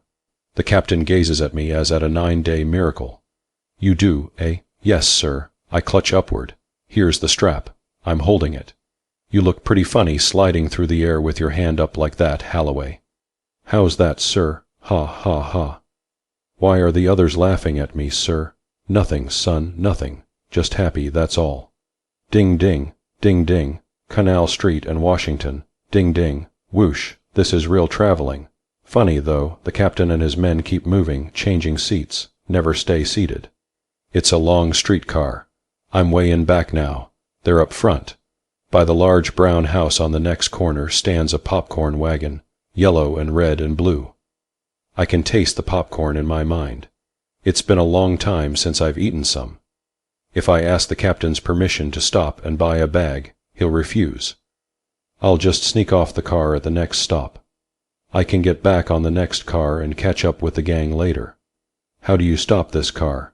My fingers fumble with my baseball outfit, doing something I don't want to know about. The car is stopping. Why's that? Popcorn is more important. I'm off the car, walking. Here's the popcorn machine with a man behind it, fussing with little silver metal knobs. Lock, core is Tony. Tony Bambino, what are you doing here? Click. It can't be, but it is. Tony, who died 10 long years ago, when I was a freckled kid, alive and selling popcorn again. Oh, Tony, it's good to see you. His black mustache is so waxed, so shining, his dark hair like burnt oily shavings, his dark shining happy eyes, his smiling red cheeks. He shimmers in my eyes like in a cold rain. Tony, let me shake your hand. Gimme a bag of popcorn, center. Click, click, click, sput, click, really. The captain didn't see you, Tony. You were hidden so well, only I saw you. Just a moment while I search for my nickel. Really. Phew, I'm dizzy. It's very hot. My head spins like a leaf on a storm wind. Let me hold on to your wagon, Tony, quick. I'm shivering and I've got sharp needle head pains. Really. I'm running a temperature. I feel as if I have a torch hung flaming in my head. Hotter. Pardon me for criticizing you, Tony, but I think it's your popper turned up too high. Your face looks afraid, contorted, and your hands move so rapidly. Why? Can't you shut it off? I'm hot. Everything melts. My knees sag. Warmer still. He'd better turn that thing off. I can't take any more. I can't find my nickel anyhow. Please, snap it off, Tony. I'm sick. My uniform glows orange. I'll take fire. Here, I'll turn it off for you, Tony. You hit me. Stop hitting me. Stop clicking those knobs. It's hot, I tell you. Stop, or I'll, Tony. Where are you? Gone. Where did that purple flame shoot from? That loud blast, what was it? The flame seemed to stream from my hand out of my scout flashlight. Purple flame, eating. I smell a sharp, bitter odor, like hamburger fried over long. I feel better now, cool as winter. But, like a fly buzzing in my ears, a voice comes, faint, far off. Halloway. Damn it, Halloway, where are you? Captain. It's his voice, sizzling. I don't see you, sir, Halloway. We're on the Dead Sea bottom near an ancient Martian city, and oh, never mind, damn it, if you hear me, press your Boy Scout badge and yell. I press the badge intensely, sweating. Hey, Captain, Halloway, Glory, you're not dead. Where are you? I stopped for popcorn, sir. I can't see you. How do I hear you? It's an echo. Let it go. If you're okay, grab the next streetcar. That's very opportune, because here comes a big red streetcar now around the corner of the drugstore. What? Yes, sir, and it's chock full of people. I'll climb aboard.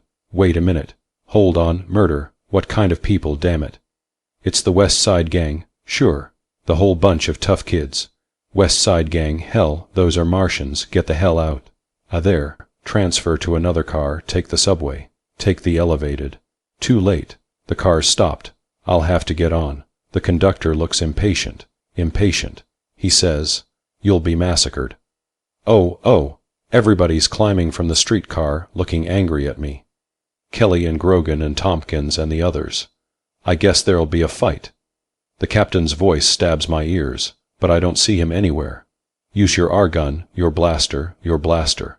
Hell, use your slingshot, or throw spitballs, or whatever the devil you imagine you got holstered there, but use it. Come on, men, about face and back. I'm outnumbered. I bet they'll gang me and give me the bumps, the bumps, the bumps. I bet they'll truss me to a maple tree, maple tree, maple tree, and tickle me. I bet they'll ink tattoo their initials on my forehead. Mother won't like this. The captain's voice opens up louder, driving nearer, and Papa ain't happy. Get out. There, Halloway. They're hitting me, sir. We're battling. Keep it up, Halloway. I knocked one down, sir, with an uppercut. I'm knocking another down now. Here goes a third. Someone's grabbed my ankle. I'll kick him. There. I'm stumbling, falling. Lights in my eyes, purple ones, big purple lightning bolts sizzling the air. 3 of them vanished, just like that. I think they fell down a manhole. I'm sorry. I didn't mean to hurt them bad. They stole my flashlight. Get it back, Halloway. We're coming. Get your flash and use it. That's silly, silly, he says. Silly, silly. I got my flashlight back, broken, no good. We're wrestling. There are so many of them, I'm weak. They're climbing all over me, hitting. It's not fair, I'm falling down, kicking, screaming. Up speed, men, full power. They're binding me up. I can't move. They're rushing me into the streetcar now. Now I won't be able to go on that hike. And I planned on it so hard, too. Here we are, Halloway. Blast 'em, men. Oh, my lord, look at the horrible faces on those creatures. Gah! Watch out, Captain. They'll get you, too, and the others. Ah! Somebody struck me on the back of my head. Darkness. Dark, dark, rockabye baby on the treetop, when the wind blows. Okay, Halloway, any time. Just any old time you want to come to. Dark, a voice talking. Dark as a whale's insides. Ouch, my head. I'm flat on my back. I can feel rocks under me. Good morning, dear Mr. Halloway. That you, Captain, over in that dark corner. It ain't the President of the United States. Where is this cave? Suppose you tell us. You got us into this mess with your eternally blasted popcorn. Why'd you get off the streetcar? Did the West Side Gang truss us up like this, Captain? West Side Gang, go. Those faces, those inhuman, weird, unsavory, and horrible faces. All loose-fleshed and gangrenous. Aliens, the whole rotting clutch of 'em. What a funny way to talk. Listen, you parboiled idiot, in about an hour we're going to be fried, gutted, iced, killed, slaughtered, murdered. We will be, ipso facto, dead. Your friends are whipping up a little blood-letting jamboree. Can't I shove it through your thick skull? We're on Mars, about to be sliced and hammered by a lousy bunch of Martians. Captain, sir. Yes, Berman. The cave door is opening, sir. I think the Martians are ready to have at us again, sir. Some sort of test or other, no doubt. Let go of me, you one-eyed monster. I'm coming, don't push. We're outside the cave. They're cutting our bonds. See, Captain, they aren't hurting us after all. Here's the brick alley. There's Mrs. Haight's underwear waving on the clothesline. See all the people from the beer hall. What are they waiting for? To see us die. Captain, what's wrong with Halloway? He's acting queer. At least he's better off than us. He can't see these creatures' faces and bodies. It's enough to turn a man's stomach. This must be their amphitheater. That looks like an obstacle course. I gather from their sign lingo that if we make it through the obstacles, we're free. Footnote. Nobody's ever gotten through alive yet. Seems they want you to go first, Berman. Good luck, boy. So long, Captain. So long, Gus. So long, Halloway. Berman's running down alley with an easy, long-muscled stride. I hear him yelling high and clear, even though he's getting far away. Here comes an automobile. Berman. Ah, it hit him. He's fallen. Berman, get up, get up. Stay here, Halloway. It's not your turn yet. My turn? What do you mean? Someone's got to help Berman. Halloway, come back. Oh, man, I don't want to see this.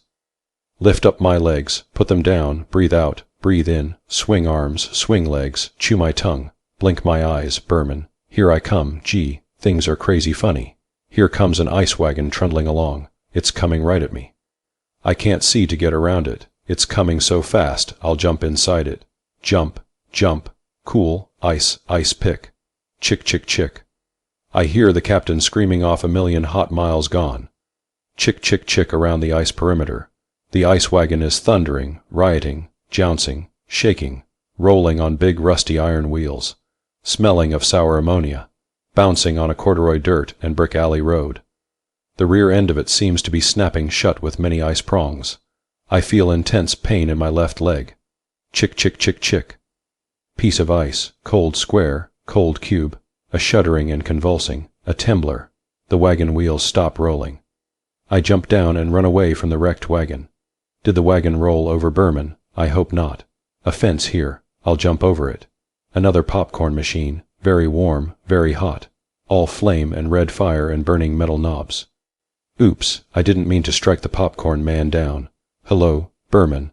What are you doing in my arms? How'd you get here? Did I pick you up, and why? An obstacle race at the high school.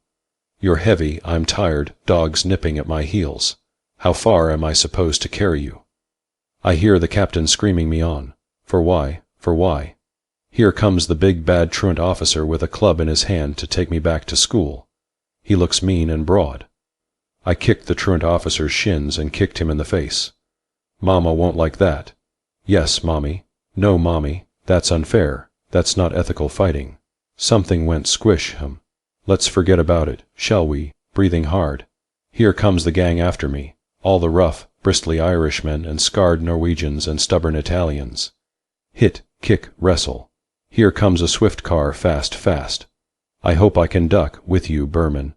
Here comes another car from the opposite way. If I work things right.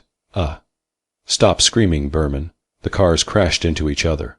The cars still roll, tumbling, like two animals tearing at each other's throats.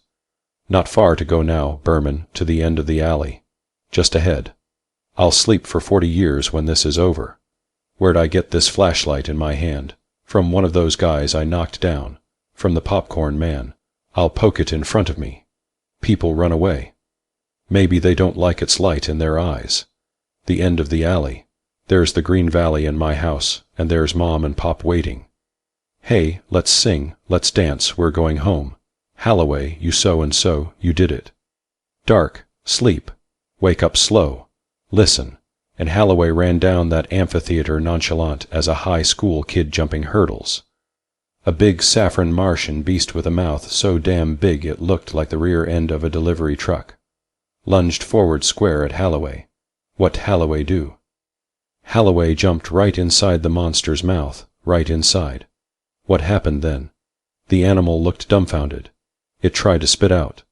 Then, to top it all, what did Halloway do? I ask you, what did he do? He drew forth his Boy Scout blade and went chick, chick, chick all around the bloody interior, pretending like he's holed up in an ice wagon, chipping himself off pieces of ice. No, on my honor. The monster, after taking a bit of this chick, chick, chick business, leaped around, cavorting, floundering, rocking, tossing, and then, with a spout of blood, out popped Halloway, grinning like a kid. And on he ran, dodging spears and pretending they were pebbles, leaping a line of crouched warriors and saying they're a picket fence. Then he lifted Berman and trotted with him until he met a 300-pound Martian wrestler. Halloway supposed that it was the truant officer and promptly kicked him in the face. Then he knocked down another guy working furiously at the buttons of a paralysis machine which looked, to Halloway, like a popcorn wagon. After which 2 gigantic black Martian leopards attacked, resembling to him nothing more than 2 very bad drivers in dark automobiles. Halloway sidestepped. The 2 cars crashed and tore each other apart, fighting. Halloway pumped on, shooting people with his flashlight which he retrieved from the popcorn man.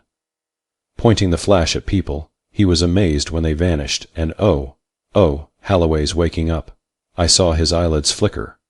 Quiet, everyone. Halloway, you awake? Yeah. I've been listening to you talk for 5 minutes. I still don't understand. Nothing happened at all. How long I been asleep? 2 days. Nothing happened, nothing, except you got the Martians kowtowing. That's all, brother. Your spectacular performance impressed people. The enemy suddenly decided that if 1 Earthman could do what you did, what would happen if 1,000,000 more came? Everybody keeps on with this joking, this lying about Mars. Stop it. Where am I? Aboard the rocket about to take off. Leave Earth. No, I don't want to leave Earth, good green Earth. Let go. I'm afraid. Let go of me. Stop the ship. Halloway, this is Mars. We're going back to Earth. Liars, all of you. I don't want to go to Mars. I want to stay here on Earth. Holy cow, here we go again. Hold him down, Gus. Hey, doctor, on the double. Come help Halloway change his mind back, will ya? Liars, you can't do this. Liars, liars. End of Defense Match. By Ray Bradbury.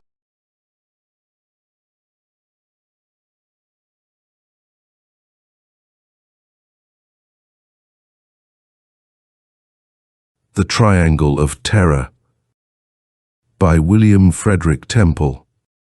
Weird Tales, May 1950. I had written nearly 3,000 words that day, and in the afterglow of self-satisfaction, I decided that there was certainly something in his life of rural seclusion after all. In Bloomsbury, far too many people were acquainted with me and my address. They were just dropping in on me at all hours of the night and day with complete disregard for my work. In their assumption, a writer was a person who never worked anyway. His stories were things he just dashed off in odd moments now and again, with no particular thought, as one dashes off letters. After a string of nights on short rations of sleep, trying to recover some of the time thus stolen from me during the day, I dashed off myself, away from London, and these vampires of my attention, my friends. I took care that none of them, none but Spencer, that is, should know my address until I was good and ready for them. And that meant when I had finished my novel. It was safe to tell Spencer he never saw any of my other friends. They avoided him because he was odd, eccentric. In his musty bed-sitting room in Mecklenburgh Square, he lived in a world of his own. You sensed the strangeness as soon as you stepped into the room, and it was certainly enhanced by his presence. He was fattish. Why, I don't know, for I never saw him eat anything, and I believe older than he looked. He looked in his early 60s. Trying to maintain a conversation with him was, indeed, trying. You felt that quite 2/3 of his attention was somewhere else all the time, and he only intermittently remembered that you were there. And most of what he said to you he deliberately made cryptic. He had a tortuous mind that loved to puzzle and mystify. Many times I had remonstrated with him, "For God's sake, Spencer, speak straightforwardly and sensibly, will you? I can make more sense out of my income tax correspondence than I can out of you." When you did make sense out of him, it was invariably worth the trouble. He had more odd knowledge tucked away inside his head than Ripley ever dreamed upon, and he was full of surprising little tidbits that made me exclaim, "That gives me an idea for a story." I made quite a lot of money out of Spencer in this way. Maybe that was why I looked upon him as my best friend. In fact, the main reason that I elected to keep in touch with him from my lonely cottage among the gorse and pines of Surrey was because my novel dealt with medieval witchcraft, and I anticipated difficulty over 1 or 2 chapters. I might need to dig in Spencer's fund of knowledge about such things. Also, he had the best library of books on the occult that I had ever come across. It was through a previous search for out-of-the-way information that I originally encountered him. But about that evening when I was wandering alone across the Surrey heath so comfortably satisfied with the day's work, it was an evening in midsummer when the atmosphere was close and still, and the going of the sun had seemed to leave it more warm and oppressive than noonday. The air was a thick, almost liquid substance from which your lungs were hard-pressed to draw oxygen, almost as thick as the blood which pumped at your temples and made your head throb heavily. Headachy weather, and you longed for a storm to come and break it up. Somewhere this night there was a storm, for along the horizon the sheet lightning flickered and jumped and revealed silently weird-lit glimpses of an unsuspected cloudland that lay out there in the darkness. I don't know whether it is peculiar to me, but these strange, tense evenings of summer always set my imagination working more actively than the chilly autumn and winter nights beloved of the gothically romantic poets. Keats would begin "In a drear-nighted December," and Poe's Ulalume would be carried to her tomb in the ghoul-haunted woodland of Weir on a night in the lonesome October, and as for the same gentleman's raven, who quoth, "Nevermore." Ah, distinctly I remember it was in the bleak December. No, the winter was merely physically uncomfortable. A hot, thundery night like this made me mentally uncomfortable. Uneasily, I sensed the imminence of something. I felt the electric charge slowly but unrelentingly building itself up in the air athbout me, forming something unknown but black and inimical, growing both in power and in consciousness of its power, awaiting with evil excitement the hour of its unleashing. Damn it, I thought. I have been thinking too much upon these things. This was the last novel I would write about the occult. The trouble with such an occupation was that the story becomes real to you as you write it, and you are disposed to picture warlocks and werewolves as things you might find in a dark corner of the coal cellar at some unlucky moment. Especially when you have deliberately retired to solitude to get into your book. The glow of my self-esteem had now died somewhere among these unhealthy thoughts. I had walked too far and become overtired. The haven of my cottage seemed suddenly desirable, and I forced my heavy feet to quicken their lagging pace. Here now was the pinewood, like a blot of India ink on the lesser darkness of the night. 100 yards within it lay the cottage, but despite my impatience they were the slowest 100 yards I traversed that night. Charon himself would have tripped over something in the pitch blackness of the wood. Nothing of the distant flickering of the lightning penetrated here. I had literally to feel my way along the path. Then all of a sudden one stopped in surprise, my hand on the bole of a pine. Somewhere ahead of me glimmered a faint patch of light, green light. As I watched it, it moved back and forth with a sort of dreadful, deliberate slowness. Then it stood still, and as I peered at it I discovered a black cross, as it were, intersecting it. Abruptly the light disappeared, and left me with the realization that the black cross had been the silhouette of the center of the cottage window's frame. Somebody, or something, was in the cottage.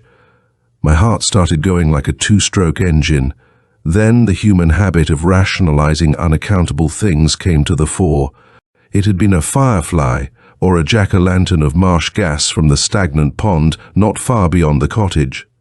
Or again, this was the sort of weather that generated those globes of ball lightning which sometimes pop down chimneys and float around. Or maybe a tramp was searching either for a bed for the night or for the money for one. But with a green light. I waited a while, but there was no return of the phenomenon. I hoped that whatever it was, it had gone away. Then I fumbled my way through the last few yards to the door and let myself in. In the darkness within I lit a match and by its feeble light surveyed the room. The words, "Is anybody there?" died in my mouth, for it was manifest that there was nobody. I conveyed the flame to the oil lamp, and the room became bright and cheerful.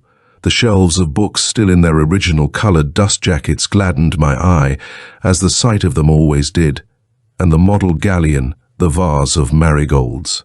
The shining pewter tankards were all familiar and reassuring things.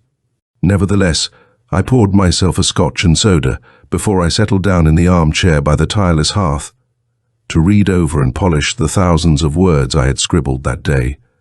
In the midst of my immersion in my own story of the burning of a particularly malignant witch, I suddenly noticed that the scalp muscles at the back of my head were taut and contracted, and that my hair must be bristling. And I felt in my mind what my body must have been aware of for some time, that there was some creature behind me and watching me with no friendly regard. Without seeming to divert my attention from my manuscript, I gazed up from under my brows at the mirror hanging above the fireplace. It showed the wall behind me empty, save for a framed watercolor of the Devil's Punch Bowl at Hindhead, which was just as it should be. With a relaxing of tenseness I returned to my work, but only for a few moments. Some words I had written earlier in the story recurred to me. Vampires cast no reflection in mirrors.